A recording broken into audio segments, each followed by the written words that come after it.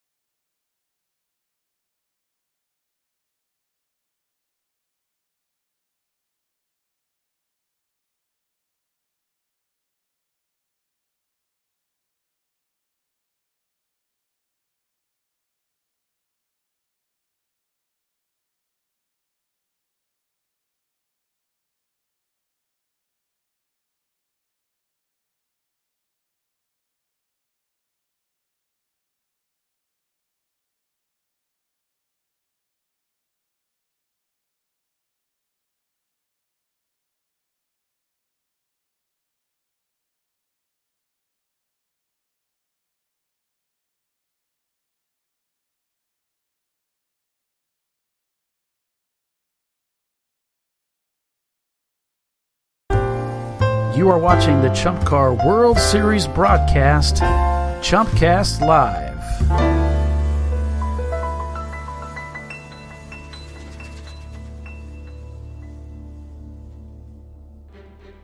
Well, they say everything's bigger in Texas. They're also faster. Welcome to Circuit of the Americas, a glorious, colorful amphitheater of world-class motorsports action. It's the perfect sports car racing venue for round 8 of the RVA Graphics and Wraps Chump Car World Series Endurance Racing Series. Ladies and gentlemen, it's Circuit of the Americas, and it's time to go endurance racing.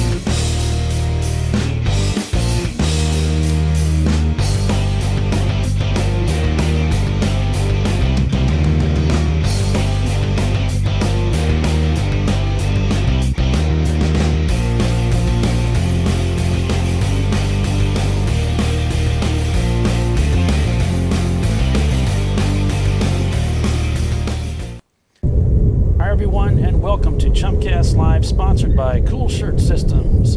It is the Chump Car double 8-hour endurance race at Austin, Texas, Circuit of the Americas.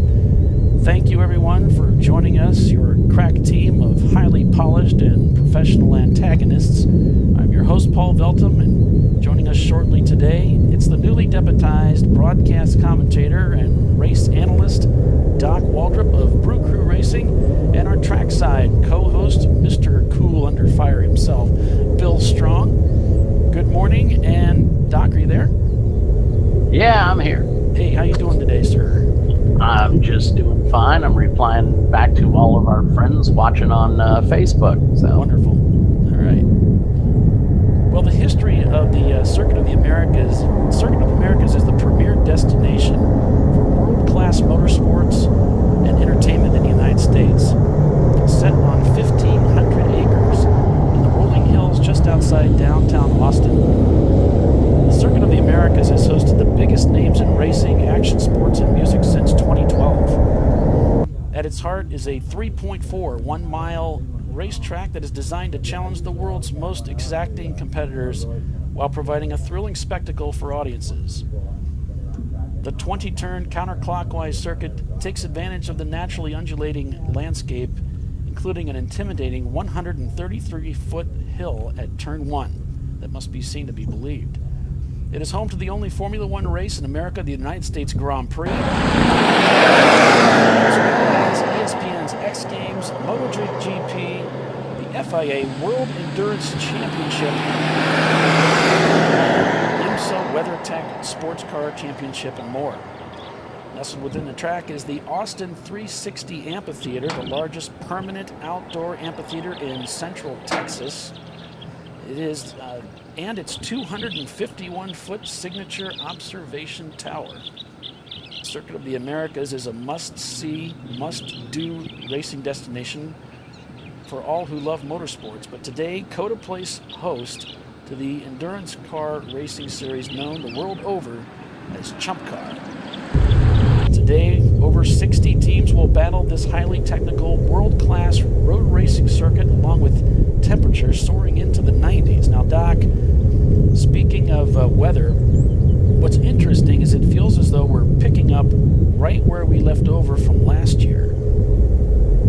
that's true. I mean, I look at today's race as kind of wide open. There's not a whole lot of cars from last year's top finishers attending this year. Several of them are going to be up at Watkins Glen, but we're missing the R-Bank team. We're missing Jackie Hicks. I know they're going up to Watkins Glen in a few weeks, but we've still got a pretty strong field. I mean, I look for Basil Weenie to do pretty well. They had a great finish at Harris Hill back a couple of months ago. It's usually a strong car. OB Prestige has got 3 of their Civics here. We've got Looney Tunes and their Mustang, our Road America winner. We've also got 9-4 Motorsports, a very solid team. Right. Crank Anchors, Tyler's there. He's I look for a lot of good things out of him today. And of course, TLM's got 2 entries. They're a Arrive and Drive team based out of Florida. So, and then we've got a lot of our top finishers from Harris Hill. Like I said, a couple of months back in early March, we've got Lone Star Racers. They won. Second was City Garage. Basil Weenie again was third. 4 Banger Ringers and their Mustang was fourth. 11 tenths and their Miata was fifth. And Orange Thunder in sixth. And Red Stripe in seventh at Harris Hill. So those cars are all here. So I looked to have a pretty competitive race. Yeah, sounds good, Doc. You know, I think, not sure that my audio is getting across. Well, maybe it is. Let me see here. Just verify something here.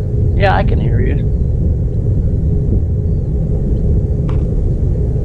Oh, I think we just got so much background noise I couldn't hear it. I couldn't hear myself think on the recording. It's I'm checking out Facebook, so it's just a little too much here. Let me back down the stream a little bit. There we go. Well, let's take a trip around the track here.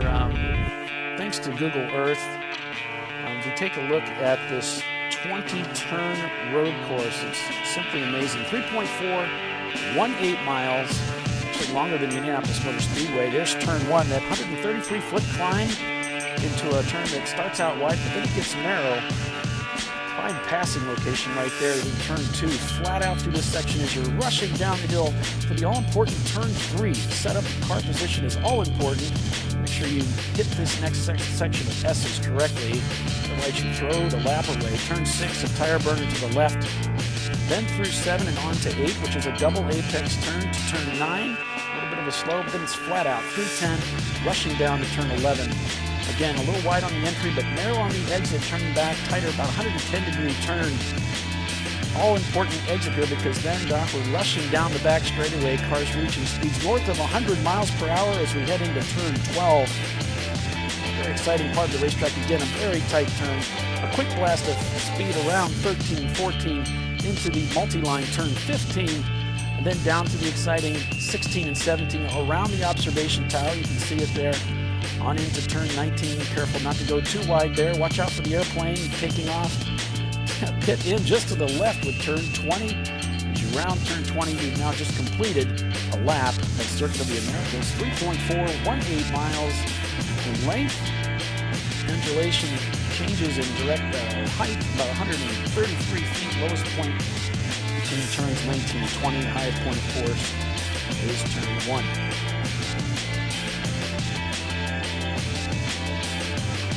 Go inside one of our in-car view from last year. This is from E-Racing. You can see them heading down the front straightaway here. Heading up into turn 1. You can see very steep. Of course, the car gets a little bit light here. You have to be very careful that you don't overshoot this corner. It's very easy to do. We see a lot of that happening in the pros. I don't think we'll see so much of it today because our guys are even better. Down through turn 2, very fast section, Doc, on the power all the way, heading into 3 here. And this is the all-important setup to make sure you get this next section of S's correct. You can see we're on the curbs, on the curbs, on the curbs. Down to 4, and then for 6, that tire-burning left-hander. It's kind of a sweeper to turn 7. On to 8. Here's turn 8 here. This is a double apex corner. So you see he sets up for 9, and then he's back on the power full through 10, which is a little bit of a more of a kink than anything. And we go down to turn 11. So here comes that all-important corner to take you onto the back stretch, the fastest part on the racetrack.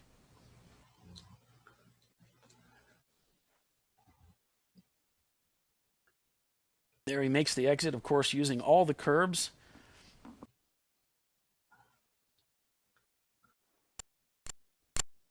Fortunately, we don't have audio on that, so we're just going to get to ride along with him. You can see the track really isn't flat, nor is it straight.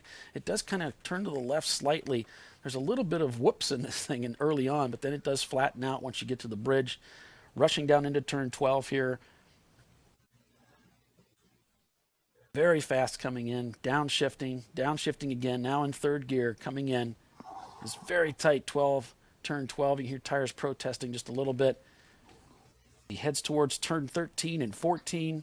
These 2 right-handers here. You can see the tower off in the distance as we're getting closer. Still not done with this lap. Still got a long ways to go. Heading towards 15, multi-line. Excellent passing location through here. 16, tight. Now to 17 and 18, the double right. It does take you around the observation tower. You can see it just to the right there. Very fast through this section. Cars with aero really going to help through this section. You need to get that car pinned down to do the most through here. Now turn 19. You're going to pit. You're going to get ready to pit. You're going to stay left at 19. Otherwise, the car tracks out nicely here. There's pit in just to the left as he makes his downshift, prepare for turn 20. Again, a tight corner, more than 90 degrees back onto the front straightaway. And that is a lap around the Circuit of the Americas. That's a lot of turns. That's a lot of turns.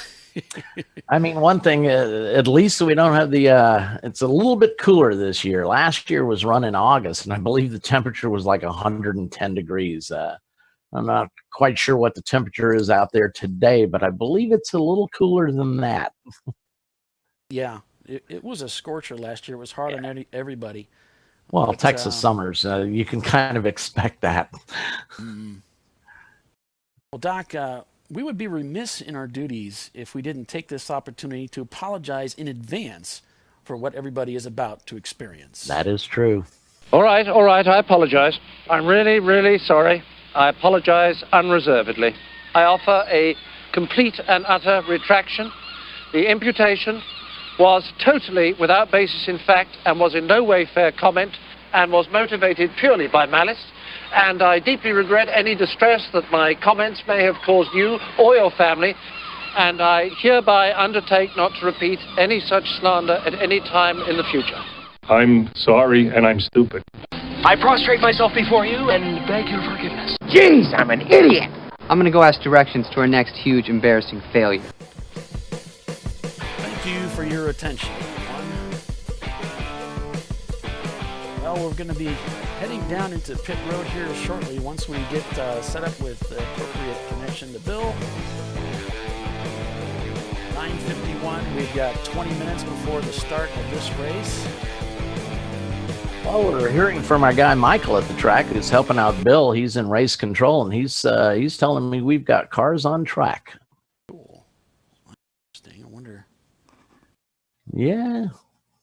It takes a long time to get around there, minutes. maybe. We're starting in 10 minutes, I guess. I don't know what I was thinking. Well, it's awfully early to be thinking. I know I don't do my best in the morning. Yeah, definitely. Well, let's see if we can get some in-car cameras then going. I can't seem to get anything to play right now, so we'll try some of the in-car cameras and see if any of those will come up. Yeah, I see a couple of them. There's a couple of them, yeah. I know Bill's out there. He's got something going. I got some equipment that's kind of locked up on me here, so I'm going to try to unlock it so I can get in there and get you that feed.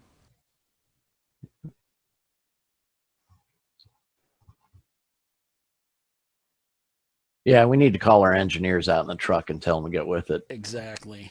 Oh, wait. We don't have any engineers. And we don't have a truck. Yeah, we don't have any of that stuff.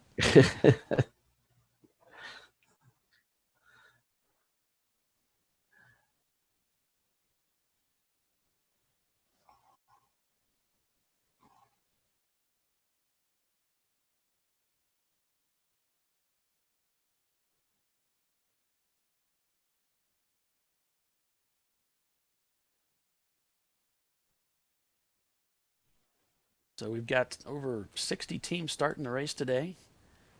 There's a shot at, this is turn 20, so this is the exit of 20 going on to the front straightaway.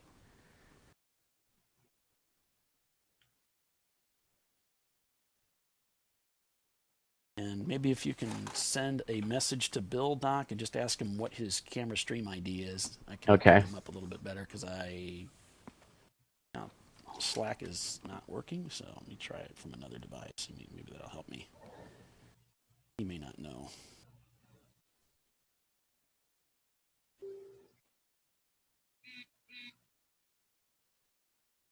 Got one camera that's looking at a hotel room.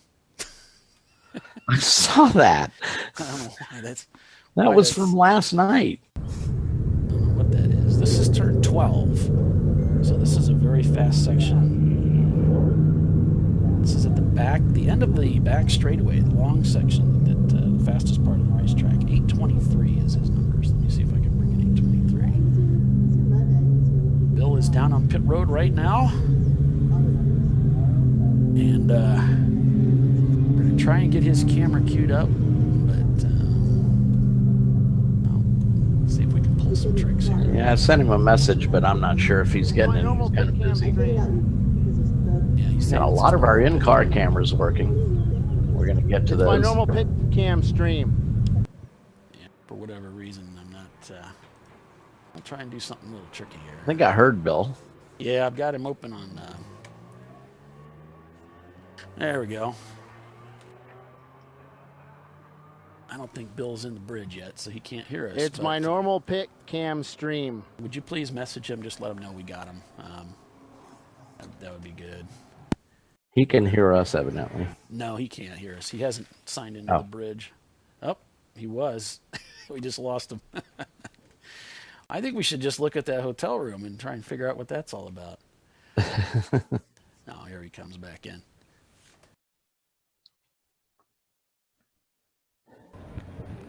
There we go. So there's pit road. I don't see any cars there, Doc. I think they're all on track now. Here we have our cars on track.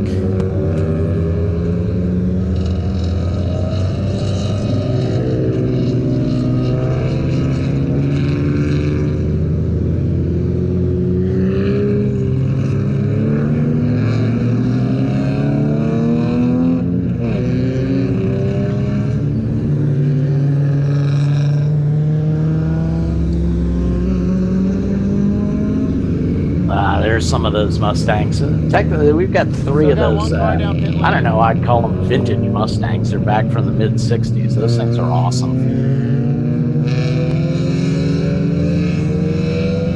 At KH Motorsports, that's that Gulf liveried Mustang.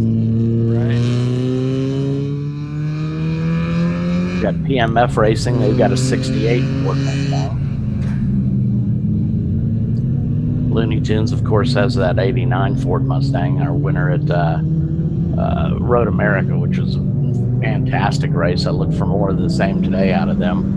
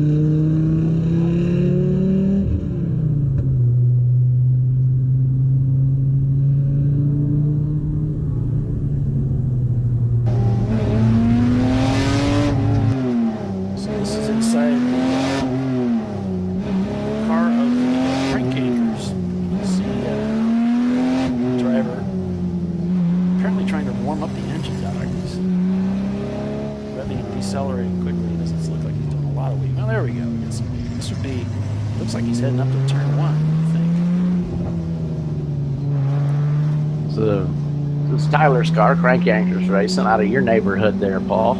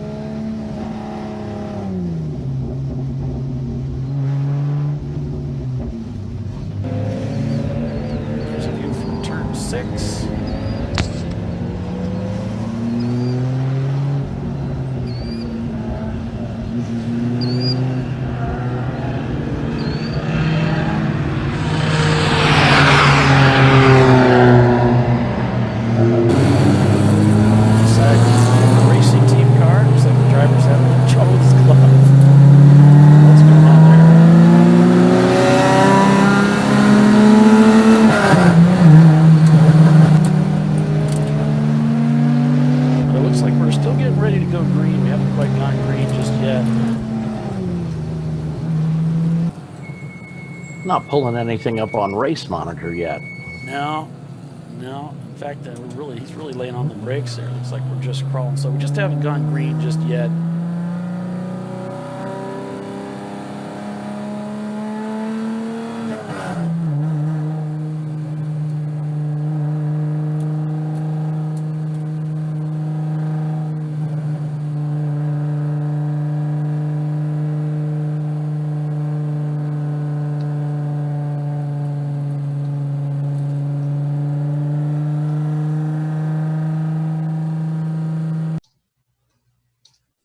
try to get one of the other cars in here. This is Birmingham Racing. These guys were they were out here last year. Yeah, I like these guys. Got a chance to talk to them. Did an interview with them with one of my podcasts.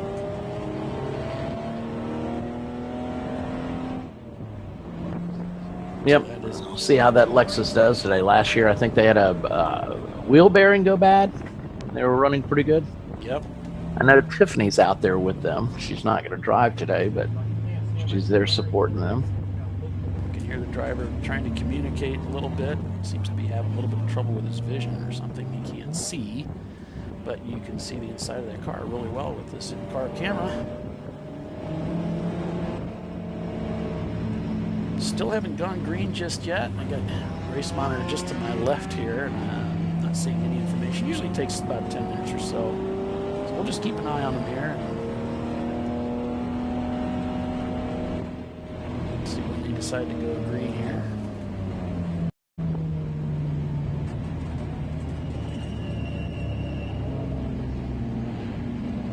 Bill having some difficulties with his equipment down there in the pits, so unfortunately we're just having a little bit of trouble. Bill's Bill, always if you're trouble. wondering- Well, yeah, if you're wondering why we haven't gone in, it's not because we don't like him, it's because we just can't seem to get that feed running for some reason. See if we can make an adjustment here, and this would be for Tyler. We're Crank Yankers Racing. We're going to try and get Tyler. Tyler might be a little bit, might be getting involved in this broadcast at some point in the future, so we might be able to get Tyler. Going to try. This Tyler's car we're looking at now? Yes, it is. And, Yeah. you know, he's out of Fort Wayne, Indiana, which is where I am, so to go to Austin, Texas is quite a commitment. Yep, he was there last year too. Yeah. Had a 40th place finish on Friday, but on Saturday he came through probably with a 12th place finish. So, well, there's usually got a little down car. So, see how he does today.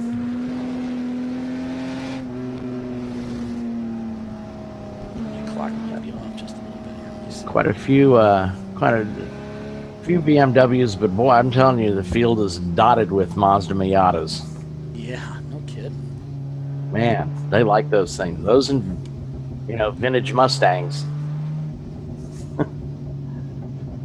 So we got a couple of FC300s. We even have a Maserati bi-turbo out there with Curioso. So that's a rather unusual build. We got a Mercedes 190E out there. A couple of Mitsubishi Eclipses.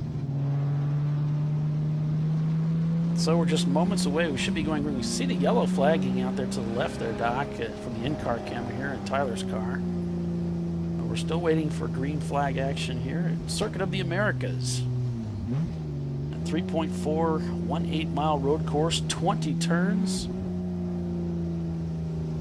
Iconic racetrack located in Austin, Texas. Yep, right in the heart of hill country.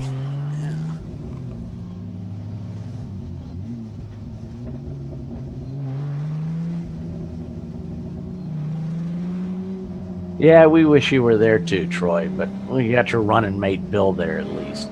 Of course, they're not going to let him race today.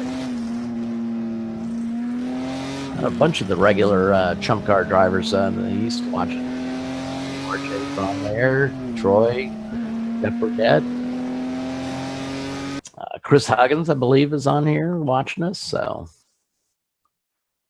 Chris, how you doing today? Glad you could join us for the broadcast and check out what's going on. For all you guys Chris that are... Chris has got a new build going on, and if it's anything like its last build, it's going to be pretty phenomenal. He's on the forum a lot with it, posting pictures about what he's doing. Oh, uh-oh. Well, that's good. That's cool. Glad to hear that. I mean, that BMW, his first build was... I know I stole a lot of things from that feed on the forum to when I was working on our car. Test, test, test. Hey, Bill. Hey. Hey, Bill. Hey, What time guys. you got to work? Yeah, sorry. I've been, I need to start doing this about 2 hours earlier, but I'm kind of stuck because I have to drive in with the boss. So let me give you an update. Am I live or am I dead? I don't have my headset on, so I can't really hear that well. You're live. Go for it. Hold on. Big fat Mustang just went by. All right, talk to me again. You're live. Go ahead. Hey, I'm down here, Circuit of the Americas. I'm sitting here at the end of pit lane. We are under clear skies. We've already done 2 laps under yellow, and it looks like we're about ready to go green. Yep, Flagger base has cars. the green flag in his hand. And the pit car is off, or pace car is off, and here we go. We're getting ready to go green flag.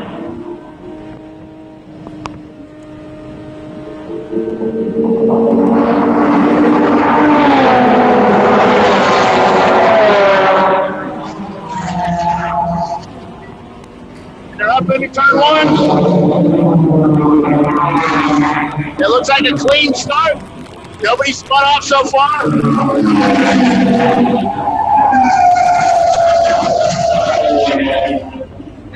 Yeah, we're on board with Tyler going up into 1 right now. Passed a bunch of cars at the start.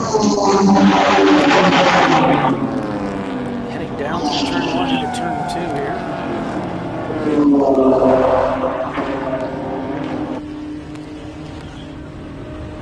Excuse me, this is the Birmingham car here that we're on board with. So this is the Lexus, and this is a car that's got a lot of power. You can expect it to do well here today. I really start my job. Ron goes strong.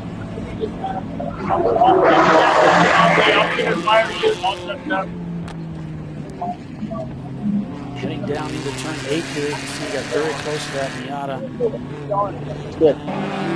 Negotiate their way around through 9, through 10.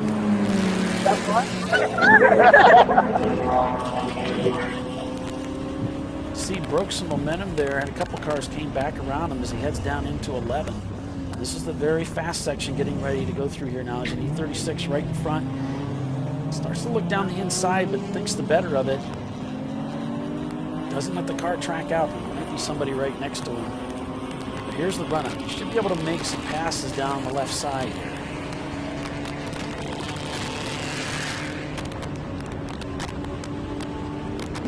We're on board with Crank Anchors Racing. There's Tyler, most likely driving right now, passing number 43 Miata. Passing what looks like a pickup truck. What that thing is. He might just had that rear roof line chopped off. Okay. I don't think we got a pick 'em up truck out there. Yeah, no. Although we have. Looked like an SUV. It was so huge. So anyway, through 12. This is 13, 14. That double right complex.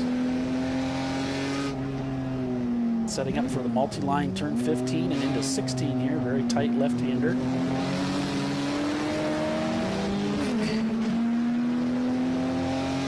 MR2, one of the first gen MR2s to the left there as he heads down into 17, 18. This is around the observation tower. Picking off people left and right.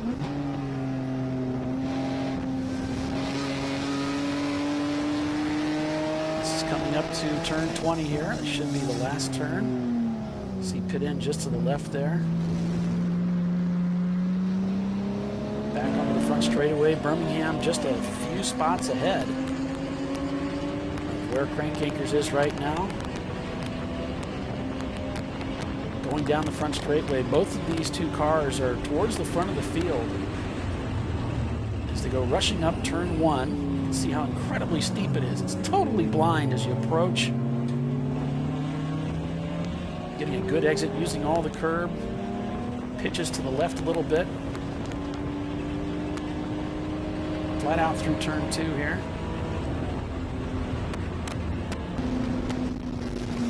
Tyler just a few spots behind here in that E30 BMW. Trying to make a pass through the S's. Force the issue here. You can hear him on the brakes. Through 4, 5, 6.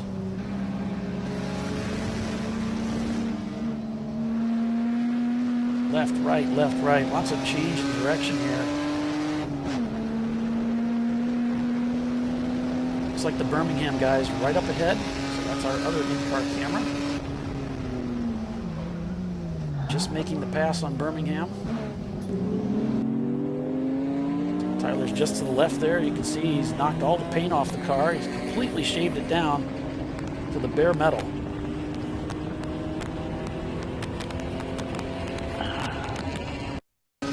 Tyler just up ahead here.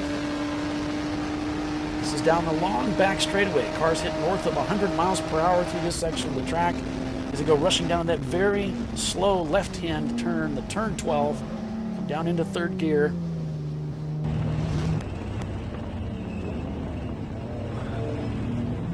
This is back in the Birmingham machine. You can see Tyler just up ahead. Test, test, test. Yes, Bill, you are live. How you doing? I'm all right. I'm getting all set up down here with my stuff. So Cool. just can you hear me? Yeah.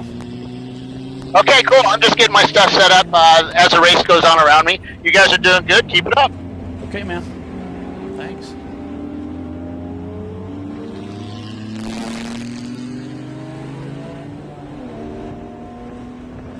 Yes. Okay. Doc, for some reason, we can't hear you very well. We're just getting bits and pieces of your audio. Race monitor is. Oh, he's talking about race monitor. Doc might not be able to hear me very well. If you've got it over on what's the one you want Oh, Race Hero. there, Paul? It's got the different breakdown. This is a look at turn 12.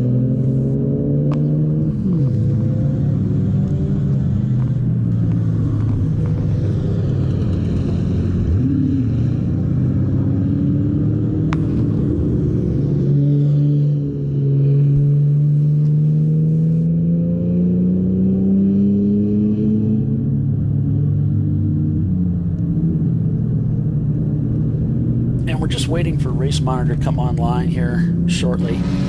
Back inside the crank anchors machine.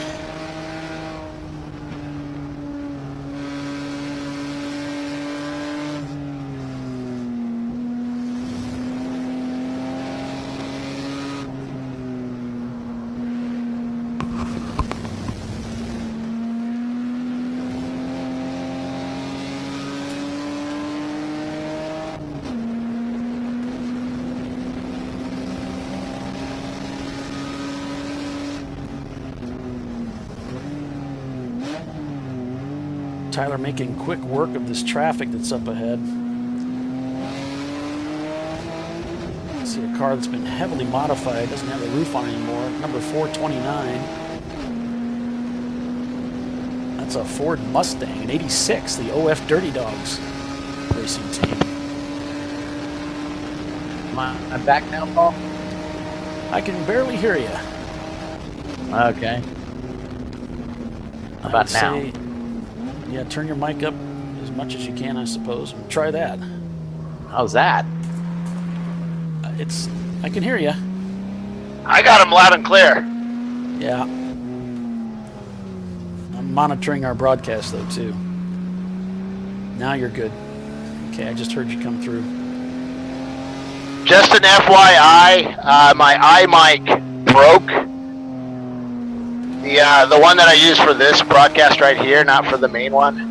So if I lose you, it finally let go, or it's stuck in the phone. All right, so it looks like we've got a car stopped in turn 8.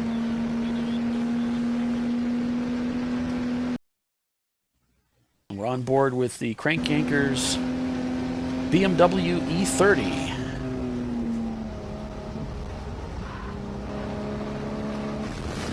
Cars, one of the E30, of course, one of the favorites of grassroots motorsports racing these days. So what is Chump Car? Chump Car is a grassroots, wheel-to-wheel, paved road course endurance racing series, which appeals to the pros for the same reasons it appeals to veteran drivers and first-timers. It's maximum bang for the buck with hours of track time on today's most sought-after world-class road courses in a fun, safe, competitive environment. Chump Car attracts everyone from the most polished drivers to the rookie looking to experience what wheel-to-wheel racing is all about.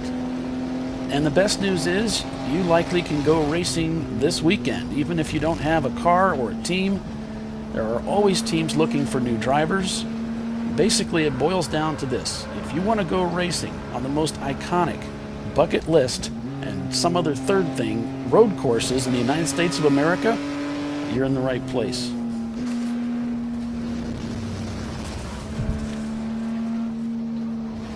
Yep. We've got a couple of teams out there that do, as part of their business model, they do arrive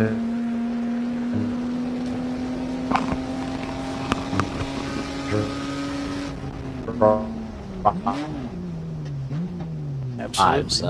One of them certainly is South Florida there. We hope to get a... Also, if you go to the ChumpCast website and click on the forums, there's actually a section that says, it's the thread that says putting people together, and it's where people are advertising open seats and or people looking for seats for specific races. So no excuse not to get out there. Yeah, you know, this type of venue with Chump Car is the kind of racing that everybody should be able to feel as though they can get involved in. You don't have to have a race car. You don't have to have a racing team. You just have to be... there is some commitment to it, no question. I mean, you do have to kind of go in with both feet. But you don't have to feel as though you got to get a car right away. We got a car slowing. This is the Birmingham machine, the Lexus. Oh, no. And we heard him call to his corner workers here. Something's wrong. Not sure. Well, it looks like he's still under power, Doc. Yeah. Let's see if we can turn up the volume and hear what he's saying.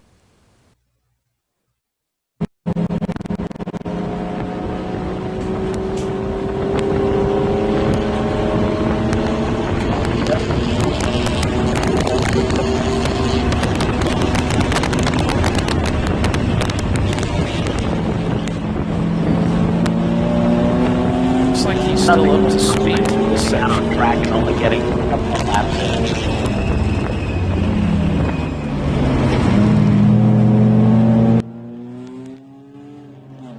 in. I missed what you said there, Doc. What was that? Well, I was just saying there's nothing like starting a race and having a problem right away. Yeah, it's just so frustrating. Yeah, he's getting left in the dust. Look at this. Well, it kind of looks like the same thing that happened to us at Daytona is he'll get full power sometimes, and then all of a sudden the car just dies on him. Because after those two orange cars, I didn't catch their numbers or anything, not even their makes. They both passed him, and then he caught right back up to them, but then lost him again when they hit the main straightaway here, so...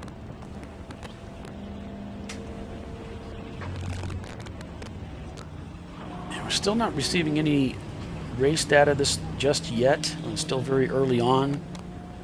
Yeah, I understand from the track they're working on it, so... Okay, so there we go. So we're on board with the Birmingham racing team.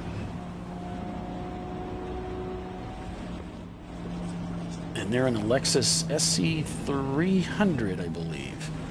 Yep. And it appears as though it's almost like they're having trouble making high gear. Like maybe... I wonder. I'm not hearing now about he's a high back revs. under power again. He's passing people for sure. Yeah.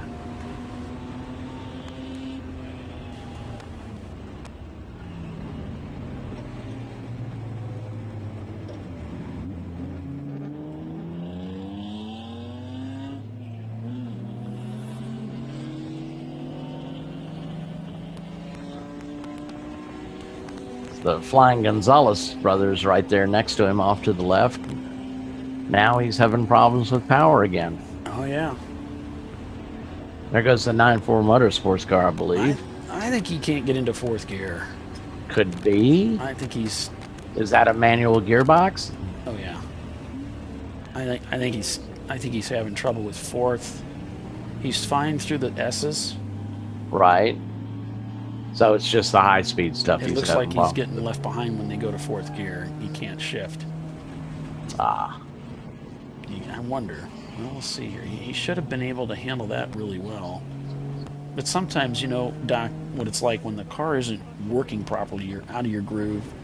I can almost hear him talking again. Let me see if we can turn him up and hear what he's saying.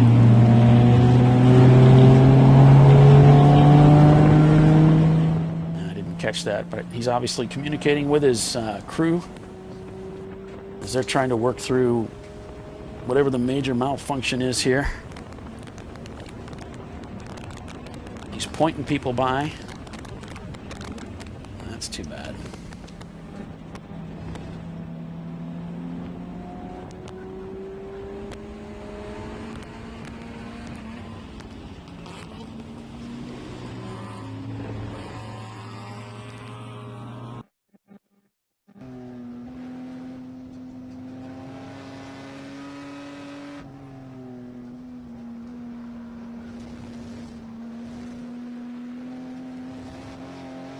This is back inside the Crank Yankers racing machine, which is fully under power. No problems there. Guess what just came up? We got race monitors up now. Hey, we do. Yeah. Yep. We sure do. This is inside the Iron Wolf racing team. So hopefully we'll be getting those overlays here before too long. Yeah. Iron Wolf is... I believe that is a Datsun. Through the sheets here. Oh, you're just looking for Datsuns. I know you. I may be slightly biased. You may be slightly biased. Well, your transition to the dark side is almost complete because I've seen you post some stuff on BMWs. Yeah, it's an 83 Datsun 280ZX. I don't show them, but I'm also trying to find. I'm looking at live timing, and they're saying car number 334 is in the lead, but there's no information on them. And I don't see a car number 334 listed as an entry.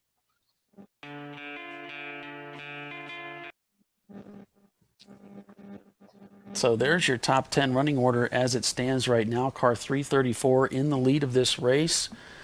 Maybe we can send a message over to Andrea and find out who that is. But car 170 in She's second standing place. right next to me. Who do you want? What do you want to know? Car 334. We don't have identification apparently on who that. They're not in the entrant list, and they are leading this race. And it doesn't identify who they are in Race Monitor. Crank Yankers in third place. Yeah. Winding Road Racing in fourth. Yeah, in that A-class car. Mazda Miata. Yeah, Miatas are, there's not stay there. Out there. City Garage Racing, another EC car in the top 5. Minimum Effort in sixth. ISC Racing in 7th. Chattanooga Motorsports in 8th. Tuttle Motorsports in 9th. And OB Prestige in 10th. Can you verify that number? Nah, I mean, it's just... they're shown as the leader of the race in Race Monitor. That's all I have. 334. 334, Bill. Yeah. There's one thing we don't do well, it's verify. Oh, I know. That's one of those TLM BMWs, the red and white ones, the Marlboro color ones. Oh, okay. Gotcha. Right. So that would be an E36, I believe, Doc. I saw those cars a little bit earlier on one of the other feeds. Yeah, they've got a Very couple nice of. They've got an E46 and an E36 out of there. So okay, so both Yeah, of they're these cars both they're both customer cars. They're EC for a reason because the customers want to go for 2 hours. Gotcha. They have like 4-gallon surge tanks in them, that kind of stuff. So they're just built as customer cars only. So they're just out there to have a good time and not get in everybody's way. So that's why they're probably leading.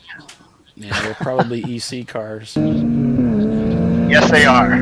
Yeah, I hope we get a chance to get Bill down there to talk to Dave about those arrive and drive cars. So Yeah, we'll get down there a little later. I'm still trying to set up. I got to get the Sure. RoboCam set up now, so which means I have all my doors I try to go through. They're all locked, so I have to get people to open for me.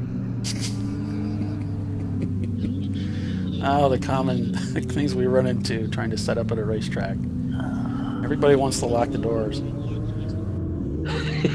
or call security on Bill. So this is over at turn 12. This is at the, you can see the, I keep wanting to call it the pagoda. It's an observation tower. This is turn 6. So this is the right-hander. It's kind of a sweeper at the base of the track. It's not the lowest point, but it's at the base of the rundown from turn 1.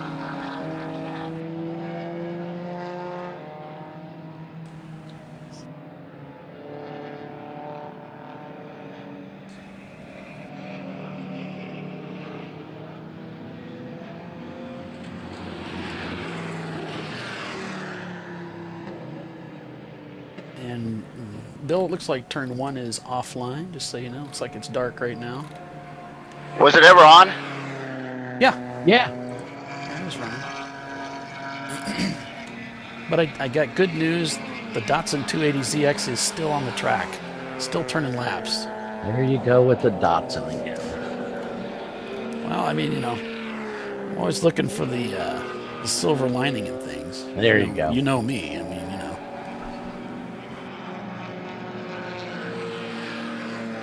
What else we got? We got Birmingham Racing's out there. Iron Wolf, Kruger Tunes Racing South. Those guys are out there. Of course, Crank Yankers. Team Hang Dai. They're with us this weekend. We got Mustangs, Miatas, BMWs, a Toyota Celica, Camaro. What else we got here? Lexus Civics. Got a Maserati. Got a Maserati bi-turbo, whatever that is. That's cool. Oh, come on. You know those. That must be that thing that looked like an SUV earlier. No. It's going to be about the lowest car out there. Oh, okay. We got a Mercedes 190E out there with Superb Racing. Okay, yeah, those guys are out there. They Quite got a a bit new of car. variety. Yeah. Yeah, you just like the team name of that Datsun. 280 Reasons to Win. I got to admire their spirit on board with the team Hang Dai.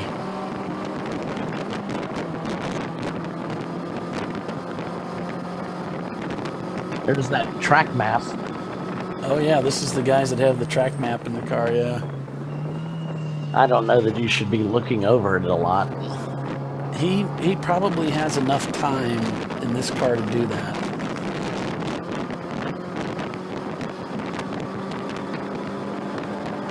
You can kind of tell how things go for a team based upon what they have inside the car. And if they got a lot of stuff they can do in the car, they got a lot of time to kill, then you know.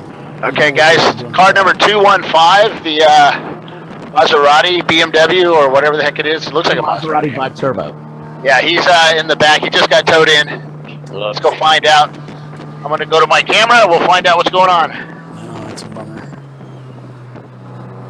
Okay.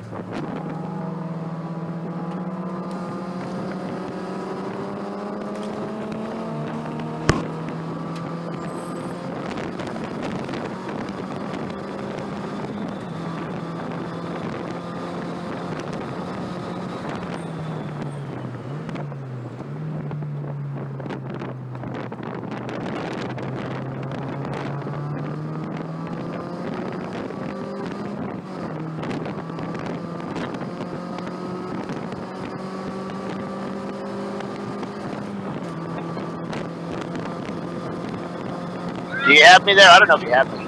Yeah, we got you, Bill.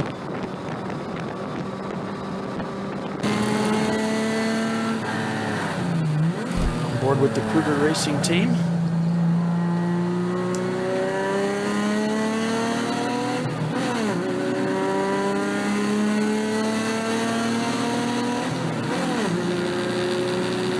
sliding that clutch in there. This is an 89 Mazda RX-7.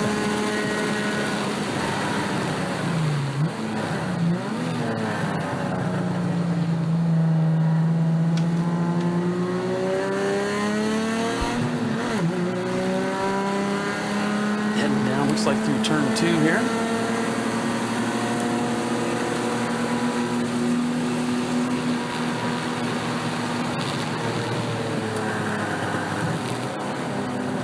Teams out here this weekend maybe haven't been here before or trying to get the feel of this track.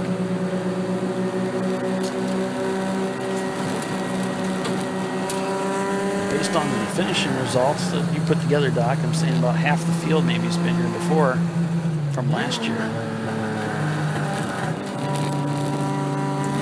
I don't know that Frank Anchors is getting a mechanical black flag. Oh no. We'll try to get that camera up and maybe we can get some information as he comes into the pits. Find out what that's all about. So here we're on board with the Crank Yankers machine. Huh. Wonder what he's getting a mechanical black flag for. Maybe it's because his camera's not lined up properly. It's kind of tilted. Maybe that's it. They're going to fix that camera. Maybe his paint's coming off. Looks like he's heading into the pits, Bill. Yep. I wish I could. I'm actually going up to turn 1 right now. Oh, okay. Great. Well, he's coming in. I'm going to try and get the volume turned up here. Maybe we can hear what's going on as he comes to the official. Your exhaust is dragging. Exhaust. That's one of He needs a chain. He needs a chain. I was just fixing to say that, Bill. So apparently it's some exhaust issues, and you know, and I'm kind of surprised because he must have been off track, rolling over the curbs. It's the 99 car, the Basilwini is 325 that he just passed, is also in the pits right now. Yeah, that was one of my my favorites. It's a long race though. Yep. So his crew over the wall there. Alan again with him this weekend. They did real well last year at this racetrack, picked up a trophy. These guys are very familiar with this car. They're going to get that thing back out there. It won't take long. They'll get it chained up, tied up, whatever they need to do, yep. Pull it off. Baling wire comes in handy. Yeah, you do whatever you need to do. I know we've got to chain up our exhaust, and that's a lesson, you know, that Bill's kind of harped on. I wish we would have done it last year at Daytona, because we lost our exhaust when we were hit in the kink there.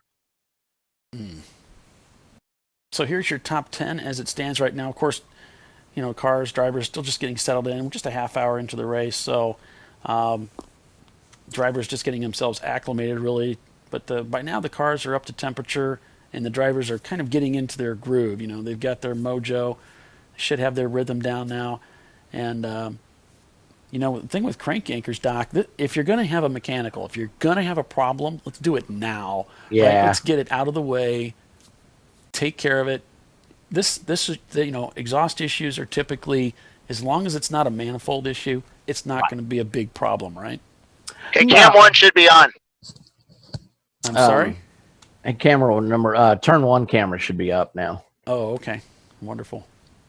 Yeah, I mean, the exhaust, our biggest problem when we lost our exhaust was the where it broke was pointed right at the gas tank. So when we pitted, we took off the gas cap to refuel, and fuel shot out, vaporized fuel shot out about 10 feet. So I know all about that. Do you now? Oh my gosh, yeah, our vent got messed up on the MR2, and yeah, we shot fuel 12 feet out of the car. I forget where that was at, but it was not a good day for us. Oh, Watkins Glen. Yeah, Bill, so what we got on that turn 1 camera is the same as before. It's like it's up, running, and streaming. Well, I know but it's black. Yeah, I don't know it's the GoPro. It's a GoPro 5. So anybody that works for GoPro, can you take this gosh darn thing back, please? You know, we go to all this trouble to set this stuff up, and we put a lot of energy and money into it, and you would expect it this to is be the thanks somewhat we durable. Yeah. My GoPro 3 was pretty reliable until it pushed in, and their customer service folks said, "No, we can't fix that. We don't fix them. Buy a new one." Right. They don't I thought, fix wow, them. that's great customer service. Yeah, Just that's throw 'em great away. customer service. It's basically GoPro. You're either under warranty or you're out, and if you're out, you pitch it because there's nobody that works on them. Hard to believe. Turn 6 here. That was turn 12 we were just looking at. See one of the E36s going through. No, that was the BMW. That might have been our leader going by. But yeah, getting back to that fuel issue, that's one of the reasons the pit marshals are always telling you to put your visor down. If I would have had my visor up when that happened, I would have been shot right in the eyes with the superheated fuel, as it were. Yeah, Bill, I don't know if Yes, sir. Loud and clear.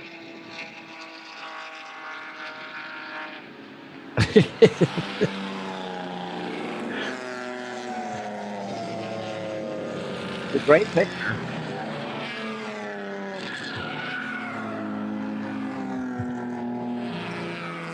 That was from last night. Yeah. You sure you have the right feed?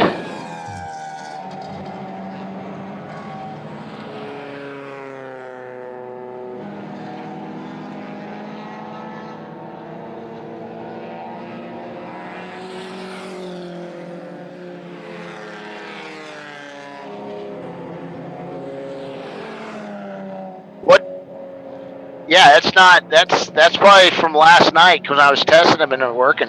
So all the other corner cameras working?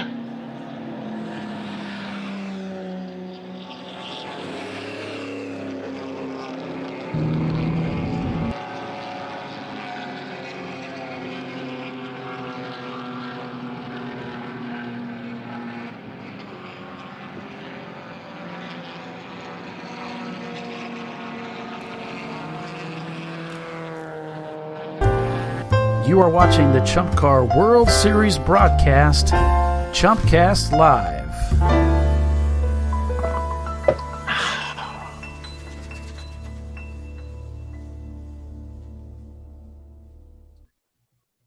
So a look at turn 20 here as this race is progressing. This race title sponsor is Cool Shirt Systems.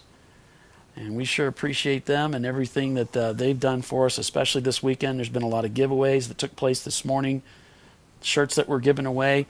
Those will certainly come in handy as the temperatures go up. And, Doc, they've got this crazy apparatus thing down in the pits this year. I don't know how much information you got about that. It's kind of crazy. It's a huge ice cooler with 12 outputs. So it keeps your drivers cool in the pits and stuff, but it's a great looking piece of machinery, and I'm sure it works awesome, but it carries a fairly hefty price tag.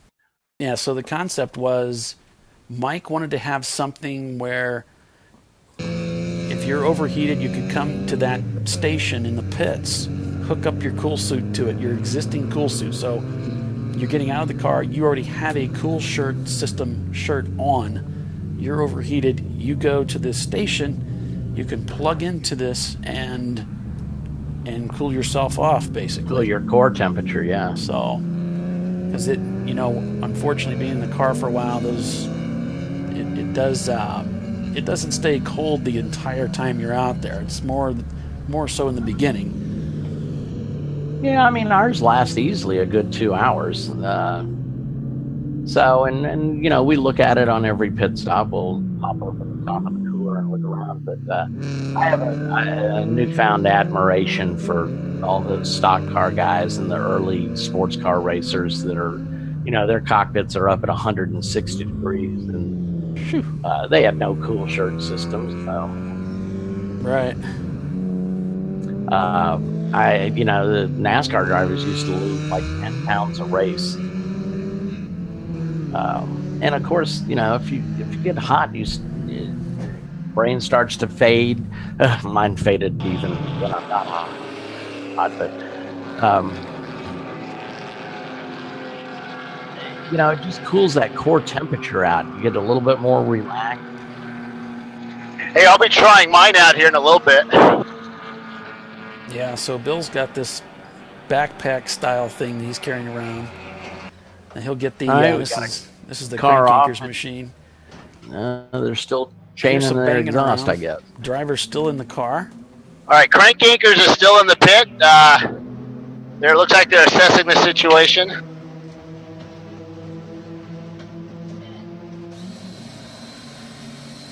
I'll have a camera on them in a few minutes, guys. I gotta hook it up.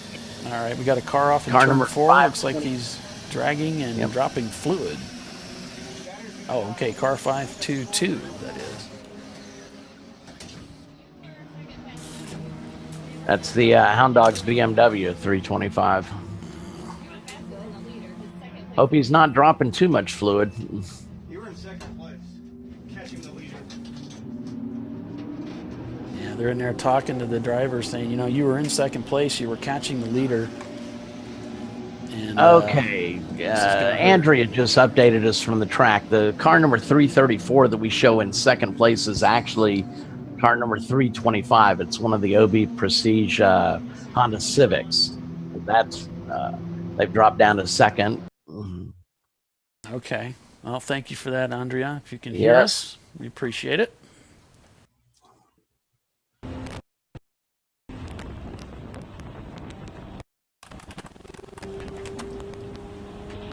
Of course, Chump Car title sponsor is RVA Graphics and Wraps.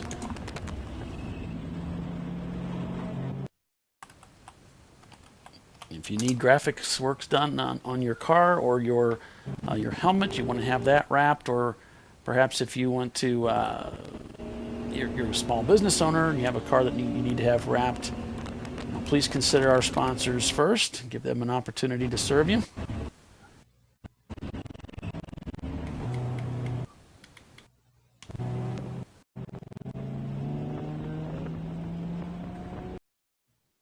Currently on board with the Birmingham team. Let me see if I got this set up right. I do. We're just not getting any overlays.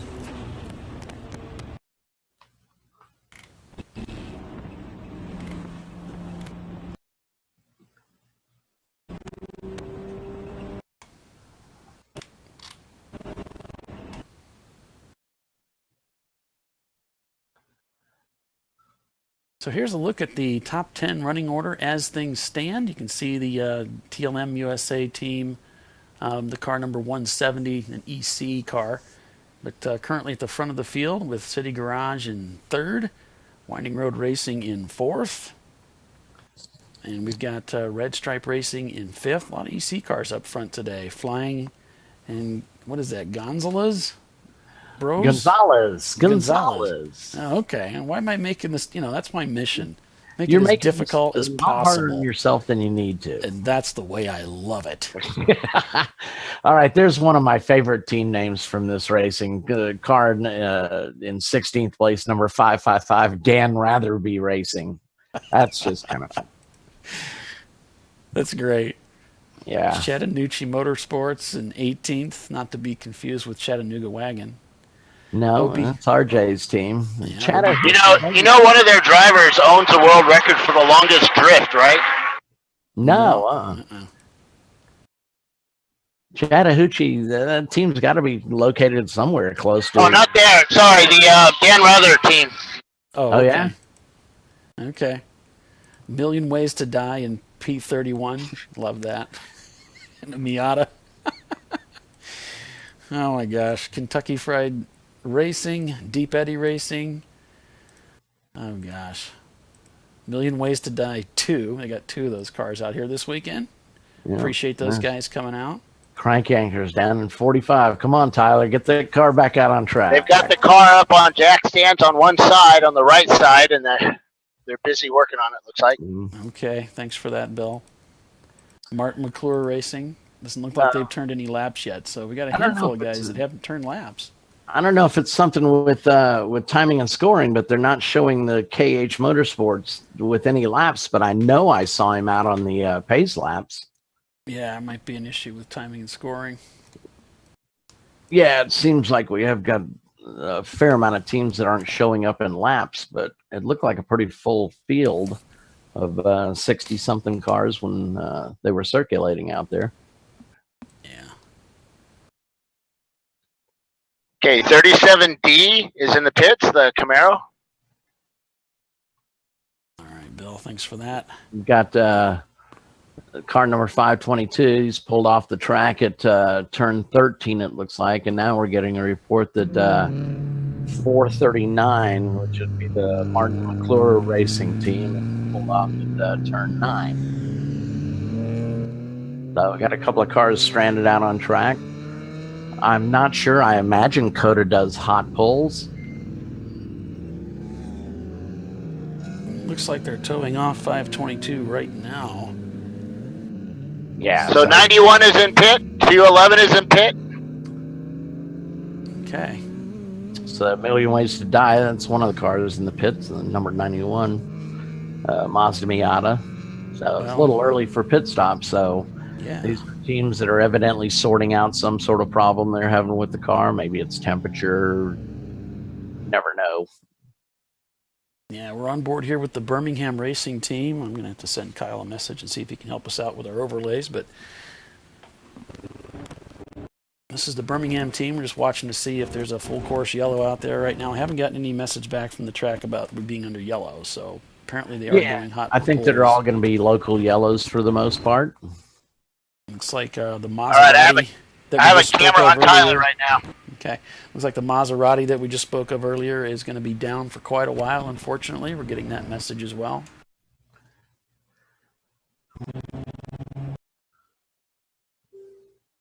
I'm going to go ahead and give a shout out for Michael Blanchard. He's our on-track guy.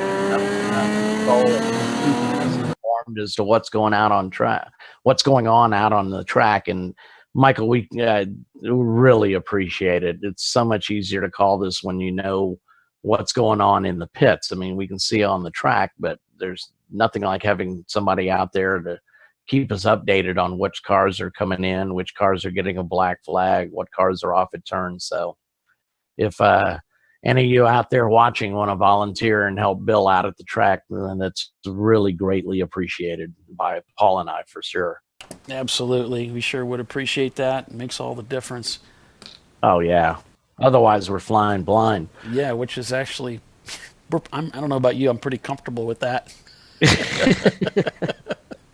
Well, it's our normal routine. It is the new norm, yeah. Yeah, we're pretty comfortable flying blind. Yeah, I got my blanket, I got my thumb, I'm sucking, I'm just relaxed back here. This is good. So trying to get some more Okay, 133 is in pit.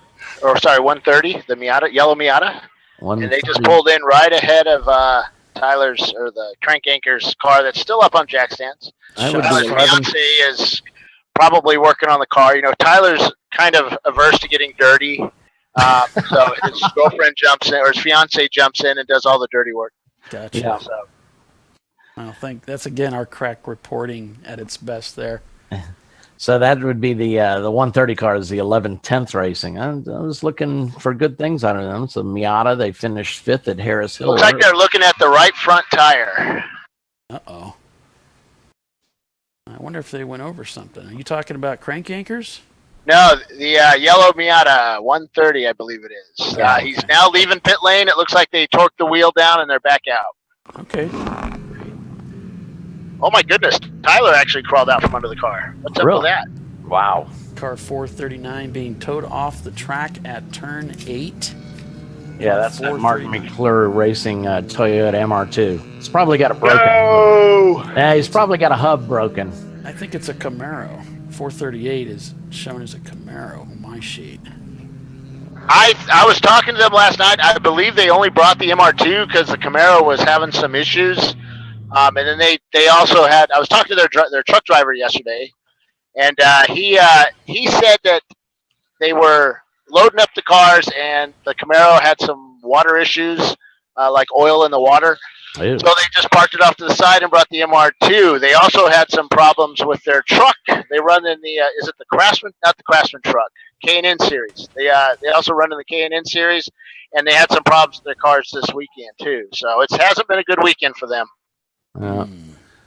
That's a shame. I don't know where they're based out of. Abington, Virginia, right up by me. That's a long tow to have problems. And we're back inside the Iron Wolf Racing Team and their Datsun 280ZX. I like their air hose pointing at the driver there. It's obviously out of a NACA duck on the passenger rear window. Man, looks like they're bringing the air from. That's kind of odd. I guess maybe it's just the angle. Well, like you're it's not coming from allowed behind. to cover up the passenger window at all. So your only options are the rear windows. Oh, I see. Yeah, and of course on the driver's side, you've got your window net. So that's really the only place you can pull air in from is your side windows, the passenger windows in the back of the car, not on the door side. Well, there's always ways around that. Yeah. Creative car building, man. That's for you cheaty people, So though. if you cut a hole in the roof and stick it there out you the go. top, like You that's can, and then you can use that metal that you pulled out of the roof somewhere else. Yeah, maybe to make a place to put the pit stop timer if your car is not made out of steel. Or when you replace the roof with aluminum. There you go. Looks like he's got it strapped up there with some plumber's tape. That stuff comes in handy. Yeah. Especially for Hey, Paulie, I have the pit cam up and running. Take a look at it. This is a RoboCam. I don't have remote access for you. I'm sorry. I never got that set up. slacking on the job again.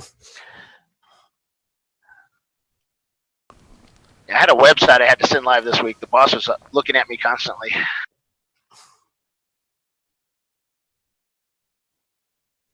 Did you find that one yet, Paul? I'm sorry. I'm trying to. I got like 10 plates in the air. Hang on a minute.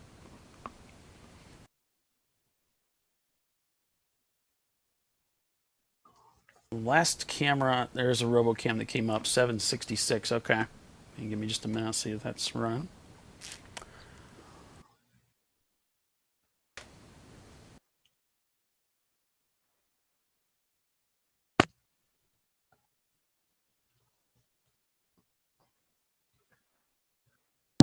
Yeah, we got it. So that's affirmative, Bill. We've got a good feed.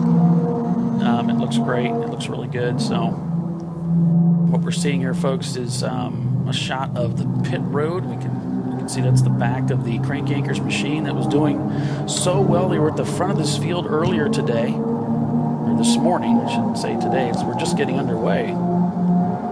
What's kind of cool there is that you can see the actual height of turn one. Yeah. How you have to climb. Yeah, I think it's a little bit over 100-foot climb. Yeah. Yeah, some places have it at 130, others that say it's 133. Their website says it's a 133-foot climb. Sounds about right. So, what's 3 feet between friends, really? Exactly. Well, I mean, in this part of Texas is hill country, so a beautiful part of the state. So, an interesting thing. So this morning, last year I got to drive around the track, and this morning we're driving around the outer perimeter. Oh, and the Datsun is off track right now. It is stopped on the racetrack. Looks like he's just pulled off driver's right. He's off at turn 8, I believe. Turn 8. The car is not under power. You can see the driver is working with the controls. We've got the volume turned all the way up. We're not hearing anything. I'm sorry. Go ahead, Bill. What was your thought? Now, as we came around turn 6, we noticed that the track actually went up, and it went up a pretty high elevation, and it's something we did not notice when we were on the track driving. And the elevation change kind of shocked me. I knew about the one on turn 1, but I didn't know about the rest of the track. Because when you're on it, it doesn't seem like that big of an elevation change, but it is. Huh. So there's a climb at 6. and then you're coming back down. And well, it's after 6. I think it's like 8 or something like that. As you go up, it's a right-hander. It kind of goes up. And I've got a graphic here. You There can we see go. this shows the topographic, I guess you might say, the elevation changes of the racetrack. And I'm not sure that you can see my mouse, but where the checkered flag is, that's the start-finish line, takes you up to 1. Then that's turn 2 is the bend. Then 3, 4, 5, 6, 7, and 8 is the that's a double apex corner. You can see just what Bill's talking about. You really are climbing. And then 10 is flat out, but look at the drop you take going through 10, heading towards 11. You actually swoop down and then back up again a little bit as you come to 11. Look, it's almost like whoops through here as you go through through the back straightaway. You do kind of peak and then come back down as you head into 12. And the track is relatively flat through 13, 14, 15, but then when 16 and 17, you're climbing again quite a bit.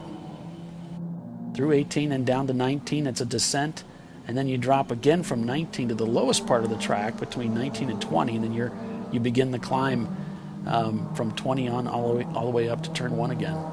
So that far corner, that sharpest turn up there, I can't quite see the number. I should have been paying more attention, right?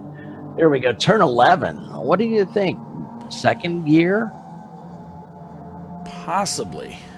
We'll have It to looks watch. pretty tight when we did that in-car. Yeah. I was trying to think of another turn that you might use second. Sebring at the hairpin? Yeah, there aren't too many, huh? No. Maybe turn 5 at Road America. I loved going down into second. I don't think it really helped me, but it was a lot of fun because the Miata had so much power down that range. It was right. Great rocketing out of the T5 in second gear, but all that downshifting, it just hurts you.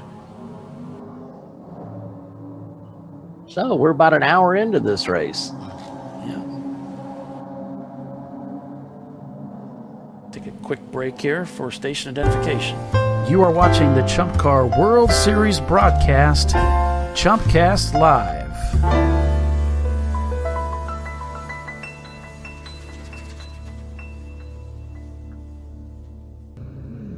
Back at turn 12 here. RVA Graphics and Wraps are Chump Car title sponsor, but our title sponsor for this race is Cool Shirt Systems. They've got a lot of really nice products. One of our sponsors. We sure appreciate them.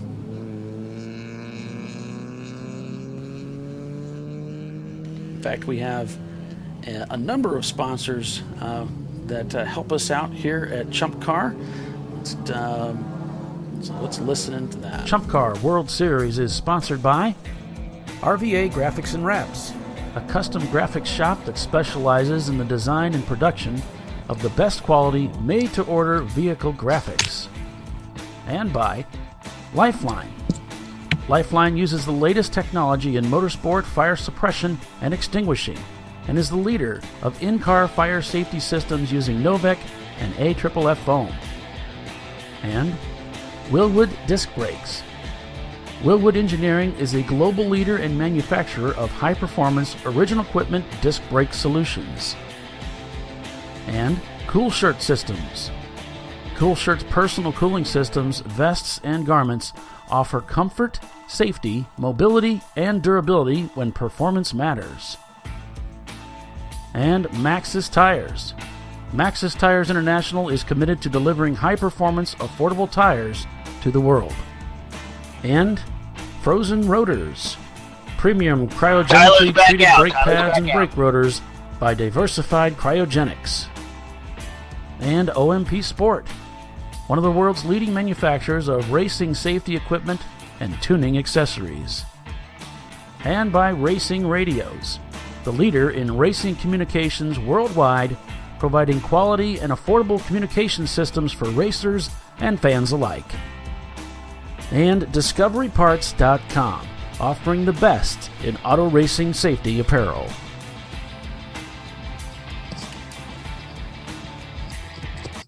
So Tyler is back on track with the Cranky Anchors machine. Obviously, a lot of catch up to do, but we're very early in the race here. So, you know, we were talking about that a little bit earlier, Doc. If you're going to have a problem, it seems like traditionally it's always best to get it out of the way early. Well, and it all depends on how long that problem lasts.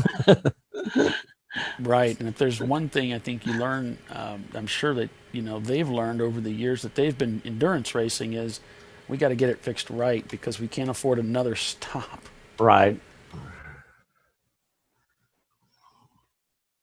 So there's your current top 10 running order as it stands. And I'm feeling kind of proud of my pre-race predictions. I see a lot of the cars I mentioned up there. So how about that? I know. It's almost like I know what I'm doing, but I think we all know better than that. There we can see the overlays now coming up. Fastest lap for crank anchors. Ooh, a little bit of over rev on the downshift, it sounded like. Might have locked up some tires. 2 minutes and 46 seconds, their fastest time, with Tyler behind the wheel right now. That's a respectable time.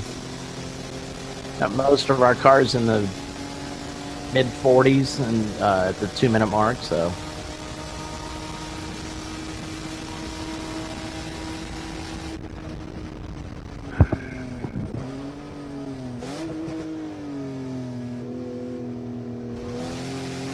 Back on the power. Almost up against the rev limiter there as he's catching up with Birmingham too. That's just the car just to the left making the pass on those guys. So that car is still out circulating. Oh, looked like he was going to get around there, but Birmingham not quite willing to give up that spot just yet. And here they are. You can see Tyler it did get ahead of them. You can see that car getting a little sideways, a little sketchy going through the corner there. So Birmingham too, although they're having some power issues apparently, or transmission issues, we're not sure. They're still out there circulating, and it's almost like Tyler's got a renewed sense of, you know, he's like a pirate right now. He's got the knife between his teeth. He's going yeah, 107 Tunnel Motorsports. He's in for fuel or for something. That's not smoking or anything, but he's in. That's the Eclipse, the 97 Mitsubishi Eclipse is in the pits, just under 7 hours. I only say smoking because it is an Eclipse. That's probably, yeah. Well, we are at the 2 hour mark, so Doc, I would think this is the time when we would see a lot of pit stops. Yeah, we're at the 1 hour mark. Are we?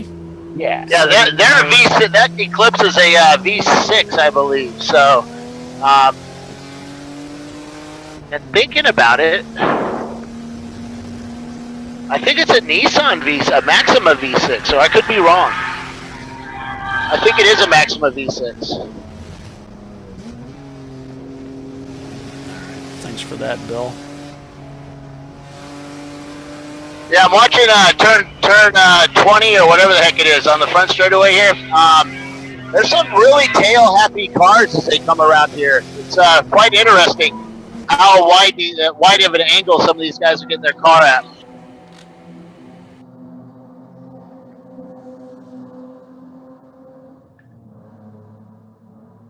Yeah, turn 20, one of the corners that we currently do have a camera on. This is from one of our RoboCams provided by Logitech.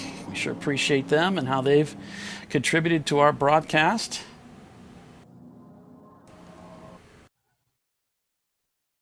Trade secret. It's actually a chase cam. I only brought one RoboCam because that's all I had room for.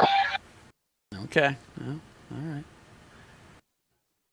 Yeah, the next race we'll have all 3 RoboCams. We weren't able to get purchase all the equipment necessary to run them just yet, but they did provide us with some really cool cameras, and I would like to thank Logitech for that. Yeah, no, they really came in handy where we had them at Road America set up across from the pits. They've got a nice zoom on them so we can see what they're actually doing to the car. So when they come into the pits. So this is the Fat Cat Racing Team, number 910, another Miata, 92.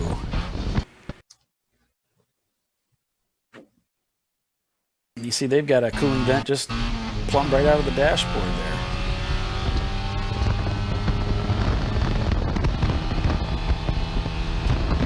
decided to leave the dashboard in. Yeah, we've left it in our car. It's got a couple of holes in it.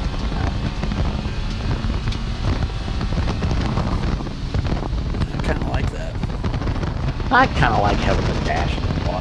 It looks like a car. There's a place, where we can put our sponsor stickers on, that sort of thing. So.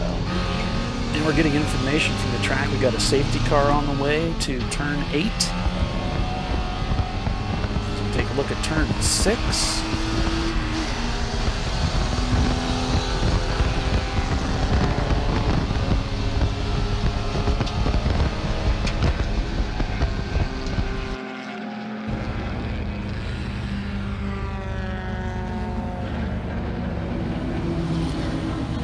Got Deep Eddy Racing in the pits right now. One of the Eclipses just up ahead. I think there's 2 of them I noticed today, Doc, that was out there. Didn't we see a couple of those cars out there together running around? Yes, sir. That to be the Tuttle Motorsports team. Okay. They've got a pair of Eclipses out there.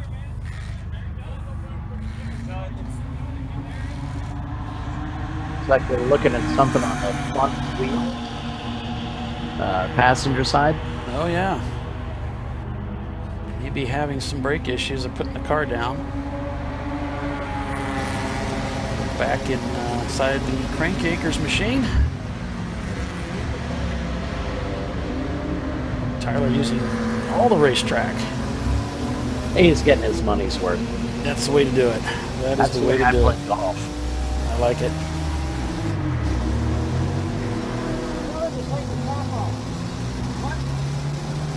The cap on plug it. The cap on the top.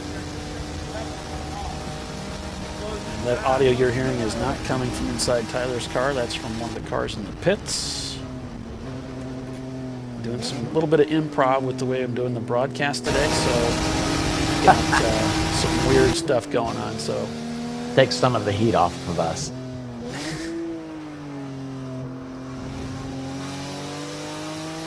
Oh, you guys don't know heat. Well, we don't know what it's like to walk around with a how's cooling that system. I'm actually still in my civvies because I'm still setting up stuff and getting sorted out down here. Civvies? But my civvy, we can't wear shorts today because COTA doesn't allow shorts. You want to know who wasn't happy about that? Daniel. Daniel was not happy about having to wear pants on pit lane. He, that man gets burnt up. So, yeah, in a little bit here, it's actually as the sun rises, it's getting hotter and hotter. There's Michael. I will be swapping over to my other stuff. So I'm going to get yelled at here in a second. So back to you guys. That should be pretty normal for you, Bill. That's the point where he always hands it back over to us right before he gets yelled at by somebody about something. So yeah, about an hour and 10 minutes into today's race so far. We've got looks like a black flag on car number 141. He's got a transponder problem. So, and if that's a shots fired BMW 323i. So what happens when you have a transponder problem is they'll bring you in, get you back online, and then they can go in and manually add your laps back in. Same thing they do for incidents on track. If you have contact with another car, both cars get black flag. They review the video evidence, and if you're the car not at fault, you get your laps that you lost credited back to you. So it's a way of keeping it fair for everybody out there. Right. Transponder, if you're not familiar with that, is an electronic device that we have to put in each one of our cars. It's very common in motorsports these days. And there's an electronic loop, as it's called, at the start-finish line at least. So as the cars go by, this is how the cars are scored. If your transponder is not functioning on your car, then they can't score you. It's not like the old days where we've got a crew of people in the timing and scoring tower watching every car and running tapes. So these transponders have taken the place of that. And of course, with technology being so incredibly reliable, we have no trouble with it. Yeah, I'm lying. I'm lying. Okay. What are you lying about? Nah, the usual. Nobody's paying attention, so it doesn't matter. So. Actually, there's people out there watching, Paul. But they don't listen to me, though. I mean, it's Well, that's true. Okay, so we got an update from Tiffany on the Birmingham 2 car. He's down to 4th gear only. So we're feverishly trying to get him back to get the backup transmission assembled. So they are. Wait, so they're building the transmission. We're inside the Birmingham machine now, while the car's on the racetrack. They've got a spare and they're working on it. Fantastic. I love it. That is fantastic. So hey, are they gonna? If we can find out from Tiffany, do they plan on doing a swap during the race today, or are they gonna? I'll certainly muddle ask. through this race, right, and then put a new bullet in for tomorrow.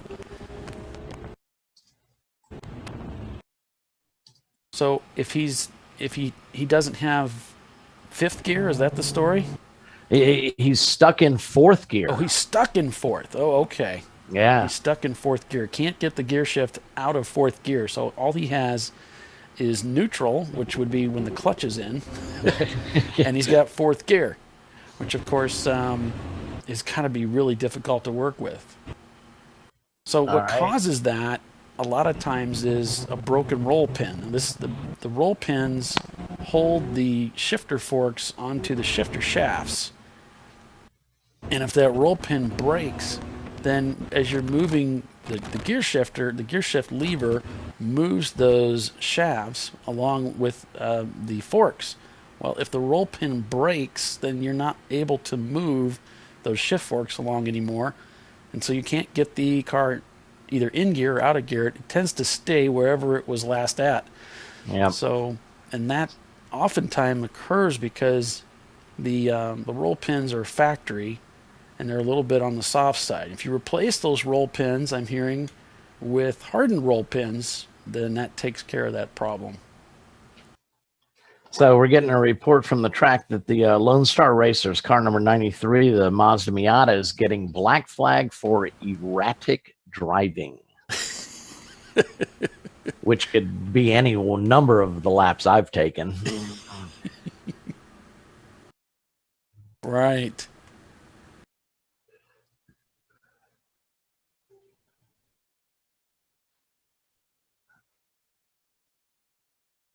So yeah, we're showing some cars that only have a couple of laps turned so far, but we're showing the Bondstormer, the Close Enough, the KH Motorsports, Martin McClure, the Camaro, as not turning laps. And yeah, so that's the car that they left behind. That's the car they left behind. So it never started the race today. No. Superb racing. Shots fired. The car that was black flagged earlier, the 323i, for a transponder that's not functioning. Yeah. And you see there in number 61, that was the car that's actually in 2nd place right now. He's showing is not starting. Evidently, there was some misinformation in their logbook. So it's actually our 2nd place car. So there's an overhead shot, a view of the racetrack there. You can see 20 turns, 3.41 miles. The track width varies from 42 to 52 feet. 11 left-hand turns, 9 right-hand turns on this counterclockwise racetrack. Elevation about 130 feet. The track was completed in 2012 and caters to the Formula One Grand Prix. And we've also had the V8 supercars come over from Australia and race on this track. Very exciting racing series. Oh man, I love that series. They're a regular feature on Fox Sports 1, I think, on Wednesday nights, maybe. So we're getting a report from Andrea out there that the car number 141, the problem with their transponder is their battery died. But now they're going to rent one. And of course, you can rent your transponders from Chump Car at the track. I just went ahead and purchased one that seemed kind of silly. And I don't understand why you would have a battery one. I mean, they don't take that much. There's not much drain, so why wouldn't you hardwire it? Right. Looks like Crank Anchors is out at his transporter. Yeah, they're That's behind not the good. wall. Doc, Crank Anchors is behind the wall. They've got the car. The right side of the car is in the air. Yeah. Bill, if you can hear us, I don't know if you can find out what's going on over there, but I got a feeling it's... That's over where transporters are parked, which is outside the track. Oh, the hood's coming off. This is serious. Something's seriously wrong with this car. He's pulling the dipstick out and checking oil. Oh, boy. He's running a new engine. I think he used to run the M52 or M50, and now he's got the M20 B25, the straight six. Now, the gentleman you saw checking the oil real quick was Alan Scott. He's one of the team drivers for Crank Anchors. He's a good friend, good guy. Very aggressive out there. He can get that car wheeled around the track. Back on board here with the Birmingham Racing Team.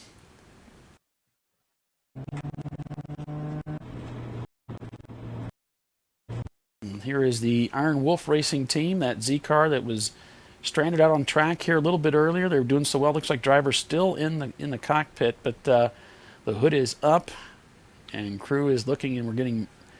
It's like the driver trying to communicate with someone about something that was going on out there. That's always disappointing and tough to see. Well, I mean, these are older cars, and we're asking them to do quite a bit. Yeah, the 280 was a car that was electronic fuel injection. So if they've brought a lot of that over, I can tell you that, man, that stuff gets old. The wiring, all the hoses, everything gets brittle. Right. And it just starts turning to powder. So what the malfunction is here, we don't know for sure. Hey, Paulie, when you get a chance, take me offline and talk to me on here. I don't think I can do that, Bill, unfortunately. What? Okay, no worries. I just have some really good news, but we'll have to talk about it later. Well, wait a minute. You got to share message us. Yeah. Well, okay. Well, we'll be talking to one of our cool shirt friends, and we've picked them up, and they're going to be supplying a bunch of in-car cameras for us this year. Sweet. And it looks like it may be a long-term deal. They're really liking what we're doing. They're blown away by it, actually, just by what they've seen so far. Well, clearly they're not listening then. And they're watching the racing, and they're like, oh, my gosh, you guys are like for real. So it's pretty cool. Yeah. So we're getting a report from Michael out there at the track that the 910, which is the, I just looked it up and already forgot it. The Fat Cat Racing Mazda Miata's got a loose hood. Yeah. They might have to take that off. So Tiffany with Birmingham says, we've never put one of these together, and they brought their spare transmission in pieces to the track, so. Right. That's not good. No. I can relate, though. Road Atlanta, 2016, we got stuck in third gear, tried to replace it, but BMW had two styles of transmissions, and we needed the one that we couldn't get a hold of. Well, you know, we have experience with that, but kind of the opposite way. We usually take ours away from the track in pieces. Yeah. So we're on board with the Fat Cat Racing Team now. That Miata, that I guess they're having some hood issues. Yeah, I don't see anything flapping, but we can't quite see over the dash there. Right. I like their logo. They got the logo, they got the sticker. Doing a little branding there. It kind of looks like the Winding Road Racing logo with the top of the car, and I think that's what that logo looks like. It looks a little familiar. Well, Winding Road is here this weekend. Great. Yeah, they're an Austin-based company, I believe. Yeah, Winding Road. What's the Bill? What's the name of the company out there that's got that trailer they're selling equipment out of? Oh, hold on a sec. Okay. Hold on.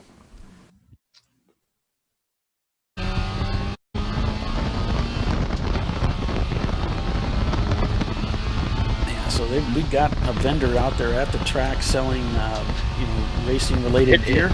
Ready? It's performancestop.com. Performancestop.com. We appreciate those guys coming out. He brought himself a trailer, so if you're at the track this weekend, you need something. That's just another advantage that some of these races, we attract so much talent and so many vendors that want to get involved with us. There's just so many resources. I love it. Jeremy Ellis from Cool Shirt is also standing there as well. They've got the Cool Shirt supplies there when you need them, or if you need them. There you go. Cool Shirt's actually based near me here, near Atlanta. So great company, and they're not just involved in racing. They're providing a lot of products to first responders, to firefighters, to keep those guys cool out there. So they also do a lot of military work, from what I understand. Yeah, that's cool. Yeah, they're in the medical thing. They got a lot going on. Yeah, it's a big company. I'm telling you, I love their products. Like I said, man, when we turn ours on, and we don't, they also make a thermostat that you can dial in the amount of cool. We just have an on-off switch, and boy, when you flip that switch on, it feels so good. So this is inside the Birmingham racing team car that we were talking about earlier, that they find the car jammed in fourth gear. Now you can kind of hobble around. If I was going to pick a gear to be jammed in, it would be fourth. Wouldn't you, Doc? Yeah, we didn't feel safe when we got stuck in third gear at Road Atlanta. That's too fast a track to be stuck in third gear. So fourth gear you might be able to handle. I don't know. Just use momentum. Yeah, momentum. Yeah, I always like that discussion. It's like, well, that's a momentum car. Look, all race cars are momentum cars. You need to carry speed through the corners.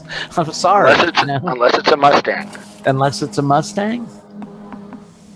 Then you just floor it, eh, Bill? Don't they just plow around everywhere? Well, if you look at the YouTube videos, they don't do well at car shows. I think you're thinking about Opals. The Opals plow around everywhere. Yeah.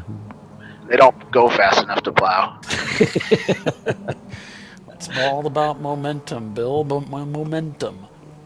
I told you, Sebring, that Opal did like 71 mile an hour top speed, but we averaged 67. I said, hey, let's check the brakes. And everybody looked at me all funny, like, we're not using the brakes. Brakes? What pedal's that? If the car's handling well enough, why would you need it? Yeah. There we see one of the cars getting a little bit tail happy, as Bill had talked about. This is turn 20. This is the last turn on the racetrack, heading down to the front straightaway. There's one of the Marlboro painted up cars. Yep, that's the TLM entries. And I swear I saw the KH Motorsports Mustang go by in that distinctive Gulf livery. So they're still not showing on timing and scoring. So 6 hours. Actually, they are now. But okay, great. They've only got credited for 2 laps. So, and that can't be right. But we'll see how it all shuffles out. So 6 hours and 34 minutes roughly remaining in today's race. Just getting things started as we step away for a commercial break from one of our sponsors.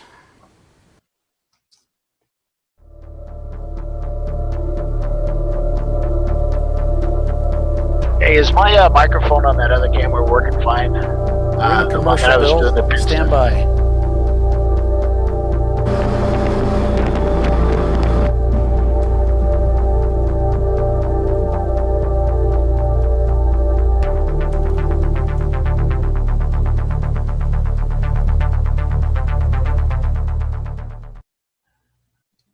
So there's your top 10 running order. I'm sorry, Bill, what was that?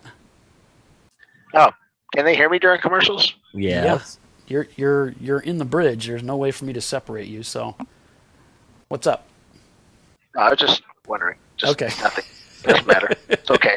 You can yell at me later. I'm sorry for interrupting your show. I'm going to go back to uploading pictures. I just uploaded some pictures of our control room. Yeah, that's amazing. I can't do video in here, so maybe you can share that with our folks to show what kind of amazing setup that Coda has here for their race control folks. We're not actually out looking at the track. We have video cameras that do it. We have video cameras at the track too. Yeah, there's that KH Motorsports Mustang.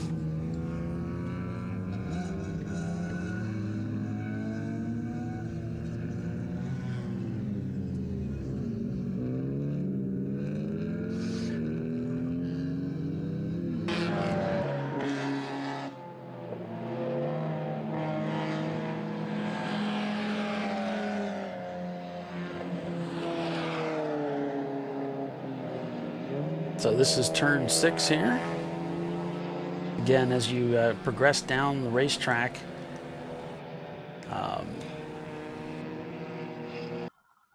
here you can see where turn 6 is. It's right about in the middle of your screen. As the cars head down from turn 1 through 2, then it's 3, 4, 5, and 6. So this is the sort of a sweeper to the right, where you do begin to climb a little bit there.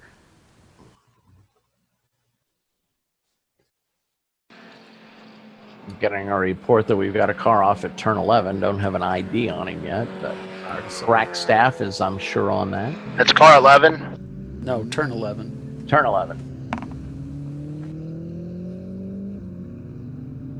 That's that tight hairpin.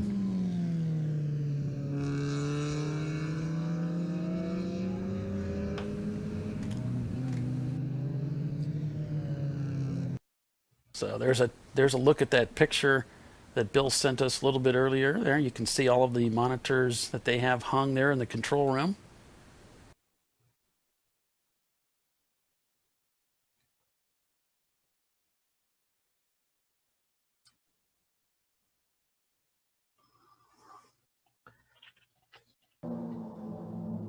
Another look back at pit road here. You can see it looks kind of quiet. Not much going on from this angle. We can't see, all the way with the tents. Kind of the easy ups are sort of in the way, but and there you can see the timing and scoring pylon to the left as cars head under the start-finish line, the little bridge there, and up the hill into turn 1. Yeah, Jackie Hicks got a picture of the scoring pylon with their 2 cars up at the top of it, which that's a pretty cool memory. Yeah, the 168 Mustang just pulled into pit lane. Yeah, thanks for that. 168, that would be the PMF Racing Mustang. Okay.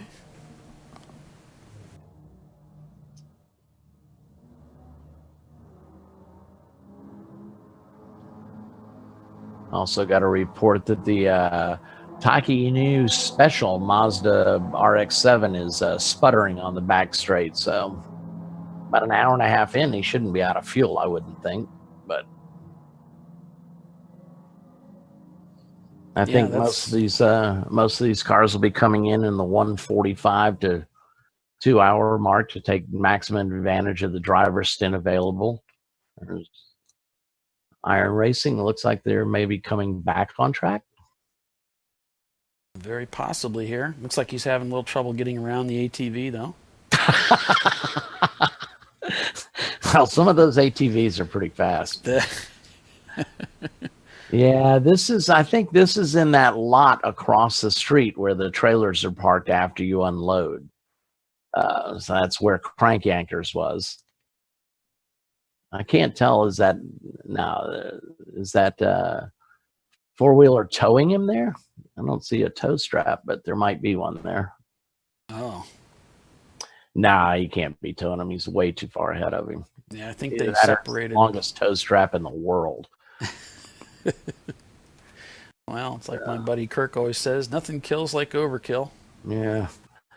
Yeah, this is in that off-site lot, I believe. Because there is no transporter parking inside the track, I don't believe, until you get to the Formula One. So Crank Yanker's camera is now offline. Yeah. So obviously, they're having to go to work. That looks like inside the track. Having never been to Kodak.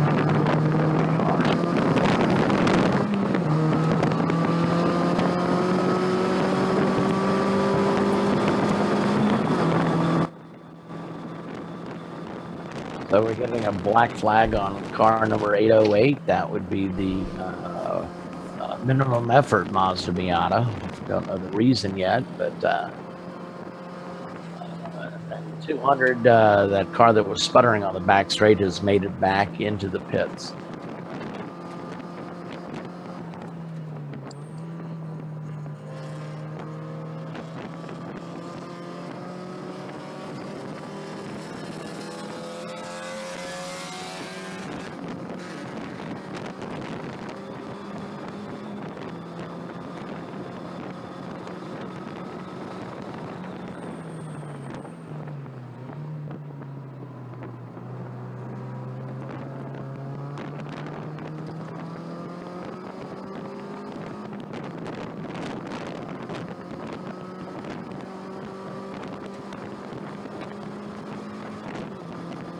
The 808 cars made it to pit lane. The answer is black flag. So we'll see what the problem is there. See if we can get a report.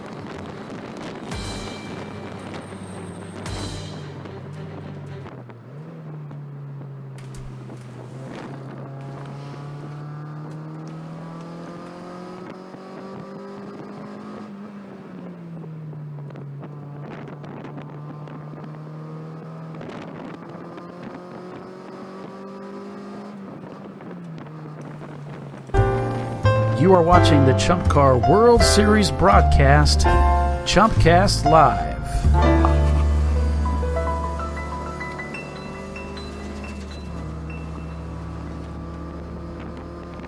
So, Doc, we've got a couple giveaways that we need to talk about. Two of them are going to happen today. We've got some exciting things going on in Chump Car, and one of the things that we get to do at the ChumpCast Live broadcast is we get to give away a couple of gifts to our listeners. So we hope you'll stick with us today so that you can be a part of that, take advantage of that. We've got a free pace car ride at an event of your choice. It has to be a Chump Car event, of course. And we've also got some cash, some Chump Racing cash to give away as well. It'll happen a little bit later in the broadcast, so make sure you stick around for that. Yeah, we're not going to tell you when it is, so you got to watch the whole thing. I don't know why they wouldn't want to. I mean, I can't imagine. I really hadn't thought about that. I know a lot of guys. I'm sure Jeff Burdett, he posted up a note on Facebook earlier that he had a date with a die grinder, so I'm sure he's at least listening to us. He's still building his car. He's got a Mustang that he's going to debut in late October with us at he's a local guy, so he's going to debut his car up at Atlanta Motorsports Park, which that's the way to do it. You know, you got the race going on and you're working on your car, and that's cool. I mean, you can't beat that kind of afternoon. No, I can't think of a way. And that AMP race, by the way, is the Eastern Championship this year. So, and I'm telling you, it's a great race. It's a great time of year. It's up in the North Georgia mountains near Dawsonville, which is the home of course, Awesome Bill from Dawsonville. So the leaves are just starting to turn. It's beautiful. I camped out in our trailer last year, and it was just perfect weather. Sat around and had a couple of beers after the race with the Chattanooga Turn Wagon guys, RJ Till and his crew. I know my Allison Nay, who manages our pits, she stayed up a little bit later than me. She doesn't, she's got a lot to do on race day, but she can be a little bit, say, hungover maybe. Right. So we've got cars coming into the pits now. Car number 200. That is the Takei Inu Special. I'm going to say 87 Mazda RX-7. And the number 808 is also in the pits right now. And that is the Minimum Effort team.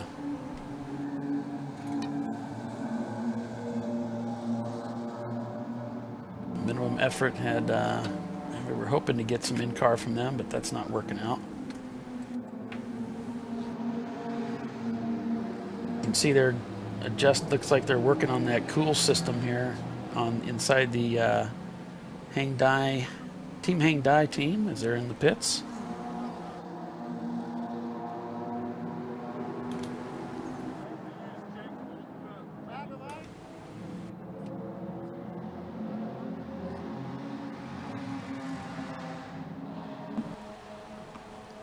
Do a rundown here of where the timing and scoring currently has our teams. You can see it's the TLM USA Metide EC car, BMW 325, currently leading this race, with OB Prestige, the A-Class Civic in second, Red Stripe Racing in third, another EC car.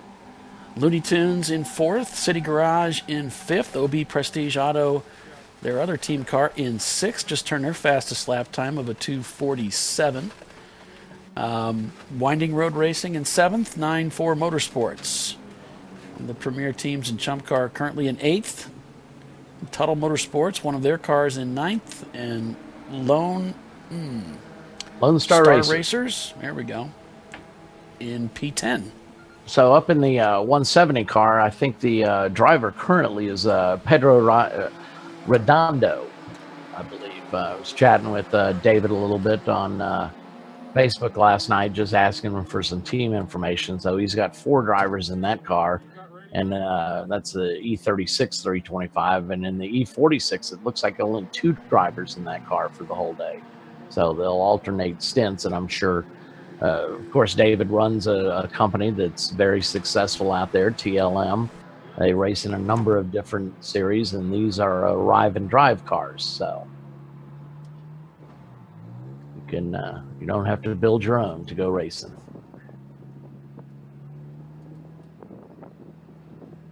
See his other car running there in the mid-20s.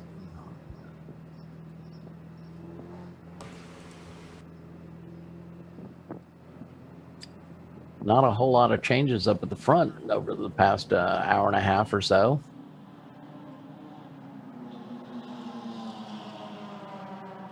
Looks like we've got our top 9 cars are all on the same lap. Oh, top 10. I see the Looney Tunes Mustang is starting to drop back. I don't know if they're...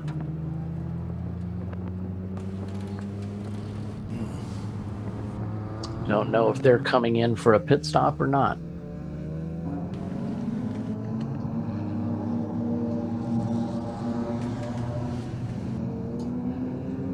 Well, I've been paying attention to the Iron Wolf Racing team, and it looks like they're finally back out on track.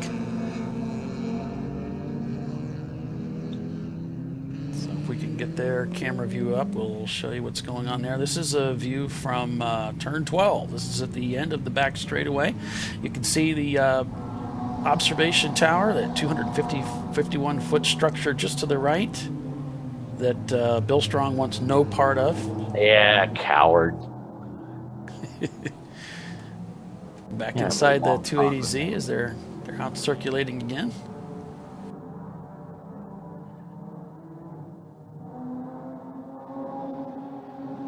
So you can see that the large yellow round cylindrical looking piece that's mounted to the roll bar, that would be a shift light.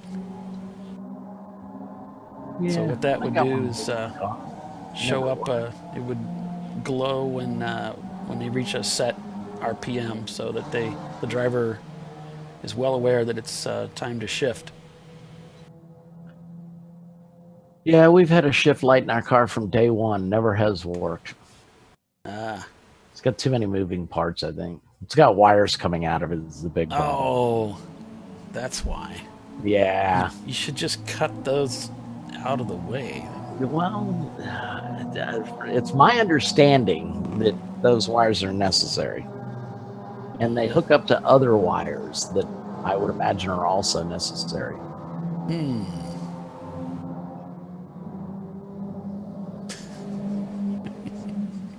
We'll get around to gauges one of these days. So this is a look at looking at the pits right now.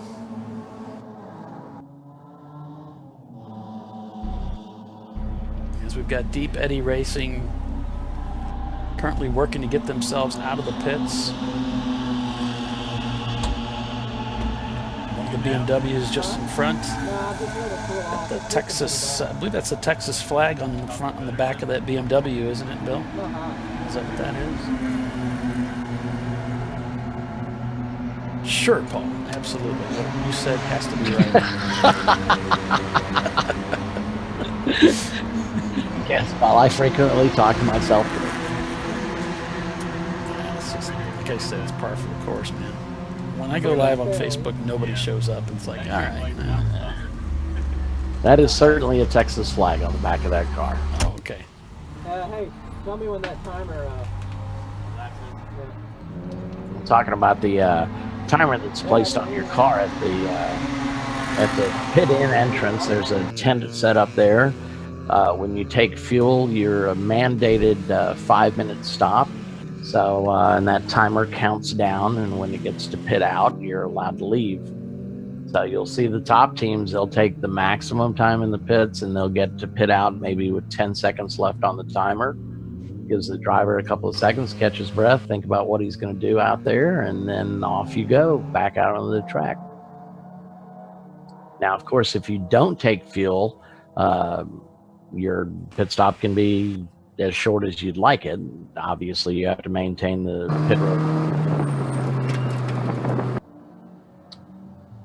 This is the car number 211 in. Looks like the Rolling Chicane Racing Honda Civic.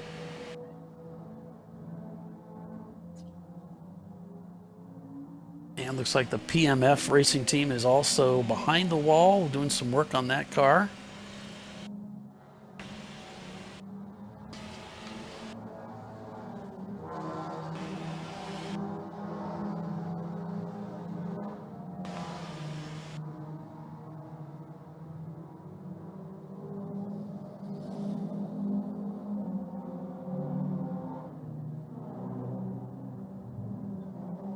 So one of the sponsors for Chump Car is Lifeline Fire Suppression Systems. Step away for a quick break, and you can see what Lifeline, one of the many products that Lifeline offers. Lifeline is a fire suppression company. We focus on innovation and leading the market in the fire safety category. What's important to us is that we keep drivers safe, that we keep teams safe, that we spare equipment. It's motorsport, it's a dangerous environment. We certainly have gas and oil and combustibles that we're carrying along in a very dynamic environment. Fire is not uncommon. It's our job to put out the fire, make sure our drivers walk away safe, and make sure we can keep doing that. Our market-leading product is a Novec based. It's a 3M Novec fire suppressant. And what really makes us special is the delivery system. This new 8865 3620 system puts that Novec, two separate systems, puts Novec in the cockpit, Novec in the engine bay in less than a second, immediately engulfing the area with a fire extinguishant. So by flooding the area that quickly, we're able to actually put out fires, save equipment, save our drivers. Obviously, that's the most important part. This is the new Lifeline 8865 certification system, our 3620 system, which has a separate cockpit and engine deployment. Specifically, the cockpit fires Novec through a piston system in under 1 second to flood the driver compartment and put the fire out. Our engine piece is fairly unique. Again, same piston-driven system, floods the engine bay with Novec, and then a couple of seconds later fires a coolant system to prevent reignition. So not only do we put out a fire, but we also prevent a fire from reigniting. It's interesting as we continue to develop, as we continue to push and innovate. We're really working hand in hand with both motorsports and military. So what does a Wayne Taylor race car that's going around the track at 180 miles an hour have to do with a personnel carrier?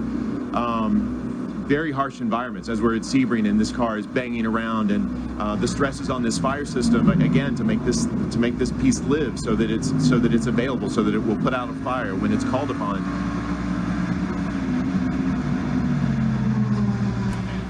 Yeah, so that they've got some really cool stuff with that piston-driven system. It's not, you don't have to get that. They do have some of the pressurized systems as well, and that's what we ended up getting. We picked that up. In fact, I just installed it in the car this last week. Yeah. Yeah. Installation pretty similar to the other systems, I assume. Mm-hmm. Yeah, it's similar. One of the things that I like about it actually is the bottle size. It's short, so we ended up. I put it in the passenger side footwell.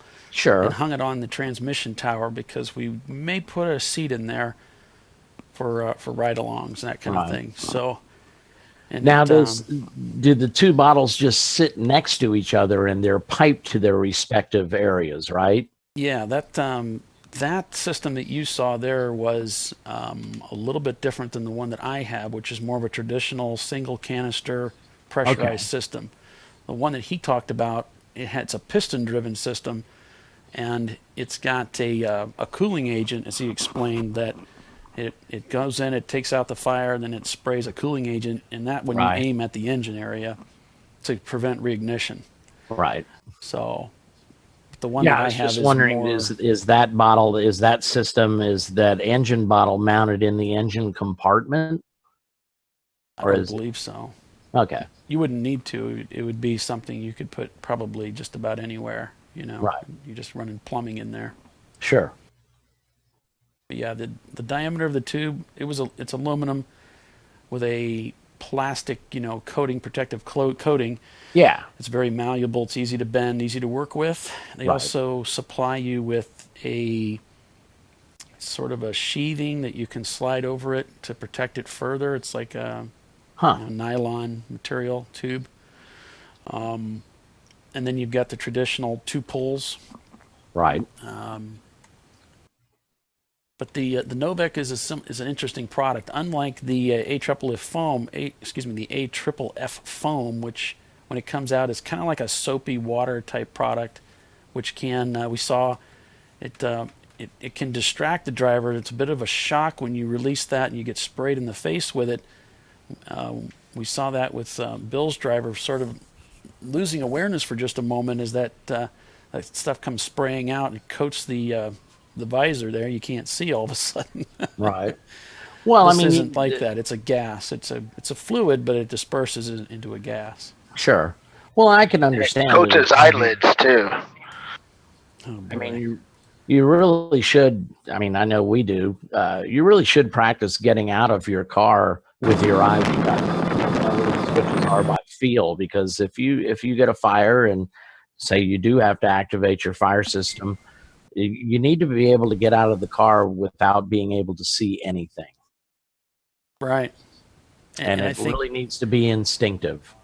It does need to be instinctive, and I think, I'm hoping that people hear this broadcast so that they watch these broadcasts, they watch ChumpCast Live, they watch our YouTube channel, the ChumpCar World Series YouTube channel, because we're talking about these things regularly. Anytime we see something, whether it's a car's been in an accident, we want to inspect the car, we want to see what happened to the car as a result of the accident. We're constantly trying to provide that information to you, the teams, the drivers, the owners, so that we all can learn on this journey. We can all go through this together. We've got a car off, apparently turned 12, but I don't see it. We did see a car off. I'm looking at it right now on the screen, and it's off on the left, sitting right off the rumble strip there. Okay, thanks, Bill. Well, I mean, one of the things about, getting out of your car quickly in the event of an emergency, and really, if you're on course, the only reason you should get out of your car is a fire. Otherwise, stay belted in until somebody gets to you. But for instance, if you lower our window net before opening the door is very hard to get open. So you need to, not only do you need to know where everything is, but you need to know the order that you need to, unhook yourself from the car, as it were.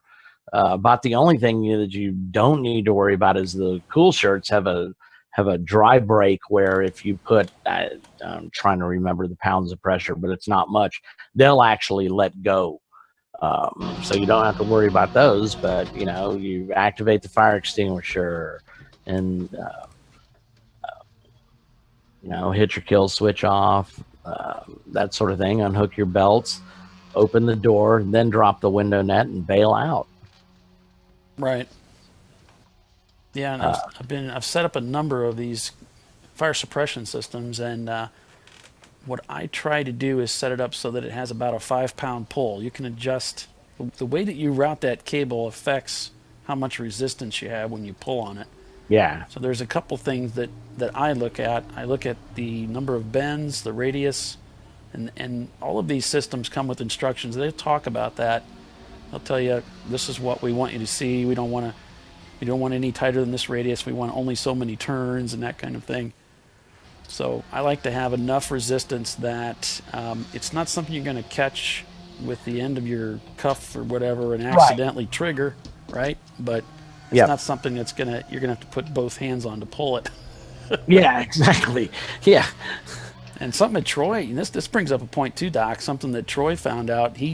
When he had a car fire recently. Harbor? Yeah, he had trouble with that release because it was a little frozen, I guess. So right. It was rusted. It's rusted. It rusted in the sheath. Yeah. The material gets they get wet inside there over time, right? That's easy enough to fix. I mean, if you pick up motorcyclists, I did it constantly. Now these are on old bikes. Most bikes are clutch or slave cylinder activated controls. But yeah, you always wanted to keep up your cables. There are attachments where it's basically like a can of WD-40 where you shoot some lubricant down that sheathed cable. So right. So I went ahead and lubricated ours. There's the car being pulled off track. It's like the emergency vehicle has it in tow. Just outside of 13, 14 in that double right-hander section there.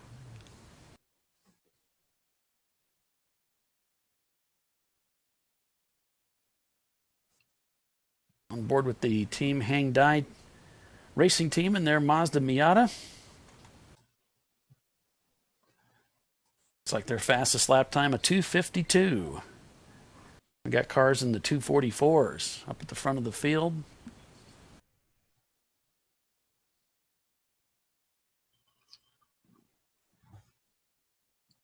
Yeah, I haven't looked up a fast time of the day yet, but our leader, the TLM BMW's run, his best time was a 2:44.8. So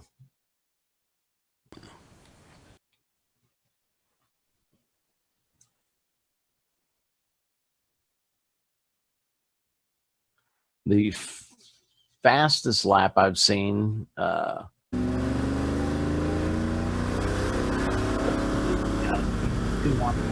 that would be Curioso Maserati Biturbo. They showed him at a 4:35 2:10. Oh, and the PMF racing team off track. Yep, they sure went. Not sure what happened there. I heard tire squeal, like he lost control of the car. No, 4:35. Why is that showing?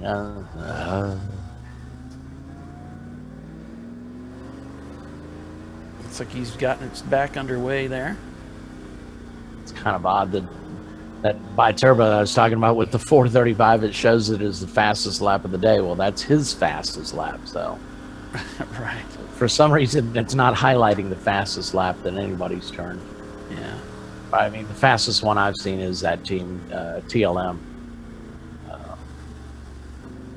That would be the E36 with a 244.8. Looks like on this car they've retrofitted a dashboard. They've got the MSD ignition system there just to the left. On that, this is probably the Mustang, the PMF team. It sounds like American Muscle, probably a D-class car. Yeah, it's the 68 Mustang. Yep. And they've got something wired there right on the dash.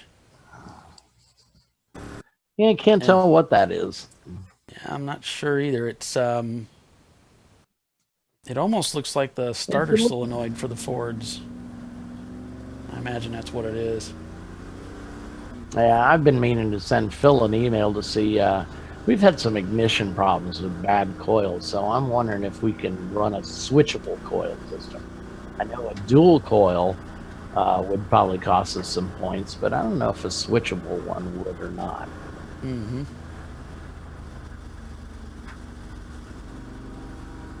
I'm gonna have to step away for just a moment here. We got oh Lord, that means 11:56. I'll be right back.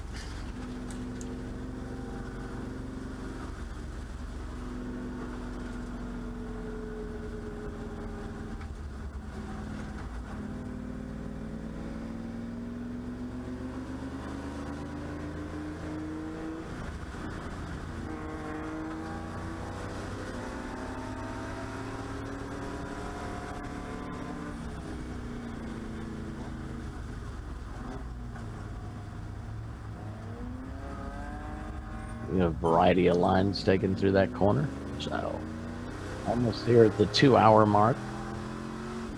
So I assume almost every car will have made a pit stop or is fixing. Actually, timing and scoring has us at 1 hour and 51 minutes in. So Chump Car has a rule: you can only do 2 hours in the car at a time. So cars that can go 2 hours will try and go 2 hours. In an 8-hour race, that's obviously only 3 stops. So.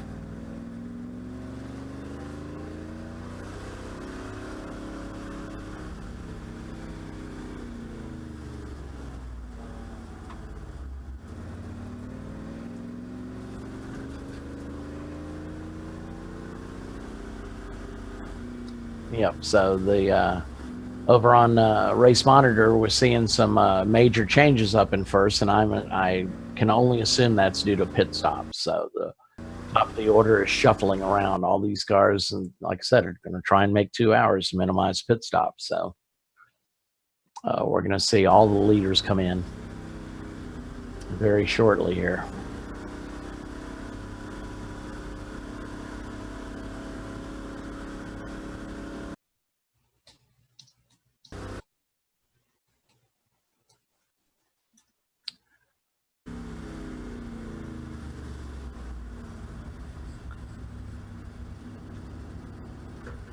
Got a report of a spin in turn 20.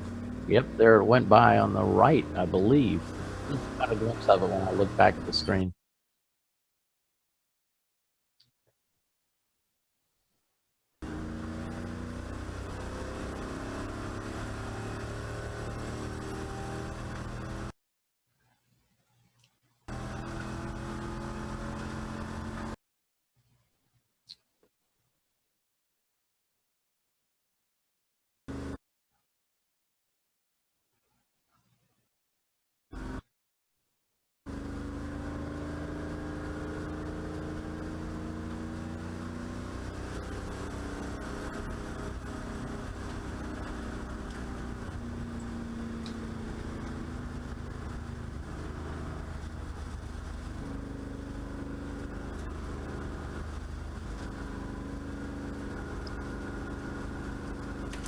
All right, so I'm back.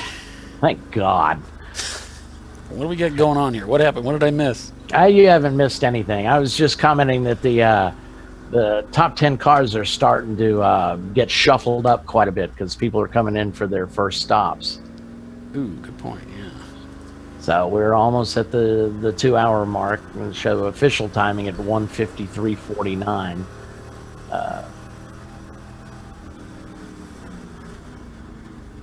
Yeah, and with that, we'll step away for station identification.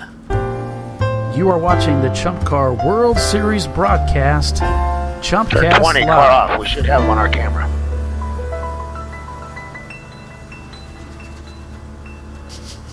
Isn't it funny how Bill only talks?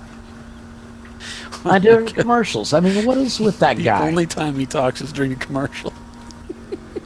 It's called timing. It's a comedic thing. It's a comedic thing.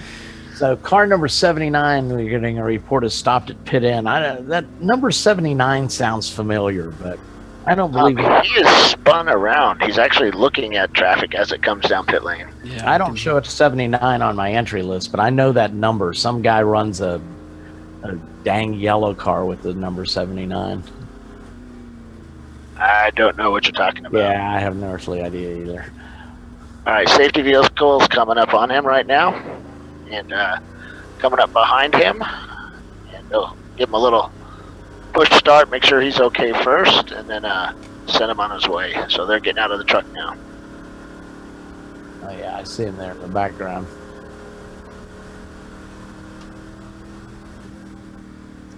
So the number 170, our leader, that was a TLM Racing. Matilda car is hitting pit row for their fuel. So 9-4 is taking the lead of the race, and followed by the number 108 Tuttle Motorsports car. So this is going to shake out over the next course of the next probably 8 minutes or so, 8 to 10 minutes. And we'll see who comes back after all these pit stops are done, and see what our running order is.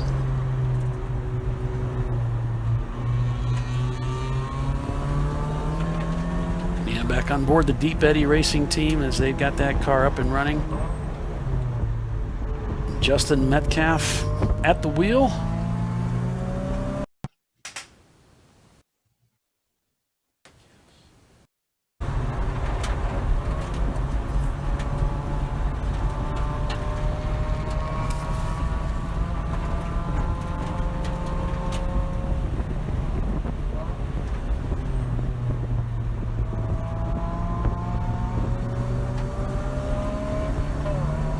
Deep Eddy is a 94 Mazda Miata, number 512 car.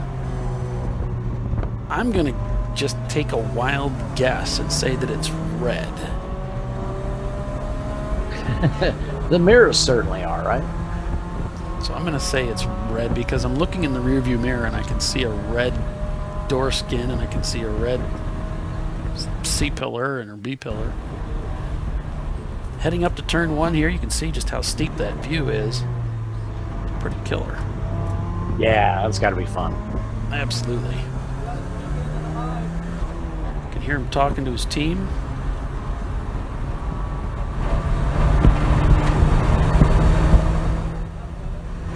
As he heads down through turn 2. Going into that 3, 4, 5 complex here through the S's. Camera's turning with it, isn't it? Automatically panning. That's a feature on a lot of these cameras when you don't tighten it down. Yeah. There's a view we don't typically get through turn 6. You can see he's got one of those cones that's mounted into the wing window there that helps scoop air into the car. Through 7, through double apex of 8, around 9. Heading through turn 10, you can see the car going downhill now. And then he'll come back uphill here a little bit as he comes to this very slow left-hand turn 11.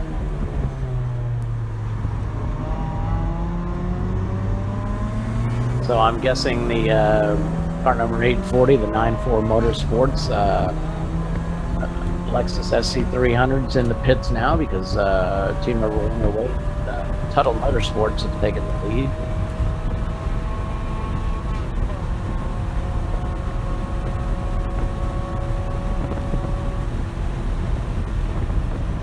Well, like I said, this pitting 2 hours mark is maximizes or minimizes your time in the pits, maximizes your time out on the track. So it's going to be about 10 minutes before the leader order shakes out again, so we see who's actually leading the race. Right. So Bill was asking for a shout out for our Logitech rep, Jeff Dillon. We certainly thank you, sir, for what you're doing for us and our viewers. Those robotic cameras are awesome. I can't wait to have several of them running. Yeah, we would have those up and running this weekend, but we just got them, I think, yesterday. Yeah. So it looks like the KH Motorsports Mustang is off in turn 4. Okay. I have a soft spot in my heart for mid-60s Mustangs, and especially if you're going to paint them like in the Gulf livery.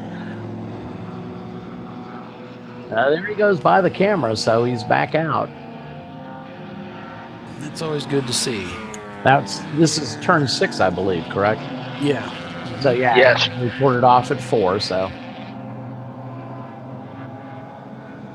So we'll do a running order here just to get an idea of where everybody currently is now that the 2-hour window pit stop is pretty much done.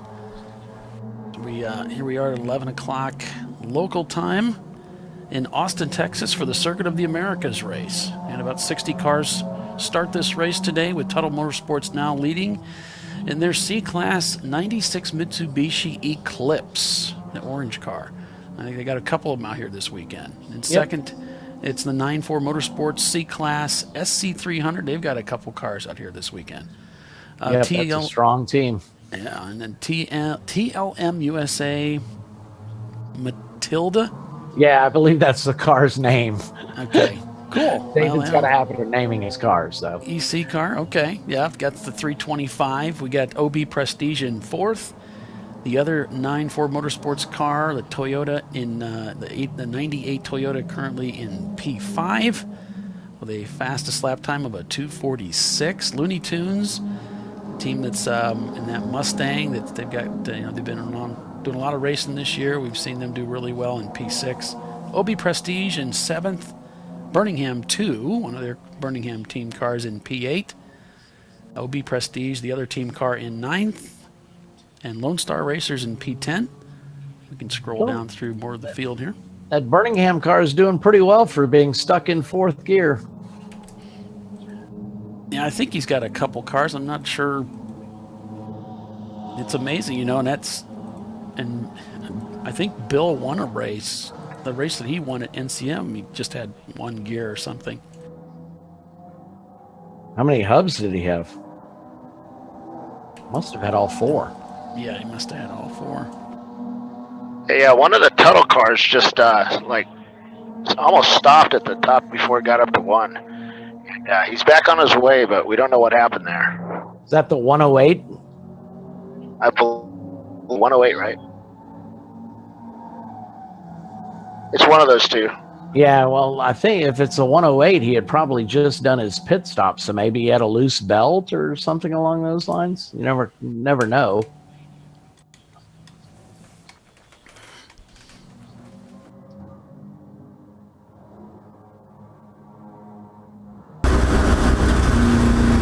Back inside the PMF racing team. Got a report coming in. Look at it.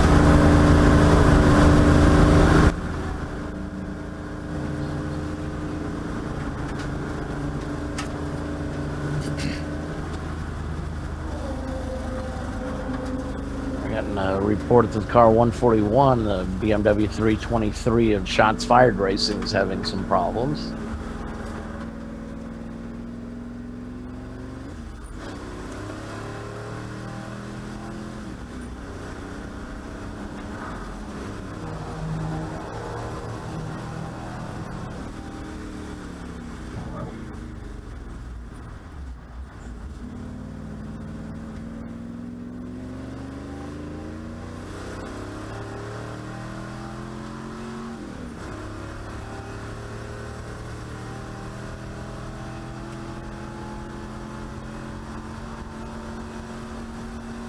All right, I'm going offline for a bit. I'm going to get my suit and my cool suit on and everything and head out to pit lane. Yeah, so that report on 141, he's in the pits with severe vibrations on the right rear. That'd be the Shots Fired Racing BMW. All right.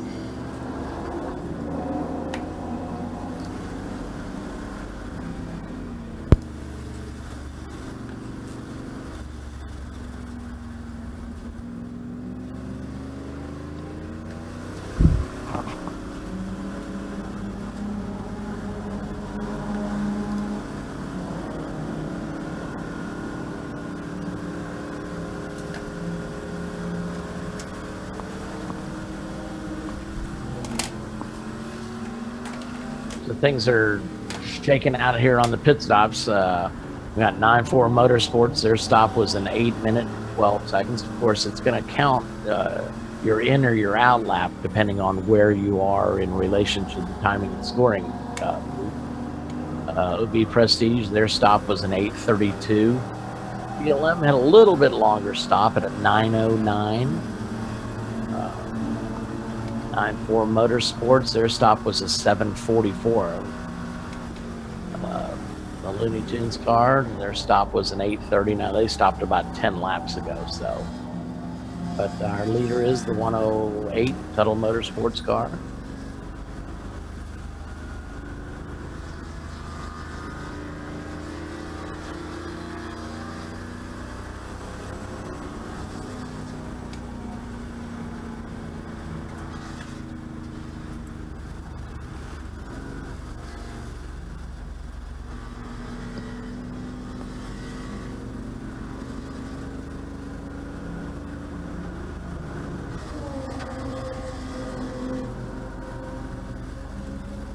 So the PMF car that we're currently in is a 1968 Ford Mustang. They're currently in P36. It's a D-class car. So we should probably talk a little bit about the classes, the way Chump Car classifies the cars at this point. So we have classes A, B, C, D, and EC. So each class, it just sort of divides up all of the teams into respective groups based upon performance. The A-class cars, you typically have your Miatas, some of the smaller cars. Yeah, it'd be your lower displacement cars. B-class cars are kind of a smaller group. We've seen some Miatas in the B-class. I think that's if you do an engine swap or something like that, you may find yourself in a B-class. Probably the largest classes that we have are the C-class and the A-class. C-class cars being a lot of the BMWs fall into that class, so your E30s, your E36s, inline 6-cylinder cars. And then the D-class cars are like the Mustang here. Your American Muscle typically fall into D-class. And then the EC class cars are the exception class. So those are cars that fall outside of the performance index that is used to determine what class the car should fall into. And there are limitations as to how far you can go with the car, as far as modifications and the performance index, if you will, of what the car is expected to be able to do on track. So if the car is perhaps a newer car, or its performance is such that it would lie outside of a C-class car, it would be put into the exception class, which is scored differently than the other classes, but still gives you a chance to go out there and participate. Yeah, the EC cars aren't eligible for the overall win, but if there are enough of them at the track, I believe it's over 10 entries, you are racing for a trophy, one of those cool Chump Car trophies. Yeah. Of course, if you want to find out more about how the cars are classified and so forth, you can go out to the ChumpCar.com website. There's a lot of great information out there. Our rule book is there as well. You can also sign up to be in the forum, so you can get involved in the forum and learn a lot that way. There's a lot of guys that peruse the forum, including our own Bill Strong, who will be happy to help you out as best as they can. Yeah, there's a lot of good information out on the forum. Guys have questions about their car. There's a whole section if you're looking for a ride. It's called Putting People Together. So if you're looking to rent a seat or you have a seat at a race that's open and you want to fill it, you can go on there. There's a huge technical section. One of the probably the most popular section on there is what happened to your Chump car today? And it's guys just chatting about what they've done to their car, how they're getting ready. And there's car-specific talks on there. There's also a section on upcoming races, and then there's the official section, and that's the race reports, basically. It will give you the finishing order. Guys will start threads on there with their in-car views, and they'll share pictures on there. And of course, there's the opening section. Probably the biggest one is the general forum on Chump Car. Right. Well, Willwood Brakes is one of the sponsors for Chump Car. So we're going to step away for a quick break from a word from Willwood Brake Systems. In 1977, Bill Wood set the standard for high-performance brakes. Today, every Willwood product is born from racing technology and is proudly manufactured in the USA. Engineered, designed, rigorously tested to deliver unsurpassed control on and off the track. Whether it's for cruising or absolute performance, Willwood has an application for the ultimate stopping experience. Race-proven, street-ready, drive Willwood. You are watching the ChumpCar World Series broadcast, ChumpCast Live.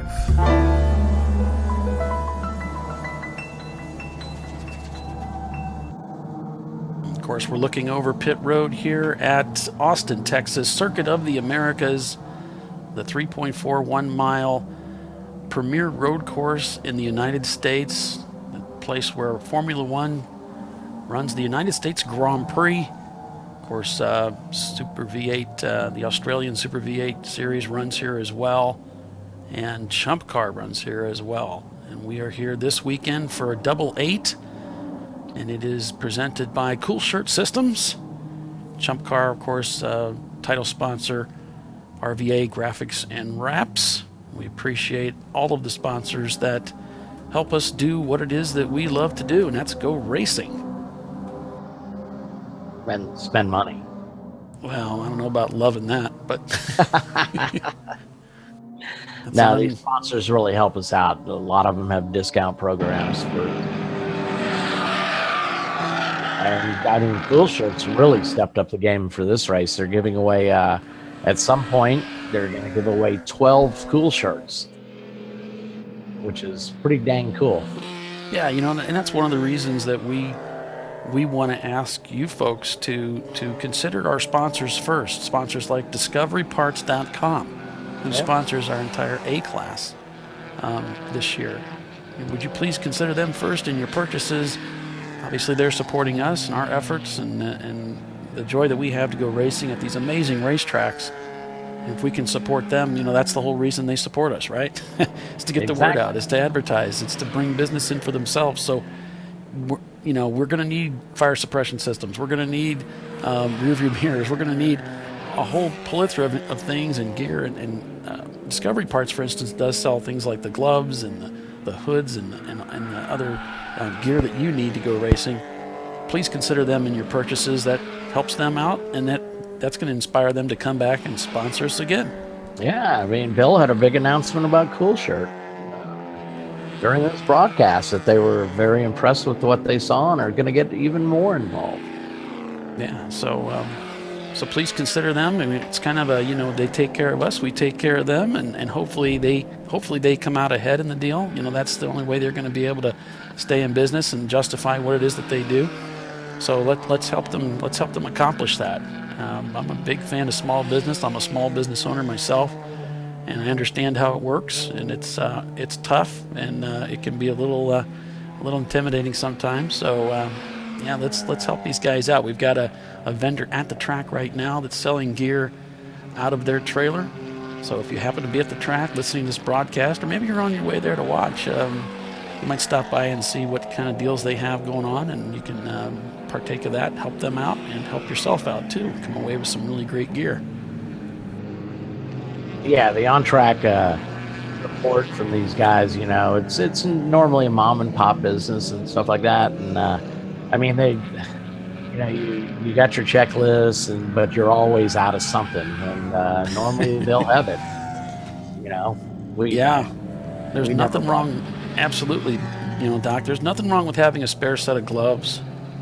Yeah, racing exactly. gloves.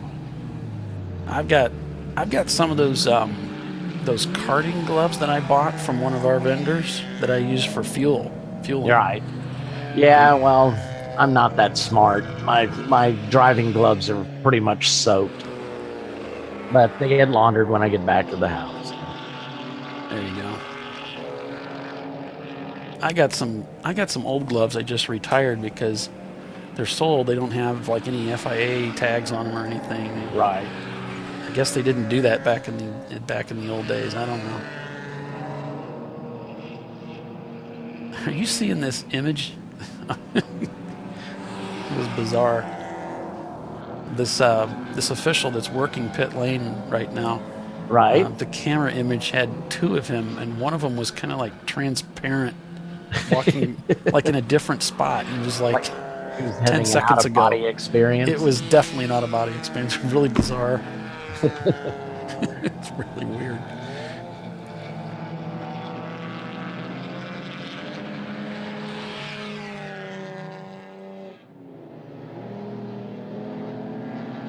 So there's a look at the racetrack in topographic view.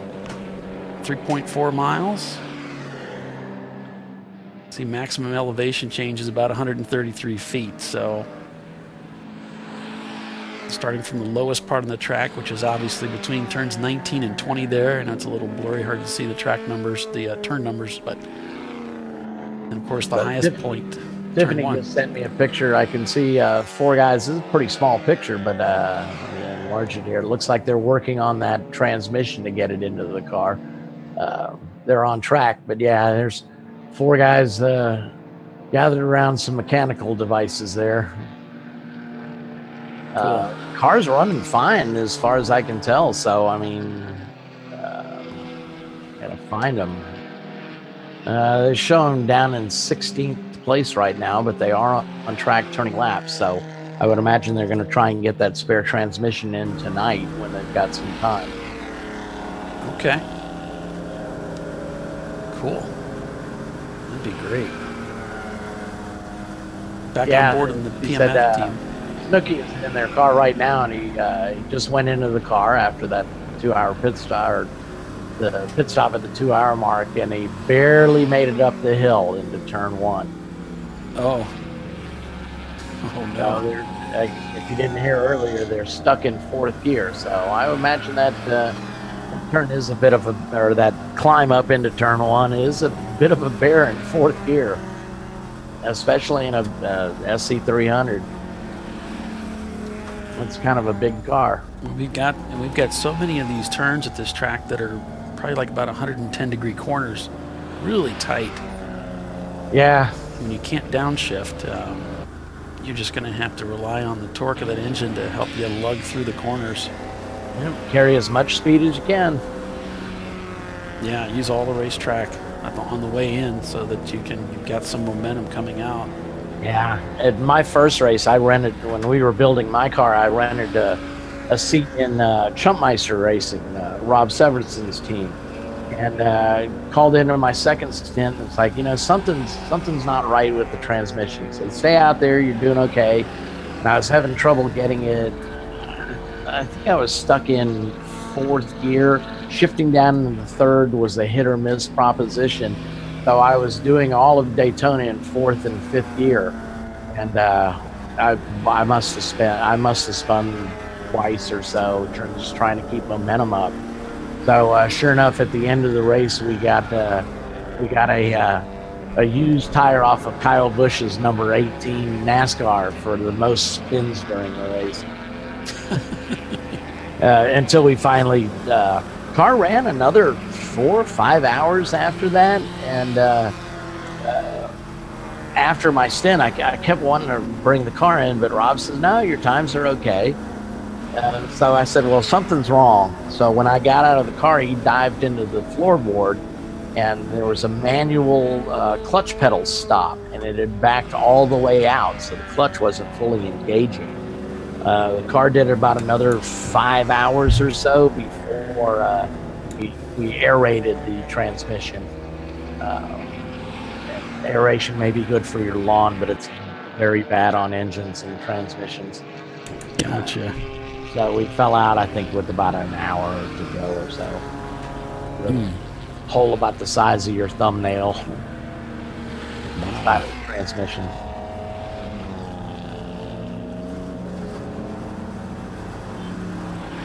So 5 hours and 33 minutes remain in today's race. We are at Circuit of the Americas in Austin, Texas.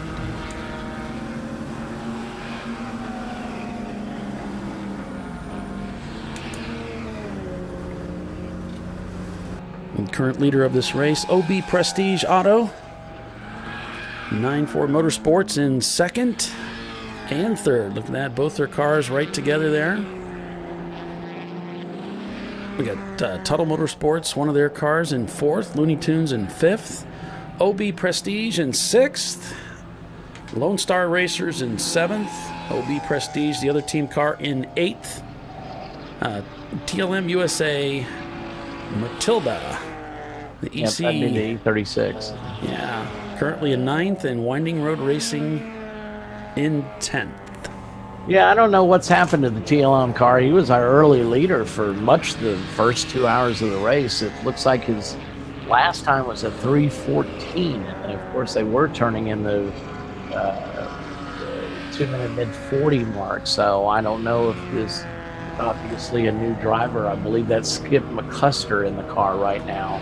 I don't know if he's having problems with the car or just taking a little bit of time to get up to speed, though.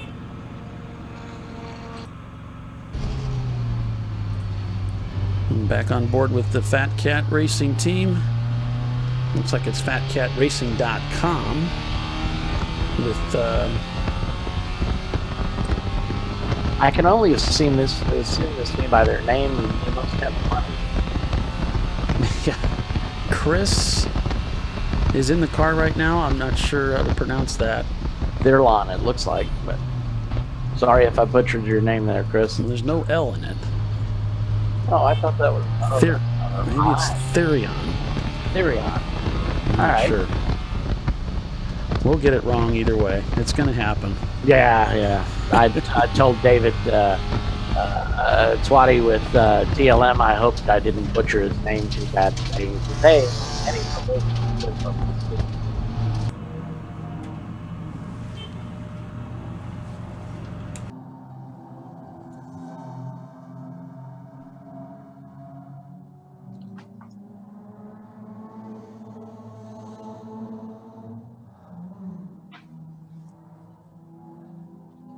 They're resealing the lot right out here in front of me next to my studio. And I tried to have the window open and get some air in here, but there's so much background noise. It sounds like you can't even, it's like, where is all this noise coming from? And yeah, it's behind me getting into the microphone. You know, I thought you handled the guy that came into your office, though, right right when you're ready to start the broadcast. I thought you handled that pretty well, because I might have blown my top. And this poor guy's just out trying to make a living. But yeah, it was perfect timing. Paul was like, all right, I'm going to start the broadcast. And it's like, wait a minute, somebody's at the door. That was kind of funny, because it didn't happen to me. Yeah, fortunately, I my studio is a shared agreement that I have with one of my bosses. So some of this equipment is theirs, some of it's mine, but I'm using their facility. I'm using the office here. This is my office to do the broadcast. So now the office is closed on Saturday, but I don't know. He was in here doing something. So my boss was in here with somebody that does some of the it's not like a maintenance type work. Oh, so that was your, well, no wonder. It was your boss. No wonder you were nice. Yeah. I'm always nice. What are you talking about? I know. But I mean, you know, some people don't like to be rattled before you're fixing to go on air. Oh, someone sent me a message asking, how is it that camera, like in-car camera, is turning left and right? Yeah. It's we got a lot of tricks up our sleeves. Now that's obviously it's not tightened down quite. You know, you really got to cinch it down. Yeah, we go through a lot of. There's a lot of G-forces exerted on the car when we're racing. You know, we've got tires that have exceptional grip. We've got racing surface that's clean and warm and rubbered in, so we've got pretty good grip out there. And if you don't have everything tied down, buttoned down, strapped down, it's going to be flopping around, slapping around in the car. And you know, a camera obviously is kind of top. They're all top heavy, but you know, associated with their mounts. So you gotta have a system in there. And in fact, if you're thinking about running an in-car camera, we'd love to have it as a streaming camera. But if you're not going to stream, at least, you know, I think we could still help you a little bit with how to get the camera mounted in the car. And if you head over to the ChumpCar World Series YouTube channel, which we're broadcasting to today, this live feed, you can check out our videos there. Bill Strong did a great video where he spent some time in detail and talked about the different mounts that seem to work best for us, the batteries that work best for us, the cameras, you know, the various streaming services that you can use, like Verizon, for instance, that seem to work best. Really went into some good detail, and to help you make some good choices as you go forward with you know, videotaping and hopefully live streaming what's going on inside the car. It's a lot of fun to follow along with you folks. So we hope you'll do that, and you can check out his video over there. It's like the number 169, the other TLM entry, Teresa, is the name of the car. That's the E46 that they're running as being black flagged. We don't know why yet. Get that information out to you. Yeah. That's the car being driven by two drivers, Adam Eunice and Rick DeWall.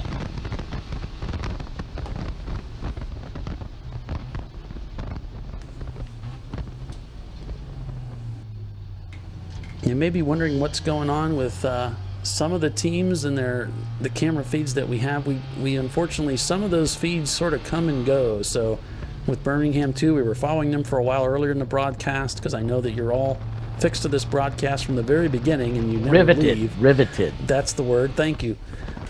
So if you were watching during that time, yeah, that camera feed is currently offline, along with Crank Yankers. We were following them earlier in the race, right at the beginning. Both the Birmingham 2 machine and the Crank Yankers machine were really up at the front of the field, and unfortunately both have come on hard times early in this race today, this race weekend. With Crank Yankers, first they were meatballed for an exhaust-related issue, that something was broken and dragging. They came in, Doc, it seemed like they had it repaired. Yeah, and the next thing we saw from the car is them parked at their hauler. I can't imagine the exhaust dropped them out that badly unless it broke it. We don't know where it broke, but yeah, RJ with Chattanooga Turnwagons asking what happened to him, and I can't honestly say. They've been off track for a good, hour and a half or so? Yeah, RJ, we saw they were in the pits for a short period of time. They got it apparently reattached. The next time we checked on them, they were behind the wall, had the car up in the air, and they're still not circulating. So obviously something going on there, and we can't really communicate directly with them. They're trying to fix their car. Yeah, and RJ was mentioning, yeah, there's nothing on Facebook from them. Well, I mean, that's the first thing I'd quit is social media when my car is broken. No. Yeah, they got their hands full. So that's the story with Birmingham. The Birmingham Lexus SC300, they've had limited some transmission problems. The car is currently stuck in fourth gear, but still circulating. And the crew is working on the transmission right now, but apparently their intent is to get that spare transmission assembled and then to get that car put together. And look at that. That was Tyler's car.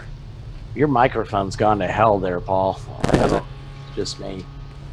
Let me try switching.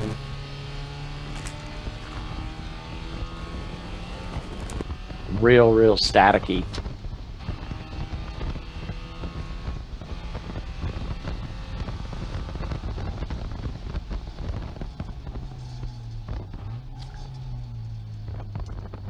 RJ was asking if we're simulcast on YouTube, and I believe we are, aren't we? Yeah. Is this any better?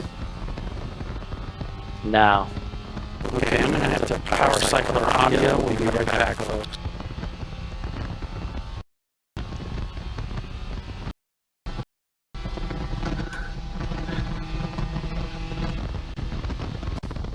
Yes. Okay.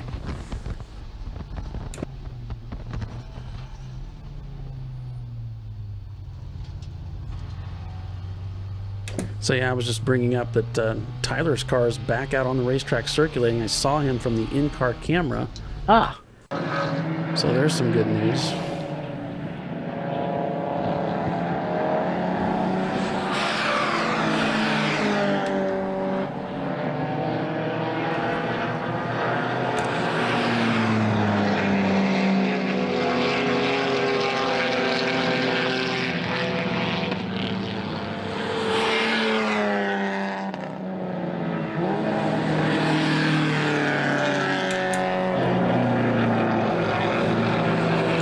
So this is a view at turn 6 here.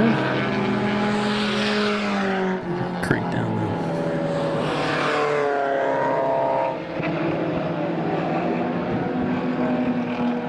Unfortunately, we don't have a in-car view for crank anchors, but at least we can say that they are back out turning laps. So that's the good news. Yep, that's good news. Yeah, it could possibly be that the exhaust problem put them off track for that long. I know when we had ours knocked off at Daytona, we brought the car in, we looked around, we sent a guy out to the auto parts store. But what we cobbled together was like an inch off the ground, so we scrapped that repair and went into damage mode when we started, just so the gas tank wasn't getting so hot. We pitted like every hour. So it could have been they tried to effect repairs. There's not a whole lot. I know Tyler's car is pretty lowered, like ours is. We're running the race springs and stuff, and there's just not a whole lot of room underneath there if you have to cobble something together. Well, and they had that disaster at Laguna Seca last year, and it tore one of the flex disc, the wobble disc, whatever they call it, broke apart. Weibo. Yeah, the Weibo. Which, if you're not familiar with the BMW E30, they use this thing called a Weibo, which is, I guess it takes the place of a U-joint, essentially. Yeah. So they use rubber, reinforced rubber, to act as it's about an inch thick or so. There's 3 bolts that bolt into the back of the transmission, and there's 3 bolts that bolt into the drive shaft. And then we've got some arrows, so you're lined up on it, and it flexes a little bit, just takes a little bit of the strain off the drive line.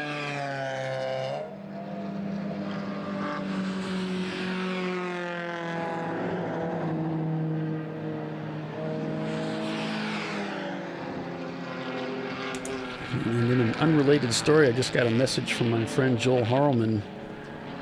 Sam Schmidt and Mario Andretti are now at IMS. So that's kind of cool. Mario Andretti, of course, a terrific ambassador for motorsports racing in this country. He was one of the first drivers to come out and check out, test drive Circuit of the Americas and give his take on it. Troy just commented on the Facebook feed that has Bill gotten run into a car in the pits yet? If not, send him out in the danger zone. We need some action. Well, Troy, he's climbing into his driver's suit right now, and that may take him a while. I think he got yelled at. So he's going to get suited up and get back out there with our live camera for the pits. Yeah, our pit camera just wasn't working very well, so we weren't really able to preview that. But yeah, the audio was fine, but the pit camera had some stuttering in it.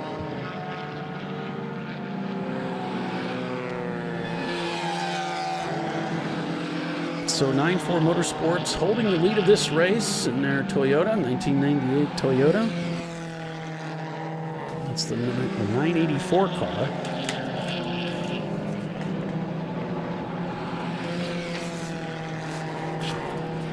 We had about 60 cars start the race today. And our top 5, they're all still on the same lap number 52. And then next 6 cars are all on lap 51, so it's not spreading out very much.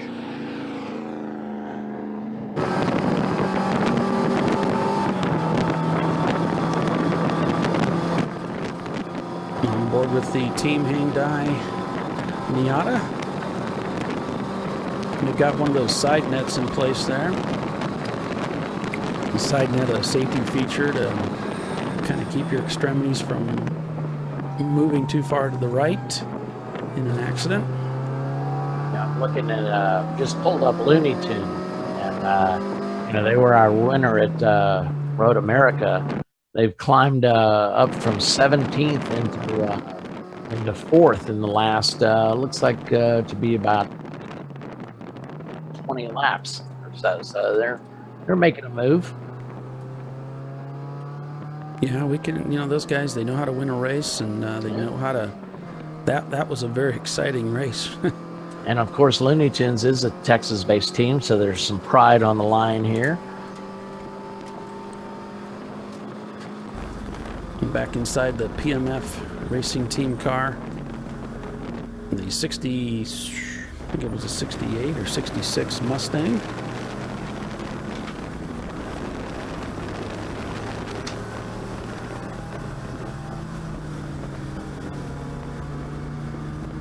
We got KH Motorsports. Doesn't look like they started today. They had a 66 Mustang as well. Yeah, we've seen them on and off the track. I've caught their car a couple of times on camera, but okay. I don't know what the story is with that car. So, 53rd position. Looks like they're dropping down again. They've hovered in that low 50s mark for the last.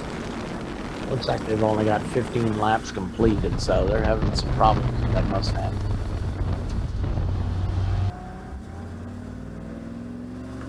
That stop for crank anchors, whatever they were doing, was an hour and 15 minutes. So, not too bad. Not too bad. Hope they've got whatever's broken fixed.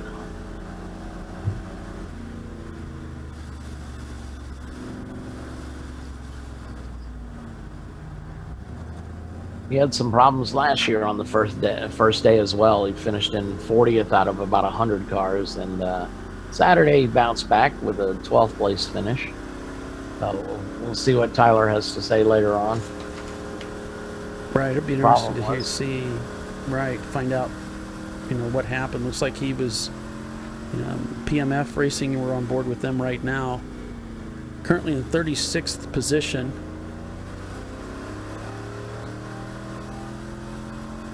And their fastest lap time so far at this 251.557. And it looks like if I'm reading this right, Doc, they were not here last year. Who's that? It's this PMF racing team and the Mustang. No, they weren't. So this may be their first year out here, getting things sorted out. And that 68 Mustang, the number 168. Yeah, their first race, they were at Harris Hill. They managed a 16th place finish in that Mustang, so it might be a new build. It's kind of cool to see the mid-60s Mustangs out on the track. I remember the KH Motorsports guys were over at Barber for the Central Division Championship, and they managed a decent finish and were parked there in impound. And I was taking pictures of all the cars, you know, just posting on Facebook and stuff like that. And they had a little bit of damage on the passenger front fender. He says, no, take a picture from the other side. So, I mean, it's a good-looking car. Again, it's got that Gulf livery on it. Yeah. But he didn't want to show that dent off to the world. We'll be right back, folks. Stick with us. You are watching the Chump Car World Series broadcast, Chumpcast Live.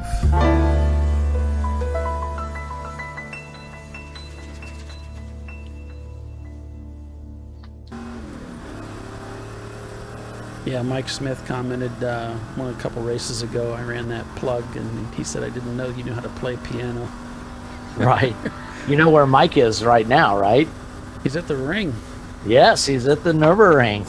Yeah. I guess it was raining earlier, so they haven't gotten out on track yet. That place is so cool. Yeah. Hope I get a chance to go out there. I got a buddy that lives, I think he's about 45 minutes away. Yeah. And he's got a couple of track cars, and he keeps saying, you gotta come. You just gotta get out of here one of these days. But I haven't managed to make that happen yet. Let's do it, man. Yeah. I don't have too many bucket lists left of tracks of the world, but that's certainly one of them. The other one is the Isle of Man TT races. And I got a buddy of mine, and he's a big-time photographer on the NASCAR circuit, Nigel Kinraid. He's from the Isle of Man, so I keep telling him I'm going to hit him up for his parents' address one of these days. That would be great. Yeah, I mean, the TT, call me what you will, but I mean, that's one of the last, I'm going to say, real races. I mean, those guys are insane. Right. It's a long history. I don't know what year they're in, but since there have been motorcycles, they've been racing at the Isle of Man. It's a treacherous track, and these guys are, I mean, it's run through villages and the countryside up to the mountain and back down. And I mean, these guys are inches from stone walls that, some of them don't even have hay bales because they're at the apex. So, and there's a number of flying bridges that you get air over. And it's unbelievable. Yeah. They take tremendous risks out there. Yeah, one of the more famous ones is Guy Martin. They actually did a movie about him, or a documentary. I don't think it was full length, but just amazing. But the track is brutal. It's claimed I don't know how many members of the Dunlop family have died there, pursuing their passion for motorcycle racing.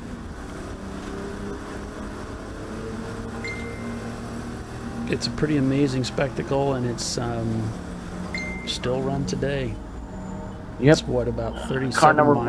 112, Barely Racing, is indeed Barely Racing. They got a report they're off at turn 5. Okay.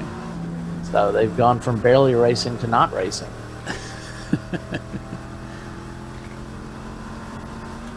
Well, hopefully they can get things sorted out. Get back out there.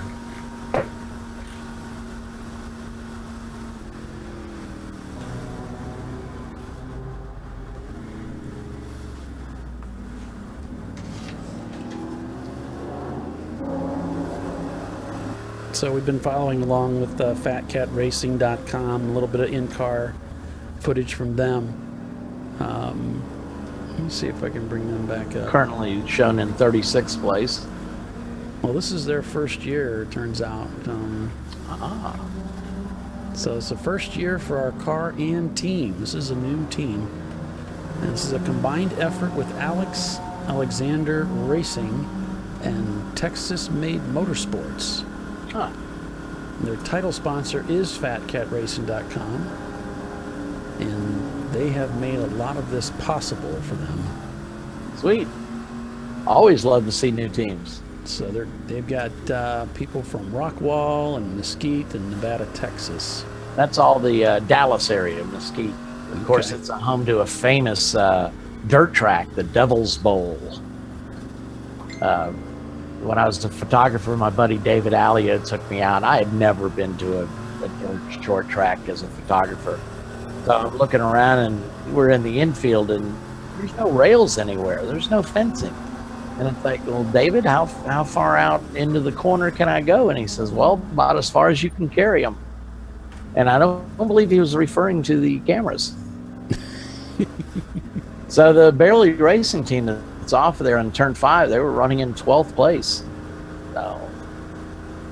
Yeah, and another heartbreaker, we've got Iron Wolf in their 280Z off again. And this looks like they're around the 17, 18. This is where all the stars and stripes are painted. This is the section where the observation tower would be just to driver's right. Right. They find there's themselves some off great track. YouTube video out there of actual racing. Guys have set up a camera up at the top. We couldn't, of course, talk Bill Strong into going up there. No, he said he would freeze. Like, it's that bad for him. Yeah, I'll take him to the top of the Georgia Dome one of these days. We'll get him over that fear. It looks like he's going to the starter button. He's trying to fire that machine.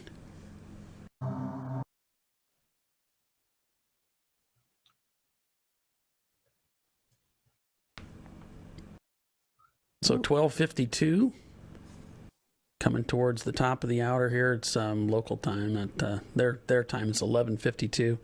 We're getting close to the top of the hour, getting 11 o'clock.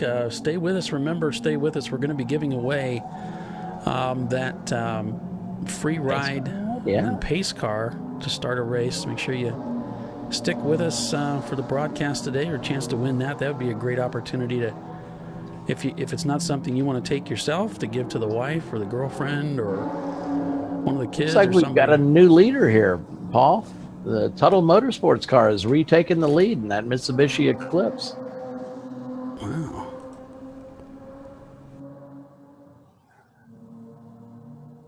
And So there's your top 10. I'm not sure what's happened to the OB Prestige, that A-Class Honda Civic that was leading the race. He's dropping down, now down to 14th.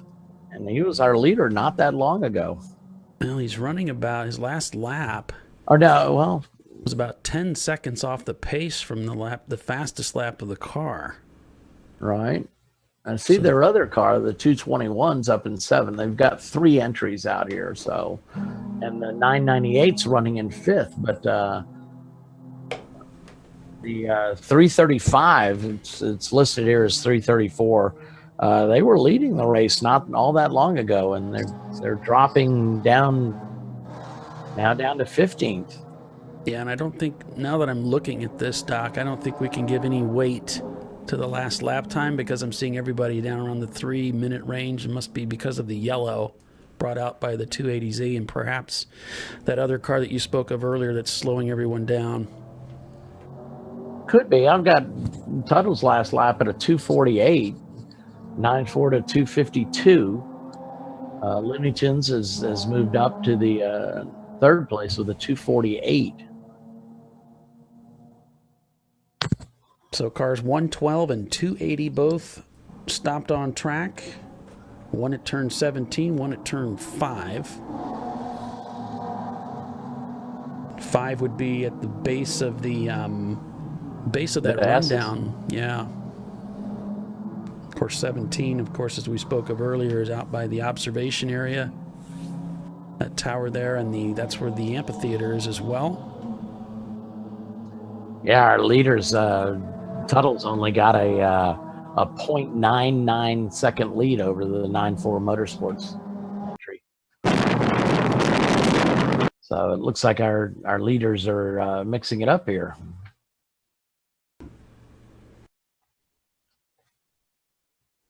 So we hope that Iron Wolf can get things sorted out so they can get back out there and get that car under power. But right now it looks like they're stranded. Take another look here and try to keep track of what's going on out there. Looks like they are under tow. The emergency vehicles picked them up, and it looks like they're coming down pit road. Yep. Somebody got caught. The Lone Star Racers got hit with a passing under a yellow, so they got a black flag. They're going to have to come in, and somebody's going to have a little talk with them. I'm sure that was at our incident location.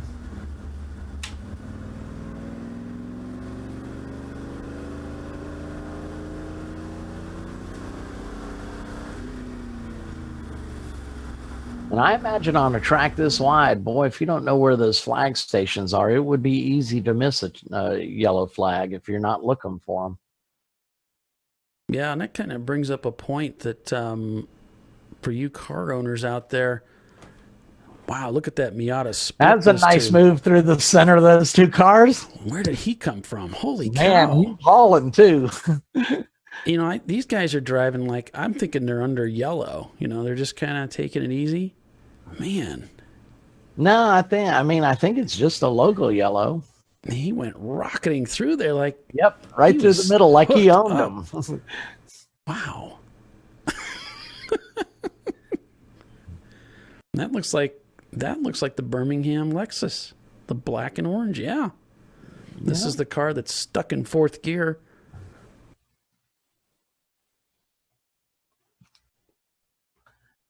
So I think this is pretty cool. I'm looking at Race Monitor. Our top 6 are all on the same lap 57. And then looks like the next 5 cars are all on lap 56. So there's some good, clean, hard racing out there. Yeah, this is headed out into turn 12. You can see the Birmingham guys managing to carry some good speed through there. And being in fourth gear, it shouldn't hurt him too much through this section. He taps the brakes and dives in. So this would be the 13, 14 double right-hander complex. Now to 15. And this turn 6, you can see he's using all the way. Look how far out he is. He's trying to use all the track so he doesn't have to brake any more than necessary. He runs a little wide. And he's driving smart. He knows, he's realizing it. I've got to carry as much momentum through this section as I can. Just had another lead change. 9.4 overtook the Tuttle Motorsports cars. They're all on lap 58 now. Yeah. So the top 10 positions separated by just a couple of laps. And that Looney Tunes car is coming on. His last time was a 246 compared to 9.4's 248. He's about 14 seconds in arrears to him right now. In arrears. Boy, that was... Man, I'm getting good at this. Just kidding. I'm going to give you that. No, you're all right. I'm gonna let you live in that moment. That's all right, man. Thank you. However brief it may have been. You take it where you get it. You can get it, you know. Car in the gravel at turn 13. Okay, so that would be just past... Wait a minute. I think I know. That would be past 12, right? Yes. I believe you are correct. I didn't print out a track map. Well, there's turn 12 right there. So he's up ahead up there somewhere. Yeah, so turn 12 is sort of at the top of your screen, just left. After that, it's a very tight turn at the end of the front straight, the back straight rather. Very fast section. I don't think we'll be doing 68 miles an hour through there with our cars, but... Nah, I don't think so. You can see the Miata's mixing it up here pretty good. Excuse me. Couldn't get to the mute button fast enough. Yeah, these guys are having a good These little. guys are having fun. Fun Yeah. times out there. This is what I loved about driving the Miata. You had so many cars that, you know, you were kind of evened up with, and you just had battle after battle. It was great. Fun racing in Chump Car. All these cars out here, you know, you're never going to get bored. You're never going to get left alone with nobody to battle with for a long period of time. No, and when drivers complain, that's the one thing. I was out there all by myself. Yeah. Well, I ran into that a lot when I started racing, and Dad explained to me, look, man, that's just the way it is. I mean, he's had races where he just went out and he was too fast to be caught by the guys behind and not fast enough to catch the guys up ahead. Right. There were no pit stops. I mean, it's just a 40-minute race. So you're just out there driving around. But that's the way I feel in the Opal. But that's the way it was. You know, I accepted that when I started racing. I knew that it was going to be like that.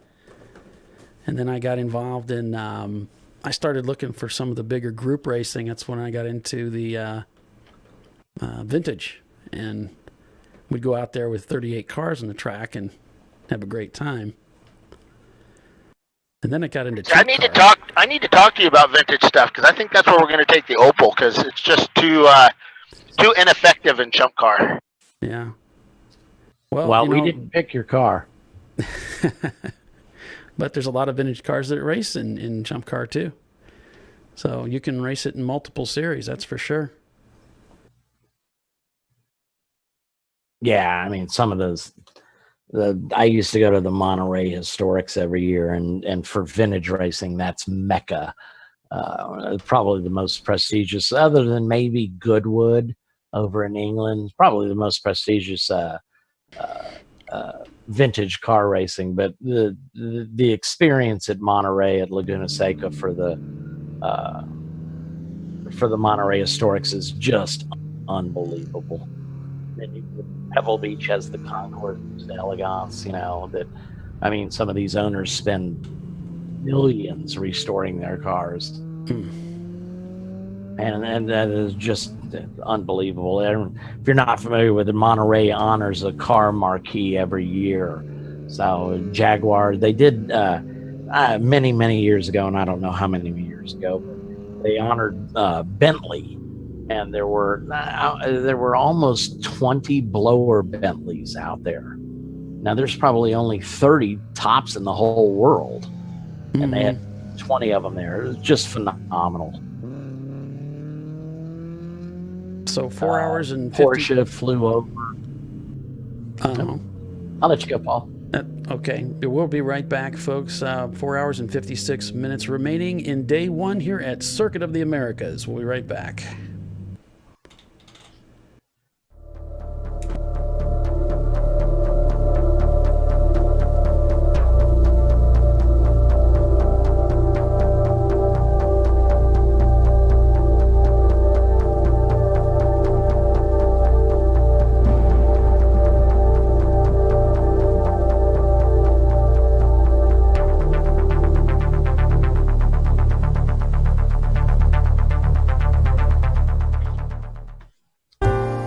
You are watching the Chump Car World Series broadcast, Chumpcast Live.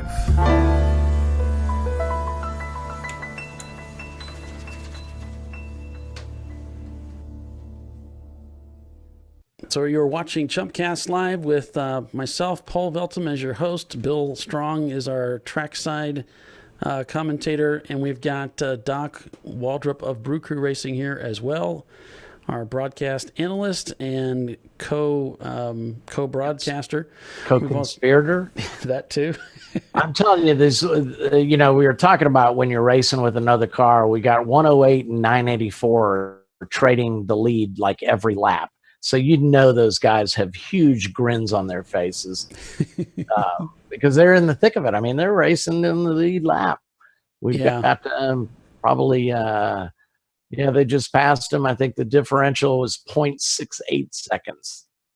Looney Tunes is only 11 seconds back. I expect 9.4 and OB Prestige to trip the meter here any second. 9.4 just did. So they're having fun out there, folks. Yeah, and so speaking of which, we'll do a rundown here. We've got Tuttle Motorsports in the number 108 Mitsubishi Eclipse leading the way in that C-Class car. Number 984, 94 Motorsports in their C-Class Toyota in second. The Looney Tunes D-Class machine, that Mustang, currently in P3. In P4, it is the other 94 Motorsports car, the 92 SC300. In P5, the number 998 OB Prestige Auto A-Class Honda Civic. That's one of their cars. The other car right behind them in sixth, City Garage Racing in their EC Class M3 in P7. Winding Road Racing in their Miata in P8. Lone Star Racers in P9 in their Miata. And TLM USA Matilda in their EC Class 325i. And we'll continue to scroll down through the list here so we can point out some of the other teams that are currently working their way around this track. There in 11th with the car stuck in fourth gear. Mm-hmm. Now, Chattahoochee Motorsports there in 15th. They got to be close to Georgia. The Chattahoochee River it's not really a river in my mind since I grew up next to the Mississippi, but they've got to be around my area somewhere. Yeah, Ace Racing back in 25th. There's another OB Prestige vehicle in 26th. I don't know what happened. We had a camera in D's Nuts Racing car yesterday, but I haven't seen them pop up today. Fat Cat Racing, that team new to racing and new to Chump Car, currently in P31 now in their Miata. Way to go, guys. Yeah. PMF in that Mustang in 33rd. Maverick Racing back in 37th in their Porsche 944. Million Ways to Die 2. That car is currently in P39. TDN in 41st. Rolling Chicane Racing in P42. Another Tuttle Motorsports car in 43rd. Deep Eddy Racing, those guys have been off the track a couple times back in the paddock area working on that car. Currently in 44th position. Hope they get back out there and get going. Iron Wolf Racing, them as well, and that Datsun, they've been off track a couple of times working on that track currently. I know I heard you say that too. Yeah, that's a painful thing to bring up, isn't it? Let's not talk about it, right? All right. Crank Yankers Racing in 52nd. They spent several laps off track. They've been off a couple of times at least doing repair work on the car. Started with a meatball they picked up for exhaust that was dragging. We don't know the extent of the damage after that, but they found themselves back on track, we noticed earlier. But they've got a huge deficit to overcome, Doc. Oh, yeah. He bounced back last year. Like I said, he finished, I think, 40th on Friday and got up to a 12th place on Saturday's race. Here we see Team Hang Dai coming into the pits.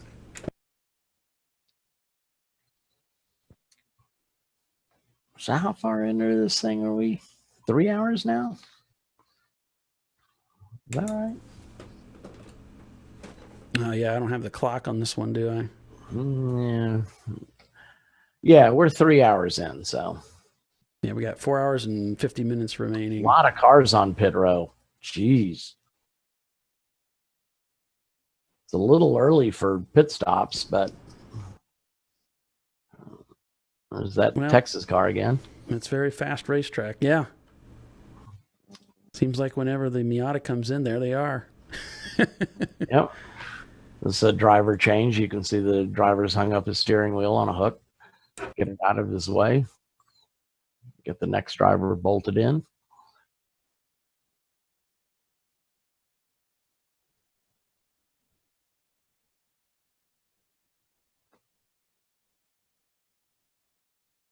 I shouldn't say bolted in. It's more like belted in, right?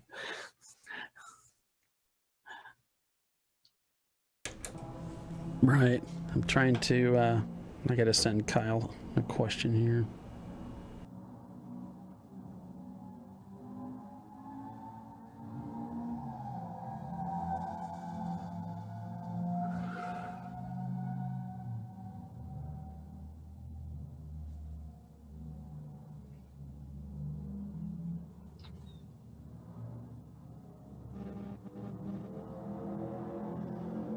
Yeah, special thanks goes out to Kyle Bacon and all those guys that work so hard out there at Racecast.me. We appreciate you guys, and got so many of our teams that broadcast up to Racecast, and it's free. So we sure appreciate you guys, and they help us on the weekends with any of the stupid questions that I have. Lord knows we need all the help we can get. Absolutely. So this is a look at Pit Road, one of our RoboCams that we set up there from Logitech. The folks at Logitech helping us out this year, bringing us some cameras that we can use. These it's just we really appreciate them, and these RoboCams are really sweet. Once we get the manpower we need to run them and everything, it's just going to be great. You can see one of the Miatas rolling out right now, out Pit Road, heading back out.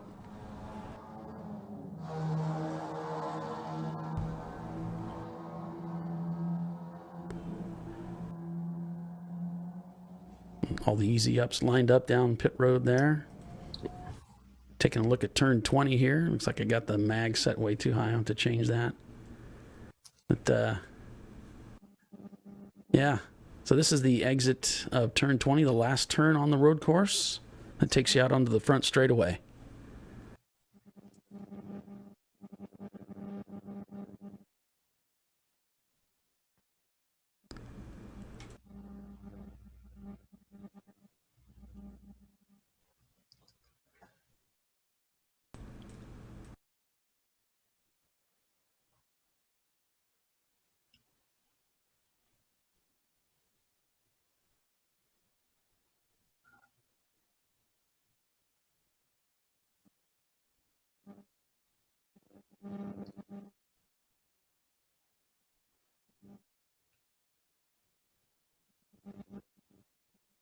Go back inside the pits here in the Team Hangdai car as they're getting serviced.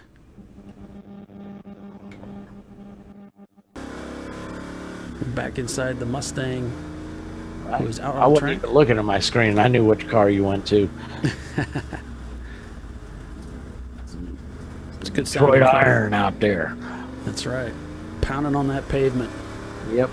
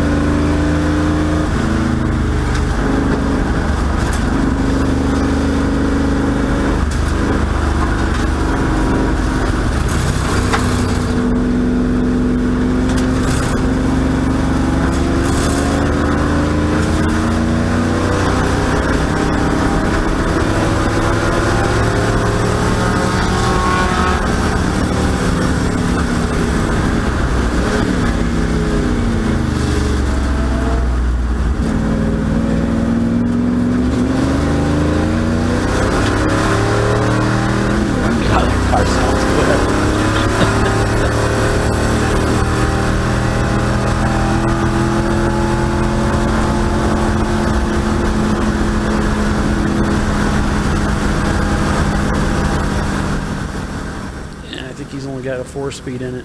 It's kind of running out of gear.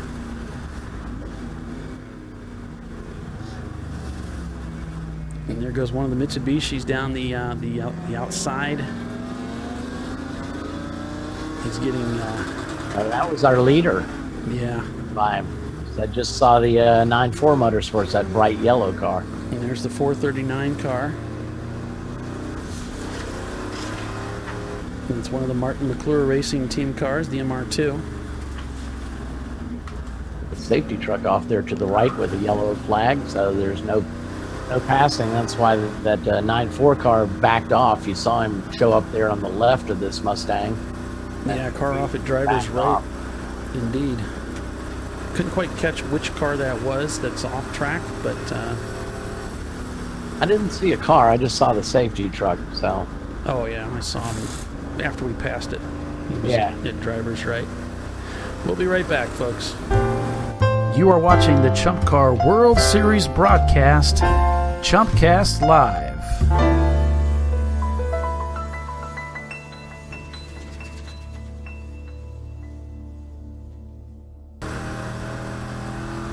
We are live here at Circuit of the Americas for the Chump Car Double 8 Endurance Race, sponsored by Cool Shirt Systems and RBA Graphics and Wraps.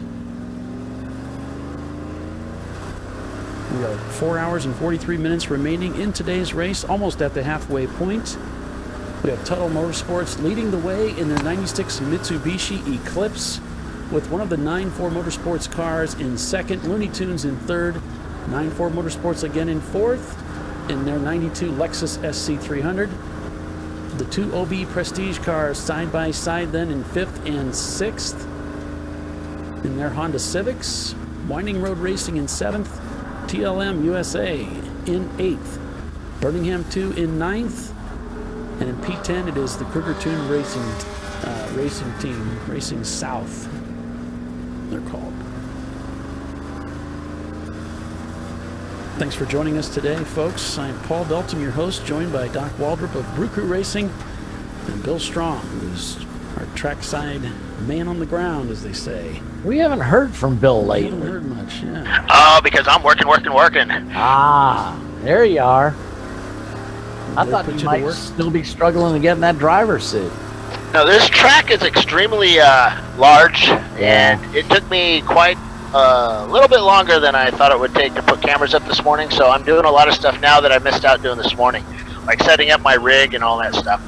So I just finished that up, and I'm getting ready to go out. I'm going to speak to our cool suit representative, or cool shirt representative, and we'll get back to you guys when I'm ready. All righty. Thanks, Bill. So I just noticed that Mustang that we were in,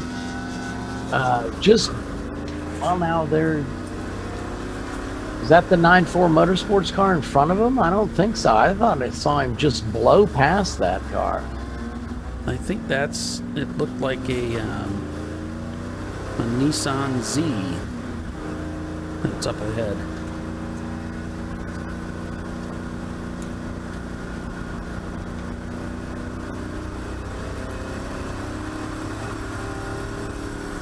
No, 9-4 is up there still. 1.58 seconds behind the Tuttle Motorsports car.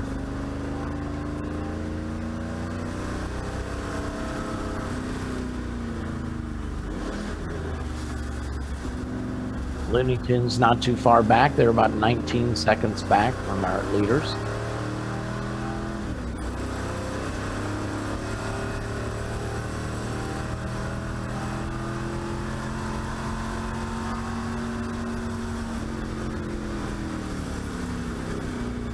E36 of TLM's clawing his way back.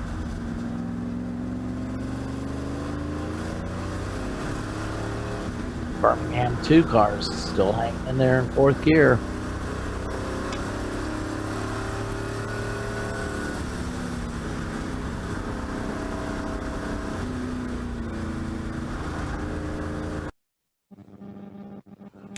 And there we have a view of the track map, if you will. You can see we have 20 turns here at Circuit of the Americas, 3.41 miles in length, elevation change about 133 feet from the lowest point of the track between turns 19 and 20, and turn 1, the highest point, of course. I think for our purposes, we can ignore those high speeds listed there. I'm not sure any of us are getting up to 198 on the back straight. Only because Huggins isn't here this weekend with all that aero. I'm telling you. Same thing with Alon. Those guys are stepping up that E30 game. It's disgusting, isn't it? Yeah. Yeah, we'll have to get some aero going on our car at some point. Right now, we're just trying to get it out there. No, you don't. It just slows you down.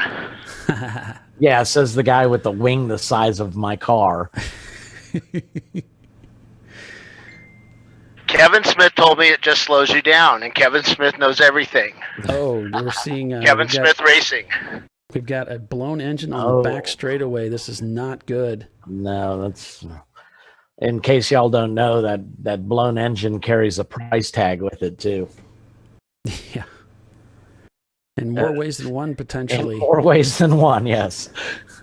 And of course, we're alluding to the fact that, if we put oil down on a racetrack, if we do any kind of damage to the grounds, there's a car off track. There's just drivers left there. Might be the car. I don't think so, though. This is not the back stretch. But that is something we have to be conscious of as team owners, as drivers. If we even think that we're laying fluid down, we need to get that car off the racing surface. Unfortunately, there are charges that are levied against Chump Car, and if it's significant enough, it's going to come your way. You can be sure of that. Yeah. So just be responsible, guys. Something we have to be careful of. We put oil on the racetrack, they're going to charge us for cleaning that up. And in fact, Mike was just talking about that. One of the videos that Bill shot when Mike arrived there. Yeah. Talked about they'd been charged, $700 for an oil spill that was only like 6 feet long. Yep. It's part of racing. I mean, yeah, that stuff's going to happen, but we just need to be aware of it. Yeah. Heading down into turn 2 here, along with the team Hyundai racing team in their Miata.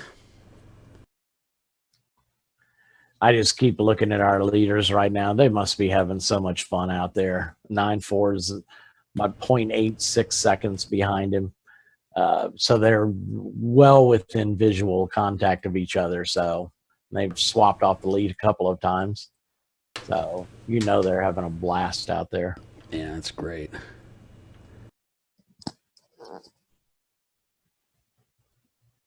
Let's see where Looney Tunes is. They should be tripping the sensors here pretty soon.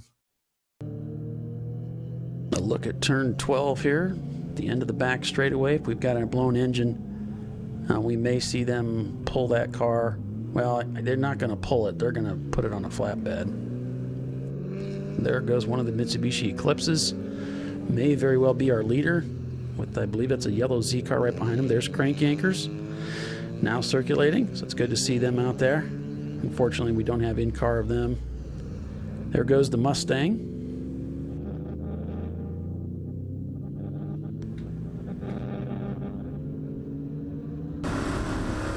And there we are back inside that same car. And there you can see the observation tower, just drivers left.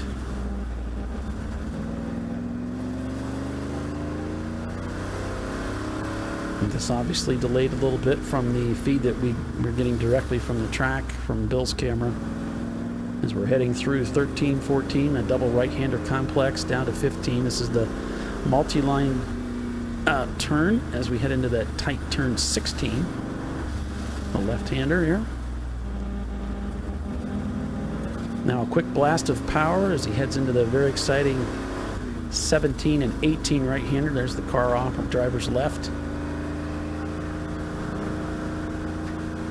Basically making it a double apex as he's going to start easing the power back on to head towards turn 19. Being careful not to go too wide here at the exit. Points the car down at turn 20. The final turn before they make the corner, the left-hander onto the front straightaway here at Circuit of the Americas.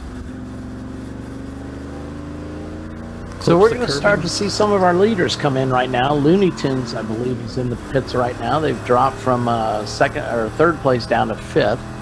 So we're coming up at the about the time some teams will be pitting. So, folks, we have a time limitation on how long we can broadcast on Facebook. It's just 4 hours, I believe. So we're just a few minutes away from hitting our cap. So we're going to break away from our Facebook feed, reinitialize that, we'll get it launched again so that you can continue to follow along with us the remainder of this race. We appreciate you following along with us. So we'll be back here shortly. You are watching the Chump Car World Series broadcast, Chumpcast Live.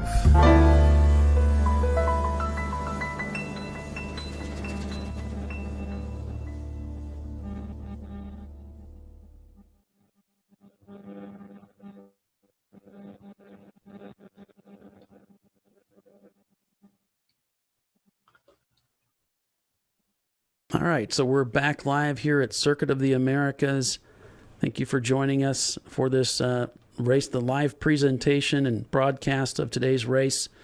It is the Double 8 presented by Cool Shirt Systems, ChumpCar World Series race, sponsored by RVA Graphics and Wraps here at Circuit of the Americas in Austin, Texas.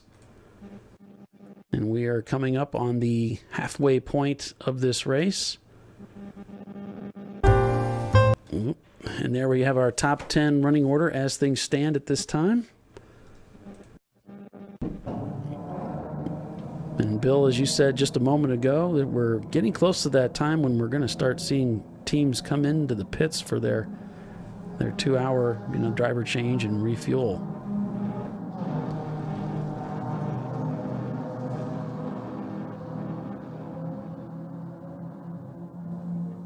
There's a look at pit road. Did I say Bill? Maybe I think I meant Doc if I said Bill. Sorry about that, Doc. I've been called worse. Oh.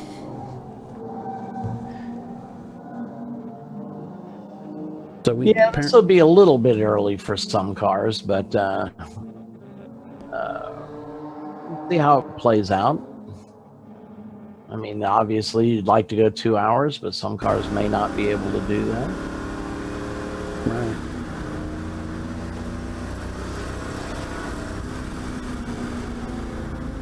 Hey, we're yellow on the back straight, and just to let you guys know.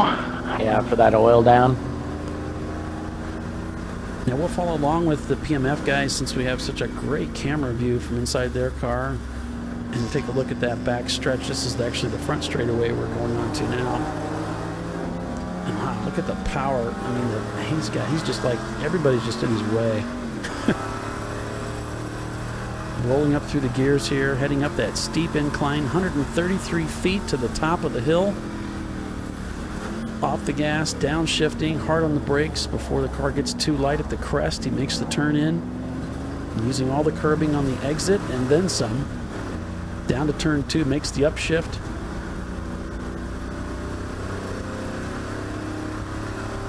Coming into turn 3, this is that all-important complex, all about getting the car positioned properly so that you get the most out of this through here. Lots of change in direction. You can hear the tires protesting in the background. This is what we call the S's. 3, 4, 5, and now into turn 6 here. You can see the uphill climb here that Bill was talking about earlier. As you go through 6, progress through 7, and now the double apex turn 8 coming up here. No, I guess I got lost. I think he jumped ahead. Looks like he's already past turn 10 now, heading into 11. So this will take us down to the back straightaway, and maybe we'll get a chance to see this car that is has been disabled due to a blown engine.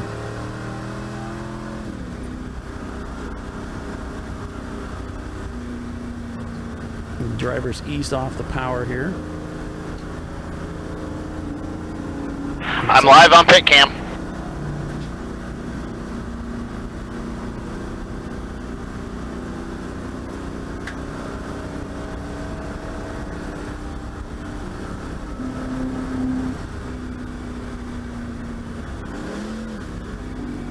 Yeah, I didn't see the car, but I was looking away for a little bit there.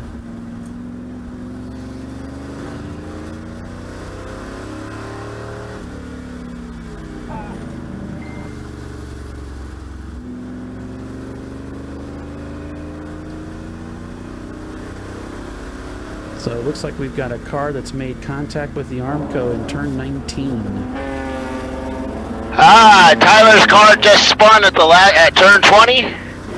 They're back on track now. You should have good video of that on the other camera.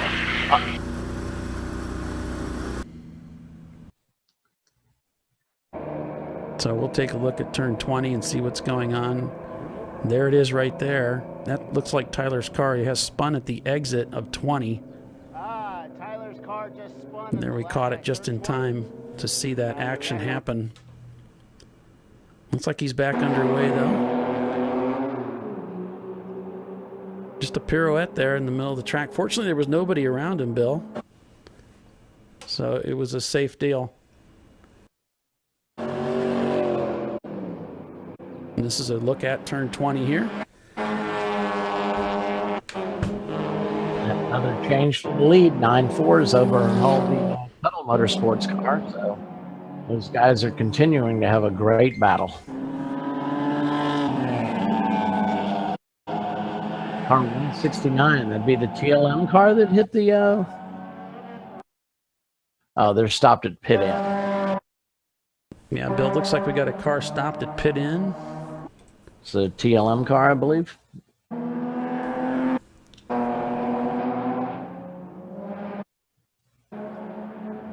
Yeah, the 102 car is just coming in for pit. He's got his timer right now. It looks like the emergency vehicles are all headed towards pit in right now on the inner loop. So obviously a car disabled there, and crews send that, they're going that way to... How far down is it? Because I'm not far from there. Well, we can't see it. We'll follow along inside one of the cars, see if we can spot it here. I'm headed down there now. Copy that. Only because I have my new cool shirt backpack on, which is awesome. Yeah. That's great. I can only assume it's got a small battery pack in it, Bill, to activate the pump. Yeah, it's got a switch. It's got a little lithium-ion battery pack, so I'm probably explosive. But lithium-ion battery. It has a little switch up on the backpack arm thingy, the shoulder harness, and fill it up with a couple of ice packs that are included. They're frozen solid. And put some water in it. Put a cool shirt on and done, baby. Well, good. Now you can get to work then.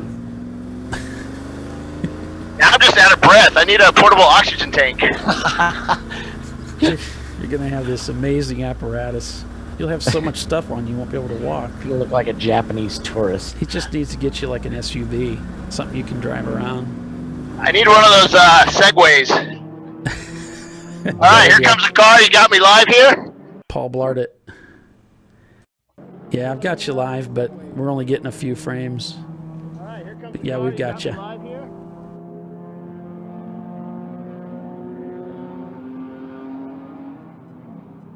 So there's the emergency vehicle we're towing. Oh, it's one of the Marlboro cars. Yeah, that's one of the TLM cars. The I don't see any 169. obvious damage on it. No, So if it was into the Armco wall there. It's a BMW with rental drivers. Maybe a money shift? Well, we had a report that there was a car in 19 into the Armco, but if that was them, they must not have been into it very deep.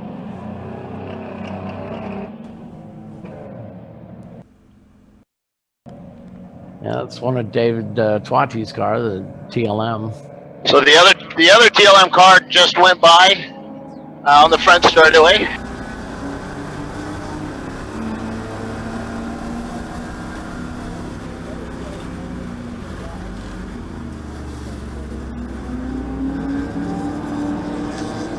So you're watching the 8-hour endurance race, Chump Car race. Title sponsor is Cool Shirt Systems for this race. Day one. We have 4 hours and 25 minutes remaining in today's race. We'll be back at it again tomorrow. Wait, we get to do this again tomorrow? Yeah, man. 8 o'clock. It'll be 9 o'clock Eastern Standard Time will be green flag. 8 o'clock local time out there in Texas. Michael reminded me that we start early tomorrow. I was not happy. Yeah. Yeah. I should say Mr. Chiswick. That's better. Thank you. I believe that's in his contract.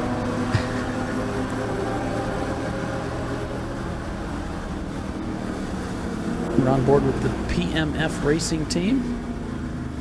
And their vintage Ford Mustang.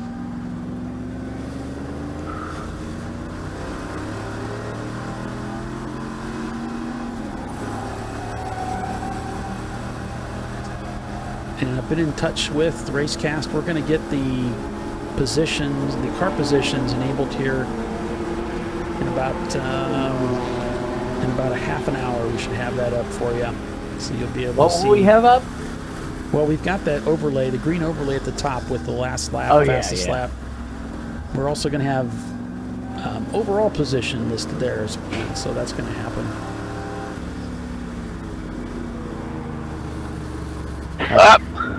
Looks like Tyler's car's coming to pit. Maybe? No. This one has a nice silver paint job. 38 car. That would be the Knucking Futz BMW 325. He's got a little smoke coming out of the tailpipe. That is not pretty. Just a little bit, not much. That's a BMW.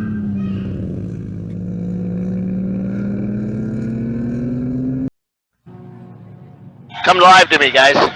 We got you, Bill.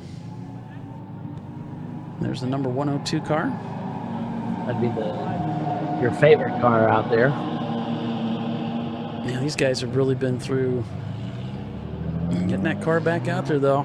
We got to hand it to them. You got out of the car. You got out of the car. Yeah, you did. What's your name, man? Pete. What kind of? Where are you guys out of? Austin, right here. So, how was it out there today on this track? Hot as hell. Very good, though. Very good. Great grip. A lot of good cars that know what they're doing. So very good, very good. We'll see how the afternoon goes. It's going to get very hot. So, any other issues with the car? Not anymore. Not anymore. We're good. You guys got enough to win it? I hope so. We'll see. All right, man. Good luck.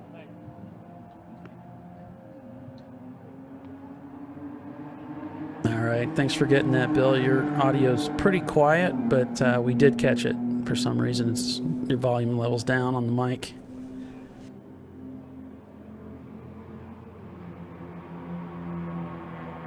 It's the Shot Fired's Racing 323i. Test. And if you can get any more gain out of it, that would be great.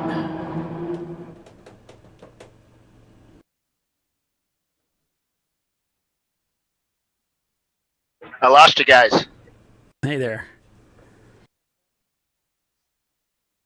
All right. So I pulled up the audio on the iMic. Cool. So it should be better. I think I did. Cool. I heard you say test. It was a little better. But it's about. Yeah, that's all the way up. That's a new battery and everything too. So hopefully it's better. Thanks. So I thought I'd point out to the viewers that low concrete wall right there is installed just for our race.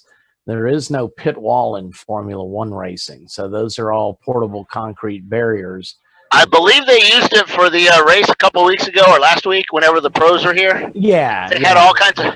Because this is pretty cool. Porsche has their own decal for the wall that they stuck down. Oh, you gotta wait for the delay. I'm using the wrong mic. Oh, yeah. It's all about the branding. That's a big sticker. Car 38 there. In the pits right now.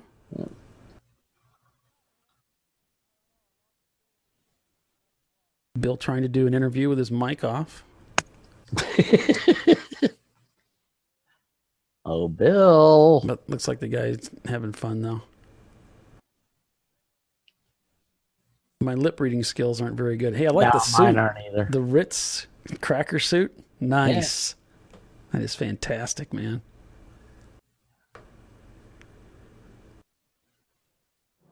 Test. We can hear you now, Bill. Test. Can you hear me now? We sure can. Okay, so he said the car's not running right.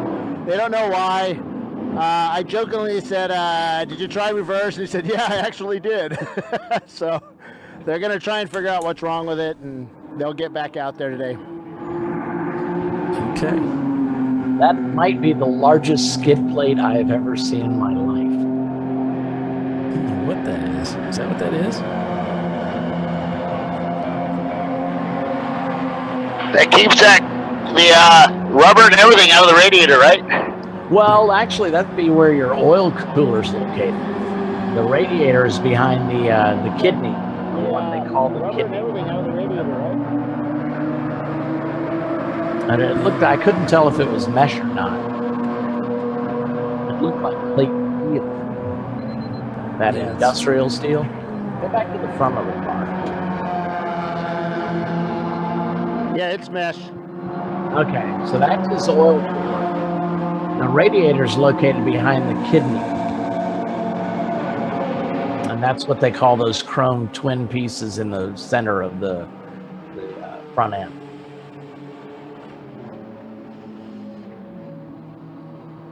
Yeah, so that's one of the EC E30 BMW race cars that we have here this weekend. Why is EC? So I'd like to show off my new hat. Let me show it to you guys. He just wants to get on camera. He's got the Maxxis hat.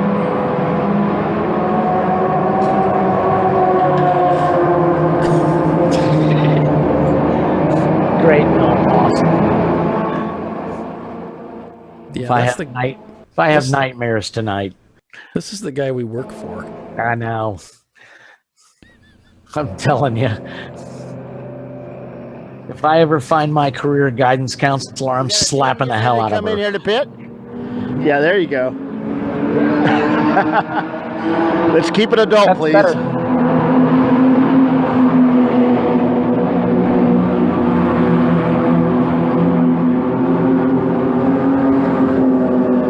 Looks like these guys are fixing to come in. They're all suited up and have their helmets on. Well, these guys are waiting for their car to come in. Shouldn't they be on the other Young side? lady of the, here is with their concrete watch with a timer on it, so they're going to time their pit stop.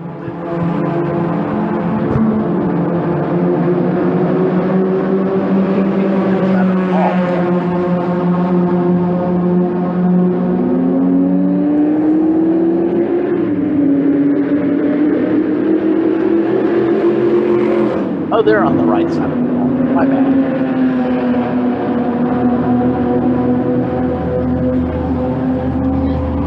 I was wondering if it was the white car coming down there because he looked a little hesitant. So the rule is you cannot go over to the car to service your car. Yeah, they're on the correct side of the wall. Complete stop. So that's one of the Chump Car rules. Yeah, so if you're wondering why they're not in position, that's It's a gray car of some one of the sort. safety rules that we have in place here. See him waving his driver down. Here they come. It's a little Miata. Got a nice splitter on the front end there. Car number. Nah, that's just a spoiler, no splitter. So the 201. 201. You can see they're doing a driver change there. That would be the ISC Racing Services Miata.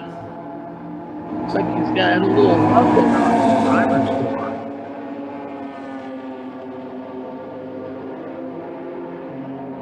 Might have had some incidental contact out there. Of course, the Miatas, so many of them do end up in the A class. This one's no exception to that. He's got one of the fiberglass roofs on it there. Something that was, it might be, may or may not, but looks like it might be cut short, so it might be a custom deal.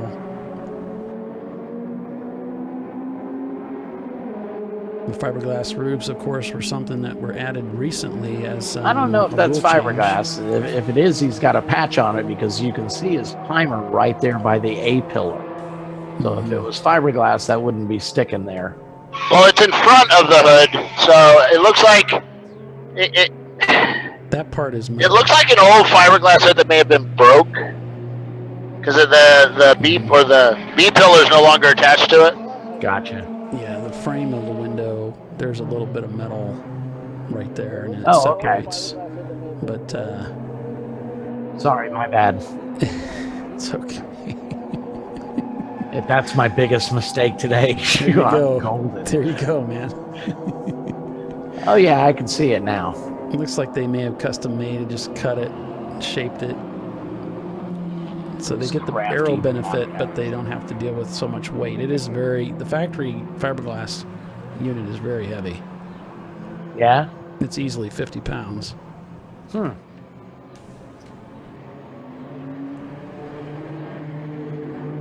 Looks like he's carrying an ice chest back over there. His cooler is stuck there in the passenger well.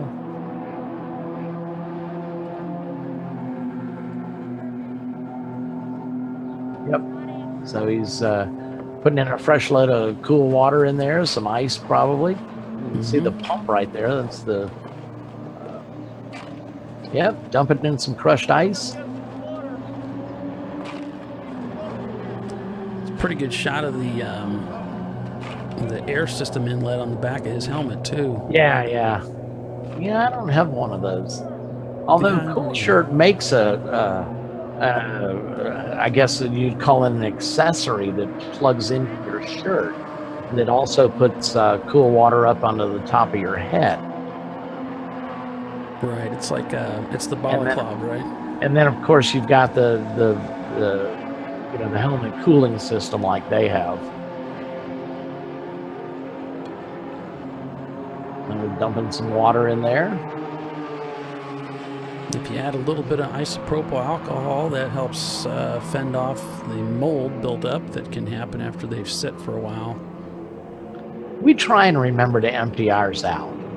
Oh yeah, it gets in your suit. You're in the tubes, Right. The moisture stays in there.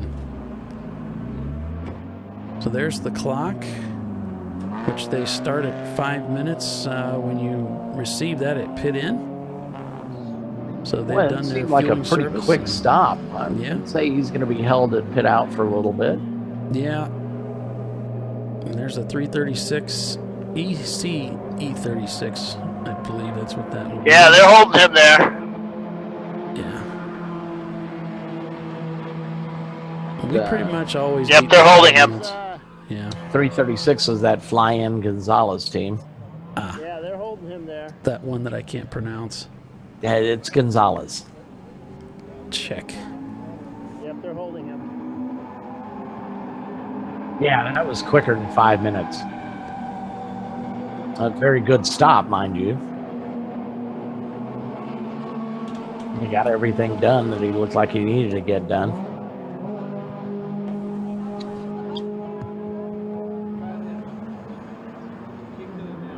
Those beautiful garages in the background there.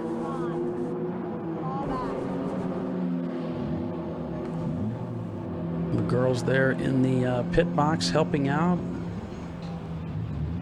And Bill trying to get a how word. is it out there? Talk to him. Oh, wrong guy. Oh, this guy.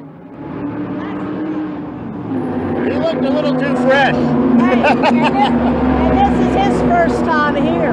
That's your first time here? At Coda, yes. How was it? It's great. Was it everything you expected? It's a very challenging course. Yeah. So how was the traffic out there? You've raced with Chump Car before? Correct, at Daytona and Sebring. Okay. So how was the traffic, other cars? It wasn't bad. I got caught behind a few slower people and tried to stay away from the faster ones. Yeah. So what place you guys in? I'm not sure. I probably lost a few places, but I didn't wreck the car, which was my goal. That's called a gain. Yeah. So where are you guys at? We're Florida. I'm Winter Park, and ISC Racing is Winter Haven. Cool. What's your name, man? Mitch. All right. Congrats, man. Thank you. Good luck. If you're not familiar with Florida, the Winter Haven area, that's all basically suburbs surrounding Orlando. So they're out of mid-Florida. And there's the one, was that 114? Yeah, 114. That'd be the Red Stripe Racing Team. That's another BMW. Yeah, an 04, 325. It's like we're looking at a Mustang 5.0. And this is a 280 car. Oh, what's wrong with it, man? Fuel issue right now. Now it's a 280Z with a 5.0. That's the problem. Yeah. They've got fuel issues. I don't think the Japanese fuel wants to work well with the American motor. Could be. It's rejecting it. So they're discussing. Yeah, about pickups. We need to change a fuel pickup, or if we're preheating the fuel lines and the. Well, let's talk to them real quick. So what do you need to do? We're not sure if the pickup's in the tank. It has 4 pickups in the corners that have shut-off valves if they get uncovered. We're not sure if they're shutting off or if we're just heating the fuel that we're returning back to the fuel tank, and we're just boiling the fuel in the tank. So we wait an hour for it to cool off and try again. So how's it running other than that? It runs great. It runs 140 on the back straight, probably. It needs more brake. You said 240 on the back? Yeah, 240. 280. Wait, is that the temperature or the miles per hour? 280, right? Yeah. No, it runs really well, actually. So we're happy, except for the fuel issue. Cool, man. Thanks. It sounded good out there. It's fun to drive. We're going to run the whole team. Yeah. Hey, Bill. Go over to that BMW. All right, these guys have a little twisty, turny thingy. Excuse me, we're making a barbecue sauce here. You can't. It's an ancient secret. You're just gotta pull the camera out. Donald might get mad if we give away a secret recipe. They have an issue. We have an issue. We have one too many clutches. Yeah, it's twin clutches and such, but they usually look like each other. Damn it! I knew there was something going on. Is there a size issue there? We have too few many gears for this track. Yeah, so it might have something to do with the clutch. I think it's a shifter fork. Well, good luck, guys. Thank you. We're having fun. Right here, right now. We live here. Cool. What's the team name? Red Stripe. All right, guys. Good luck. Thank you. They had a 7th place finish earlier this year at Harris Hill. Yeah, so they obviously they know how to get around the racetracks. Harris Hill, of course, one of the West Coast tracks. No, it's a Texas track, I believe. Texas. Well, it's not coast. Well, yeah. Central. Yeah. That'd probably be more central, right? Well, Texas likes to think so. Texas likes to think they're their own country. Bill.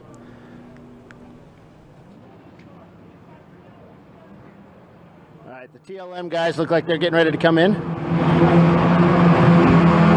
Well, this would be a good chance to talk to David then. When I turn him up, you'll be able to hear him.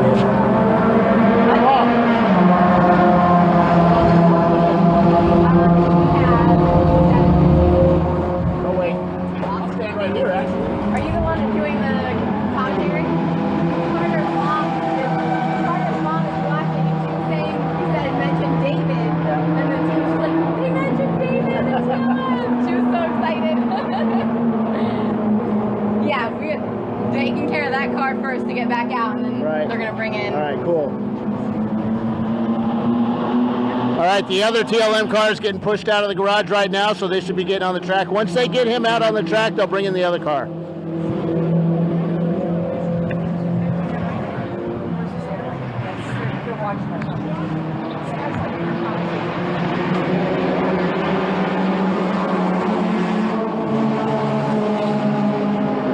Yeah, so if you can post it around there, David here about his operation.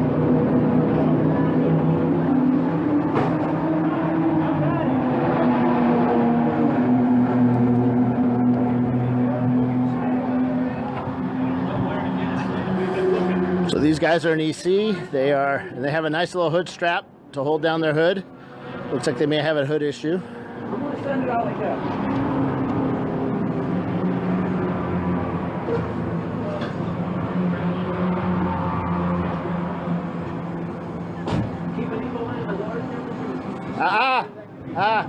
You gotta fuel out there. You can't fuel back here. Oh, yeah? You gotta fuel out there.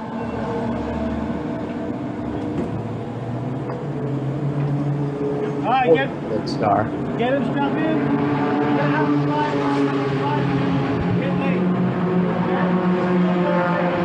He knows. His wife's watching. She needs to smack his hand. He knows better than that. Is that David?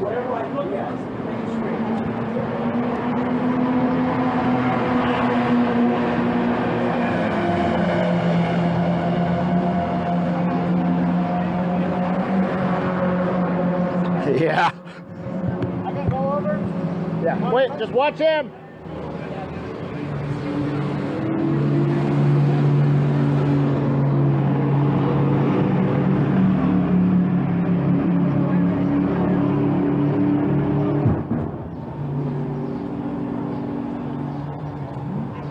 Got the fashioned pit board sign there. He's going to wave his driver down from the separation wall.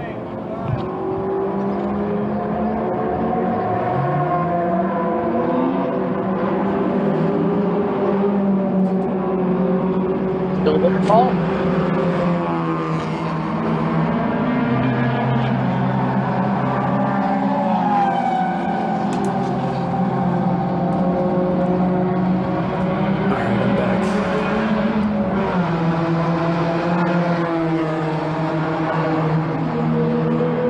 So there's a look at our top 10 as things stand. So the MR2 just went by, his hand waving out the window. I don't know if he was waving at us or maybe waving at his crew. Okay.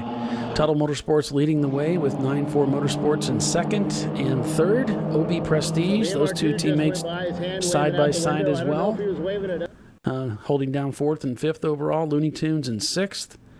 Looks like Lone Star Racers, they just swapped positions with TLM USA and P9 Birmingham 2. And P10, it's 11/10ths Racing.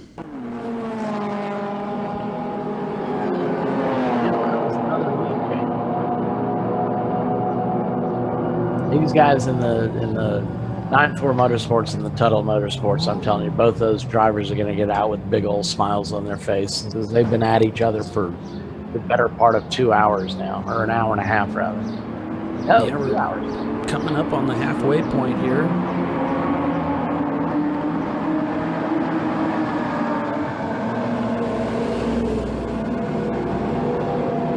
There's a view of the pits from Logitech RoboCam.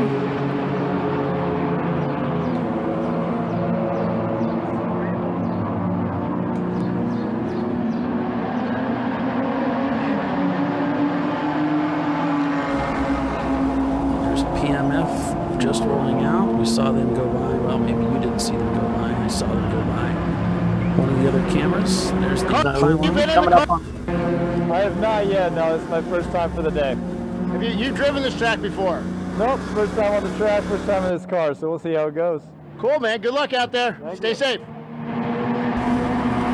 So we're going to be seeing our leaders pit here. They're right at about the end of their 2-hour stint. So pit road's going to get pretty busy here pretty soon.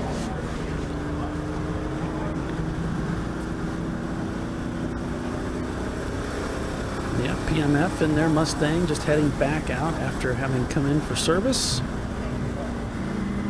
Likely a new driver plugged in as we have a 2-hour limit on how long drivers can stay in the car. And they're required to have at least a 1-hour break.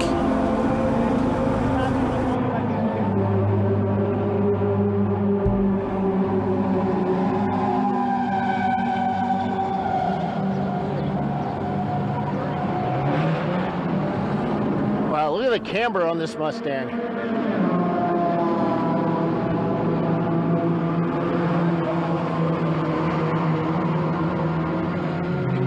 What's that?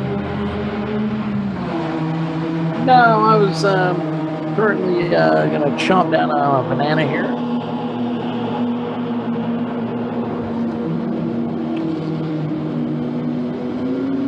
I can barely hear you, Paul.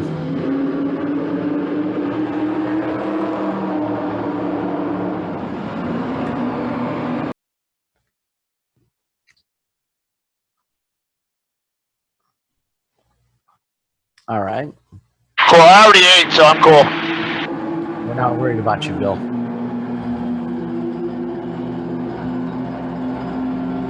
You know, we always think about ourselves. Yeah.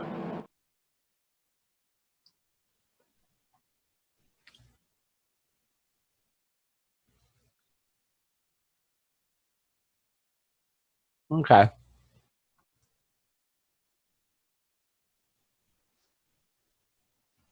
Gotcha. Right.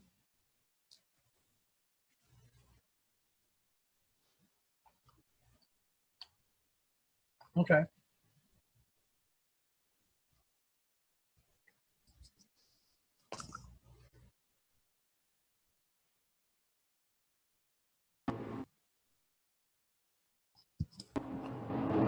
Okay, the tunnel is in.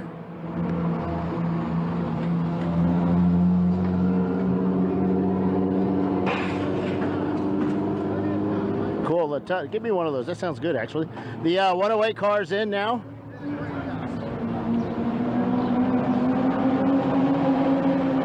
That is our leader, by the way. Well, these guys practice. It's really cool the way they do it. As you see on the side there, that's Erica Tuttle. She passed away around Christmas. I think it was Christmas time. It was really sad. She just... That's terrible. That's Brian Tuttle's daughter. Can you hear me, Bill?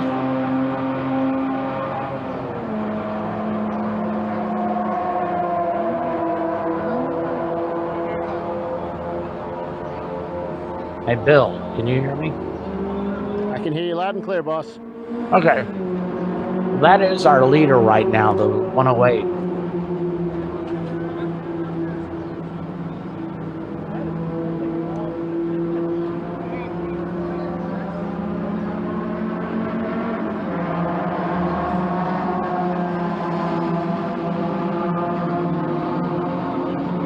So the car looks good. No extraneous dents.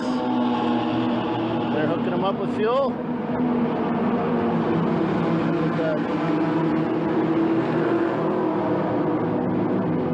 So now they go to work on the car.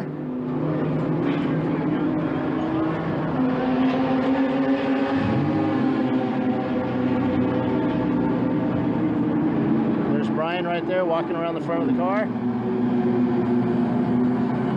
Man, they have matching driver suits and everything. So, yeah, these are powered by Nissan V6s. Maxima V6s.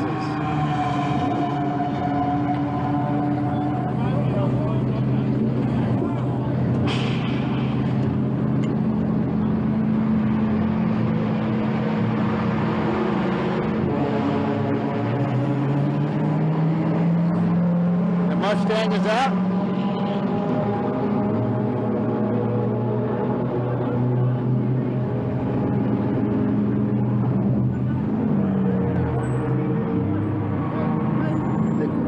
EC170's in now.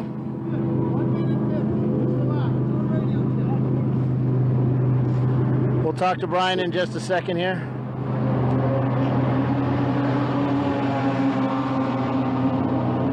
Sorry, pit lane's getting a little busy here, so I'm having to turn around a lot just to make sure I don't get hit.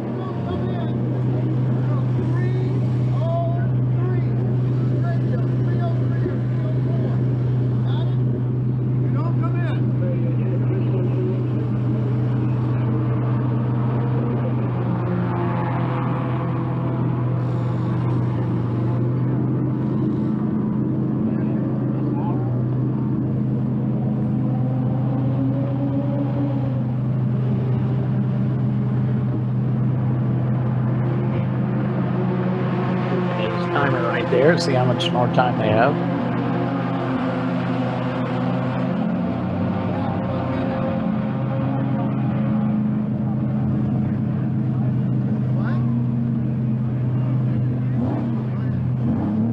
There they go.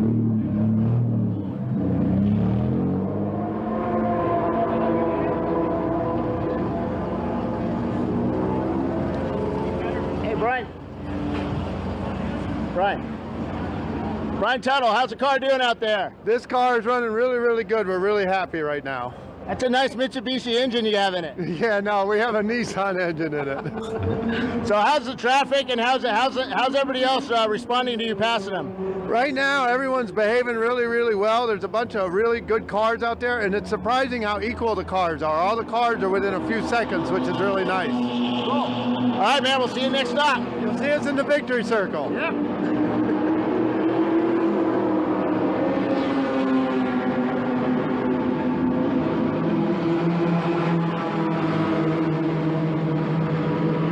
Report to the number 37. I'm looking to see who else is on pit lane here. 255 is in 9th place. It's a little RX or Lexus right here. Yep, Birmingham 2. They're in the top 10. They're pitting right now. Plug in the radio. Ready? SC300, most likely. Yep, you need to find Tiffany. That's the lady right there in front of you. 4-liter V8. So it's an SC400.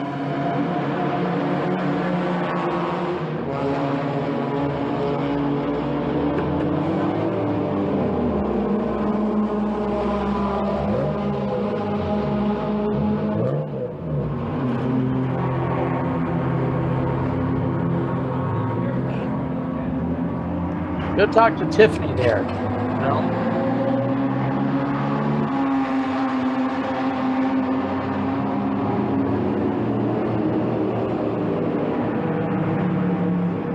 Tell her Doc says hi. Tiffany, I'm supposed to talk to you per Doc, not the driver. Were you the driver? No. Were you the driver? No, Nadia just came out. He did. He came out. Who just? Oh, Snooki came out. Oh, he ran off. He saw me and ran out. Yeah. All right. So, Doc says I got to talk to you. So, how's the car out there? They only have 4th gear, and they're running 9th overall. See, you know what is it with Toyotas and just one gear and doing well in a race? Special. It's all the torque. Yes. All right. Hey, Bill. You think it'll last?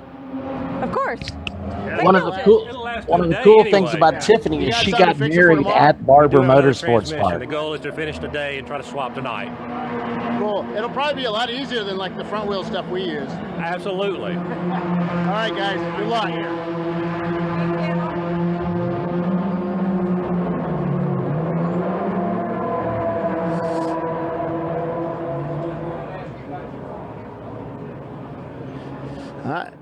Here's yeah. Well, this doesn't look very good. Man, that's a lot of pieces. Prestige Auto. We normally see these guys like up front and stuff, not in the garage with parts all over the shop.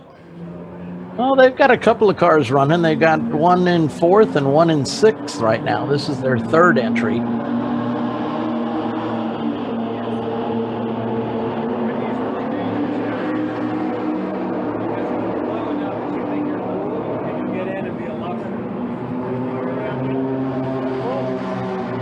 There's a lot of room in there. So what happened? There's something missing there. We don't know yet, but the motor went.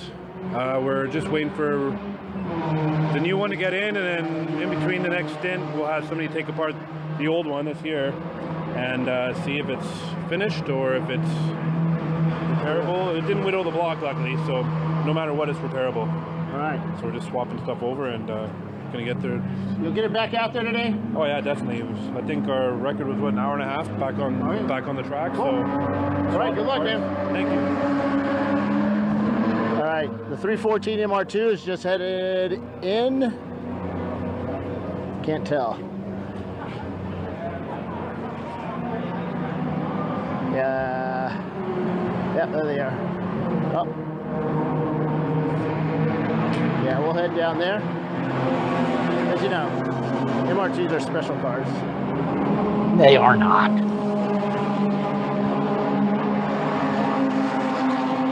You just keep telling yourself that. Seems to be a lot of cars in the garages. Special can be many different things, Doc. True. I've heard a lot of people refer to me as special. Hey, see if while you're walking by TLM, see if you can get David on camera.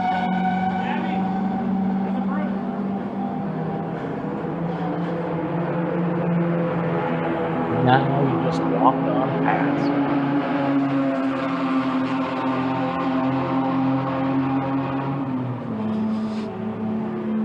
Yeah, we will.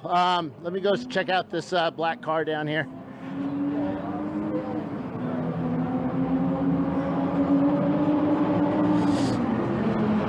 So anybody in the MR2 world,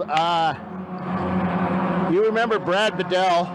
He had the first winning Toyota MR2 for the Ultimate Street Car Championship that took place back in the early and mid 2000s. Well, the engine builder for Brad's cars, which dominated that day, was this guy. He built this car, so he's decided to take an MR2 racing now, and it's doing pretty good. And he's always known on the MR2 boards as D's Nuts.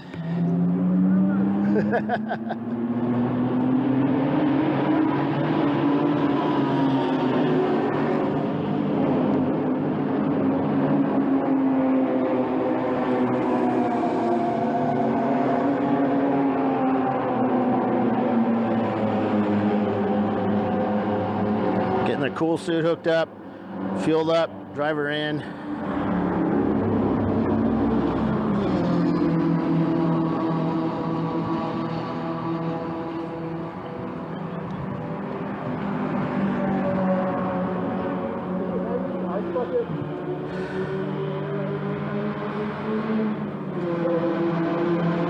See, they're local guys. I believe they're out of Houston. Well, local as in Texas. I think they're out of Houston, somewhere out there. Maybe Austin, but I think it's Houston.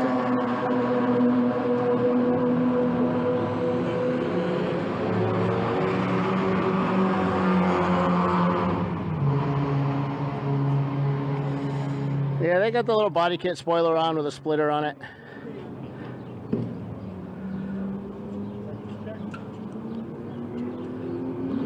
I believe it's a V6 too.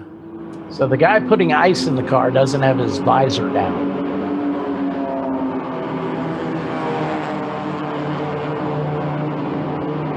Shame on him.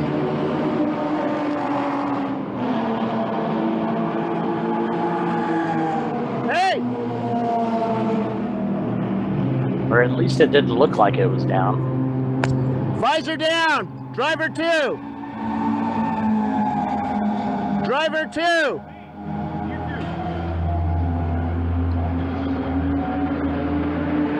No, they didn't. He got it.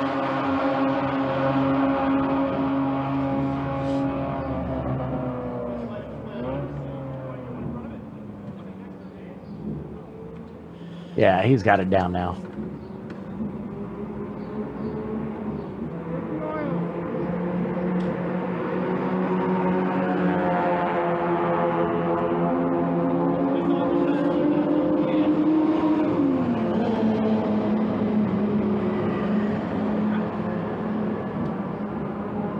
I feel these guys' pain. I know how much room there is in an MR2, or lack of room. How hot the interiors get. Well, that's what you get for putting the engine right next to you.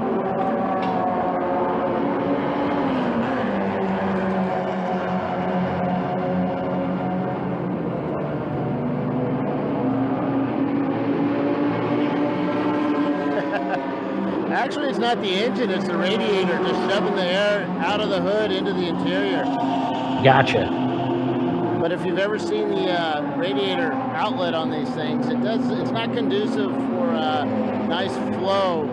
It kind of hits a wall and it goes out underneath the car. And the nose will feel like it lifts, but what it is, it's just a change in the alignment a bit. And so you put the vent out the top. It actually keeps a little bit of the air out from underneath the car and keeps the alignment where it needs to be.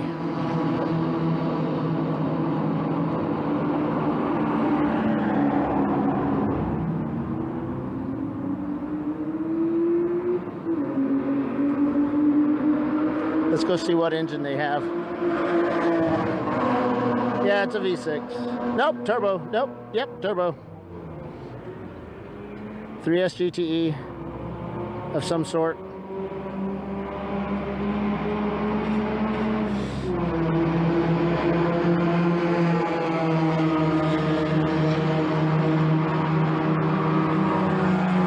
It's a 2-liter turbo. They don't normally do well at these races because of the amount of heat that they put out. It just builds up over time and they just have nowhere to put the heat, so. But these guys, they know what they're doing, so big intercooler.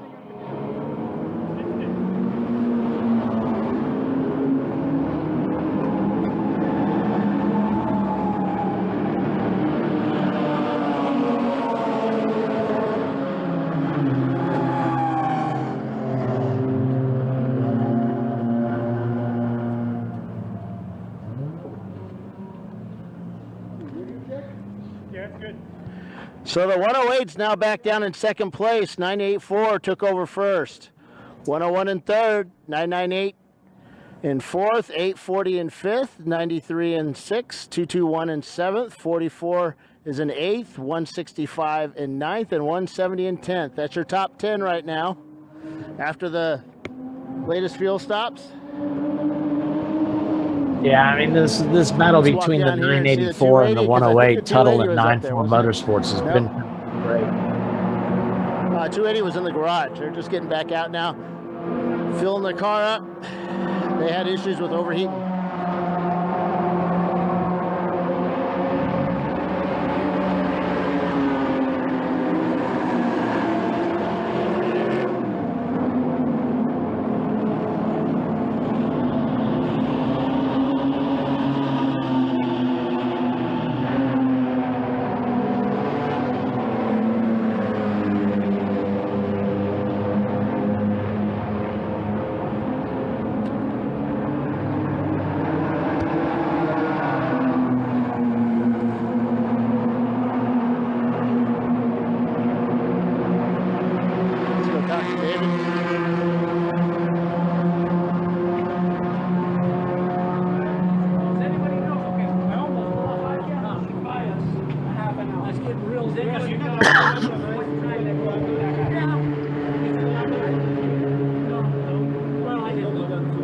Yeah, I'd just like to hear a little bit about his operation, let people know that you can win, ride and drive in one of his cars.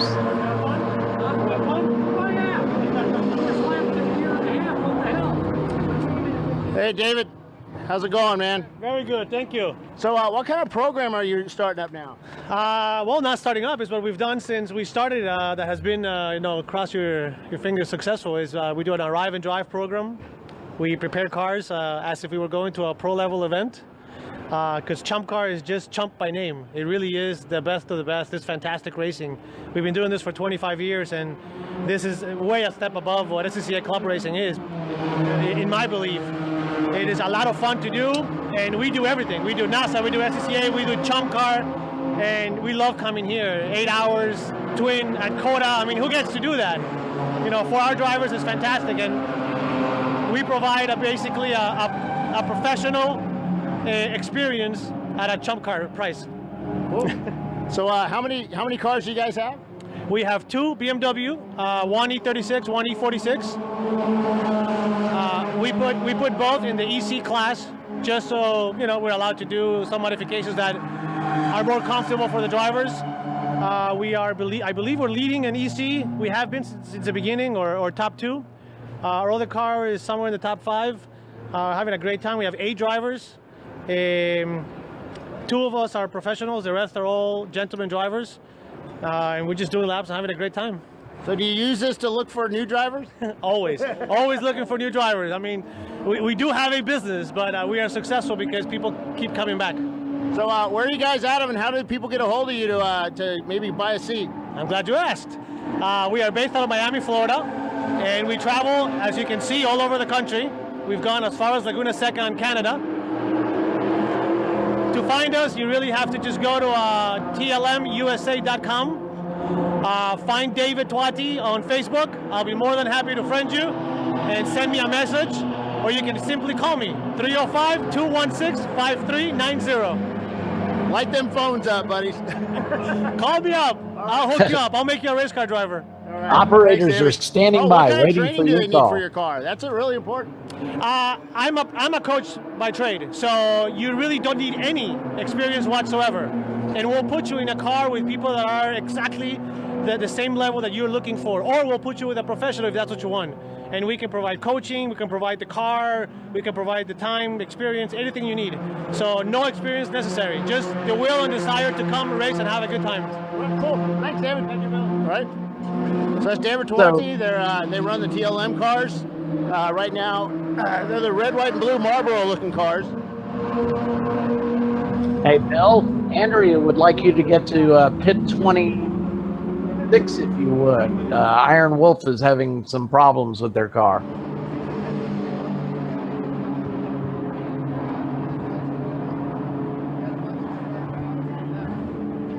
Pit 26? Yeah.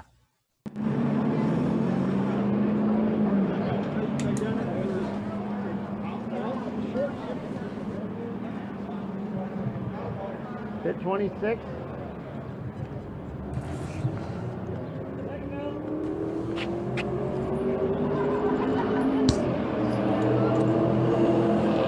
Iron Wolf? Yep. Iron Wolf. Iron Wolf? Yes, Iron Wolf. Let's jump in the car. Fuel pickups. Oh, yeah, okay. Yeah, that's who we spoke to earlier. They had the fuel pickup problem. They, whenever they,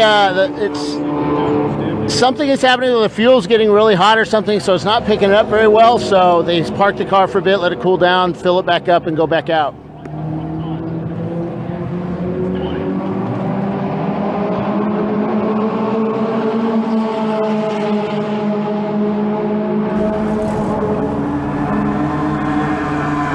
Go back down here. Maybe if we can find our cool shirt specialist. See who's hanging out at the cool shirt site. Yeah, your friend Beth was asking. There's Mike Morrison standing right in front of me there. That's the regional director and head of this race. Hi, my name is Bill, and I have a problem. What's your name? Hi, Bill. My name is Mike. Who let you in here? I don't know. But how's everything going today, Mike? So far, so good. It's a beautiful day, a lot cooler than last year. The drivers, for the most part, are behaving themselves out on track. Everybody seems to be having a good time, so I'm happy if they're happy. Cool. That's a cool hat you have, man. That is a cool hat. I think all of our sponsors should give us cool hats. Here, show them mine. All right, Mike, we'll talk to you later. Have fun. Hey, you didn't leave Mike Chiswick in charge, did you? Unfortunately, I did. So I have somebody in there babysitting him, so everything should be okay in the tower. He's probably asleep anyway. He's not used to getting up so early. That is true.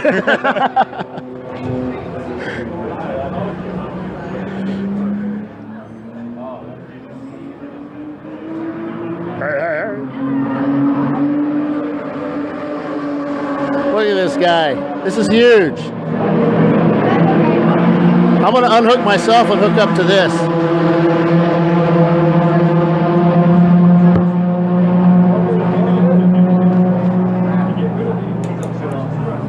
So this is the cool shirt system that is at the track. This is the first time we've had this in a Chump Car race.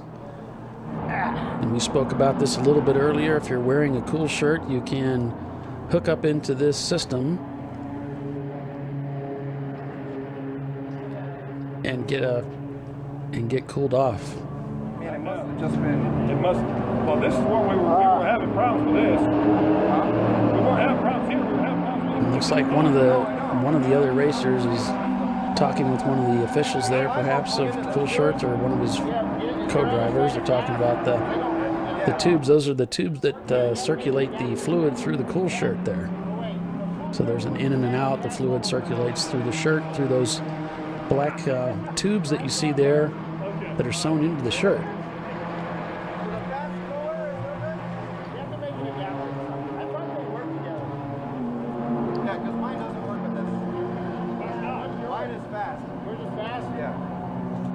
just pushing it in real quick? Yeah, it doesn't go.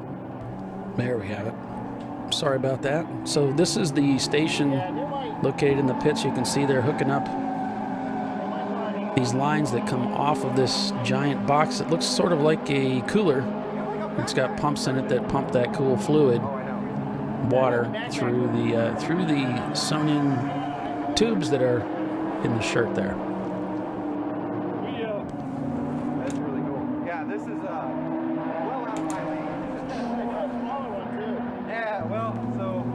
This is a look at Turn 12. We're live out here at Circuit of the Americas for a double 8 endurance race. We're watching the ChumpCar World Series Endurance Car Racing Series, sponsored by RVA Graphics and Wraps. Title sponsor this weekend, Cool Shirt Systems.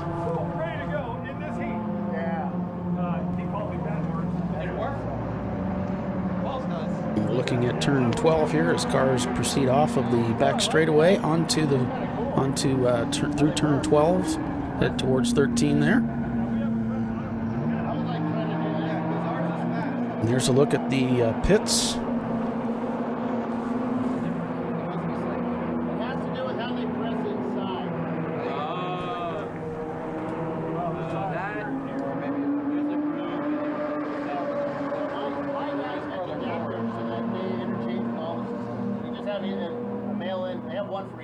Okay. The groove is further. It's like radio systems. You always have it adapted. Yeah. We're going to look that I'll up. go print one. There you go. Print one? He's got a 3D printer. Hey, Chelsea. Looks like they're taking a look at car 71 that's out on track. Might be smoking.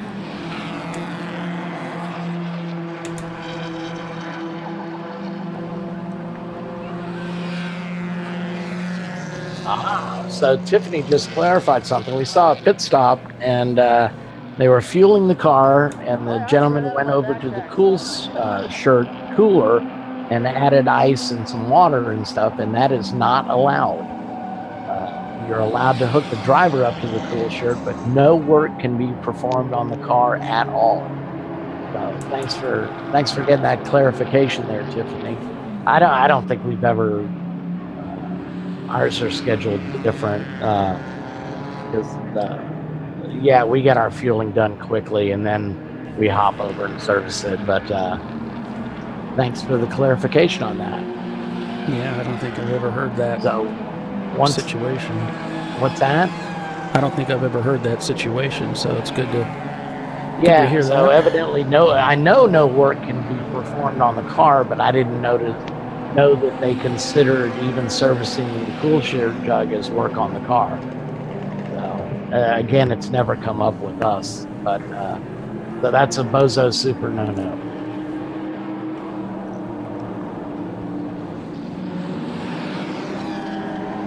Thanks, Tiffany.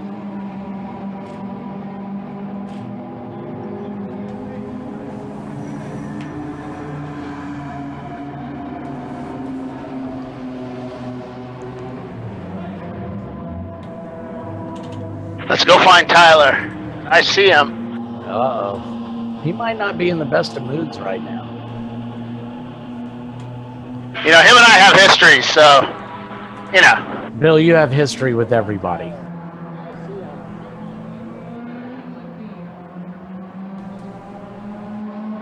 Yeah, he got some big arms. I don't want to mess with him.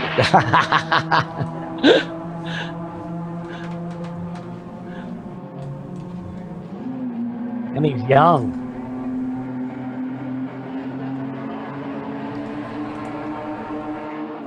Yeah, that's almost for you. What's up, Bill Strong? Hey, Tyler, how you doing, man? Doing good, Bill. How are you? I'm all right. So how's the car handling out there? It was good. We started the race, I think in 30th, got up to second, and then our exhaust broke. So what does that tell you? Well, we need a better exhaust. No, you need change to hold up your exhaust. I know. So we got a 3-inch exhaust clamp. Sadie went to the store and got it held up, and we're good. So just turning laps at this point. Cool. So you ready for tomorrow? We're ready for tomorrow. Hopefully we can win that one. So we were moving pretty quick out there this morning. You know your ass is pretty bony? Yeah, I've heard that before, actually. All right, you can stand up now. Have you been out yet? I have not. I haven't been out yet. When do you go out? Next year. What? Next year. Oh, you're not going to race now? He said you got to put a ring on it first before you race? He put a ring on it. So, Racing comes next. Huh? Racing comes next. Should be. This is our first fire bottle fill. Should be running the fire bottle this time. So, yeah, that was Ian's highlight. I'll tell you, he was like, oh, he was all gung ho about that. Sorry, buddy. Cool. Just, you know, do you like him a lot? I do. Okay, so. Most of the time. Yeah. You want him to look pretty still? I do. Okay, so yeah. Would you point it, if you're on fire, would you go to the bottom up or work the top down? Top down. So he's just a pretty face. That's right. You have IMSA Pro Misha Goikberg right here. Yeah. What? So you have IMSA Pro Misha Goikberg, who was out there first right here. Ah.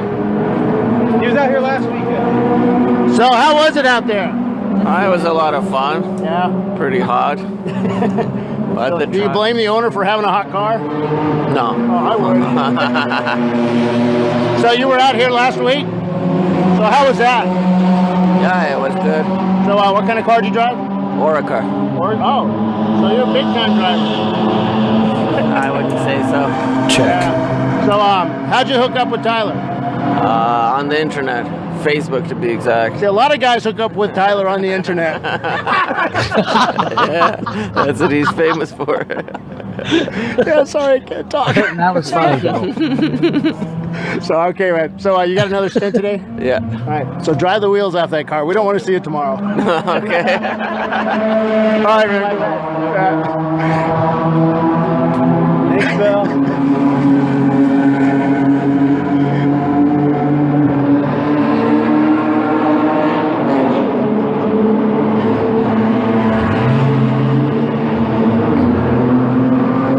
All right, I need to go get some water, so I'll be back in a couple of minutes. I'll pass it back to you.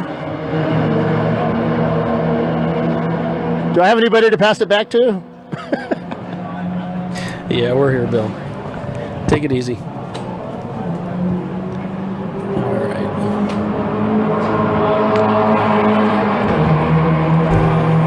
You are watching the ChumpCar World Series broadcast, ChumpCast Live.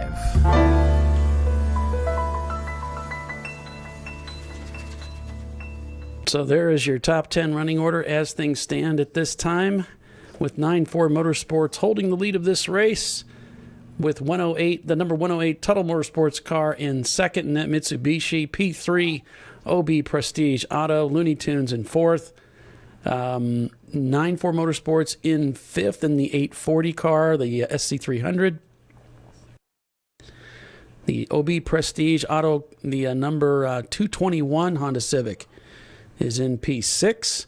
City Garage Racing in P7. Winding Road Racing in P8. Lone Star Racers in 9th. And TLM USA, the Matilda car, in P10.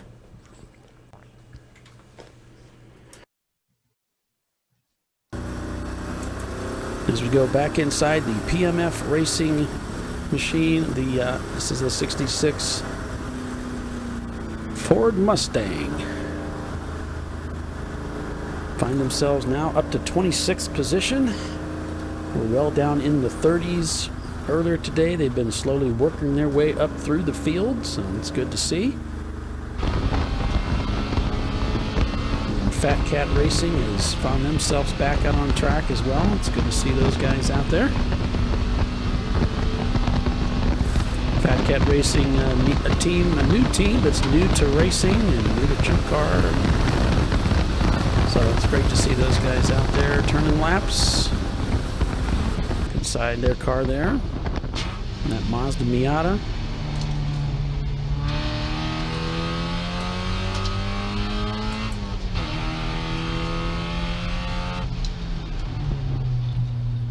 So if you're thinking about this type of racing, maybe you're considering it, but you don't really know what direction to go, and you're watching our broadcast today to hopefully gather some more information about it, you can head over to the Chump Car website ChumpCar.com and register on the forum, get to know some people. But ultimately, you're going to want to come out and join us, of course, and there's lots of volunteer opportunities for you to get into the inside of the sport a little bit and get to know more about what a Chump Car is and how it works. There's lots of great opportunities out there for you, so I hope you'll do that. There's also a lot of information on the Chump Car website, including the rule book. Our Chief Operating Officer, Mike Chiswick, does about a bi-weekly video bringing everybody up to speed on what's going on with all the events and so forth. And I was listening to him missing those shifts, trying to get out of turn 20 here at COTA. A little concerned that maybe there was a problem. It sounds like he's on his way again. So yeah, if you want to find out more about Chump Car, more about wheel-to-wheel racing for the beginner, or even if you're a seasoned pro, we've got a whole variety of drivers that participate in Chump Car, from teams just like this, Fat Cat Racing, their first time racing, all the way up to seasoned pros like Randy Post that compete in Chump Car.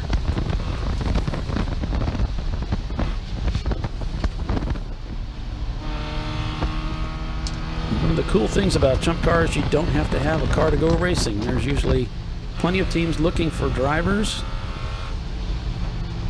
so you just have to get your gear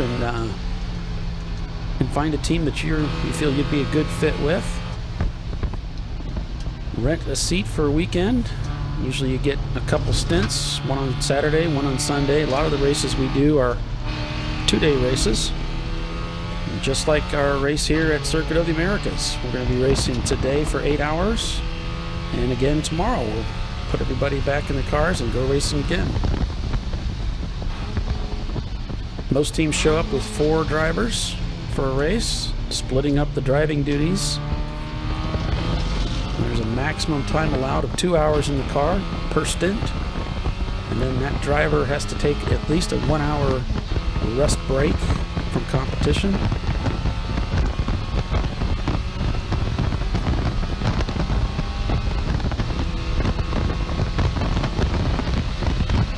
So that's a lot of track time and a lot of bang for your buck.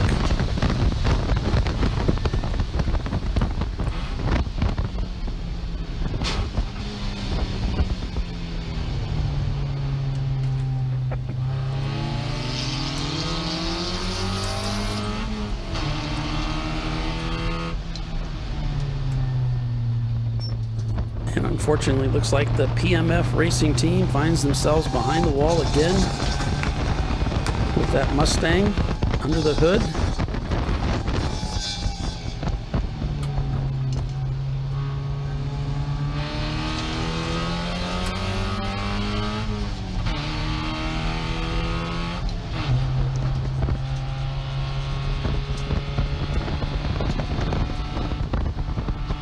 Chump Car title sponsor, RVA Graphics and Wraps. This weekend's race sponsored by Cool Shirt Systems.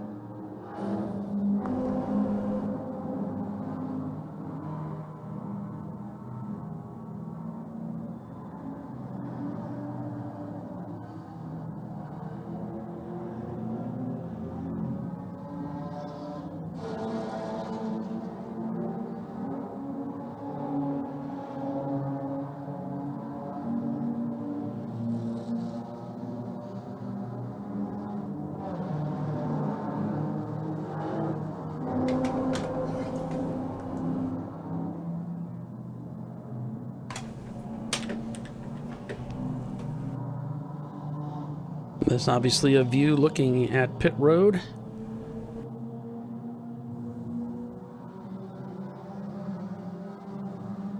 Just 3 hours and about 20 minutes remaining in today's race. View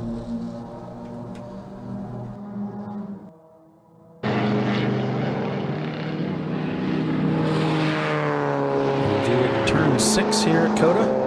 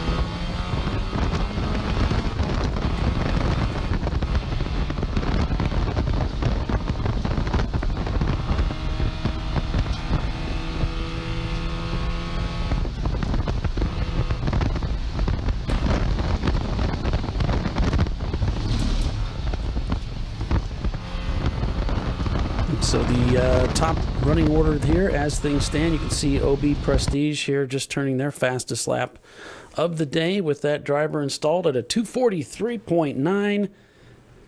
Could be the fastest lap of the day so far out here with our leader 94 Motorsports in that Toyota. Yes, leading the way with the fastest lap time of a 246 in that Toyota. Tuttle Motorsports in second. In P3, it is OB Prestige Auto Racing Team in their Civic, one of their Civics. It's the Looney Tunes Mustang in fourth. In fifth, 49 Motorsports. In sixth, OB Prestige in their other Civic, the number 221 car. In P7, City Garage Racing. In P8, Lone Star Racers. In P9, Winding Road Racing. And it's a TLM USA EC car in 10th. So let me tell you about that leading Toyota that's yellow. I'm looking at Racecast right now, what is it? Not Racecast, but I'm looking at the standings now, and it's 94 Motorsports, and it's a yellow Toyota. It's not a normal Toyota. That's a Toyota Supra. That's a Toyota Supra. Now, the collective gasp on the internet was, oh my God, a Supra and Chump Car. Well, it's a normally aspirated Supra. It's not one of those fast and furious Supras with the super duper turbochargers that accelerate to the speed of light. But it's a normally aspirated 6-cylinder that is, oops, sorry. I stand away from the television. I was standing next to TV, so I hear a lot of feedback here. Hold on. Who would paint a Toyota yellow? I don't know, but it's a pretty color. So that car used to be a pace car for the Toyota Grand Prix in Long Beach. Yeah, and it's raced a few times in SCCA and such. So they purchased it, and it was a little bit used up. They refreshed some stuff and put it back out to race. But But yeah, so the collective gasp on the internet was, "Oh my God, a Supra's racing!" Now the Supra's a quick car, but it's no faster than the SC300, which we have a bunch of those, and that team even runs an SC300. So it's a good quality car, good suspension. Actually, the SC300 and the Supra use pretty much all the same parts except for body panels. So it is what it is, but it's a fast car, and we knew it would do well because the drivers are good, the team is good. They don't make many mistakes. They've been on the podium a lot this year, or a couple of times this year, and they're doing well. Looks like Tyler's getting black flagged in the Crank Yankers team. Yeah, whoever's driving that car just got black flagged. So when they come in, Bill, can you fix their camera for us so we can get that? And we're down to one car.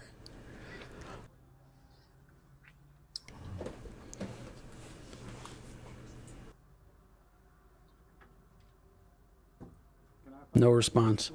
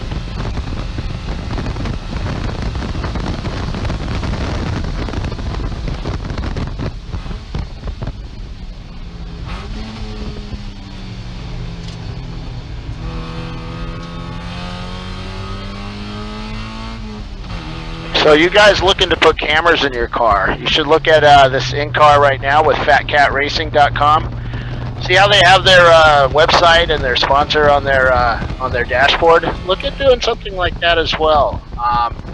It helps can help you pay some of the bills you have or promote your business if that's what you're using this race car for.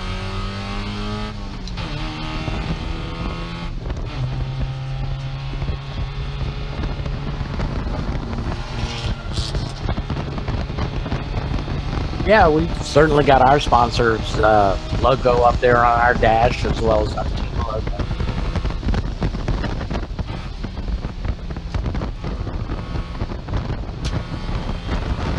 Got to give those sponsors all they do.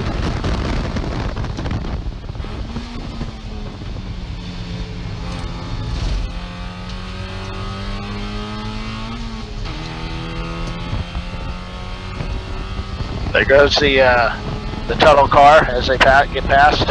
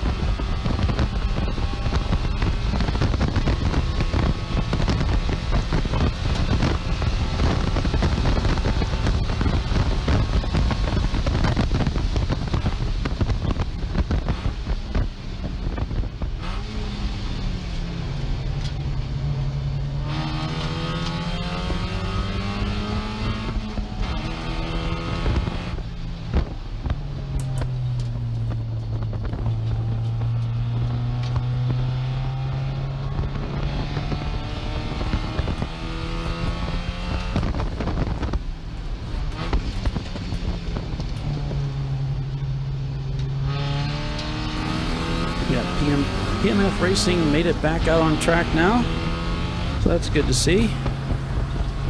In that classic vintage Ford Mustang.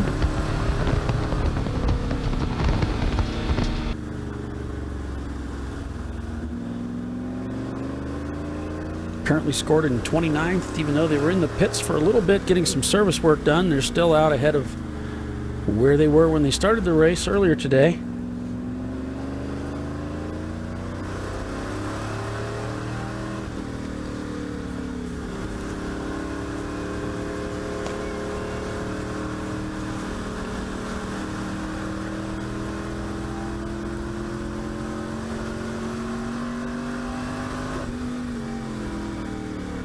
I'd really like to see him add some grommets where those wires go through that cut dash.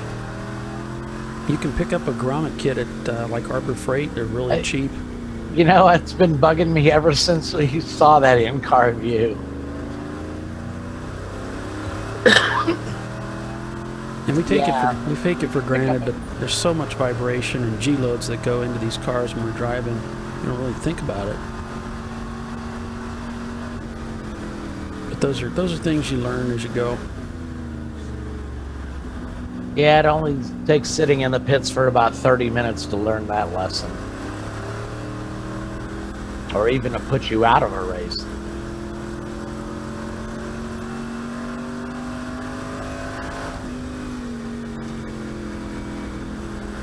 Come over to me. Go ahead. I'm in 9-4.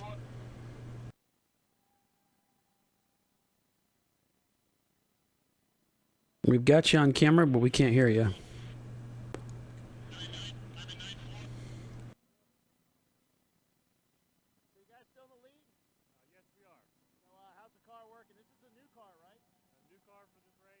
Let me see if I can bring up. So this is a new car you have out there, 9.4? Yeah, first race for this car. Very reliable so far, and that's what you needed in something like this. So what kind of car is it? It's a 98 Supra. So, the collective gasp on the internet was after we posted the pictures up last night. So, that's not just a normal Supra, that's a normally aspirated Supra, correct? Yes, non-turbo. Yeah, so, yeah, a lot of people were like, now there's not much difference between that car and the SC300, correct? No, very similar. Chassis and engine. Same engine, very similar chassis. Right, So, so cool. We've got a lot of experience with the SC, so. We'll wait till the loud car goes by. So your strategy is helping you stay ahead? So far, we're just glad I can go on fuel. It was close. And that was an unknown, wasn't it? It was. So, so far, so good. Cool. So. All right, guys, good luck. Thanks.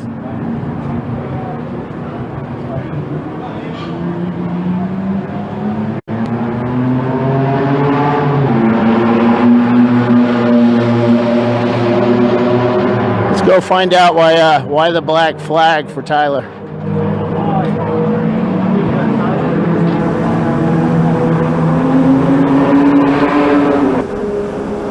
Why did he get black flag?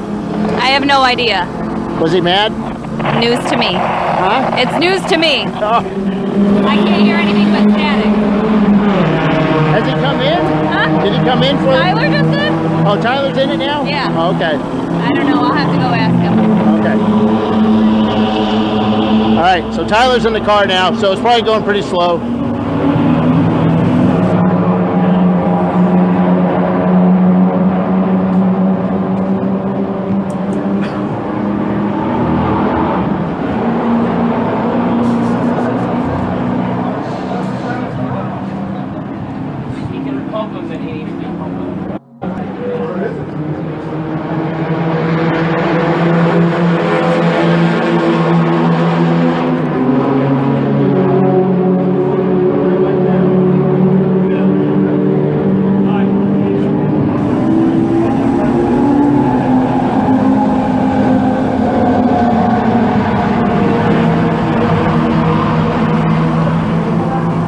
So this is what you can bring when you bring a big rig. You can throw all your engine changing tools in it.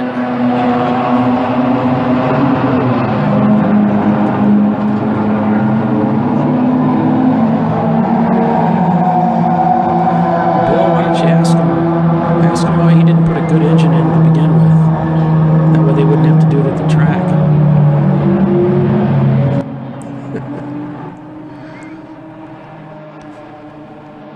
trying to get him punched out.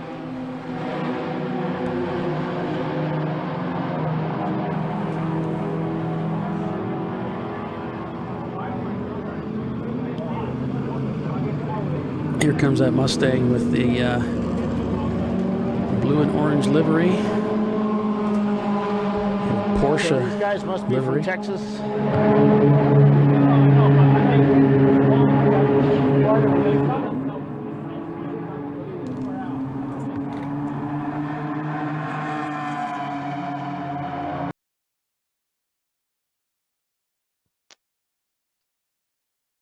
This is on board with the Iron Wolf Racing Team and their Datsun 280Z. Heading back out onto the front straightaway here at Circuit of the Americas.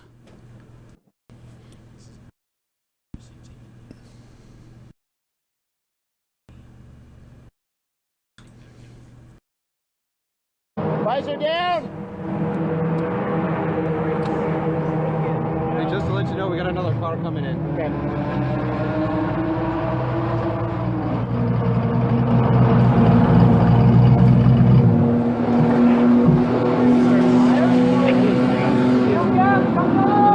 Watch them, I'll watch them. That was the Looney Tunes Ford Mustang we just saw there, the black car. Visor down! 429, that's the OF Dirty Dogs Ford Visor Mustang. down!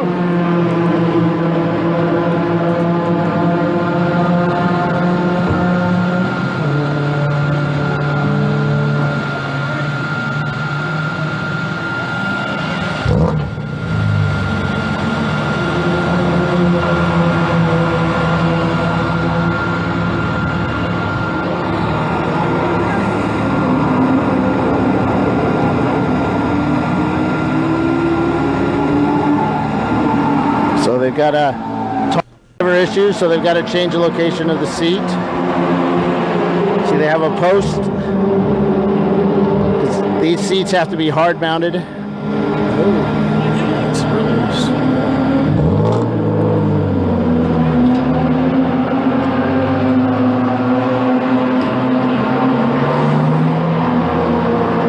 So what he's talking about is the seat has to be supported not only at the bottom where it mounts into a slider or hard mounted to the floor, it also has to be secured at the back toward right around mid-back. That supports the upper part of the seat, and that's very important. Looks like the Looney Tunes Mustang is going up in the air.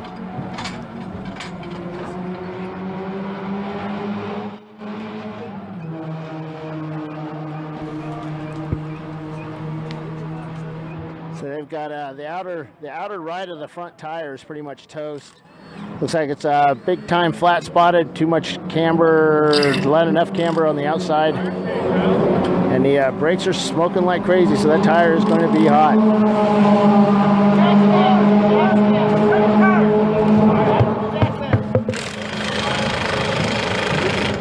Looks like they're bringing 2 tires over the wall. Give me a little go.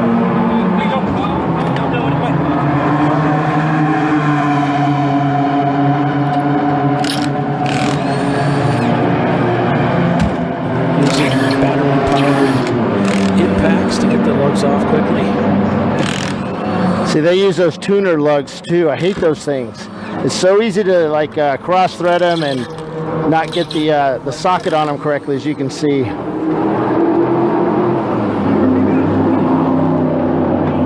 So when you buy racing wheels for your your endurance race car, buy them with open lugs so you don't have to use those little tiny tuner lugs.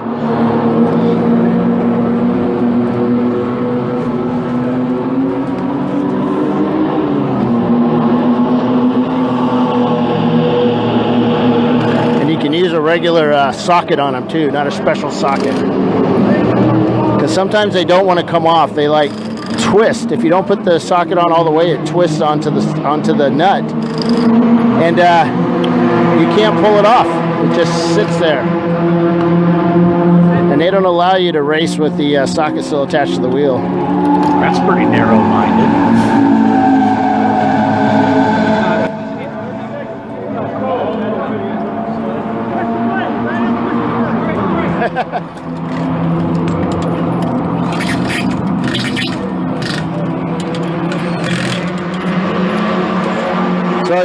guy checking the tire pressures there. We once swapped out tires. We had a flat, so we threw a tire on, and we completely forgot to check the air pressure on it. After like 2 or 3 guys were in the car, we realized that they were complaining about it kind of being really pushing up front, and we had way too much air. It was like 45 psi in it, so it's what we used to put the tire on with. Yeah, so you always need to check the air pressures on all your tires.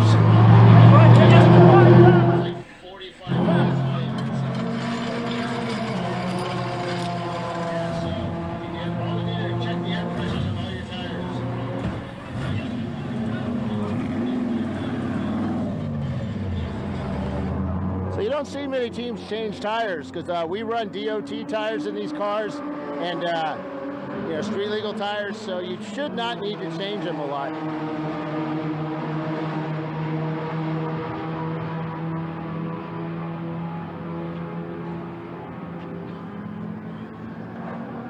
The Kentucky Fried Racing BMW there.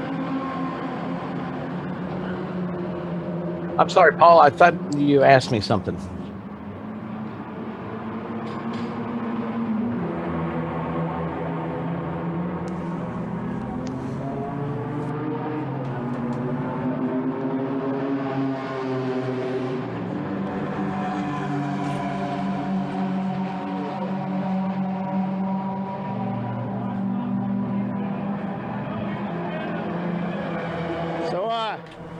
What do you think of the cool suit assembly here? Awesome. It's a breath. It's a some ice cold air. It's a whiff of cold air. That's exactly right. It's actually pretty cool. When I was, I just went back in during the break there, and I filled mine back up with cold water, and it's pretty good. I like it. I like my little backpack.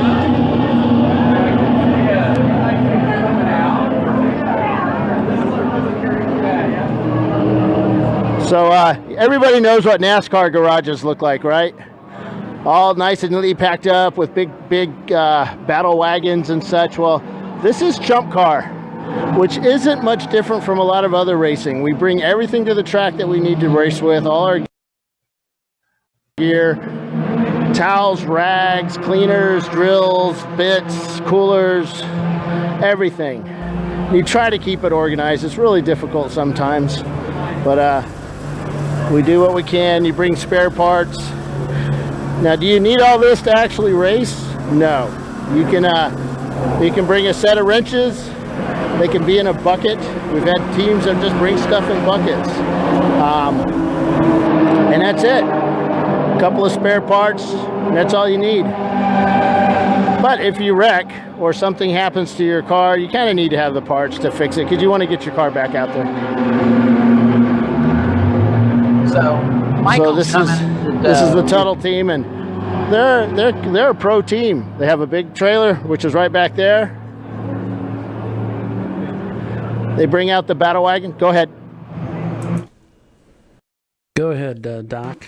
Oh, I was just Michael's updating us. It appears that Tyler to the Black Flag was for erratic driving, so they had 4 offs in 15 minutes. So they brought him in and they changed drivers. Now that doesn't sound like Tyler.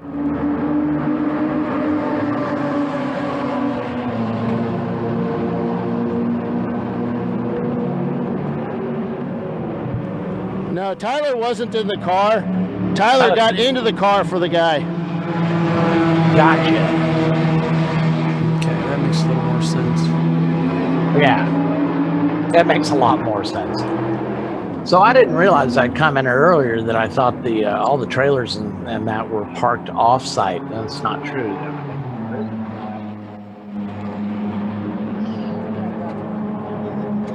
There's the 114 car. Looks like they are working on that transmission. It's the Red Stripe Racing car.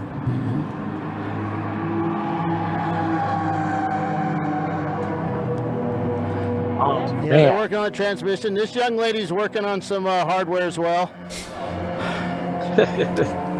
You know, you get out of the car, especially on a day like this, and you get all tight and stuff, and so Pit 22, come on down, and she's giving massages for. Oh,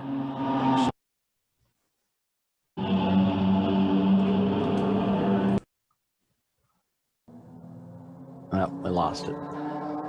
Yeah. You can see there one of the BMW E30s currently being serviced in the pits. You're watching the ChumpCar World Series broadcast, ChumpCast Live. Stay with us. You are watching the ChumpCar World Series broadcast, ChumpCast Live.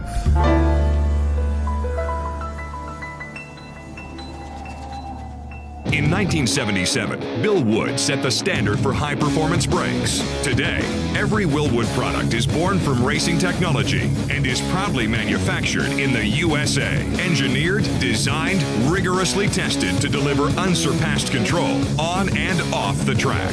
Whether it's for cruising or absolute performance, Willwood has an application for the ultimate stopping experience. Race-proven, street-ready, drive Willwood. We are back here at Circuit of the Americas, also called COTA for short.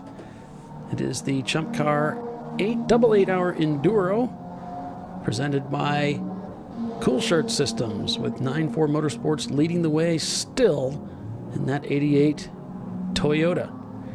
In P2, Tuttle Motorsports in the number 108 Mitsubishi Eclipse. In P3, the number 998 OB Prestige Auto A-Class Honda Civic. In P4, the number 221 OB Prestige Auto Honda Civic. In P5, the number 840 9-4 Motorsports SC300. In P6, the TLM USA car, EC cars moved up to 6 now. They were sort of languishing down there in 10th spot for a while. If you want to call it that, I would be privileged to be in 10th spot. Yeah, I'd be overjoyed. 7th, Lone Star Racers. We'd be breaking up the champagne and Dan Gurneying the whole crowd. Yeah, I'm looking in the pits to see, is everybody pitted? Why am I this far up? In P8, Looney Tunes. In P9, Winding Road Racing. In P10, 11/10 Racing. Yeah, I don't know why Looney Tunes has dropped so far back. They were running in third place as recently as 10 minutes ago. So, well, if you would have been watching the broadcast, you would see they were in the pits getting tires changed. They that's right. A couple tires. That's right. Yeah, well, what can I say? Yeah, I forgot about that. I'm like a chicken. I wake up in a new world every day. I like it. So the orange number 91 spun and continued. There aren't that many orange cars out there, but it might have been our leader. Let me... No. That was not our leader.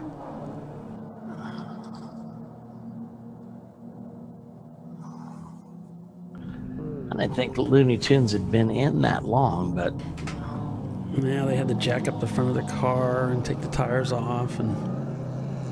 Yeah, it was only an 8-minute stop, but it's certainly out of sequence, so... That's an unplanned pit stop, obviously. This is a great shot of turn 12. You can see how the cars are coming into this corner and washing out to the exit. You saw one of the BMWs getting very wide there at the exit as it was fishtailing a little bit.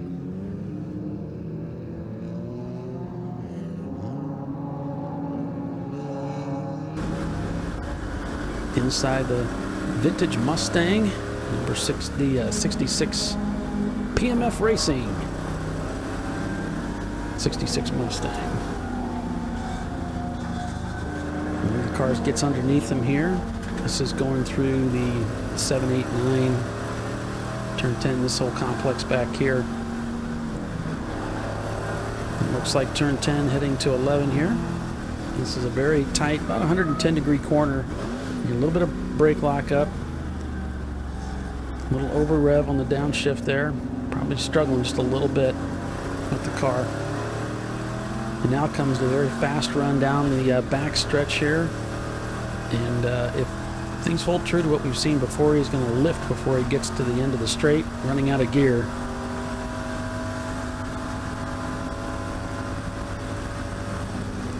And you just can't make another upshift. looked like maybe he did have enough gear to get down there, but he was off the gas very early. Trying to haul that big Mustang down so they can make it through a very tight turn 12 through 13 here. You can see the observation tower just off to the left through 14. Now this is a multi-line corner, turn 15 right there. Turn 6, another very tight corner. Back on the power now. Quick blast of power down through the 16, 17, 18. Very fast right-handers here. Observation tower just off to driver's right.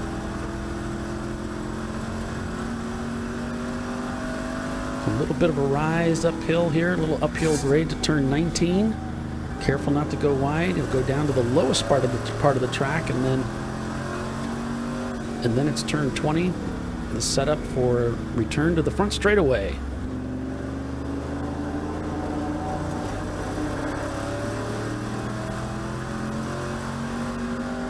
And there you can see the pit garages just to the driver's left. The pylon of timing and scoring as he heads up that 133-foot climb into turn 1. Having a little trouble with rev matching those downshifts, getting that car bowed down where he wants to. Back on the power through 2 here. Just not able to stay ahead of that car. Now through the S's. Lots of weight transfer back and forth, left, right. As he approaches turn 6.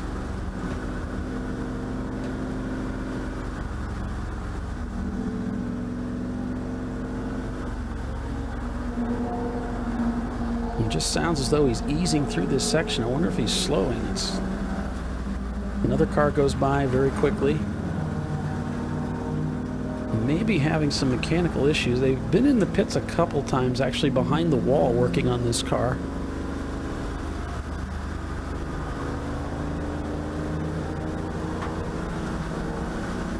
It doesn't sound like he's at full song right now, so there's obviously something going on with the car.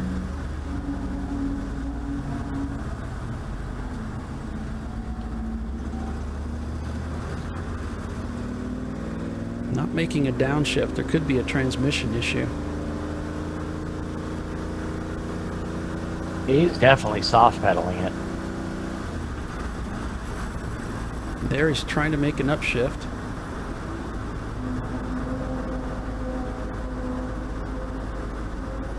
It sounds as though the engine's just fallen to an idle.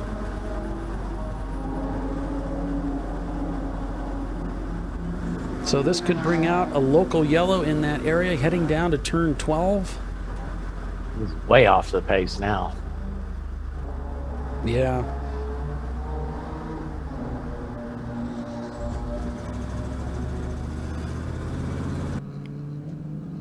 Heading back through 12. Looks like he is progressing around 17 and 18, but listen to that engine. Barely, yeah. It sounds about as rough as you can go. Sounded like he put the clutch in and tried to rev the engine clean. Yeah, it wouldn't go.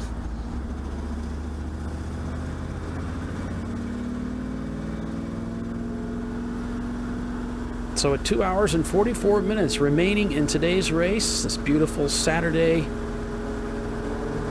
in the month of May, at one of the most iconic racetracks in the world, Circuit of the Americas. The PMF racing team running upon problems once again today. That vintage Mustang, as they look to sort out issues. Some of the other teams complaining of fuel-related issues, fuel delivery. As he lines that car up to go into pit road.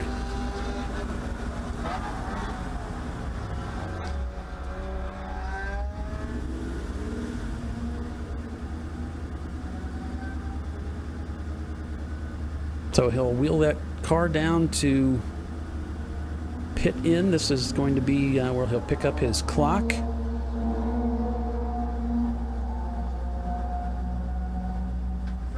have to go all the way down and then through to get to the paddock. So he's been told he has to go all the way down and then through to get to the paddock. Apparently the driver's signaling he needs to get behind the wall again. So that's a shame for those guys as they work their way down pit road and back to the paddock again. There they go by from our Logitech RoboCam.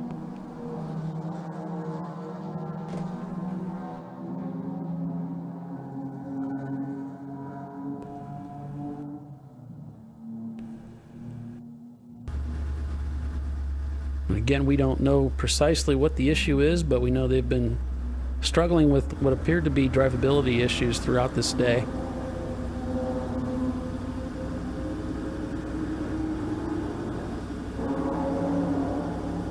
So the kinds of problems that, well, you used to run into years ago with these cars, what they were carbureted, was we had issues with fuel getting too hot and boiling to some degree. There would be, we called it vapor lock. It created problems with fuel delivery, so you would have to cool the system or find a way to deflect the heat from the fuel system. Well, then they came out with fuel injected cars, and that you really didn't see that with fuel injection because of the pressure. And then we got smart and started going through this process of where we would bring the fuel into the carburetor and then reroute other fuel, like the fuel that would come into the carburetor would have a drain back that would go back to the fuel tank. So the fuel was always circulating, and that helped reduce or eliminate the vapor lock issues. But the issues that they're having today is anybody's guess at this point. If we find out, we hear anything, we'll certainly. Hey, we got a car stopping on the front straightaway. Miata 555. He's going super, super slow. I got a camera on him. He's off to the right. Lots of traffic coming up behind him. That'd be the Dan Rather Be Racing car. Okay. Miata 555. He's going super, super slow. Got a camera on him. He's off Thanks, to the Bill, right. for that. There we can see the car in the distance there.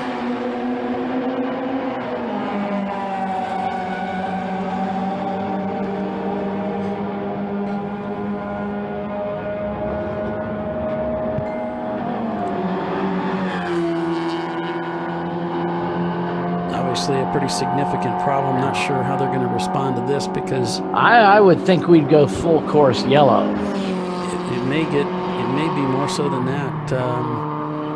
Yeah, something significant's going to have to happen here before they put crews on the front straightaway. I don't think you'd send a tow vehicle out onto the front straight. Come on, guys, go to the left. They may have to red flag this just for safety purposes, but we'll see what happens here.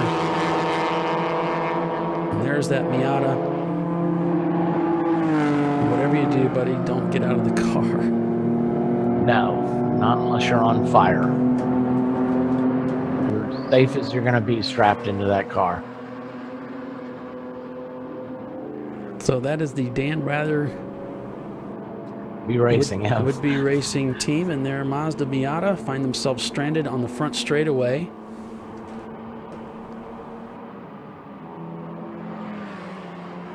It could be something as simple as loss of fuel, not enough gas to get us back around. Some cars are going wide, but you can see they're still carrying a lot of speed as they go by the car.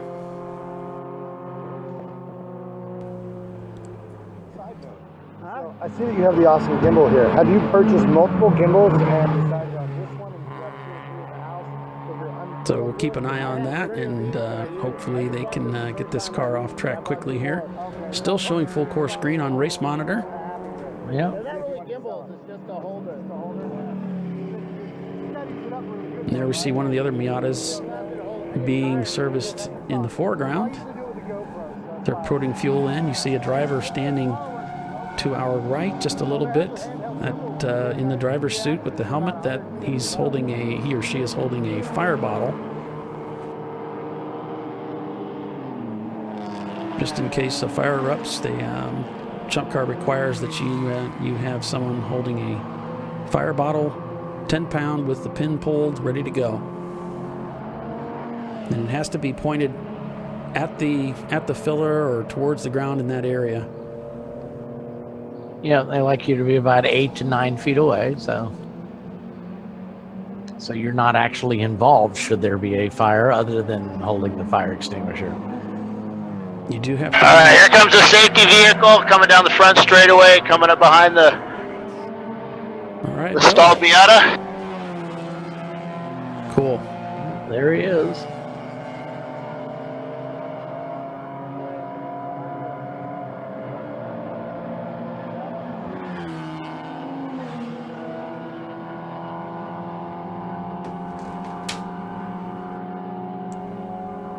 Looks like he's stopping behind the car, going Yeah. to probably converse with the driver to find out what's going on. Yeah, whether he needs a push or he need to put him on a hook.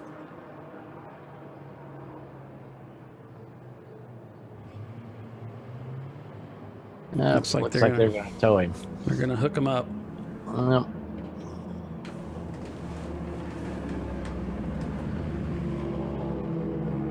So you heard during this morning's drivers meeting, those are $200 ropes. So don't run them over. Basically, when they tow you, and I know this from experience, you basically just put your foot on the brake and keep it taut, and just so you don't run it over, because it's really easy to run over that thing. Right. So what you're doing is, again, you're just applying brake pressure the whole time that they're towing you. Yeah. And it's enough that you. And the most important thing is the tow truck driver should hook the hook up to his truck. As you see right now, they're trying to pull the slack out. This is when you want to have your foot on the brakes. Looks like it popped out. How embarrassing.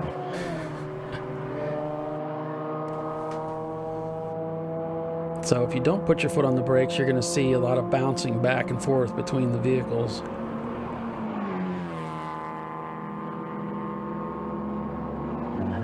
So riding the brakes eliminates all that bouncing, keeps the slack out, keeps you from running over the rope.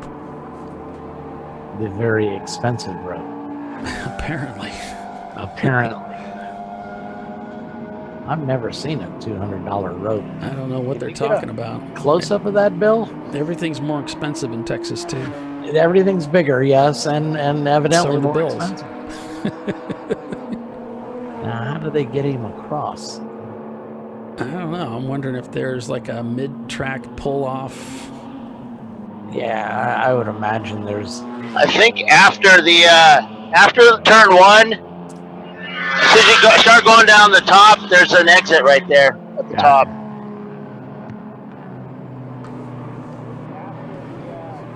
And the PMF racing team have turned off their cameras, so obviously they're going to be in for a little while.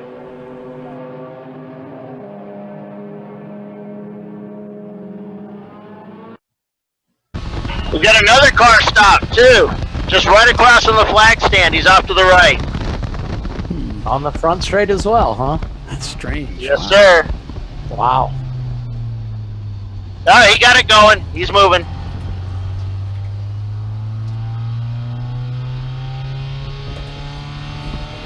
Isn't that bizarre?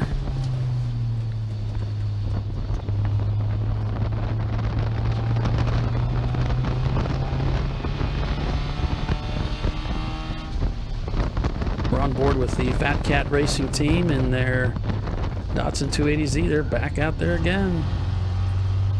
Doing you proud, huh, Paul? They're not giving up, man. They got that old Datsun out there. Of course, it's got a Ford engine in it. Doesn't sound like I a would Ford engine. let that slide. That's a Miata. This No, is that's a the Miata. Fat Cat Miata.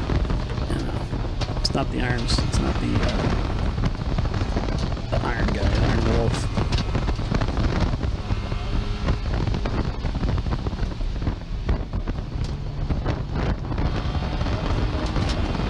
Can you guys give me a time check? How much time do you have before the end of the race? 2 hours and 33 minutes. Okay, I'm going to go take a little rest in some shade and get some water, and I'll be back out here for the last part of the race. All right. He must have a good agent. I didn't say. Did he do anything? No, I guess he did something. I don't know.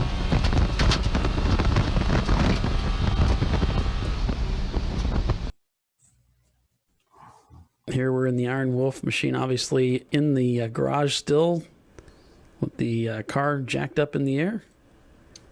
Sorry you had to see that, Paul. Yeah, It's tough, but it's a part of the sport, unfortunately.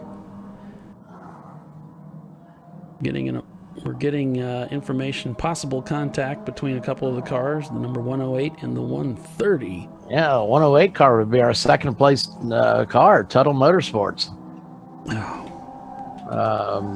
130 is the 11-10th Racing. They're down in 10th spot, a couple of laps down.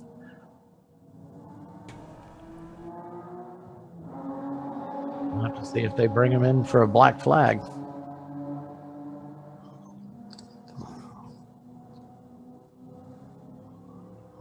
Of course, you don't want to see contact anytime, but you certainly don't want to see it when you're running in second place.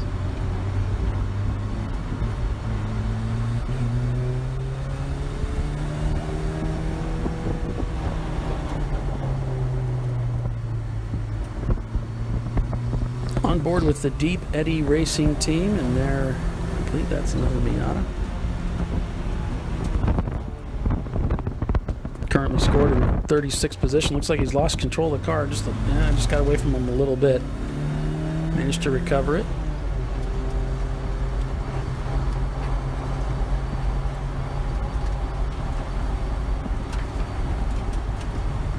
It's a 94 Miata.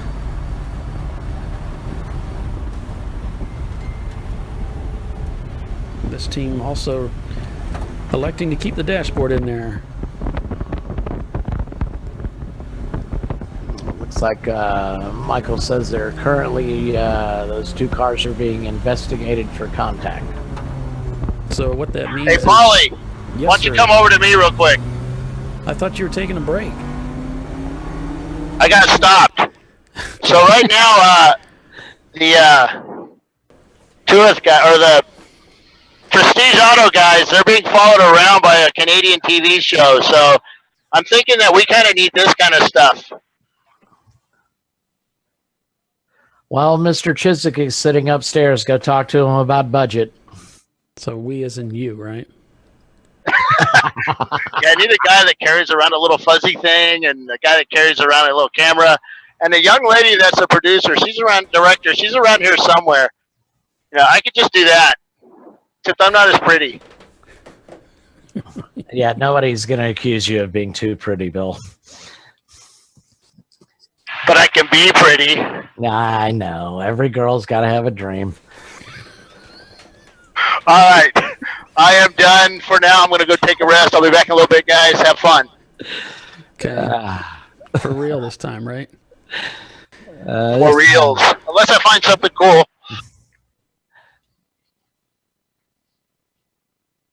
So there's a look at the top 10 as things stand right now. With, Yeah, our leaders have separated a little bit. Yeah. They sure were after it for a good 2 hours, though. And been remiss in my duties. We do have a giveaway here for us to hand out, and it's exclusive to ChumpCast Live.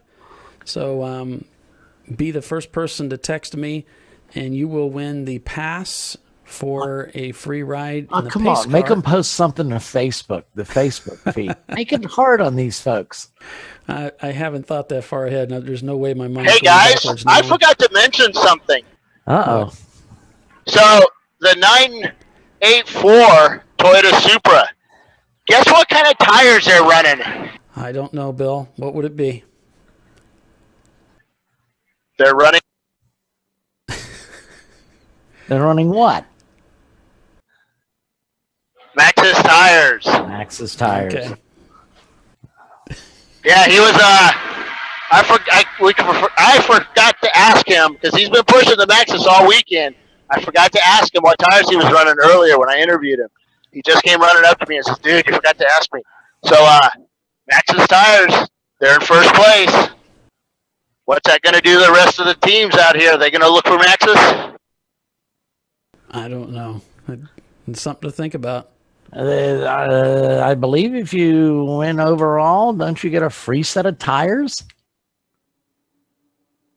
Yeah, I think that's still in play for this race. I don't know if they were doing Is that considered for 2 races or 1 race? I think it is a free set of tires this race if you win on them. On either day, right? Well, you get a lot more stuff from Max's if you're actually using them. Well, yeah. Looks like we got a black flag on the 130 car. We got a car stopped in turn 7 as well. So be the first person to text me at 260-602-9101 to win free pass for a trip in the pace car to the event of your liking. That'd be a great Mother's Day present. If you haven't gotten Mom anything yet, be the first person to text me at 260-602-9101. You can pick up a free pass for the pace car lap at a Chump Car event of your choice. I'm texting now. Don't hang up. Yeah, I was going to say, all of my devices are in use. How can I possibly text you? Again, that's 260-602-9101. See what I got to put up with. Hang on, I'm writing it down. And stick with us a little bit while longer. We're going to have another giveaway for Chump Car Racers cash. I could use cash too. That's what race teams run on, is cash, right? Yeah. A lot of people use gasoline, but we use cash. So it looks like we got a 10-minute penalty coming up on car number 130 for that contact. Yep, for causing a collision. And we have a winner. But what me? You wouldn't even pick up on mine.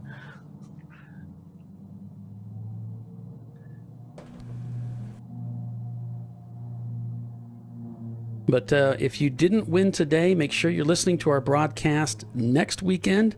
If you can believe it, we're going to do this again next weekend for Watkins Glen. No, 2 weekends from now. 2? 2. Am I really? I thought I have a week off? No, yeah, it's Memorial Day weekend. Oh, wow. See, that's why I need to have you with me all the time, because I can't keep track of anything. Well, great. So it's not this coming weekend, it's the following. We got the Indy 500 coming up, don't we? Yeah, we're gonna miss that. We're gonna miss Monaco. We're gonna miss. Well, we'll catch the end of the World 600, but they're gonna make us work, Paul.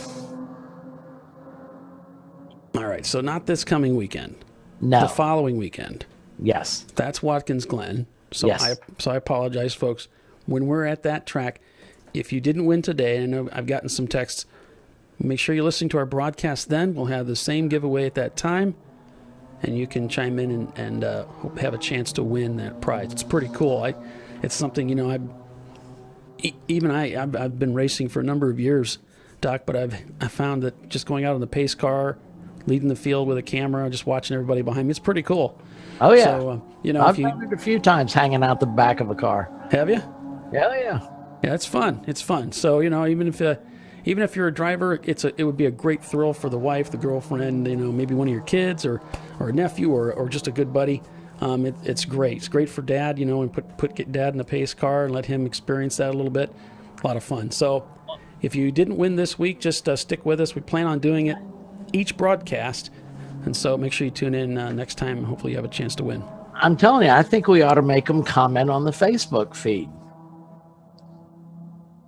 Yeah, to win. On our live feed on Facebook. Now they're going to have to, Celine's is sponsoring the race, and I think they ought to have to, text hot dog or something.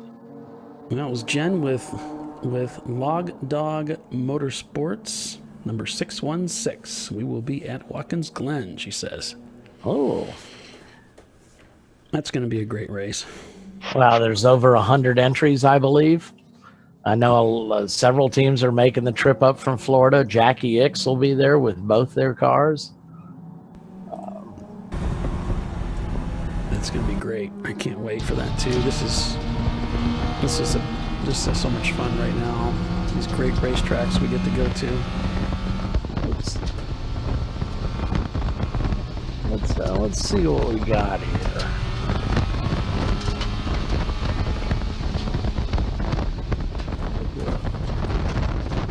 Quick little preview of Watkins Glen.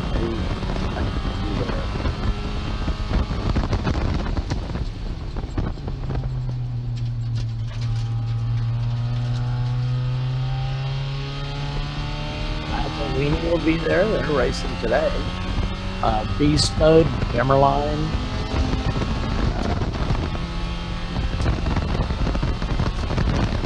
Dr. Volks is going to be there. E-Racing. I know Alon's towing up from Florida, so he'll be there. GWR, that BMW will be there. That's a fast car. Return Racing is going to be there with their Volvo. Legacy Auto Group got a couple of entries. Martin McClure boys are planning on being there. Troy is going to be there with the new Kivett Biohazard Racing team. Our Bank Racing is going to have both their Saabs there. Those are certainly favorites to win at any race they enter. So that's a well done team. Simon Says is going to be there. Mentioned earlier, the Team Jackie X is going to have both their Mitsubishi 3000 GTs there. Team Celine is the sponsor of the race. They're going to have 3 entries: the charcoal, the ketchup, and the mustard car. Tuttle Motorsports is going to be there with their Mitsubishi Eclipse. Of course, they're here with us at COTA. That's Yoda Sports going to be there. So right now we're at 106 entries for that race. So I don't know if we can manage a full field rundown. That's a lot of cars. Yeah. But if anybody can do it, we can do it. Yeah, that's true. Yeah. 2 hours and 21 minutes remaining in today's race. Bill Strong currently down, but not out. He is cool under fire. He's just taking a quick break. He'll be back with us. Don't hold that against us. Yeah. You've stuck with us this long, you're gluttons for punishment. You might as well see it through. Yeah, just stick around. Yeah, you've only got a couple of hours to go. Yeah, whoa. That was a nice pass. Coming around the outside. One of the faster BMWs, actually, they're nose to tail, 2 of them. So we got a couple of penalties here for passing under yellow. The 165 car, that'd be the Winding Road Racing entry, in number 808. That would be the minimum effort Mazda Miata. Both hit with, looks like 3-minute penalties for passing under the yellow.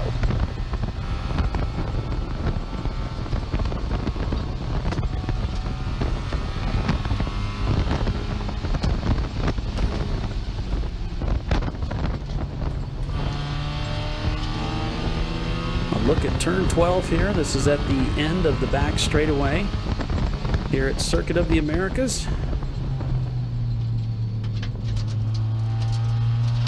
There's a look at that track map. You can see 3.41 miles in distance,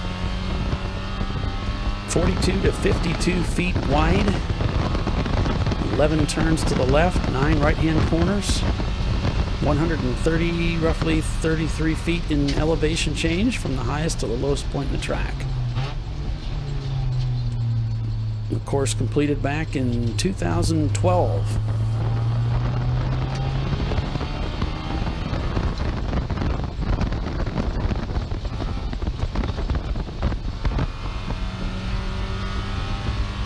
Today's race is sponsored by Cool Shirt Systems, company that makes cool shirts and the associated pumps and so forth that go along with them that we use. You can head out to their website, coolshirt.com, check out their website and see all of the details and things that they offer. Lots of great products.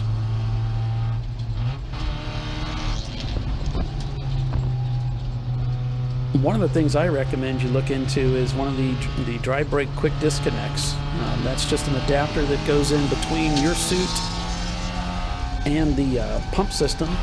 So if you get out of the car in a hurry, you can just pull on the hoses and they will snap free and it won't break anything. You're not going to get tethered by them. Yeah, with gloves on, the little latches can be a little, not hard to find, but, you know. Yep. They're indented so you don't accidentally hit them. It's a great system, though.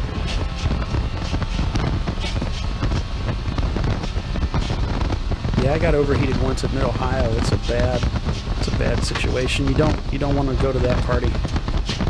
Nah.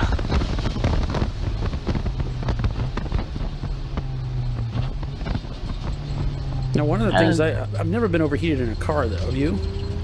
No, I've gotten. I used to work on a flight deck of a carrier, and I got pretty toasty out there in the Indian Ocean with jets turning up 130 degrees ambient temperature. So the best thing to feel yourself getting overheated is put some cold towels or ice on your wrists, because that's where the largest veins are that are close to the surface. Yeah, there we can see Birmingham coming by in their Lexus. So they've been struggling with that transmission all day, really. But they're still out there turning laps with it. Yeah, they've been hovering around the 9th to 12th spot pretty much all day. Yeah, Lineages has climbed back into it. They're running in 7th place, and the TLM car, after a kind of a long stop, has climbed back up into 5th place. So, well, you know, we were talking about overheating, and you know, one of the things you want to look at is make sure that you're well hydrated when you get into the car. And really, the only right way to do that is to start hydrating yourself several days before the event. Yeah. So you want to get after it early, start hydrating yourself really well. You should have no trouble drinking a gallon of water in a day. You just got to stay after it. We got athletes drinking 2-3 gallons a day. You can easily drink a gallon in a day. You want to get those fluids in you. You want to get your body hydrated really well. And I think that's probably been, between that and proper nutrition, I've found I've never had a problem overheating. Just losing control of the car just on the outside there. We've seen some big bangs coming back over the gators there. Yeah. Oh, we may have damaged something. Yeah, it sounds like the engine's loping.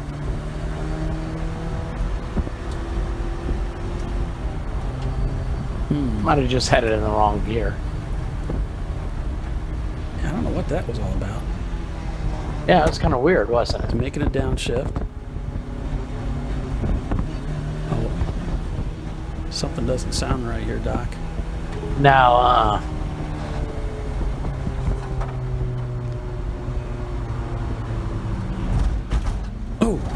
oh yeah, there's something bad wrong. He stayed out too. I don't know. You think he messed up a wheel?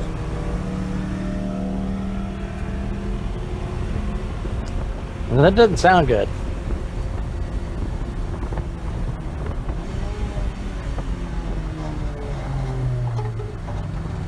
Made an early downshift going up into 1 here. Really revved the engine hard. You do have to be careful with the Miata. If you over rev them, it doesn't take much to hurt it. They redline around 6,500.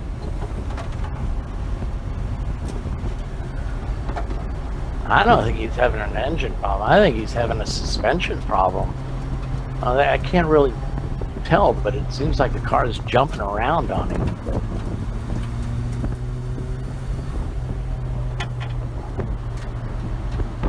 I mean, maybe he was just going over some gators. That he obviously was, but it looked like 2 corners in a row the car was really misbehaving on him. Right after he lost it, and corner after that. So he makes his downshift into 3rd as he heads into 11 here.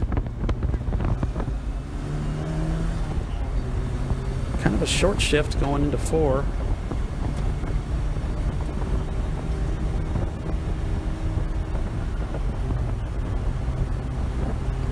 Looks like he might. I wonder if he's got tethers on his arms, if he's got an open cockpit. I bet he does.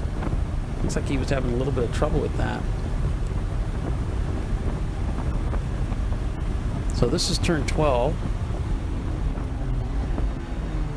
Michael's keeping us updated from the track. It looks like the number 44 car is kind of losing his exhaust. That would be the BMW M3 out there. And he's reporting that the 108 may be losing some body work. Well, that's our second place car from Tuttle Motorsports. Oh, no. So it kind of all depends, I guess, on what body work he's losing. I think we saw a report earlier that he may be losing his hood. I don't know if that's the problem.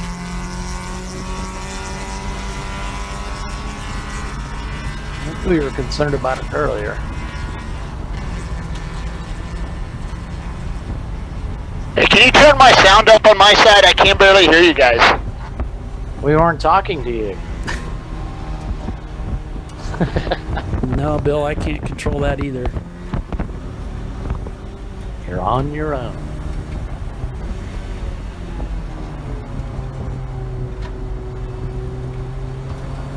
I mean, what I have is I have us cranked to the top, so I can't give you more of it. Captain, we're giving her all she's got. We ain't got no more to give. Yeah, I mean, I can hear you. It's just really weak. I should take my Geritol then.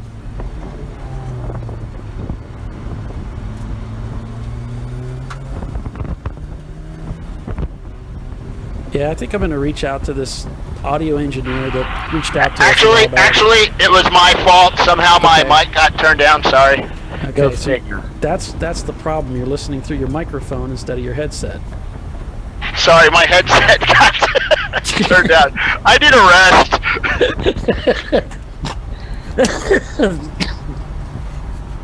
Bill, you might want to go plug back into that cool box there and cool your brain down a bit. Never mind, Doc. Never mind. It's not going to help. Just forget it. Well, a girl's got to have a dream.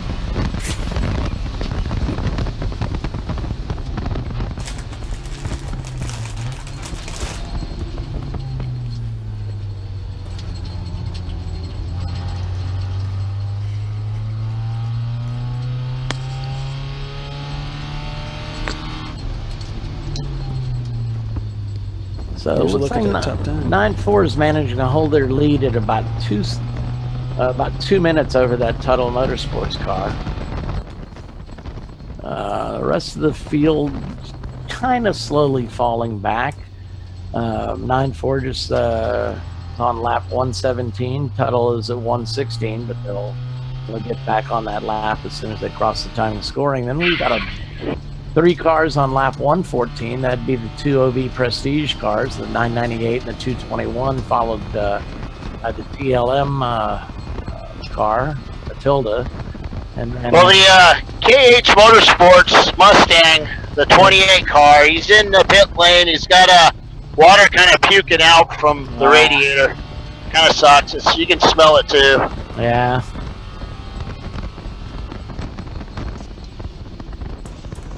But the next couple of cars down, positions 6 through 13, 14 are all within several laps of each other. Our 4th through the 7th place cars are all on the same lap and 114. And the other 9-4 Motorsports entry, the Lexus of theirs is holding a slim lead over the Birmingham 2 Lexus as well. So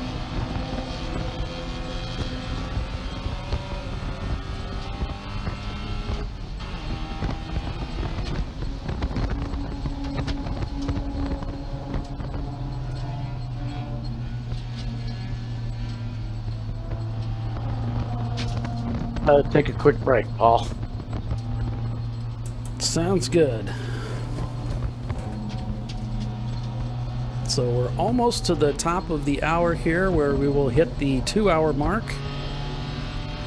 And we're going to start to see teams coming in to make their final pit stops to make that stretch to the end for those that can hang with it for 2 hours or maybe a little bit less.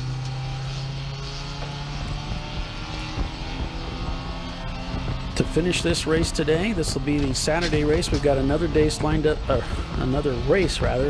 for tomorrow here at Circuit of the Americas, sponsored by Cool Shirt Systems.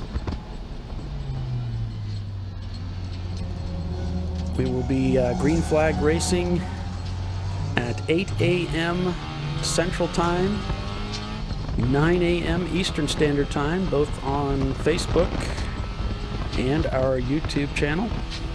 All right, I'll be here at 9. Sounds good, Bill. You sleep in. Take it easy. Yeah, pretty much. Well, you may need it. I'm sure. What's the temperatures like out there, Bill? Everybody says it's hot. Yeah, it's hot. I have my neat little cool shirt backpack cooler on, which is nice, except I think my ice is finally melted, so, but it's still circulating water, and it actually helps. Even though it's kind of warm water, it still takes the heat away, so. But yeah, it's working awesome. It is hot out here. I am in full Nomex, so everybody that's in full Nomex, that kind of stinks. The cools, we have a 12-person cool suit, or cool shirt, cooler down at the center of the paddock, and there's a whole bunch of guys right now hooked up to it.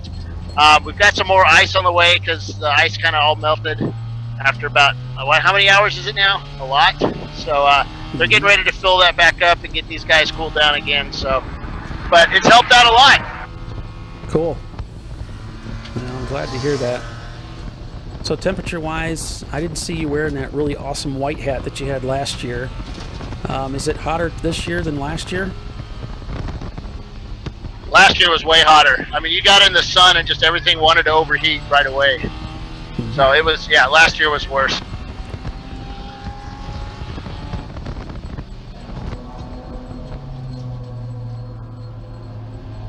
Well, Andrew Anderson just chimed in on Facebook. He says, great coverage, you guys. Love getting up early Sunday morning in New Zealand. Cool. That's very cool. Yeah, thanks for tuning in so early in the morning and joining us. That's really cool. What's cool about New Zealand is, we have a big, most people know I'm into MR2s. We have a very large Toyota MR2 contingent in New Zealand. A lot of the Japanese, and there's other makes and manufacturers that are Japanese stuff, because they, once they don't sell in Japan, a lot of those cars are exported JDM style to New Zealand and Australia. You say that, Bill, as though we didn't already know that. Huh? You say that as though we didn't already know that. But you know that, but there's a lot of people out there that don't. See? Well, see, so here's one way to look at it, guys. We're like Formula One to this dude. When you got to get up at 7 o'clock in the morning to catch the race, we got guys getting up to watch us, right? That's right. Right. They're getting up for Paulie. That's what it is. That's it. Oh, I hope not. We're creating our own stars.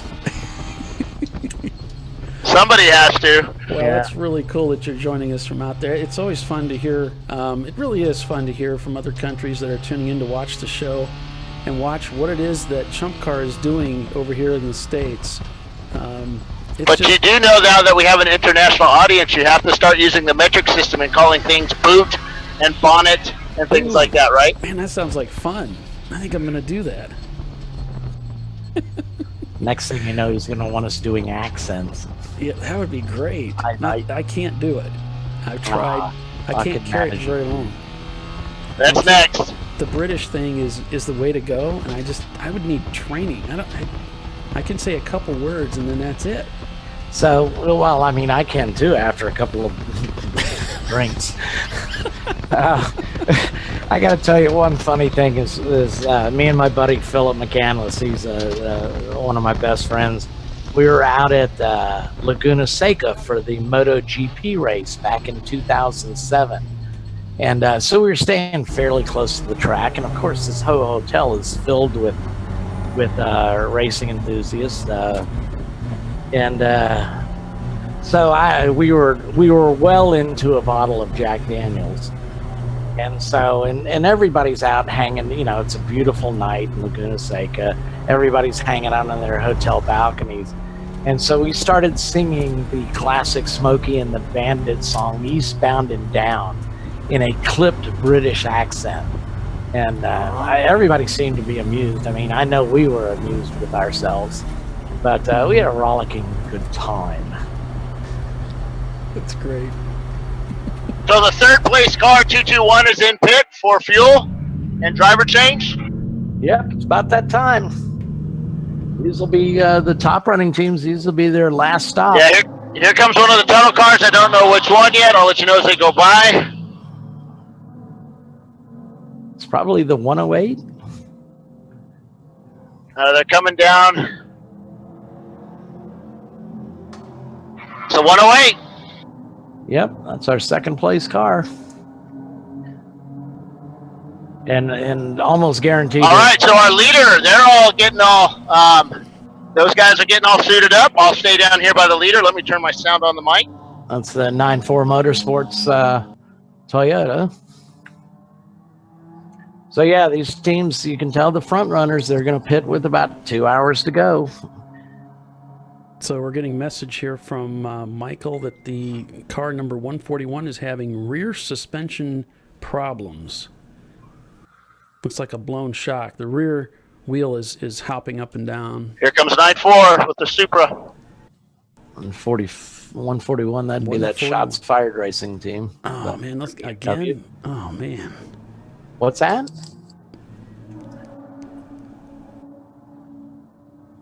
Oh, yeah. Andrew pointed out that, you know, as long as we're going to go to the metric system, we're going to have to use the words like oversteer and understeer instead of push and loose. Good point. Good point. Yeah, I try to not use push and loose anyway. So. All right, the 984's in. So and so is the 221, which is the third place car. Cool.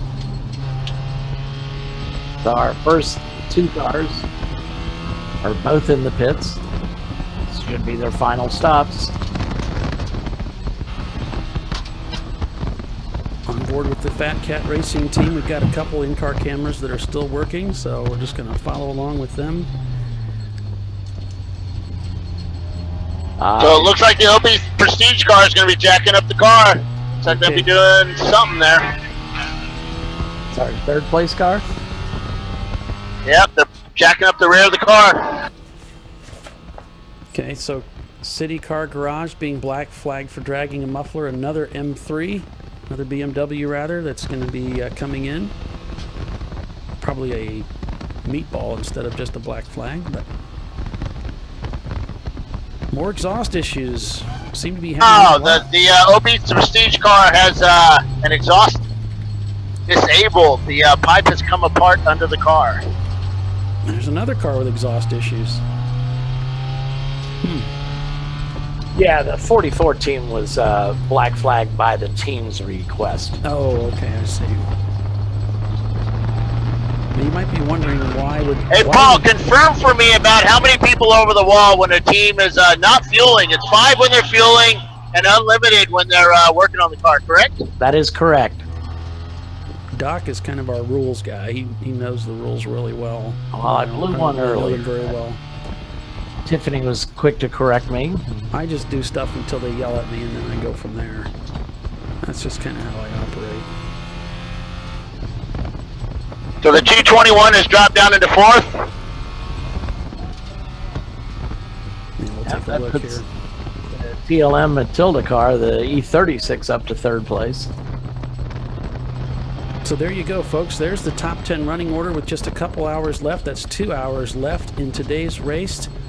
And now it's time to give away our second prize for this weekend. It's going to be $200 in Racers Cash. Oh, man, I'm loading up your phone number now. It must be for a confirmed new team.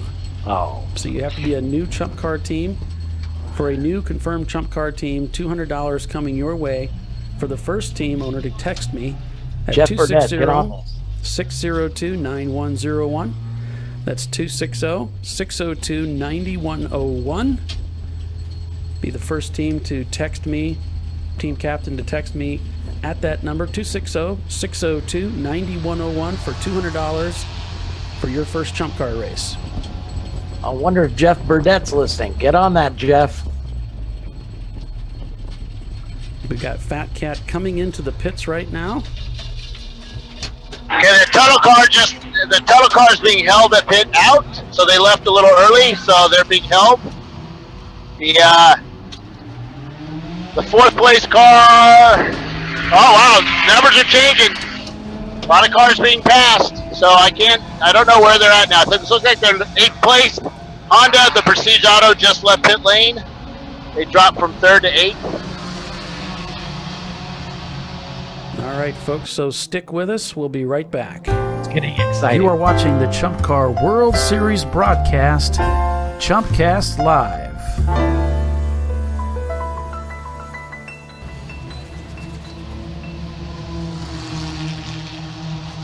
You are watching the Chump Car RVA Graphics and Wraps, sponsored by Cool Shirt Systems, Circuit of the Americas, Day 1 8-hour endurance race.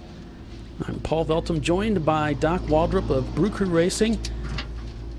Bill Strong is down, our man on the ground at COTA, as we close in on the final 2 hours of today's race. We have 9-4 Motorsports leading the way still in their Toyota. In P2, it is Tuttle Motorsports in their Mitsubishi. In P3, it is TLM USA, who have moved their way up, clawed their way up really from the bottom, from about mid-pack really up to 3rd position in their BMW. Looney Tunes in their Mustang in P4, that team that won at Road America just a few weeks ago. OB Prestige currently in 5th in the number 998 Honda Civic. Lone Star Racers in P6. The other OB Prestige Civic in P7. 9-4 Motorsports also in P8 in the Lexus SC300. Birmingham 2 in P9 in their Lexus SC300 with only 4th gear. And in P10, it is City Garage Racing in their EC class BMW E3. Yeah, City Garage is in the pits right now. Their team requested their a black flag be shown to their car, and he is I can't say that. He pitted. Know what you're talking about. Dutifully responded. Right? Yes, that was it. So, Doc, why would you black flag your own car? How would that? In what situation would that happen? I mean, why would you? Well, it looks like his team requested a black flag because he was dragging his muffler. So I don't know if they noticed that when he went by on the front straightaway. I would suspect that's it. The only, we've had our radio go out before and our driver not hear us. So all you do is find one of the pit marshals, guys in the orange vest, and he'll radio into race control. The team number, my team, number 860, has requested their driver get a black flag to bring him in. So any number of reasons. If you've got onboard telemetry, maybe they notice the car's overheating. Something along those lines. So any number of reasons.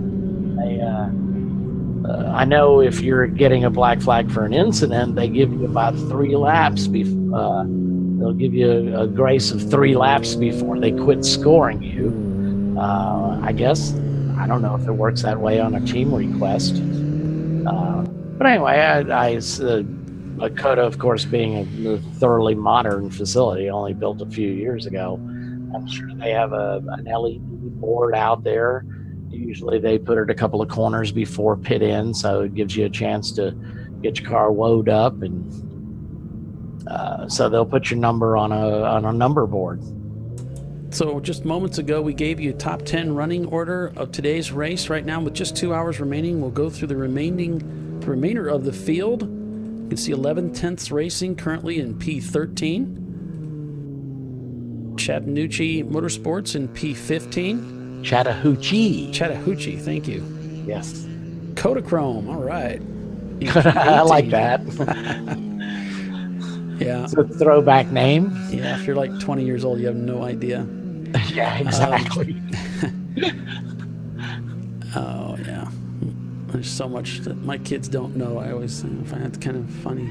OF Dirty Dogs in 20th, Ace Racing in 21st. There's Fat Cat Racing in 23rd, and their Miata. Just saw them in the pits a moment ago. Million Ways to Die 2 in their Miata in 27th. Texas Thunder in another Miata in P28. Doc, what do you think is the best race car to get involved with, to start racing with in grassroots motorsports? Well, I mean, there's two feeder series that feed Chump Car and a lot of other series, and that would be the a lot of guys come up from Spec Miata, and a lot of guys come up from Spec E30. We chose an E30 simply because there's a lot of them out there. There's a wealth of information on them. They handle pretty good right out of the box. It's a straight six engine, which even I can figure out after a while. I think the biggest note is to find a car that you're comfortable with, because you're going to spend some time with it. Yeah, so absolutely. I don't know that there's a favorite car. I mean, the BMWs seem to do well. The Mazdas certainly do a lot of very well. These SC300s are, that's starting to be a pretty popular car in this series. That's really about it, yeah. Yeah, That's I mean, really I would about pick it. a car you're comfortable working with. You want to pick something that there's aftermarket parts available with, and that's, again, one of the strong suits of the Miatas and the E30s is, my gosh, there's so many aftermarket parts. And, I mean, you want to pick a car that you can get parts for, because trust me, you're going to need parts. Toyota, Yeah. So we're getting word now that the car number 998, this is one of the OB Prestige cars, is currently in the pits and smoking. So that's not our leader. That is the 5th place car. Yeah. All right, we've got, three? I've seen, let's see, OB Prestige is... They've got 3 entries, I believe. They've got 3 entries. Okay. So the front-running OB Prestige machine, a Honda Civic, currently in the pits and smoking. I don't see them in this shot, but we know that some of these easy ups are concealing the cars down the road there. And we've got number 44 in the pits after the team had requested a black Yeah, I'm flag. actually right across from them, the 998 car. Yeah. What's it look like down there, Doc? Well, they're putting fuel in the car now, and a new driver. Okay. Well, Michael, thanks for that update. I'm sure he's not listening, but there's a proverbial thanks to Michael for being observant and letting us know what he's seeing. Yeah, thanks for keeping us updated. Really appreciate it, Michael. As if our jobs weren't cushy enough, this makes it even better. He doesn't know it. He's going to be down here tomorrow. Oh, man. I kid. Nobody could replace you, Bill. You know that. Yeah, Bill, you're irreplaceable.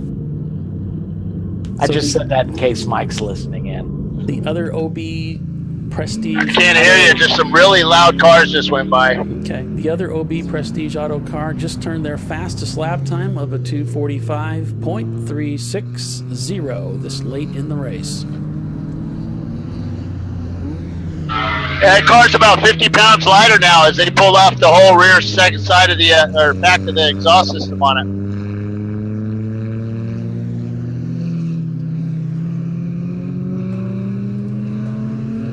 Well, we had gotten a report he was with body work, so.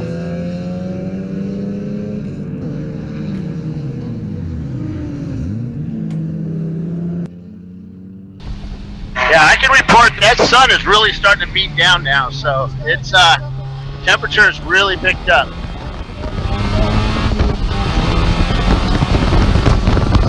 Well, whatever the temperature is today, it's certainly, I bet you everybody would agree, it beats mid-August. Yes, it does. When I lived in Dallas, I remember one summer we had 70 consecutive days over 100 degrees. That's just insane. Yeah, Oh, it is. It I gets mean, to the point where it's just like beating down on you every day. It wears you down. Well, So they had global warming in you the get up 50s at too? 8 o'clock in the morning to go to work or 7:30, and it already be.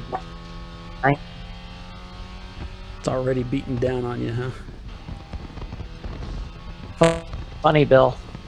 You're breaking up a little bit there. Yeah, sorry. I heard you. It might not have been in the 50s, but yeah, it was long ago.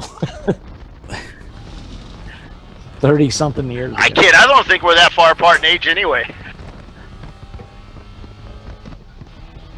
Nah, you guys are old. Well, remember, old age and treachery beats youth and exuberance every time. Okay, Paul Newman. Yeah, it's good. It's good. So we're on board with the Fat Cat Racing team in their Miata, heading down into turn 12. This is off the back stretch, the fastest part of the racetrack. There you can see the observation tower and one of the pylons just off to driver's right as he heads towards this double right-hander, 13 and 14. A little tight on the way in. Opens up a little bit for 14, though. You can see he's off track there just a little bit into the curbs. Now this is the multi-line turn 15 and now 16. A little burst of power as he heads down towards 17 and 18. It's a double right-hander as he goes around the observation tower, and the amphitheater is there as well. Very fast through here, lots of fun, lots of compression, heading down in a little bit loose there at the exit. See lining up to the right to get turn 19. Kind of goes uphill and then downhill again and be at the lowest part of the track down here, right here. There's pit in just to driver's left. Going into turn 20 now. Makes the downshift back on the power heading onto the front straightaway here at Circuit of the Americas. Having a little bit of trouble with that mirror. He's adjusting in the back part of the course as well, so it must be something that got by their driver checks or the prep checks. It must be a little bit on the loose side as he lines up to get around one of the other Miatas. Handily passing them, no problem. Going into turn 1 and very steep 133-foot climb. Now down the other side, flat out down through turn 2, making the upshifts. Very fast through here, downhill. Yeah, you notice how steep that uphill is because all you could see was sky, and now you can see the track again. That's great.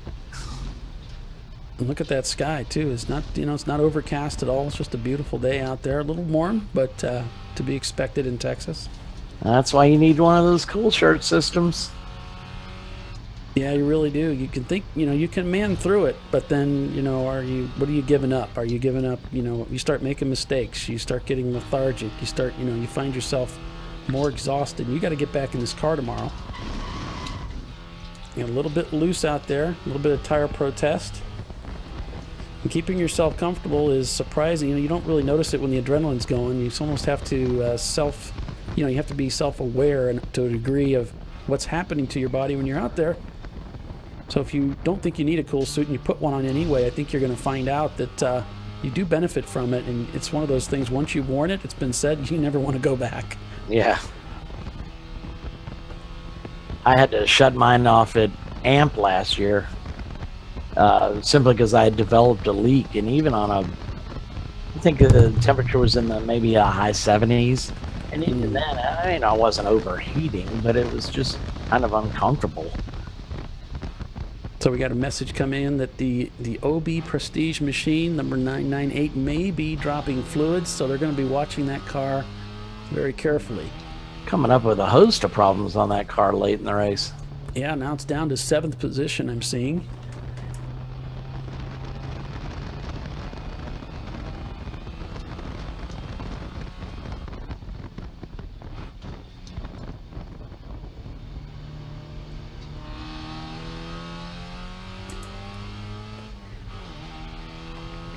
Here's a track map there of Circuit of the Americas, that 3.41 mile road course situated in Austin, Texas. Premier Formula One racing track. the only track of its kind, the only track in the United States that can currently host a Formula One race. We've done Formula One races in the United States for many years, off and on. Most recently was the Indianapolis Motor Speedway. Then that was lost for a variety of reasons, and now we are back racing. We now have Formula One racing back in the United States, now at Circuit of the Americas. Yeah, I don't know exactly why. I don't think I ever knew why Indy lost the Formula One race. I'm not sure either, but I was there at the last one, and it was a kind of a disaster. So, wasn't there tire problems? Yeah. The deal was, at the time, this was back in the era when you were not allowed to change tires in Formula One. A great time in Formula One, and they were running those treaded tires, and there was more than one manufacturer. Right. And so my memory now gets a little sketchy on this, but there was one manufacturer that was I think there were teams running a combination, and only one tire was allowed. I want to say it was Michelin. Something like that. And so there were a number of teams that were excluded from the race as a result. Yeah. So we did get to see Michael Schumacher race. And he waved to us as he went by, and you could tell that everybody was embarrassed. I mean, it was just a disaster because there were very few teams that were able to compete. Yeah, I think it was like 16, or no, not even 16. It's like 6 cars. Yeah. Yeah, So, I do remember that now. That was the last year that Formula One raced in the United States, and I said for a variety of reasons because I don't know all the politics behind it. Yeah. I just know that it was not politics in Formula One? Say it ain't so. Yeah. Well, we're happy they found a home in Austin. Absolutely. I know. It's great. I know Coda's been in the news as recently as 2 years ago with Texas supposedly cutting some of their funding because a lot of their funding came through the Texas Travel and Tourism Board. So there was some brouhaha in the legislature, which of course the capital of Texas is Austin. So it's that kind of talk has seemed to have died down recently. Track hosts a number of events. Yeah, we're really hoping that things continue to work out well for COTA and for Formula One, and of course for Chump Car. We want to come back, and it's a premier racetrack. It's a special place. Everybody wants to race at COTA. It's one of those tracks. It's just one of those tracks. So yeah, we certainly hope that we get to come back again and again and enjoy it.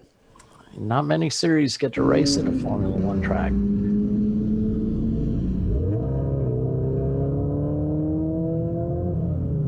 So view at turn 12, and whether it's caused by the heat or whatever the situation is, we're down to just a few cameras now. Unfortunately, we only have one in-car camera currently running, and it looks like they're in the pits perhaps.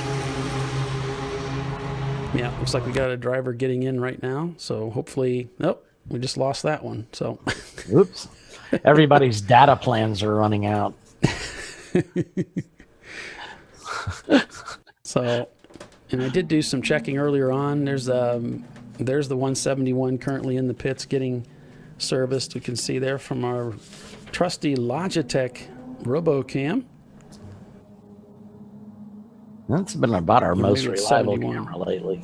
Yeah, maybe it's number 71. I still don't have it on my sheet, but we can at least, looks like they're being sent on their way. And we take a look at timing and scoring once I get myself situated here. There we go. There's the top 9. We can scroll that down and take a look at the top 10. I'm really impressed with that Birmingham Racing Lexus there. Stuck in 4th gear. They've hung in there in the top 10 for the most part all day. It's our understanding they're going to change that transmission out for tomorrow's race. We're getting an alert that the car number 221, OB Prestige, currently in P4, may be dumping fuel. Well, that's another one of their entries that's having some problems here late race. Yeah. It could be they're just fresh out of the pits. It's not uncommon to yeah, be they venting. only stopped about 7 laps ago, so you'd like to think enough left them. They have drawn down that fuel enough, but maybe not.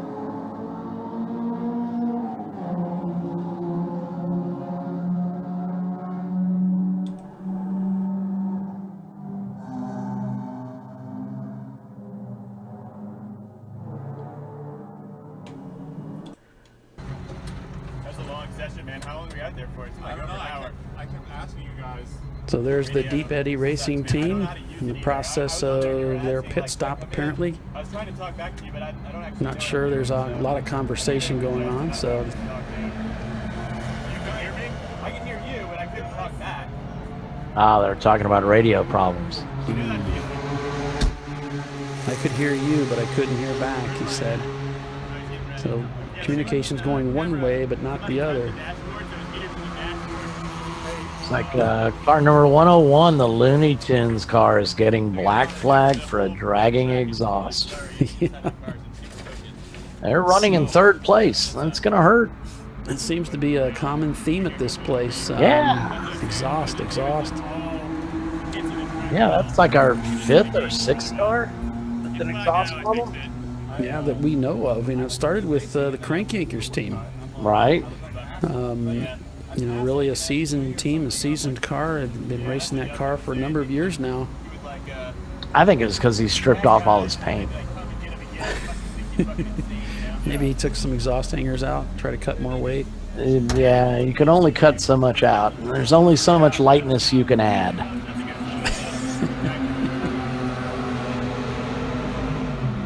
Probably like that statement. There's only so much lightness you can add. Yep.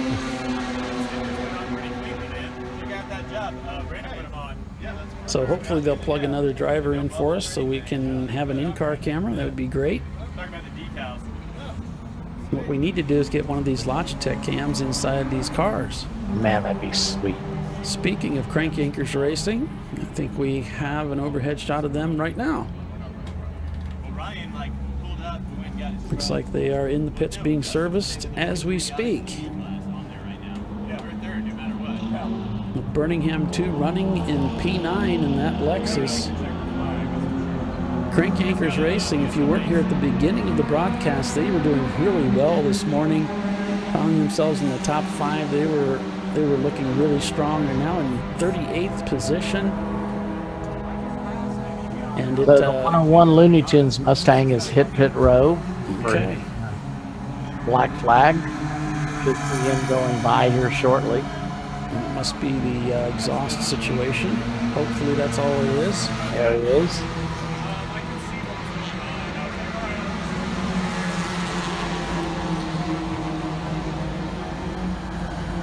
Checking the wheels on the Crank Yankers car. Quick look at him.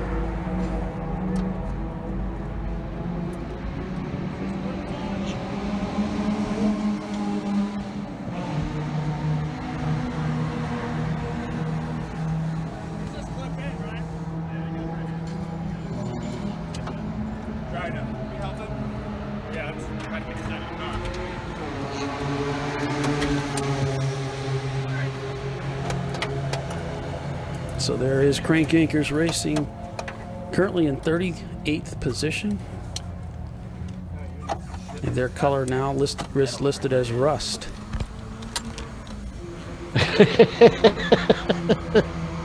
Yeah. I think my official entry says on my car is like shades of beer.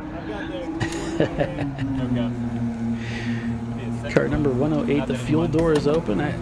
I don't have a fuel door. That's been removed from our car, so is that a bad thing? I don't know. I don't know if that's even an issue, really, but I guess that's something they're looking at. How about this Miata? The team is called Orange Thunder. I don't know where the plugs are. We gotta fix this. I just turned the fucking flashlight on. Here. Plug his helmet. Sorry for the language there, folks. Yeah. It's going to happen. Yeah, that was from one of the other teams. That's not from our staff. No, strangely enough, I've been managing my P's and Q's.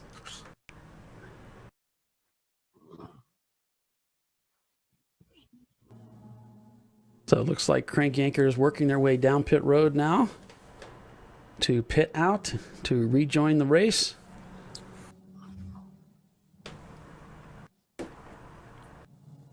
Stick with us, folks. We'll be right back after an acknowledgement from our sponsors. You are watching the ChumpCar World Series broadcast, ChumpCast Live.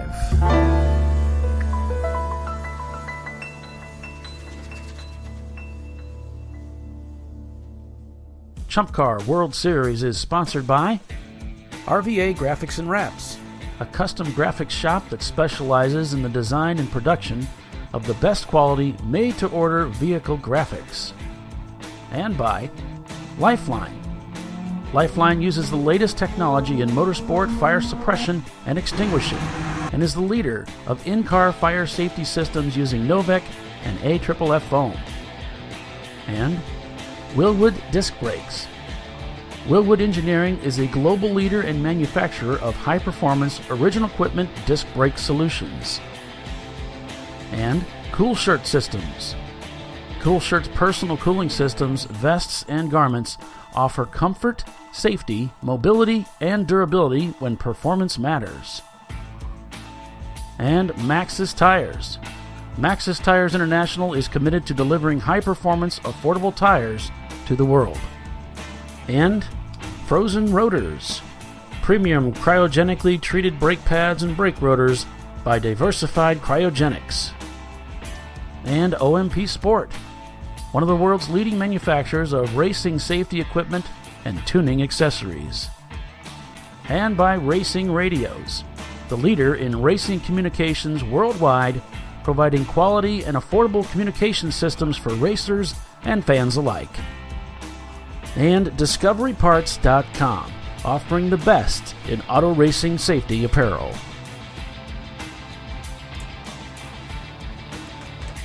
And of course, we sure appreciate all of our sponsors who support Chump Car as we go back on board in the Deep Eddy Racing team, as they are now out of the pits back onto the racetrack, and we sure appreciate those guys running an in-car stream for us so that we can ride along with them and enjoy this.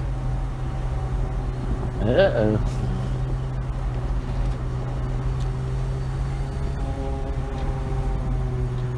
I'm going to report that the Crank Anchors car number 186 pushed the 141 off the track, which is just got fired. A little BMW on BMW action there due to loss of control. Man, just that poor Crank Anchors, they've just been in the news too much in the way they don't want to be. Yeah, in the news for all the wrong reasons. 186 black flag for several loss of control events. This isn't going to be good. This is not going to be good. This is something you want to be really careful of, is that if you get into this situation where you keep coming up in the news and it's not a good thing, somebody might lose their driver's ban for the weekend. Yeah, they'll certainly bring you in and have a nice long talk to you. And congratulate you on your driving technique.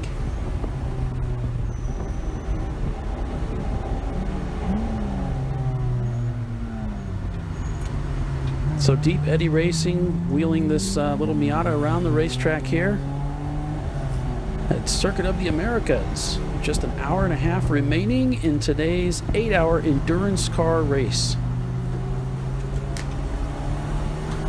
Sponsored by Cool Shirt Systems.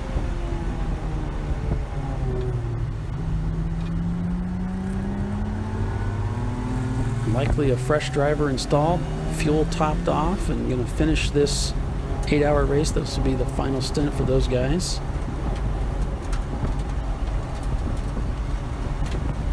So this driver probably now just trying to get acclimated to the track, get the tire temperatures up. find a rhythm as a faster car approaches from behind.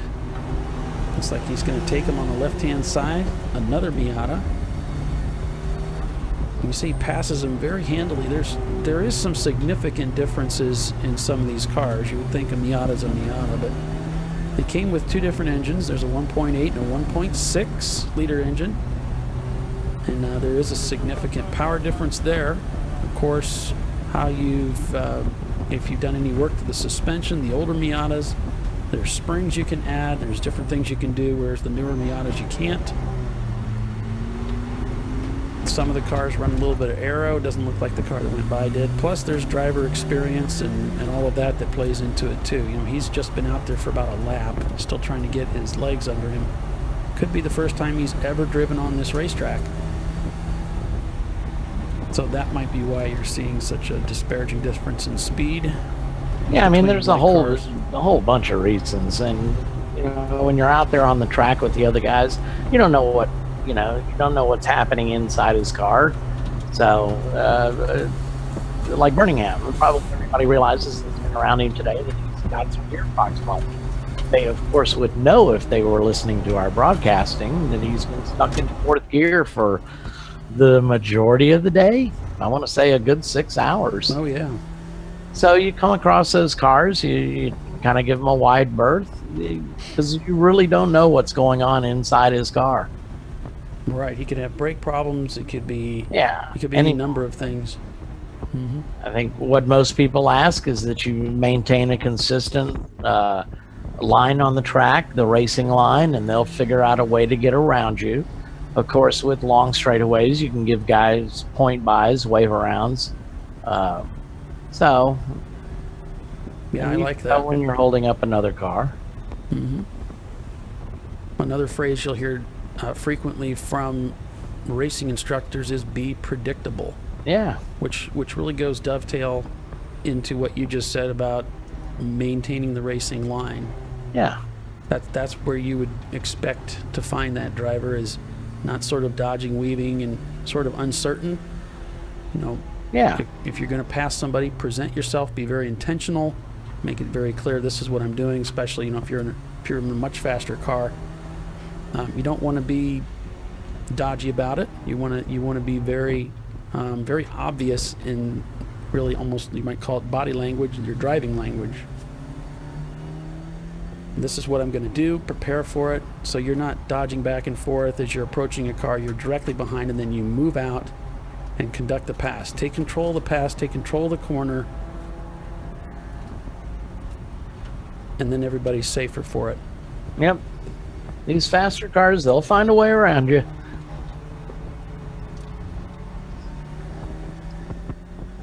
I mean, it's an 8-hour race. There's no sense, no reason to take risks, dive bombing people.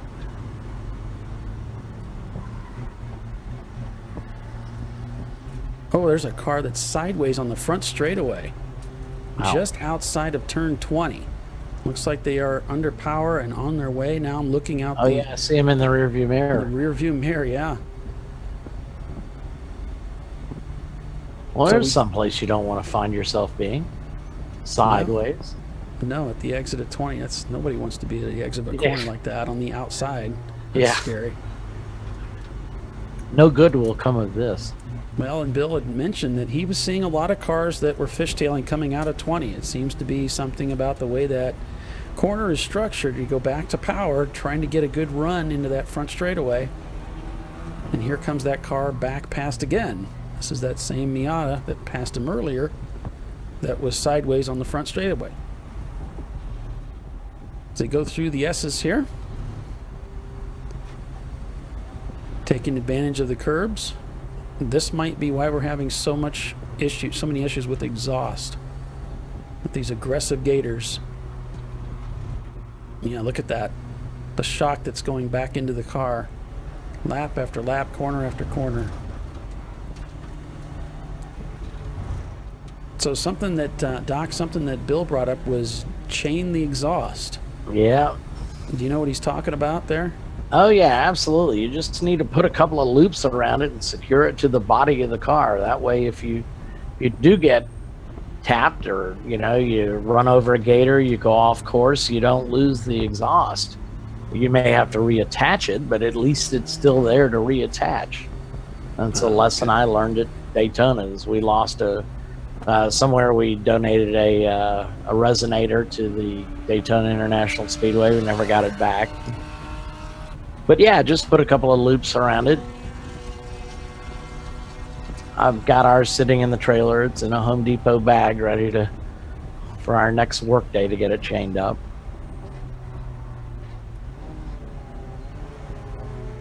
We just had a new exhaust system put in the car, so I don't want to lose it. But yeah, most of these gators are pretty easy on the car, but several places like Sebring, man, those things are tall. They get your attention. So I have a shout out to Brian Bartsey from I used to run Nelson Ledges. So Brian's the one that actually suggested to me one time to run the chains on the exhaust, and I've done it ever since. He's, since they worked at Nelson Ledges, they ran a lot of the 24-hour stuff over the years, the longest days.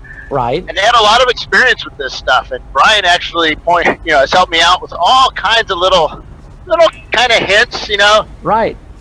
Prep your car like this, that kind of cool for sprint races, but this will work better, that kind of stuff. Right. Uh-oh. Tyler's car is in the paddock.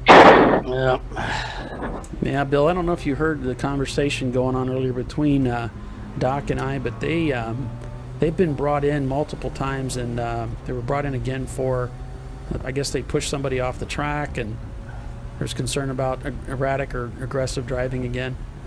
So not a good day for crank yankers. We're also seeing additional complaints about the 998 car, one of the OB Prestige cars, dumping fuel.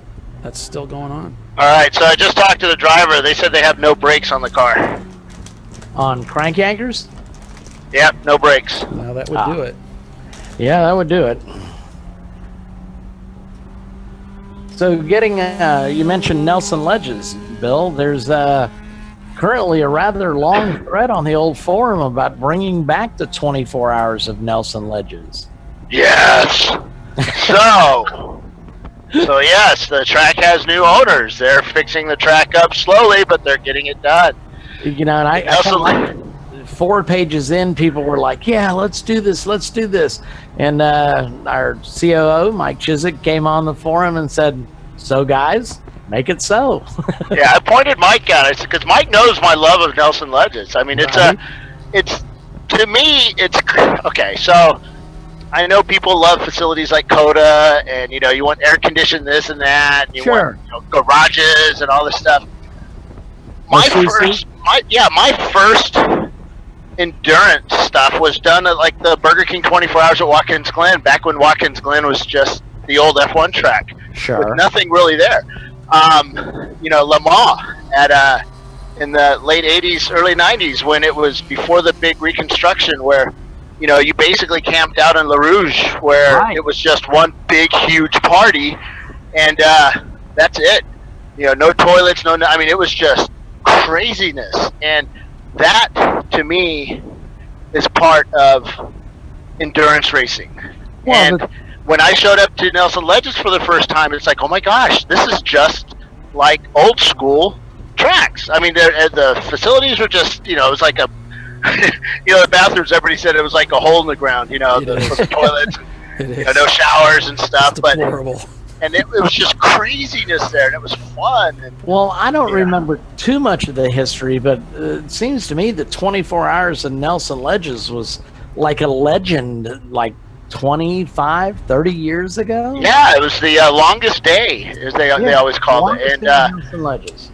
Yeah, it's just a great track with. I mean, it's a technical track. It's not very big. There's no lighting.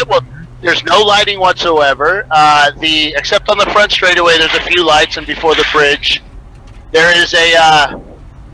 The bridge was always scary because sometimes during the race they would stop the race so they could pull the tractor trailers over the bridge. But it was a fun track, and I hope they get it back, because I will break every car I have out of retirement to go race there, because that is just such a storied track, and it's so much fun. Even though I've had bad luck there, we were leading that race a couple of times. We broke hubs there, obviously, and we probably one of the worst wrecks I've seen in Chump Car we were part of. Yes, I saw that. Yeah. So everybody was okay, but the car that was involved with us looked like a ball. Yeah. But it was an E30. Yeah, if you go onto the forum, you can see the picture. Yep. I understand he got quite a bit of airtime in that car. Yes, he got airtime and also road rash on his arm from sliding sideways. So it was a very high-speed crash, and but other than that, it's a great track with a lot of what do they call that? There's a lot of charisma. Yeah, something like that. It's just fun, and I would love to see it back on the thing. And Mike said, if we can get the track to do what what they're supposed to do, and I think we can get the people, we can get a 100-car field there. And actually, here comes Mike right now. Well, that's what it's going to take. It's going to take us as drivers to make this kind of stuff happen. Hey, you guys got me live? Did you say it was coming? Go Mike? ahead. Go ahead. We cannot hear him yet.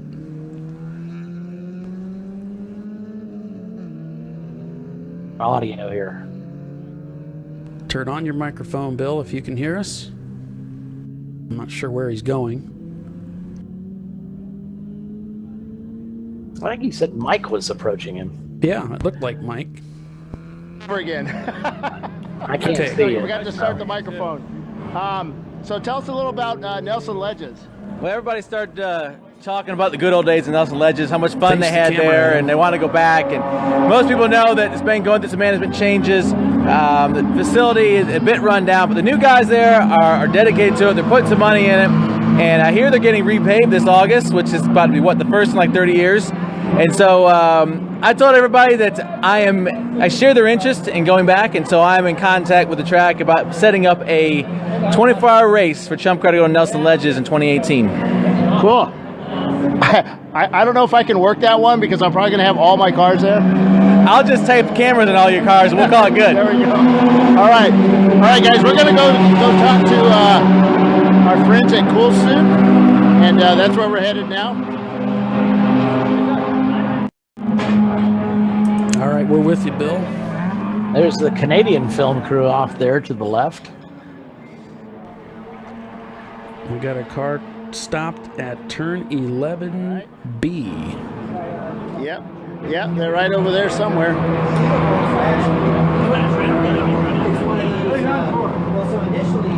Well, I left earlier and there was like 8 guys here. 280. They only got 2 right now. So this we guy had an keep talking 11B. it. That would be the Iron Wolf Racing. We've been on board with them a couple of times throughout the day. It's been a long day for those guys. Back in the paddock area a number of times to service that car, get it back out there. Cool Shirt system looks like it's getting quite a workout. There's at least 12 people plugged in. Yep. I've got my Cool Shirt system on, and it is nice. There's the KH Motorsports Mustang. All right, guys, what happened? Right now, we're waiting to find out on a test kit if we blew a head gasket or not. This time, we broke a water pump pulley, and we broke a rear end. So you think you'll be out there this afternoon? Maybe.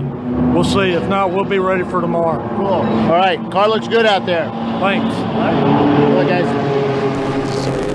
Differential TS. Put the power down on those gators.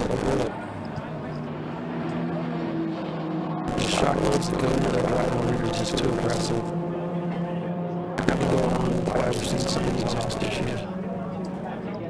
I can barely understand you, Paul.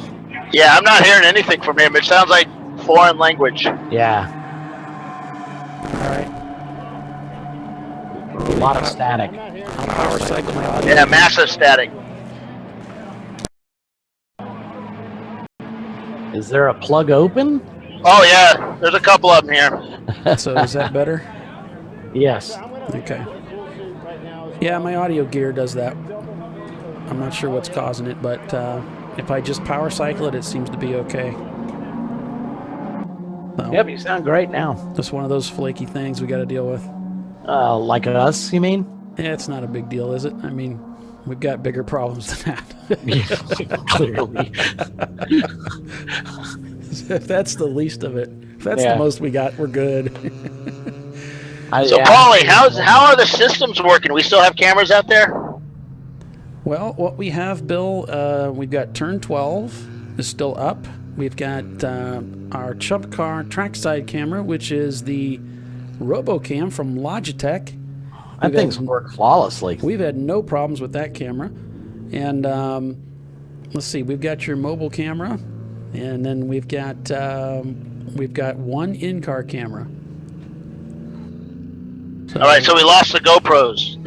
Is 19 or 20 still up? No, 20 is dark, 6 is dark. Looks like 1 is actually off now.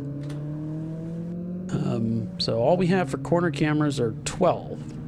Yeah, I'm willing to bet the Heat took those out. I could, that worked for a certain amount of time, but I think it just quit. Yep, but turn 12 looks great. It's a great perspective there. It's nice seeing the cars coming around. This is at the tail end of the back straightaway. Very fast section. We occasionally get to see some cars getting a little loose as they negotiate through there.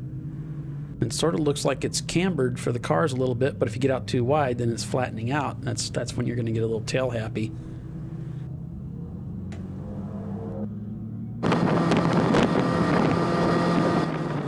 So our in-car camera right now that so far is surviving is the Team Hang Die. We appreciate those guys fitting their car with an in-car camera so we can ride along with them in their little Miata. We appreciate it, guys. Thank you so much. You can see he's got one of those rear view mirrors that's very popular to mount a rear view mirror to the roll bar on the outside to cover that blind spot on the right side of the car. Yeah, we went to convex mirrors on both the stock E30 mirrors, and they seem to be working pretty well.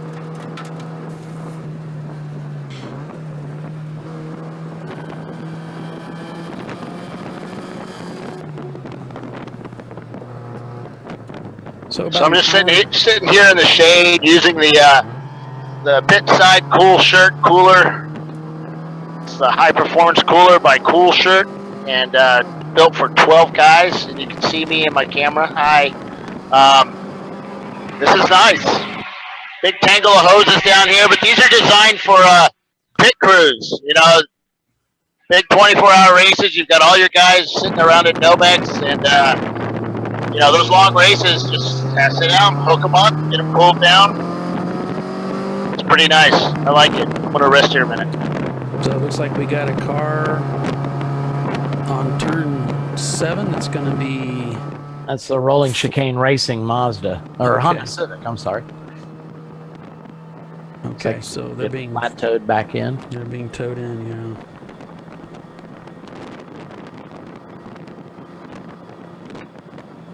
And I don't know, did we mention car 211? Stopped between turn 7 and 8.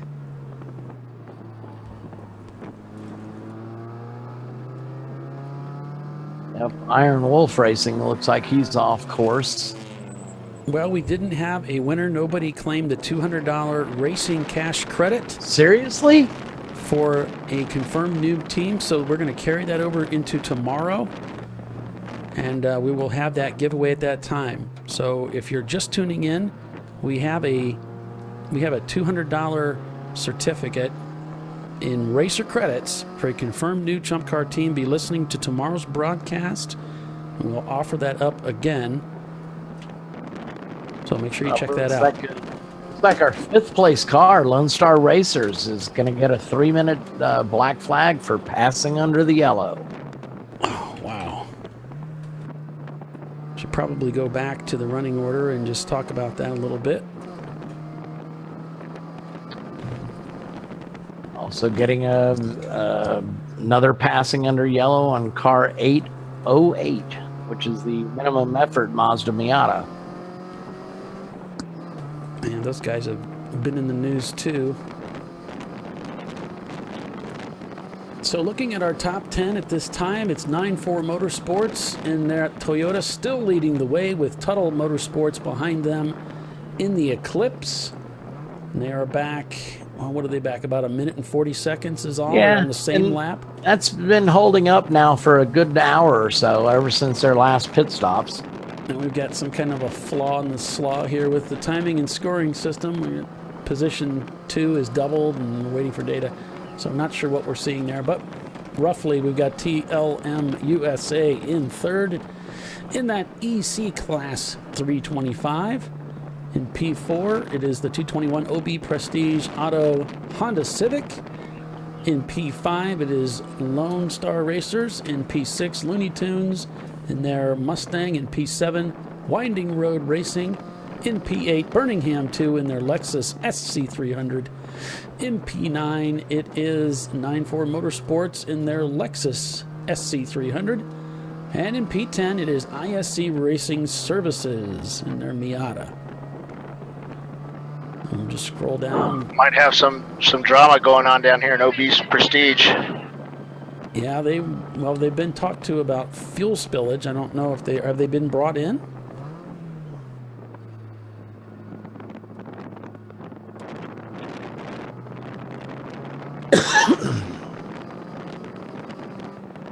And there's PMF Racing, one of that Mustang team. I talked to a little bit earlier that Bill spoke with. They're going to be working on that car this evening. Dan Ratherby Racing, currently in 38th. That was the Miata that was stranded on the front straightaway. It's actually an EC car.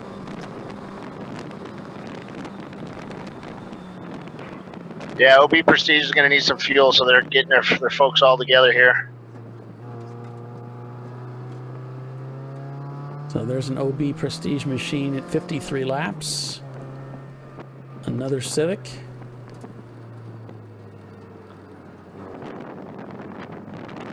They've got the TV cameras all around them. They're trying to sort out their how they're going to do this.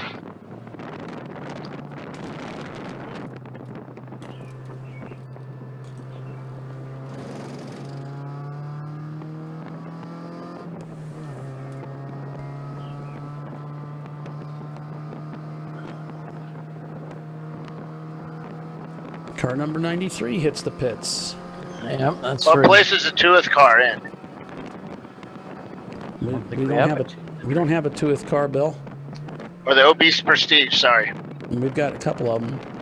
3 of them racing. Yeah, we've got. Well, 334 is in the paddock, is in the garage, and so is the other one, the other Honda. So it's the other car. Yeah, not the 998. It's the other one. Okay. Yeah, we've got a 221 car and a 998 that we've been watching pretty closely. The 998 may have blown another engine up, so it's the 221. Okay, so the 221 is currently scored in P4. It is a black Honda Civic. A-class car? Yeah, there's some concerned faces here. We don't know why. Something about fuel. Telling the guy to stay in there as long as he can.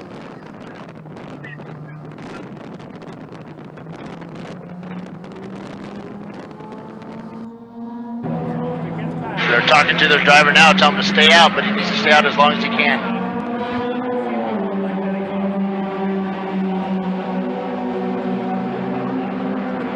Car number 808 dives into the pits. Yeah, we've got the guys ready. We've got fuel ready. That is the minimum effort team. We're just going to try to find something like that is off.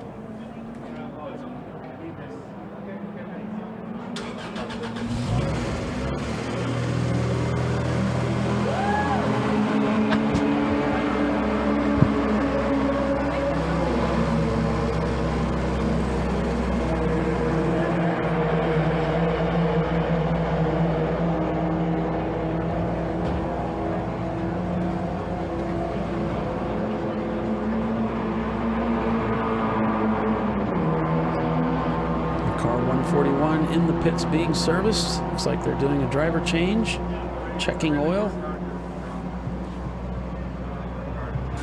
So the 141 car, he came into the pits here with just the Brakes just dragging like crazy, making all kinds of scary noises. That is the Shots Fired team.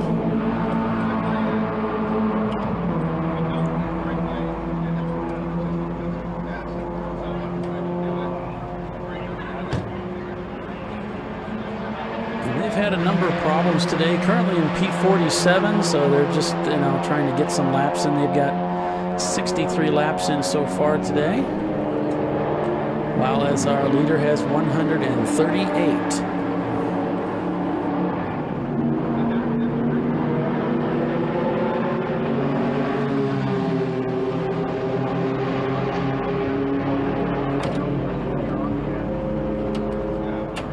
Crank Yankers Racing is in 38th position. They've turned 89 laps today.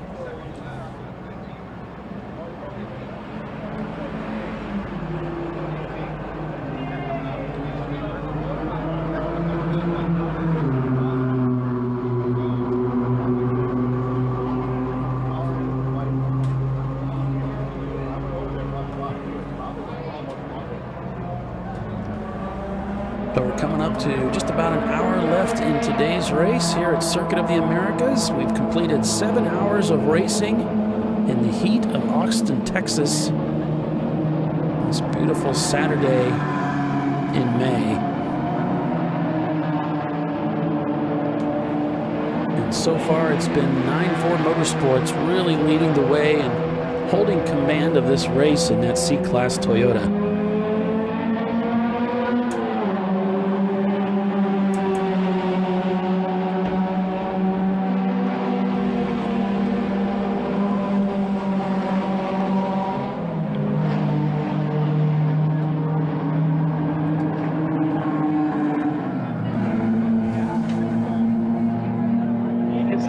Trunk latch on his car there.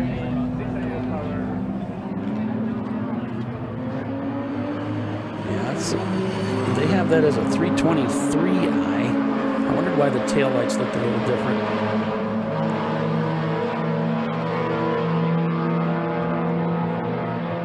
Looks like he might have had some rear end damage there at some point. That's why that redundant locks on the back there. So they're taking off, heading back out onto the racetrack. So, how are you guys doing out there? We had some transponder issues this morning, a loose brake line, so we've lost quite a bit of time, but I think we're doing good now. So just little things? Yeah, little things we forgot to do this, this couple days. He's not mentioning the major suspension problem that we're just driving through for the last, 3 hours. Sorry, I'm hearing myself echoing. So we're not quite sure what our suspension problem is, but our right rear wheel, every time we accelerate out of a right turn, is just hopping up and down. Well, pretty clear it's a wedge suspension problem because I didn't have any problems when I was in the car. Okay, driver number one, you're the one that caused the problem. They're just making excuses for laps that are slower than mine. Yeah. So those brakes were making a hell of a lot of noise when you came in too. Oh, that's normal. Yeah. Secret magic brakes? No shims. Yeah. We took the little plates out. Yeah, we don't use those either. We don't need them. Yeah. So, how's the driving been out there? It's been fun. I mean, aside from the few issues we've had, you're having a great time. So tomorrow should be a lot better. Right. So, how was the driving for you out there? Oh, it was a lot of fun. This is our first race with this car, and I feel pretty good about it. It's a lot faster than our last car, and once we work out all the kinks, it's going to be pretty competitive here, I think. So what car did you run before? A 93 Corolla. Yeah, this is a little faster. Just a little. Oh, and it also had a 3-speed automatic, so. Oh yeah, that's considerably different. So where are you guys out of? We're local. So, Austin, Texas? Yeah, Austin. So this is going out all over the world, by the way. So, wow, cool. So, cool. Yeah, this is our favorite race of the year, I think. How many races do you do a year with Chump Car? 4. So we did Harris Hill a few months ago. We were up at MSR last weekend for Lemons. And hopefully you guys will have another Texas race and we'll go out to that. Think about doing the 24 VIR? Maybe. Yes. You gotta do it. That's my home track, so you gotta do it. It is such an awesome track. It's a long drive from here though. But it's worth it. Bring camping gear. It's great to camp there. Well, they'll tow the car I'll buy a plane ticket and meet him there. There you go. There you go.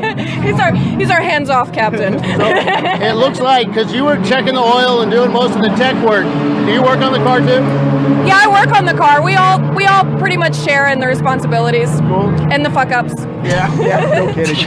No, all right. I put a PG-13 on it already, so. So cool. All right, guys, good luck to you, all right? Thank you so much. All right?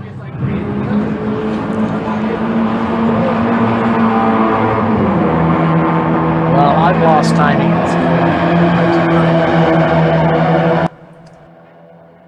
I'm sorry, did you say you lost timing and scoring info? Yep, from Race Monitor. Okay. Hey, there's your car, Paul. Yeah, there it is, still out there. The old Stallworth 280ZX. That rear end where they had all that plastic lens across the back. You don't need that stuff. Yeah, they had that huge lens, and it cost a fortune. You'd get hit, and then oh man, I bet. That was like a thing back then. There were other manufacturers doing that. Yeah, that's a lot of plastic back there.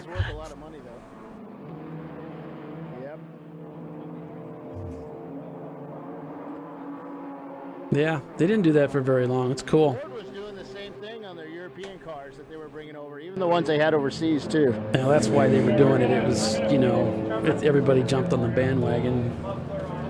And companies like Porsche, they kind of led the way, and everybody wanted to look like those other cars. And well, it is a car thing. Look at the Bangle butt. The Bangle butt with BMW. I mean, everybody's doing it now, even though that was a 20-year ago thing.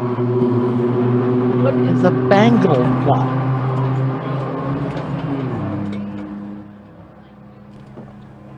I've never heard of a Bangle butt. I haven't either. I'm just going to go with it. I think Bill made that up. Really? You don't know that? No. You're a BMW guy. The 3 Series, when the American designer Bangle, when he redesigned the 3 Series, he redesigned the 3 Series, the E46, and it was a totally different look. And they started selling the head of those cars. Actually, I think recent. Or maybe it was the 5 Series. I don't know. But it was that rear end that just had a funny look to it. There'll be some BMW that'll chime in. The car stopped in. They'll let you know exactly what it was. Like the number 44. Hang on a minute. That would be the City Garage. Okay, go ahead, Doc. BMW M3 stopped out on course at turn 14. There's the 808 coming by, kind of slowly. It's a minimum effort. Mazda Miata. Looks like they got a bump starting. We got a car stalled out on pit lane too. Yeah, I'm looking at. That's a lot of fun pushing a car in. What is the temperature out there, Bill? Low 90s? We got a big traffic jam here. A lot of cars coming in for service. What was that? I was just wondering what the temperature was.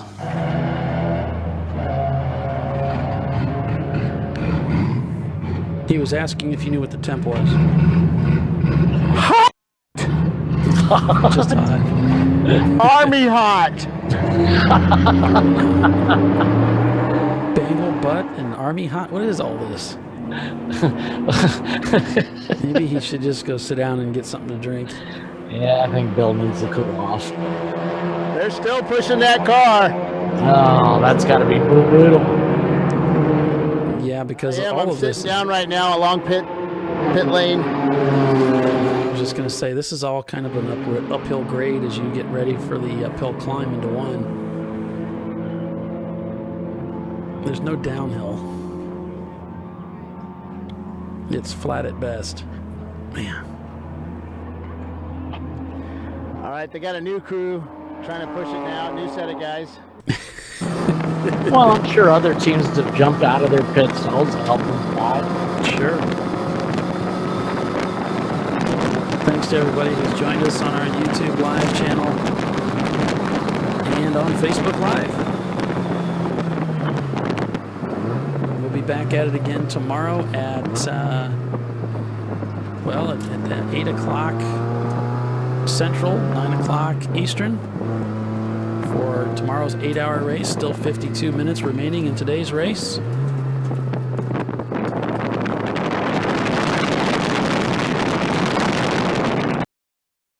Stick with us, folks. We'll be right back. You are watching the Chump Car World Series broadcast, Chumpcast Live.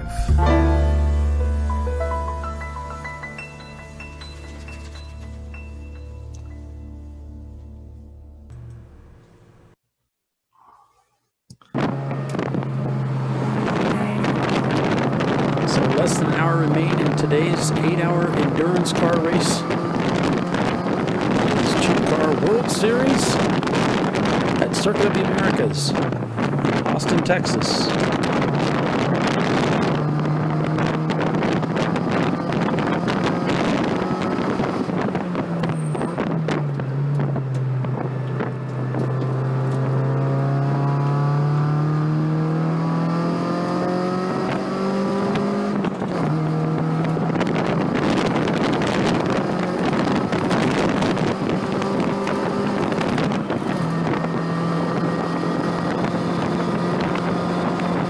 The 221, which is currently in 4th place, is now fueling, and they're putting a new driver in.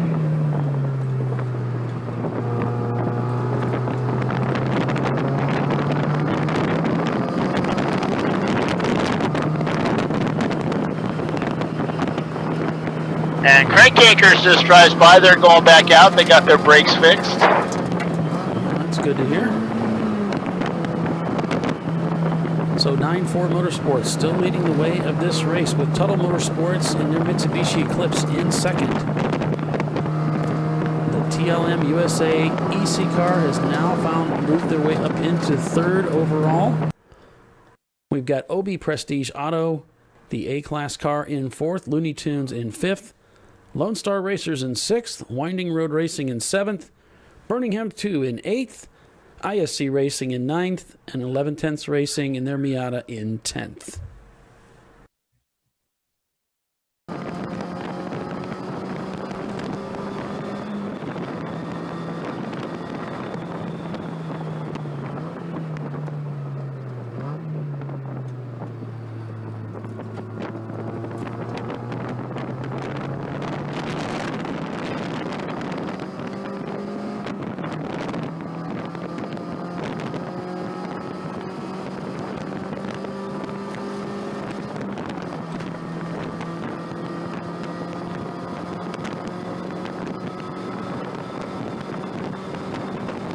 How are we doing on our Facebook feed, Paul?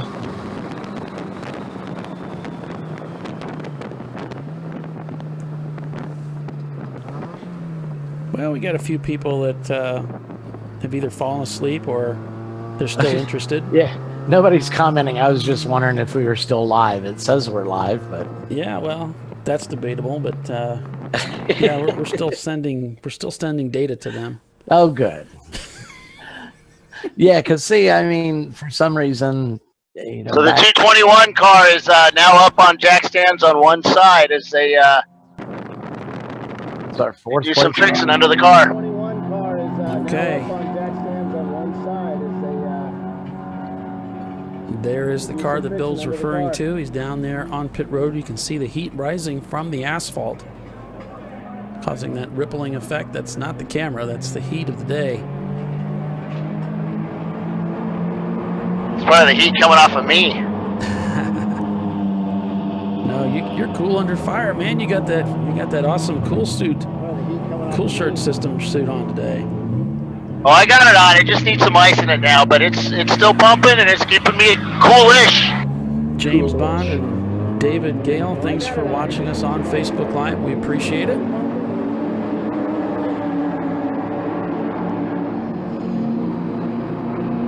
So that's the car 221. Currently in fourth position. This is the OB Prestige car that we've been watching very carefully.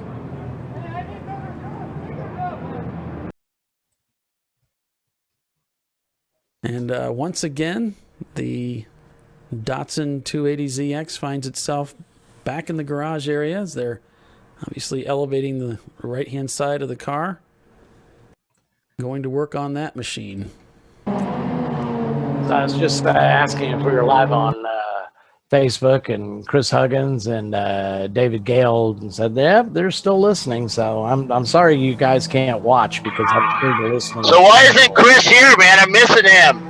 He's got a new build going on. He's working. He's getting stuff done at the shop, he says. So that's like Troy Trulio. Troy Trulio is doing the same thing, getting ready. Everybody's getting ready for NCM and Watkins Glen.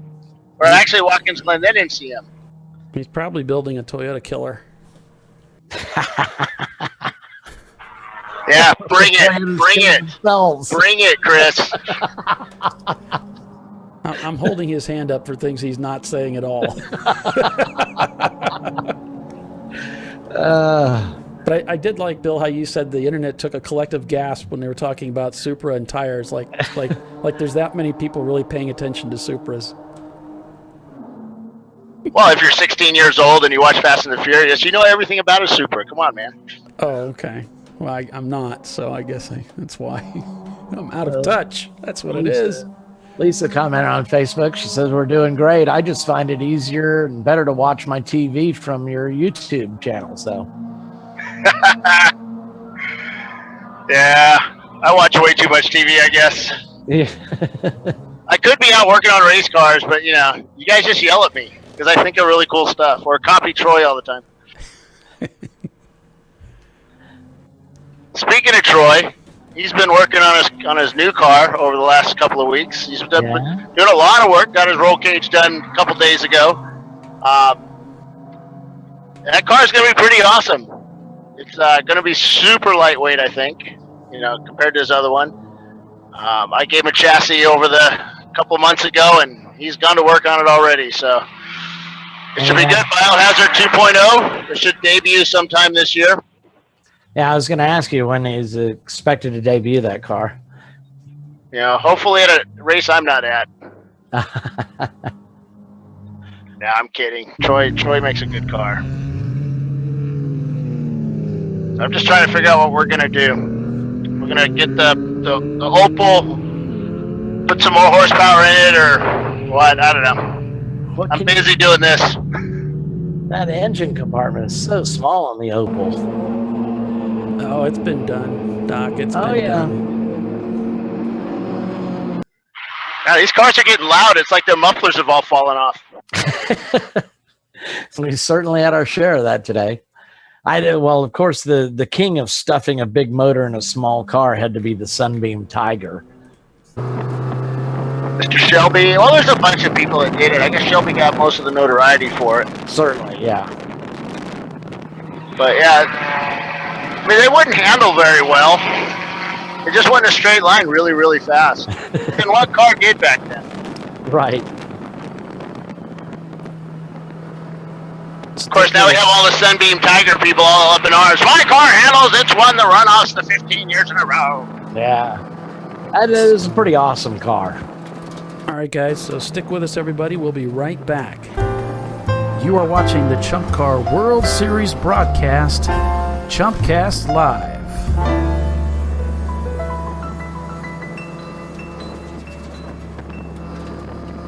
So we're on board here with Team Hang Dai at Circuit of the Americas for the 44 remaining minutes in this race, this 8-hour endurance car race at Circuit of the Americas. Thanks for joining us. I'm Paul Veltman, your host, joined today by Doc Waldrop of Brew Crew Racing and Bill Strong, who is trackside. Well, you ought to give a shout out to Michael for keeping us involved as well. So, is he still awake? I think Michael is. Yeah.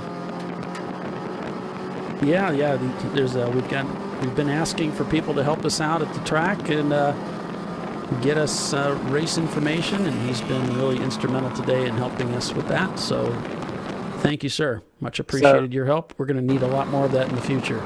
So Lisa Calderon commented that she's the lady that's watching us on the YouTube channel on her TV. So she also said, and let me add, go Tuttle Motorsports. So I happen to look over here at Race Monitor, and 9.4 had been holding about a minute 45 difference, keeping coming back there. But now, last couple of laps, Tuttle's stepped up the game. He's got it down to a minute and 20 seconds first place. So he might be stepping it up here and seeing if he can hold. Tuttle wants that win. He's never won. I don't think they put a car on. Oh, no, they almost won the championship, didn't they? But they had to bring the car in right at the end. Was that Tuttle? They had to throw it up on the jack stands, fix the exhaust. I can't remember. I can't remember either. It was the pit championship. It was either Tuttle or OB Prestige, but I think it was Tuttle because they all came running over the wall at the same time. Right. Well, he's got the gap down to about a minute and 26 seconds now, so he may be stepping it up and trying to catch that 9.4 Motorsports, our leading Toyota. Yeah, they're swapping fast lap times between the two of them. They're just a couple tenths of a second away on that last lap through. Yep. So he's got some time here. He's not that far back. Well, let me go talk to Brian and see what he says. Let's see what's going on, yeah. This is something that could definitely, this could happen for them. Of course, if those two mix it up. Cars swap the lead like every third lap for a good 2 hours. They've both been up at the top for So how far is he behind? Oh, just about a minute and a half. Less than a minute and a half, Bill. Yep. How many seconds are they gaining per lap? Well, it's gonna be it was kind of swapping back and forth, wasn't it, Doc? Yeah, the gap was holding at about a minute 45 seconds, and he's knocked about 15 seconds of it off. I don't know. All right, I'm here. Over several laps, but let's go to Bill Live and see what Brian says.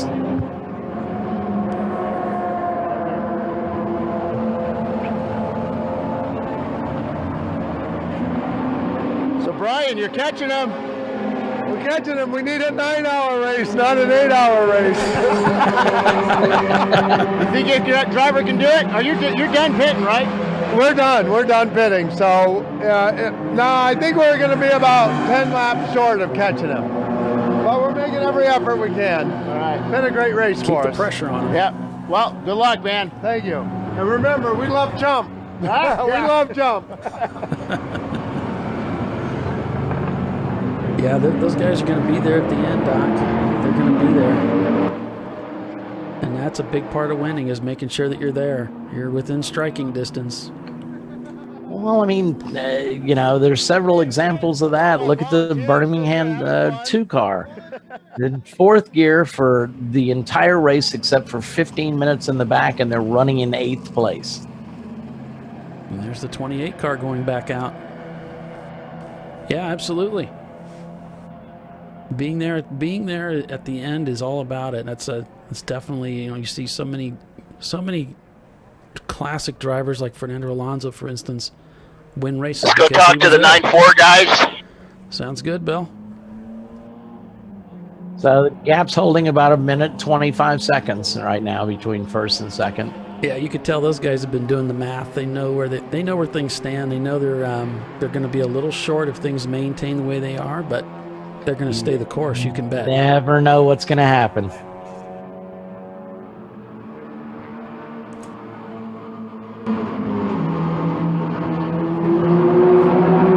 All right, hey, so he's trying to catch. Trying. We're not going to let him. We hope. So you're done stopping, right? You've done all your stops? Yeah, we're good to go to the finish. All right. So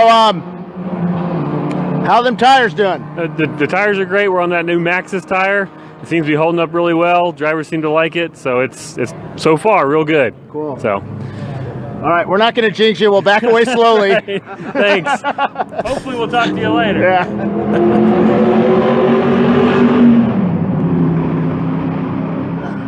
Yeah. So they're kind of collectively holding their breath. They know the pressure's coming, and they know they'll have 40 minutes of racing to get this thing done. And looks like the car stopped at turn 13, and he's on the apex. Oh, now see, wouldn't a full course yellow play into their hands to close the gap? Why? Yeah. We haven't seen any today. Well, no, and I thought if we were going to see a yellow flag, it would have been for that car that was stopped on the front straight. But, geez, what do you do with the car sitting on the apex? And why would you let your car stop on the apex? Well, that comes down to experience. I mean, remember, we have a lot of new folks racing, and they may not know. They just, why did the car stop, and why isn't it stopping? Why isn't it accelerating? And they start panicking, and next thing you know, you're in that position. Yeah, that's probably a good point, Bill, that, sometimes when a new driver doesn't know any different, when they have a problem with the car, they just put the brakes on and stop the car where they are. You're not going to believe whose car it's being reported as. Frank Anchors. And he's an experienced driver. Well, he was racing here last weekend, so who knows what happened there. Yeah, we don't know who's in the car, but... He was racing here last weekend. Oh, I don't think Crank Anchors was racing here last weekend, was he? No, I don't think so. No, you mean last year, maybe. No, it was the driver in the car was racing here last week with as the IMSA was racing here? The IMSA driver. Okay, so he must have just lost power to the. It was with the Orica team. Yeah. Okay. Huh.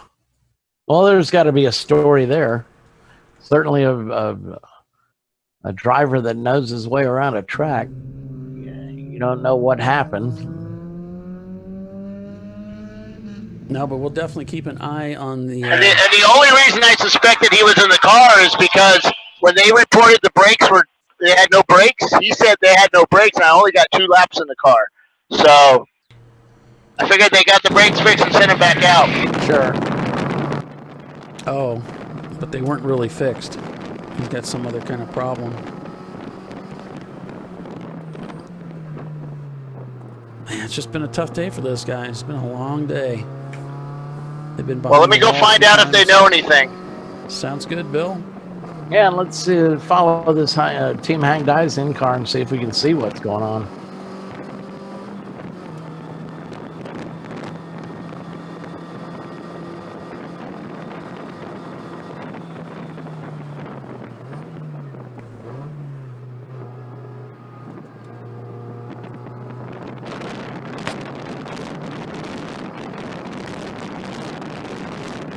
So we're on board with the Team Hang Die Racing Team. Our fastest lap time, a 2:52, currently in 14th now. They've worked their way up through the field throughout the day. Really just staying the course. And it's worked out well for them. It's paid off well. In this field of nearly 60 cars that started this race today, they find themselves in the top 15. So I got Tyler here. Whoa! They've lost control of the car. Just as I was saying that, they're in the grass. They've spun. Yep. I thought those tires might be squealing a bit too much. Now we have just a couple minutes remaining on Facebook. We're going to go ahead and break that feed and come right back. So stick with us, folks, for the remainder of this race at Circuit of the Americas. You are watching the Chump Car World Series broadcast, Chumpcast Live.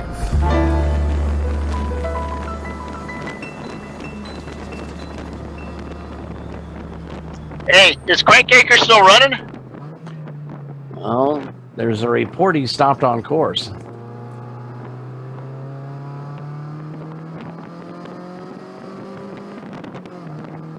Yeah, they don't have radio communications with him, and they said that they just saw him go by a few minutes ago. Well, I can only assume that Michael's looking at the monitors in timing and scoring, since they have them on every corner, so that's just the report we were getting from Michael. So all right, folks, we are back for the remainder of this 8-hour endurance race at Circuit of the Americas. It is a Chump Car Double 8 endurance race sponsored by Cool Shirt Systems and RVA Graphics and Wraps. We had to break away from our Facebook feed to relaunch that so that we could continue to bring you the remainder of the race. So apologize for breaking away to the 6 people that were watching. That's not our fault. We have to break away. Now, the Yes, 6 it people is. watching, that may be our fault. In fact, Any word on crank anchors? No.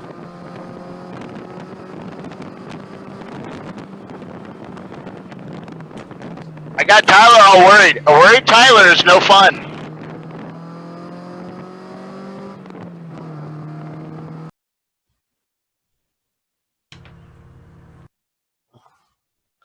So I have a message here from Michael. It states 186 was dropping before he stopped. I don't know what that means exactly. I'll ask him about that. We'll see if we can get more information from the race control booth. Just about a half hour remaining in today's race. On board with Team Hang Dai, currently in position 14. We've got a race at the front of this field, Doc. Well, he's running now. He did. Nope, never mind. It's not them. It looked like them. That one had paint. Okay. Because what I'm getting back from Michael is dropping fluid of some sort from the 186 car.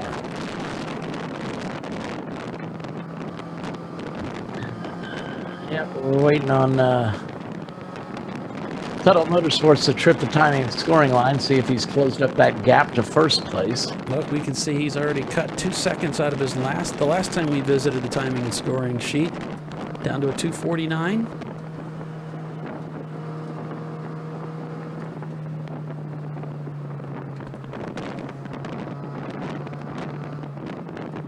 So we'll keep an eye on that as this race draws to a conclusion today. He's in the back. We just got him in the paddock. They towed him back here. Let's find out. All right, thanks for that, Bill.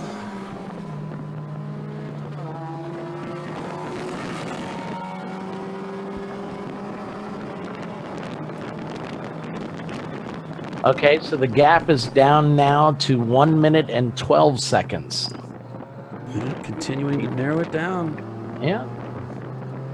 So obviously they are catching them. But of course, having enough time to catch them, and then doing it, properly negotiating a pass, that's a whole nother thing. But it is possible. Certainly if the 9-4 guys start feeling that pressure and start making mistakes, like we just saw a moment ago before we left to break our feed and come back to Facebook. We saw this team we're following now, the driver just was the momentary loss of concentration or whatever the case was, lost control of the car, spun, was able to get going again.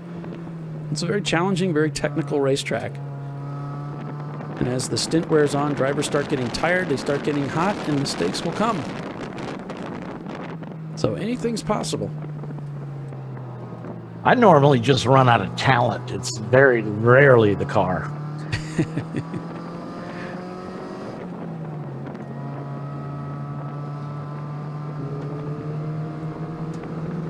I look for ways to blame the car in ridiculous ways so that guys know I'm saying it was me. But that's the reason I haven't added gauges to my car yet, and certainly not telemetry. So the driver of Tyler's car said that the car just lost power and it just stopped. Oh.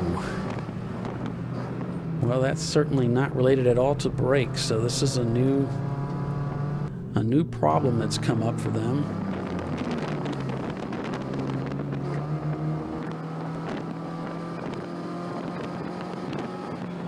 So it's kind of cool looking down here at pit lane.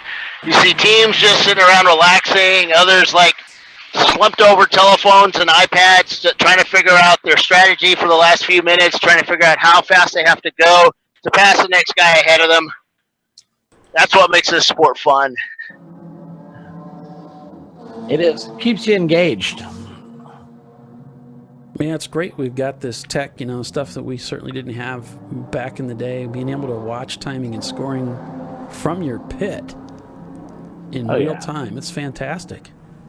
Well, and if you're foolish enough, you can come to us at Jumpcast Live and follow us along. We're trying to keep everybody updated and with the field rundowns and what we see from timing and scoring. Michael's certainly kept us abreast on what's happening with the cars out on the track as they come into pit row, and he's checking out the monitors. So Yeah, speaking of a rundown, why not? Let's go through that. Oh, hang on just a second. We'll be right back with you, folks. Stick with us for that. You are watching the Chump Car World Series broadcast, Chumpcast Live.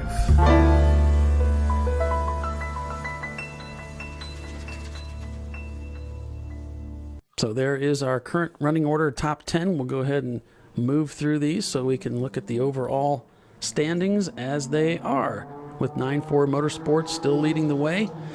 And we're seeing Tuttle Motorsports in their C-Class Eclipse slowly chipping away at that lead. We'll see how things develop over the next 30 minutes. So there is your top 10. You got TLM USA currently in P3. They've worked their way up through the field in that EC Class 325. Birmingham 2 still holding strong with that car stuck in fourth gear in P8.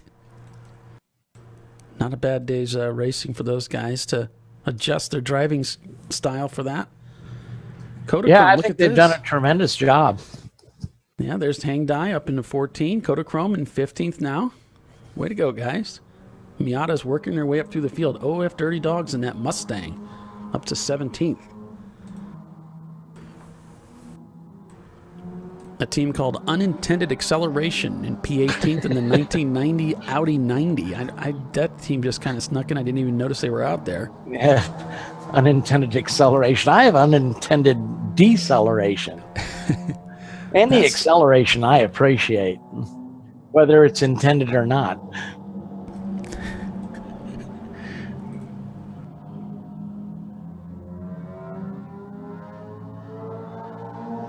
Crank Yankers Racing now in 34th position. We expect that to tumble as they find themselves behind the wall again, likely for the conclusion of the race.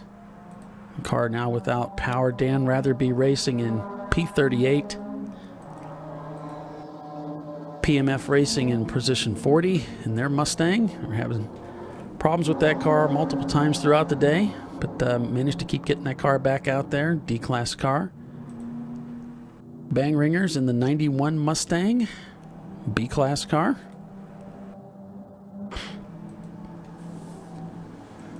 Shots Fired Racing now turning their fastest lap of the day. Bill interviewed them just a little while ago. Yeah, don't know what happened to Basil Weenie Racing down there in 48. That's normally haven't seen much of them. Yeah, they should have been strong today, so something's up there. Fastest lap time. Hey, I'd like to give a shout out to our pit in guys. They're just sitting up here under the. Here, I'll get the camera over there. Martin McClure down in 60th. So there's a full rundown of the field as it stands, folks.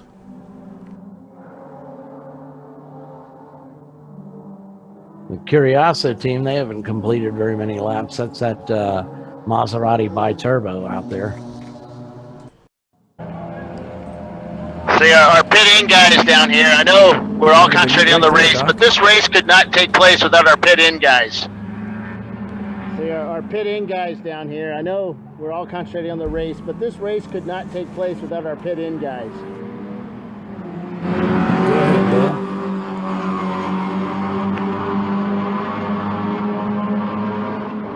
I think that was the shout-out, so.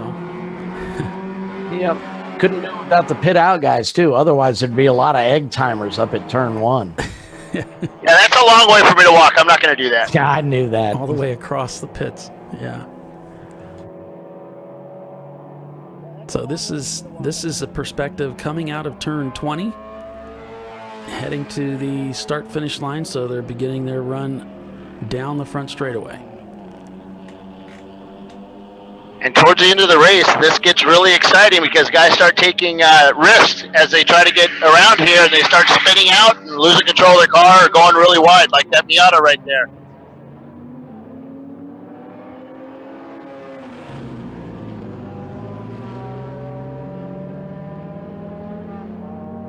Here at turn 12, you can really see the suspensions load up as the cars come through, and they get a little bit of, it looks like some banking assist from the turn.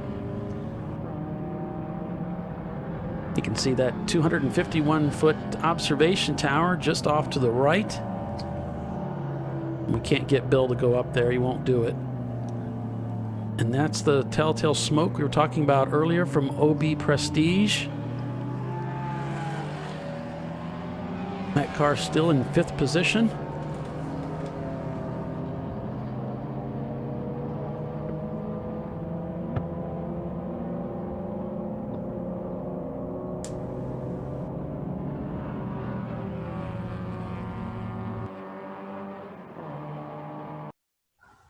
Whoa. Let's see. Back on board with Iron Wolf Racing. Their camera decided to wake up, so we appreciate those guys turning that up for us. Might have reloaded his data card. I don't know. So Tuttle's holding on at 1 minute and 12 down to our leader, 9-4 Motorsports. So he's kind of leveled off at his rate of catching him.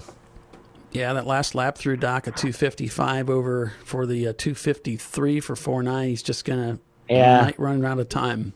Just going to keep that gap where he can.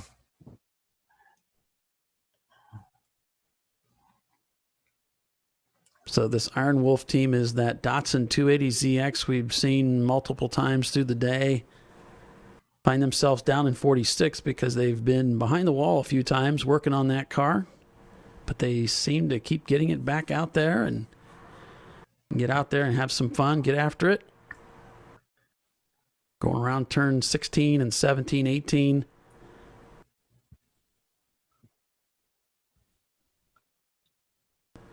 So the 9-4 guys, they take this pretty seriously. They're pretty ruthless out there, and they've been they take it serious, super serious, I should say. They're not gonna let them catch them. I think they would let them get to a certain point, like he said, and then Tuttle won't catch them. Step it up, yep. Probably trying to keep that margin of victory penalty down. Oh. You mean sandbag? Is that the word we're not supposed to use? No, we don't use that word. Well, this is really strange. I got to say, for the first time in this broadcast history, and we've been doing this for a little over a year now, we actually have cameras coming online at the end of the race. That's insane. We have 3 in-car cameras now rolling. And all I can say is, thank you. We should call CNN. They'll want to get this. You know what? ChumpCast is the ultimate broadcast racing series. All our cameras come on the last 10 minutes, which is what should happen with other race series too. Right. Yeah, that is giggity. That is pretty strange. We're getting more cameras because normally we're down to watching the grass grow. Yeah, just 20 minutes. Well, you have to listen to me talk for like 20 minutes. Yeah, exactly. We got to cut to Bill. And then ask him to say something. Talk, Bill, talk. Yeah, he's one to say anything, so. I like to say hi to my wife, Amy. She is back in Virginia, probably loving life because I'm out here. Yeah. Hi to my family at home. Your daughter's probably giving you dirty looks. Yeah, my daughters always give me dirty looks. Hi, Kate. What's Ian up to? Basketball. He's doing what do they call that? AAU basketball, soccer. So Kate is actually ranked number 3 in the state of Virginia for goals. I was going to say, and she's a freshman. Yeah, I've been following your posts on Facebook. It looks like she's doing pretty good. I think she scored the only 2 goals in the game the other day. Yep. And she's not a center forward. She's like a midfield forward. Right. But and she's got a heck of a foot. Her and Ian both played soccer for since they were 3 years old. Sweet. Ian is a defender, so he doesn't get all the glory that she does. So he almost scored the other day from the back. That was pretty cool. Oh. But yeah, we're a big soccer family. If we're not racing, we're playing soccer. So I actually played for a long time. I played overseas and did okay at it. I was a goalie. You know, the scary thing is Troy pointed out a couple of weeks ago when during the broadcast is you were kind of a world-class mountain biker. Well, I don't know about world class, but I was a mountain biker. I raced out of Florida and I did quite well, but not world class. I was kind of old to be world class when I started. I was in my 30s. Troy might have been buttering you up since you gave him that chassis. Yeah. So, but yeah, I was probably about half the size I am now. Weren't we all though? But yeah, soccer's my number one sport. That's kind of what I always fell back to, and I love it. Well, I mean, Atlanta's got a new soccer team, and they filled up Bobby Dodd Stadium for their first several games.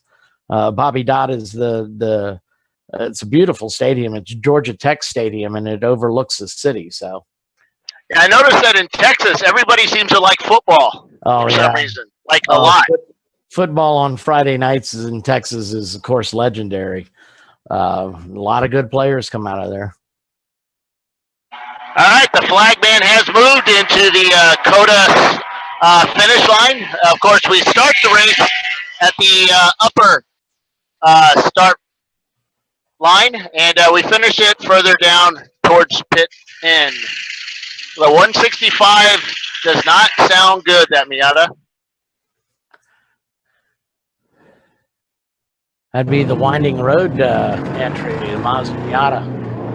Winding Road, of course, is in the motorsports industry business. Yeah, they're local too, I think. Yeah, they're from Texas. I think it is Austin. So they have a pretty good contingency program. Basically, you put their decals on your car, and you go and you finish, and you win your class or you win whatever. They will actually, once you take all the pictures and follow their instructions, they will give you gift certificates to use on their website. Sweet. And it adds up. Troy has actually got enough gift certificates. He bought himself a whole blower setup for the helmets. Yeah, it's pretty cool. It's not that big a decal. And you get decal, and you get points just for putting the stickers on your car and taking pictures to it and sending it to them. It's a pretty cool setup. Oh, I may just have to do that. I got room on the car for some stickers. I think it's windingroad.com. Join their email list. They got a really cool email list. Send you hints and tricks and all kinds of cool stuff. Cool. It's a pretty cool site. I'll have to do that. Like I said, I got some room on that car.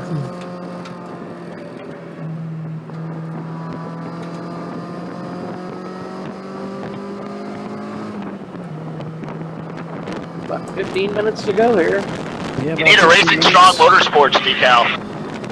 Thanks for joining us, Rodney. We appreciate you joining us on Facebook. I'll think about that, Bill. I don't know if I have that much room. How big is that sticker? If it's anything like your rear wing, I don't have enough room. We'll just have to make you a wing. Gotcha. Yeah, I pretty much got no arrow on our car. I think I'm going to be putting a Robin Banks Racing sticker on our car. Yeah? I have a TBR sticker on mine. And a Trulio. Robin's been helping us out with our parts. He's a partial sponsor for us. We appreciate him for that. And oh, cool. So, yeah. It's R Bank Racing. It's not just the team name like ours is. It's actually a legitimate company. It's a thing. Hey, did you let everybody know what's going to happen at NCM with us?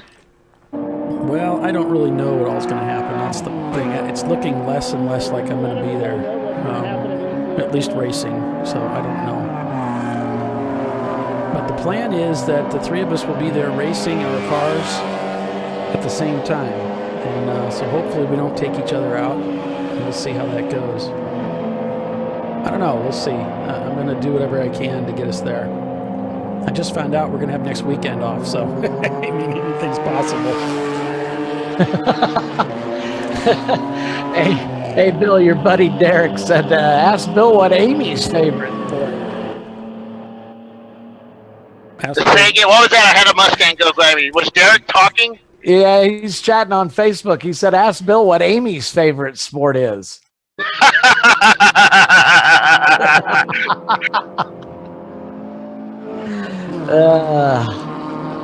It's soccer, by the way.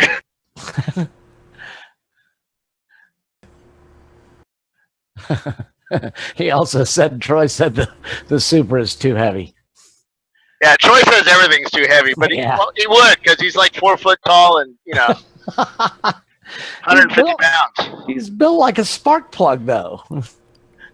He's Italian. What do you expect? Yeah.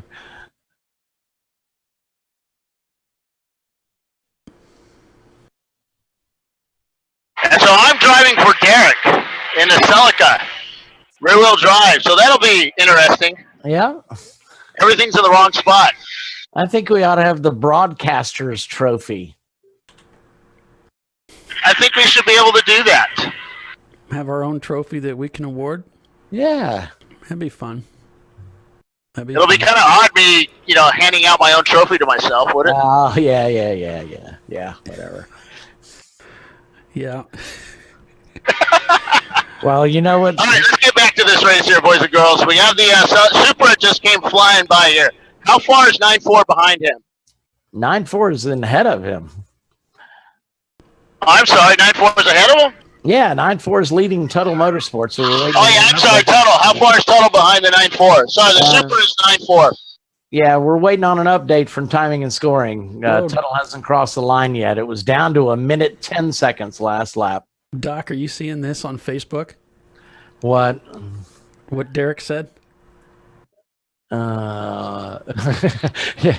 Let's see, Molly. Oh yeah, you can. Yeah, I saw that. He's offering me a stint in his car if I can't get our car ready. That way, I can get out on the track and fight with you guys. That's awesome, Derek. Thanks, man. I appreciate Lisa that. Calderon said, you guys definitely win for comedic performance. I'm sure that's a compliment, right? Look, we're just trying to keep ourselves amused, Lisa. If you're on for the ride, well, we do play a disclaimer. There's a 108 car right there. 109, Bill. 1 minute, 9 seconds. Yeah, there's no way he can do it. There's no way. Well, he just needs to stay there and, make sure he brings it home. Well, there is a way if something bad happens, but exactly. We won't. Anything could happen to that lead car, but I'm seeing a message here. I didn't know this, but this would be 9-4 Motorsports' first Chump Car win. I didn't know that. I guess I thought that they had won races before, but looking at the they finished second. They've done a lot of seconds. They finished behind Kevin Smith at Daytona. He was second or third behind Kevin Smith at Daytona last year or this year. Yeah, so they're lined up to win this Chump Car race, and it's a hefty field, and they could win at COTA. I mean, that's huge. And that's 9-4 Motorsports. This would be their first win. That's what I was seeing on our Facebook thread. Huh. Which I didn't know that. I just assumed. I'm pretty certain it will be because they've always been runner-up. Something has always happened to them. So that's cool. This could be it. 10 minutes left remaining in today's race, folks. Stick with us. We'll be right back. It didn't roll. How about that? Try it again. There we go. You are watching the Chump Car World Series broadcast, Chumpcast Live.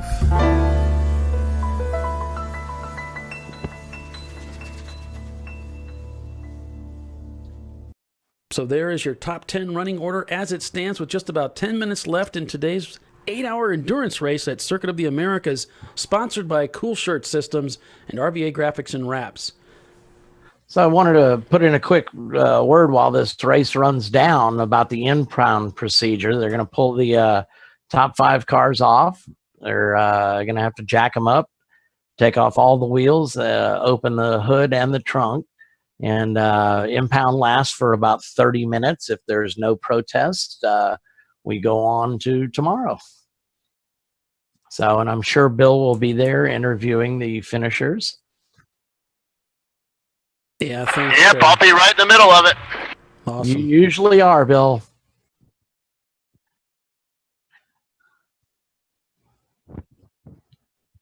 So Derek is he's the guy that's got the Celica, right? Derek has an 85.5 Celica That's Supra with I guess it's a later 2JZ or something in it. Uh-huh. Okay. A zillion horsepower, who knows? So, a broadcast trophy. We can call it the Krylon Award. Krylon. Like the plastic?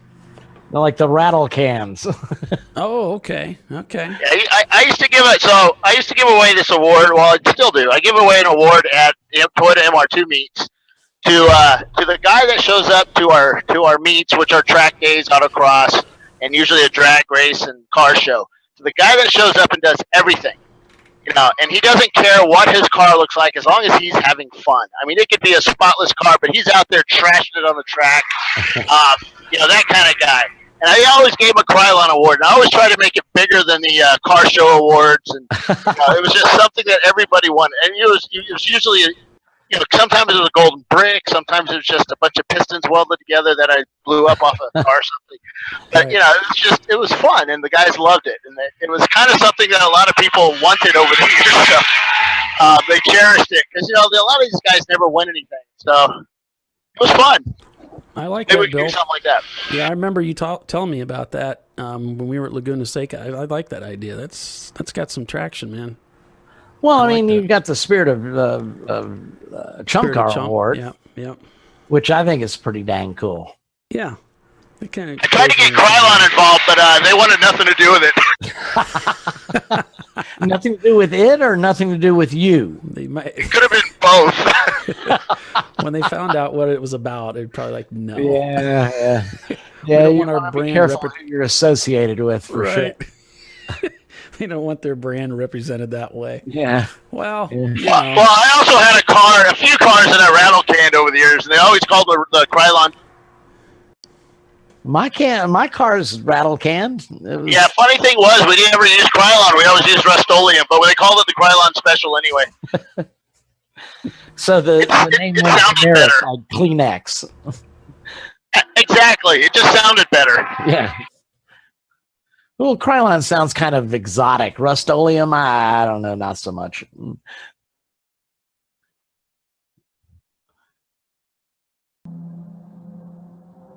All right, I moved in position here about 20 meters down from the finish station. He's looking at his flags. He's got the blue flag in hand right now for the faster cars. We're still under full sunshine with a lot of heat. The wind has picked up a little bit, so it's kind of cooled it down a little bit. It's nice. The faster cars. We're still under full sunshine with a lot of heat. The wind has picked up a little bit, so it's kind of cooled it down a little bit. Sorry about that. Forgot my mic was on. That's never happened before.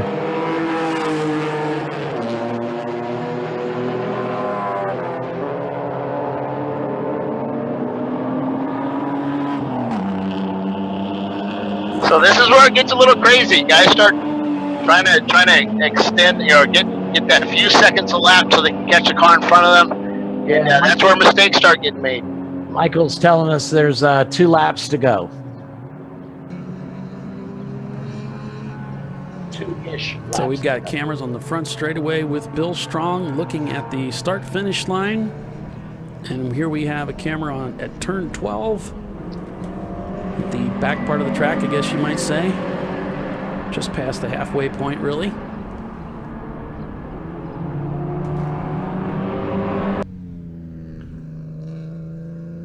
We can see Deep Eddy Racing piloting their car around the course here to finish up this 8-hour race.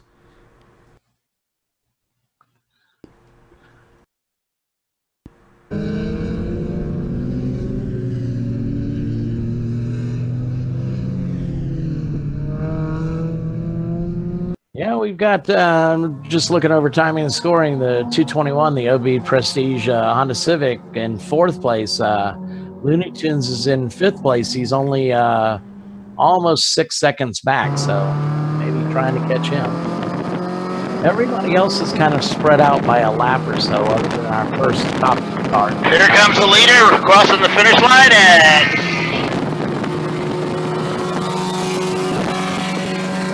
all right, the starter is messing with the flags. He is adjusting his chair. Now he is grabbing the checkered flag in hand. So one more lap.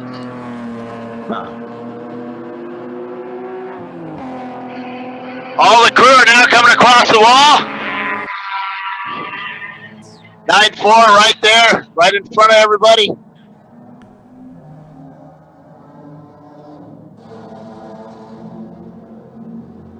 Starter signaling 1 lap to go to all the drivers crossing the finish line.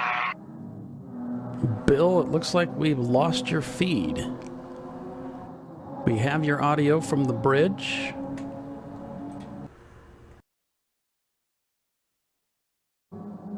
All right, restarted. We got it.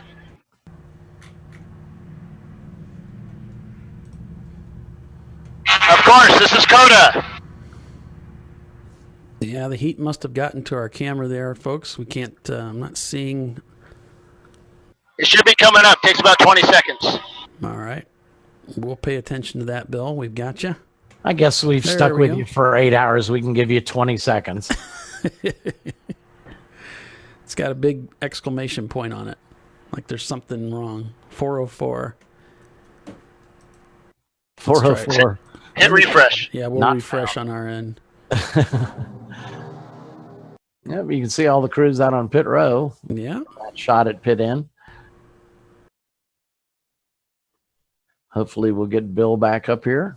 Nah, we're just getting a couple static shots, Bill. It's just... It's been behaving really well all day. There, we got you. Don't do anything. We see the one finger up in the air. That is for 1 lap remaining. He's just letting the other teams know. We're pinwheeling again on your camera, Bill, but we're getting bits and pieces of it, so it's good. Okay, just started and restarted. Stops and restarted, so let's see what happens. All right.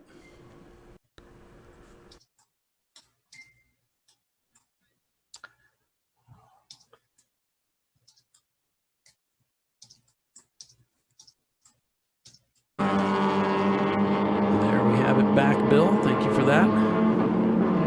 You see the starter still giving me 1 lap to go warning.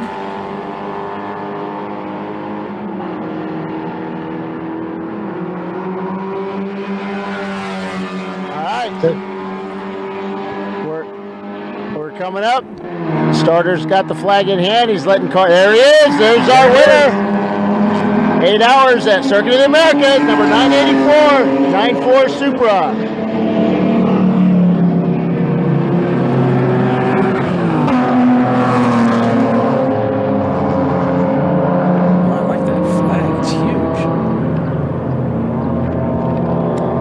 Waiting for number 2 to come in, and that would be Tuttle Motorsports, and that'll be their highest finish as well. They've been trying and trying and trying for the last 2 years. There's the Cage Mustang finish. Is that Tuttle that just went by? I don't know how many orange cars we have out there.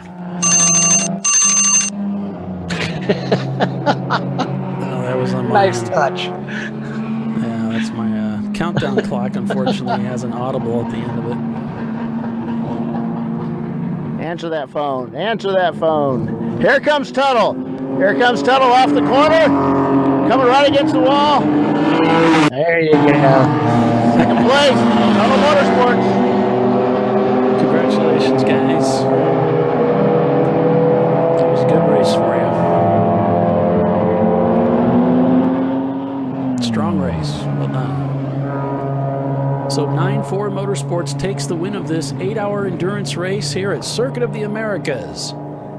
With Tuttle Motorsports coming in second, TLM USA in third, QB is at OB Prestige in fourth, and 101 Looney Tunes in fifth. Yeah, I don't know what happened to the Looney Tunes car. He wasn't that far behind, and then all of a sudden he dropped to about 20 seconds behind. So, I don't know if he spun out and tried to catch you. There went another Honda. And there went the 221. They finished fourth. Yeah. So that was your fourth place car that just went by there. The Looney Tune Mustang should be coming right up here. So look for a black Mustang. There they are. That was him. Yep, I the believe so. Mustang just crossed the finish line. Yep. Okay. That was your 5th place team, car that won at Road America just a few weeks ago.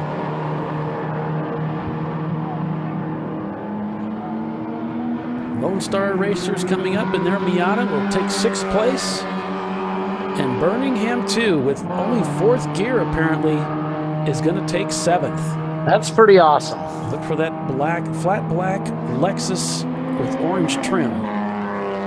It's black over orange. Winding Road Racing still shown in position 8, with 11/10ths racing in 9th. ISC Racing Services takes 10th.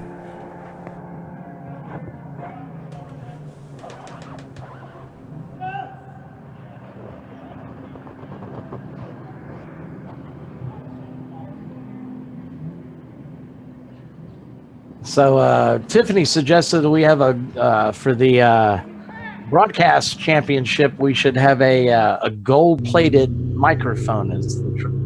You know, I thought and about I told that her too. What do you think about that? I said, I'm not giving up my beer tap on the top of my car.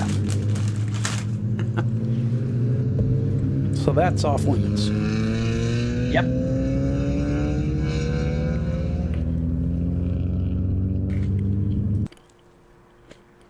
So a fantastic day of racing here at Circuit of the Americas in Austin, Texas. And the weekend's just getting started. We have another 8 hours of racing tomorrow as we go on board Deep Eddy Racing, finishing out the day. They found themselves down in 31st position. It's really a little bit better car than that, and they were just in and out of the paddock a few times with some issues, but teams will refresh their cars as necessary and reload for tomorrow. I think we can expect good things from Crank Acres Racing. We can expect good things from 9-4 Motorsports. They're going to be tough. Tuttle's going to be out there. They're going to be tough. They're going to want to win this race tomorrow. Yeah. Looney Tunes is going to be, this is their home track, so they're going to be gunning.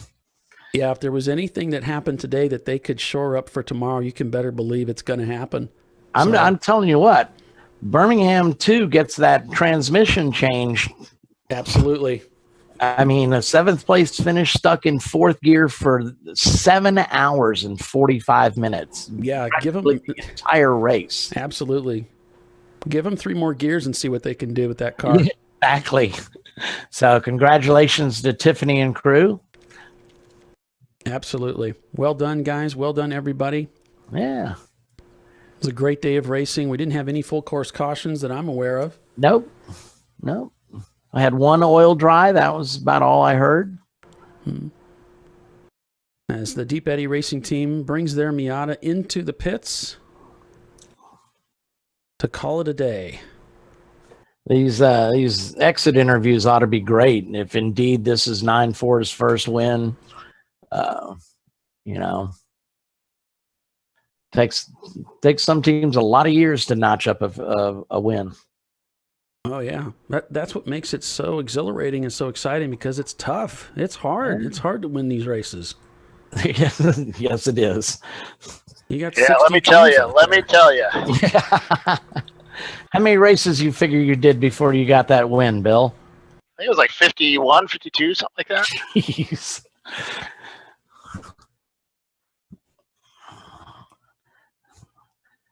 I mean, we'll let them jack up their cars, then we'll come talk to them. Let them come down off their high a little bit. So here is a rundown of the entire field. You can see on your screen here of where everybody has finished. And I'm liking how Maverick Racing in the last lap pulled out the fastest lap of the day for themselves with a 2:57. No kidding. And that's our fast time of the day? No, for themselves. Oh, for themselves. Gotcha. Yeah. They got their fastest lap for themselves in the last lap of the day. All right, whenever you guys are ready. Well done. Stand by. Okay, Bill. Whenever you guys are ready. We're on you.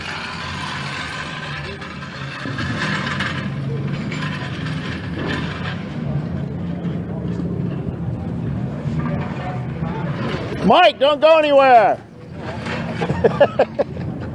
These guys always want to run away. Congratulations, man. Thank you. How was it out there? It was a little hot. Yeah? But all was well, yeah. Well, your team cooled you down there at the end, I saw. Yeah, they did. Unfortunately, I got a race tomorrow in this suit. Oh, it'll dry. Yeah. So, that's your first win for 9-4. It is the first win, yeah, and that's the first time out for that car. So that's a double thing that we got going here. So it was all good. So how'd you win this race?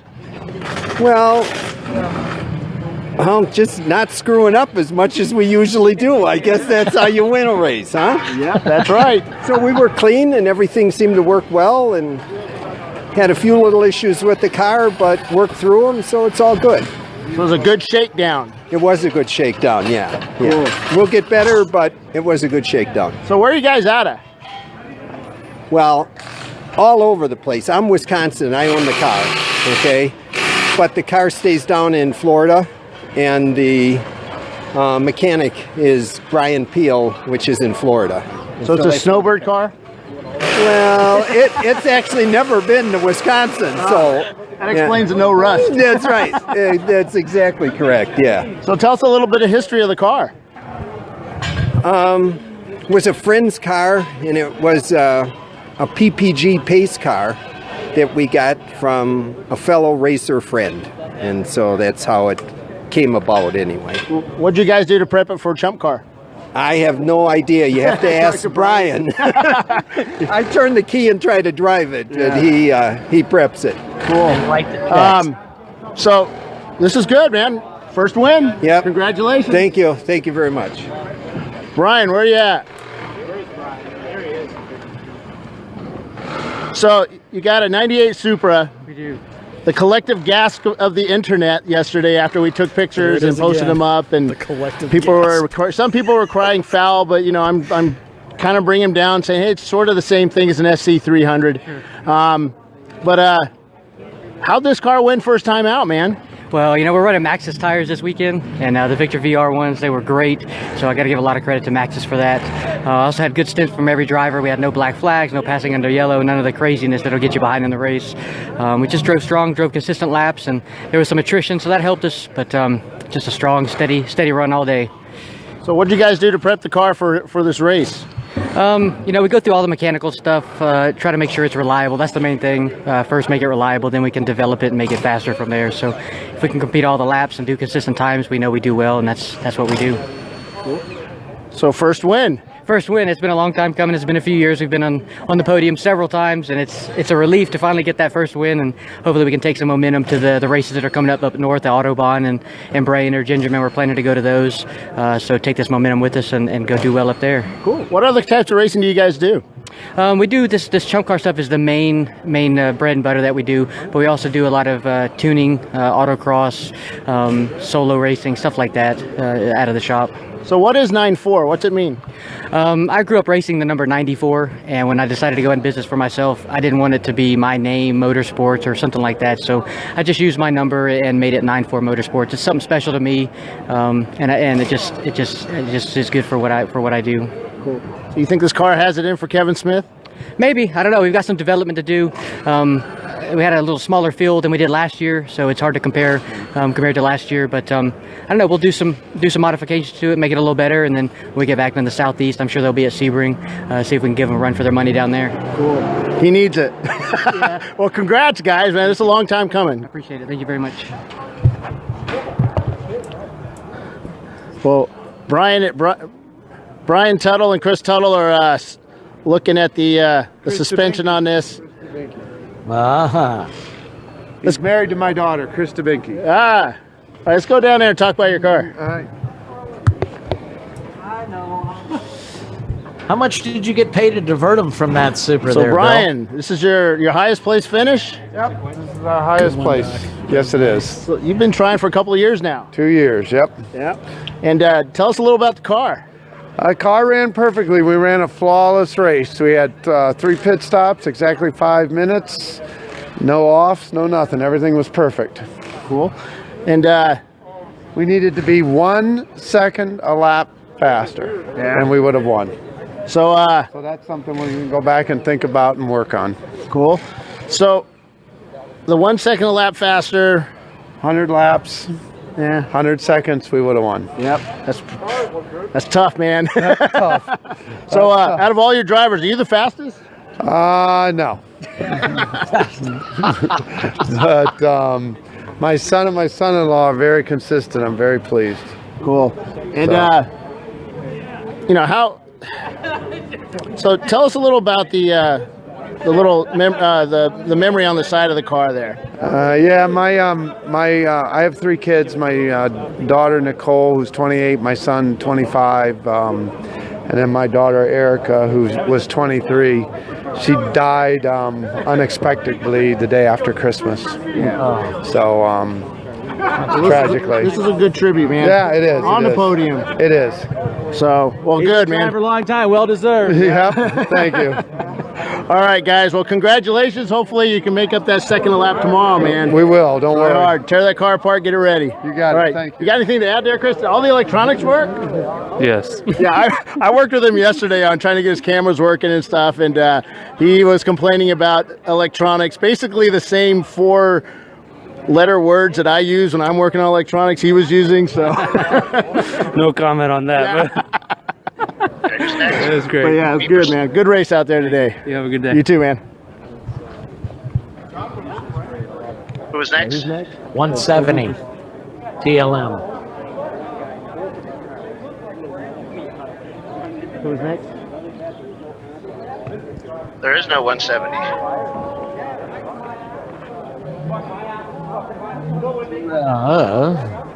There is no 170. It's the E36 Tuttle TLM. Are they EC? Yes, they are EC. Yeah, they don't come here, so it's the next car after that. Okay, next car would be the OB Prestige EC? 221. Yeah, they don't come here, so it's the next car after that. 221 right in front of you, Bill.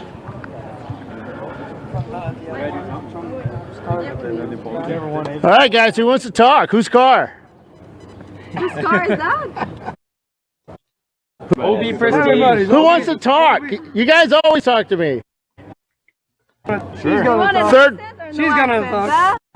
Accents. We'll talk to you. Our audience loves accents. Third place. Third place. What could you have done a little different? Oh, I mean, well, we had 3 cars and we had troubles with the 2 other cars. And we also had trouble with this car, but we managed to put them up. They managed, because I didn't drive this one, I drove another one, but they managed to put it up front. So I guess we're super happy. No fuel issue, because at a point, like, we were burning fuel too much, so we had to do an extra pit stop. Without that, we would have been probably a bit faster, but it turns out to be not bad after all that huge day with a lot of problems. So that could be your secret tomorrow, is sort out the fuel issue. Oh yes, but I think we sorted it out, driver. Yep. Yeah. You just replaced the heavy foot? We had an exhaust system fall off and it was overheating the tank, and we were actually burning, like, evaporating the fuel. That's not good. Yeah. Been there. You guys have been on the podium a lot lately. As much as we can. Yeah. So where are you guys out of? It's not Florida. Next. No, where are you from? We're from Canada, Quebec. Quebec? Yeah, Montreal and Gatineau. Cool. Yeah. And you guys are all from there? Yeah. Yeah, we're all from the area. So we need to do something about passport control, because you guys are winning too much. Just kidding, guys. So you have a TV crew following around this week. What's that like? Yeah, this is a documentary series actually that we're filming right now. Sweet. Can't talk about it too much because it's not aired yet, but it's gonna be a super nice television series aired all over the United States. So we're very happy about that. Totally English speaking as well. Yes. All right. Yeah. Cool. And do you know what velocity or? It's not yet, so we can't. That's all right. No worries. I know. It's gonna be about racing in general. So half-mile racing, drag racing as well, quarter mile, and now Chump Car. Why not? Cool. So as much racing as we can. That's Yeah. right. So where are you guys going to be racing after tomorrow? Where's your next race at? Where is it, huh? Sebring. Chump Car is Mosport. Mosport and then Sebring. Are you not doing Watkins Glen? No. All right, everybody. There's a chance for somebody to... Hi, guys. Well, congratulations. And Thank you. all right, see you the next one. Thank you. Is it the 9.3 No, it was a Mustang, wasn't it? Yep. That's a yes. Yep, Bill. the 9.3. No, it was a Mustang, wasn't it? Looney Tunes. Yeah. All right, where are the Mustang guys? That's it, Looney Tunes. Yeah. Hey, guys. Who wants to talk? He's a good talker. He's a good interviewer. Oh, yeah, right. He's the man. 4th place, man, with a Mustang. Yeah. That's not out in California. No, man, we're right here in Texas. Nothing's better than riding a Mustang around in Central Texas, you know. That's true. Yeah. So how'd you do it? Got a great car owner right there. Everybody did good. Every driver was really competitive. The car held together really well until the last few laps. We lost the hub bearing. That's what we were in 3rd. That went out. Oh, we do that. You know what happens? The things just fall off. So we were in 3rd until that happened. But we talked to you last week, or 2 weeks in Road America. Yeah. So it's pretty cool. Yeah. Maybe we get to know you a little better. Just keep coming around. Yeah. At their races. You guys are all like talk funny down here. Oh, no. We'll be back tomorrow, though. Yeah. You just talked to the Canada. One from Canada. Yeah. Okay. But I was talking to a girl that's Canadian. Okay. You know, that's different. Oh, okay. Well, it's like a Southern girl too, you know. Yeah. So,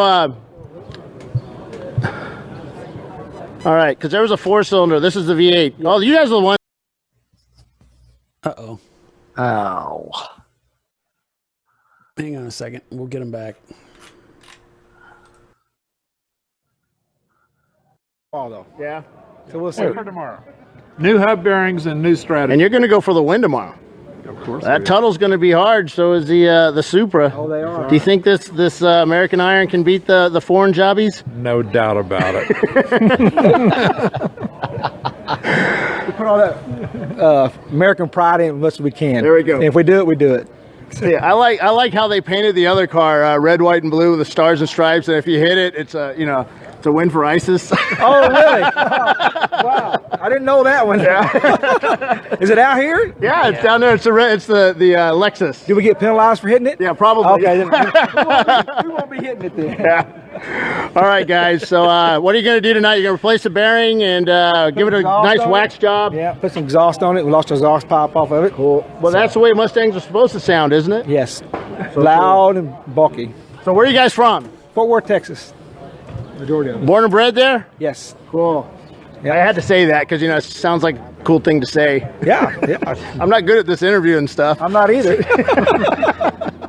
All right, well, we'll see you guys tomorrow. Get it fixed. Go kick some butt. Go kick some foreign butt. That's We're going to try. All right, guys. Thanks, Ben. All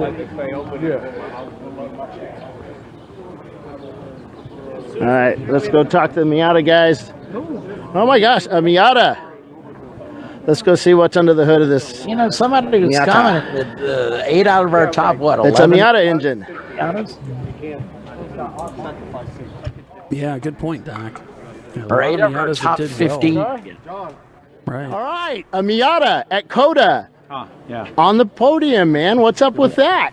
Yeah, 8 it's a out of great car. 15. It's a great platform to drive. Absolutely. And it's not a swap car? Swap? Yeah, it's not. It doesn't have it's a stock engine type. Yeah, it's a 1.6. Yeah, it's tiny little. The engine that could. So how do you beat the big American Iron and all that stuff on a track that's all known about top speed? It's stayed out there. It's these right here. It's all the hands. It's called awesomeness. Well, no, you can say that. I'm just saying it's don't discount the driver. Okay. Yeah. So is this your home track? Yes. Yeah. So that helps too. Well, no. How about this? I live here. It's hard to get to this track. It's very expensive to just drive this track. So when the opportunity arose, of course I came out here to race. Yeah. Cool.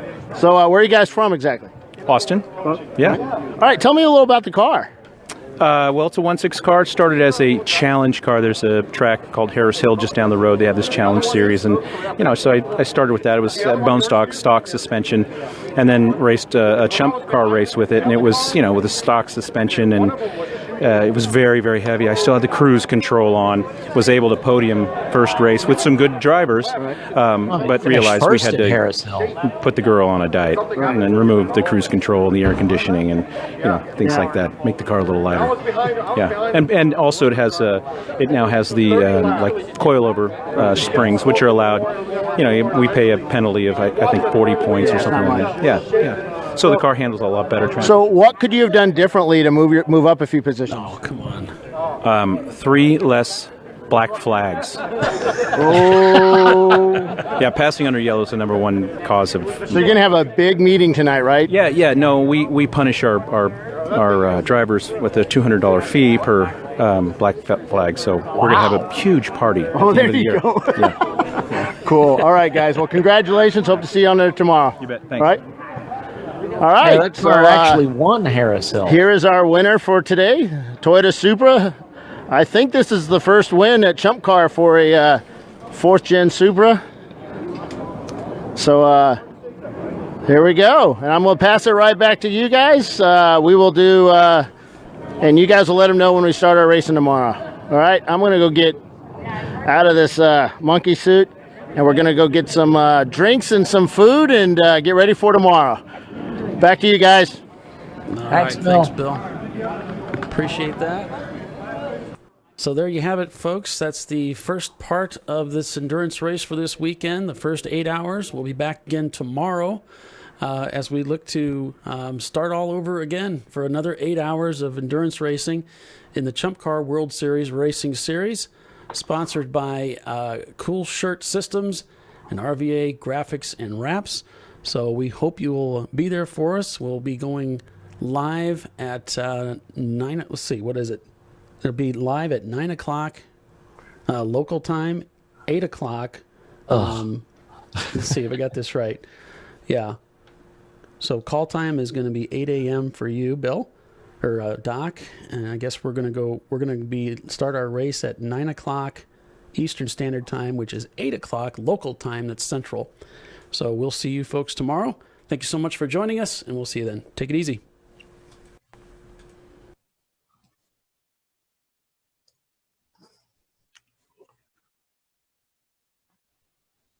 All right, gentlemen. So great job, guys. I will go collect some cameras, charge some stuff, try and figure out what's up with them tonight. And Polly, are we still live? Yeah, just closing out. Stick with me. Hang on.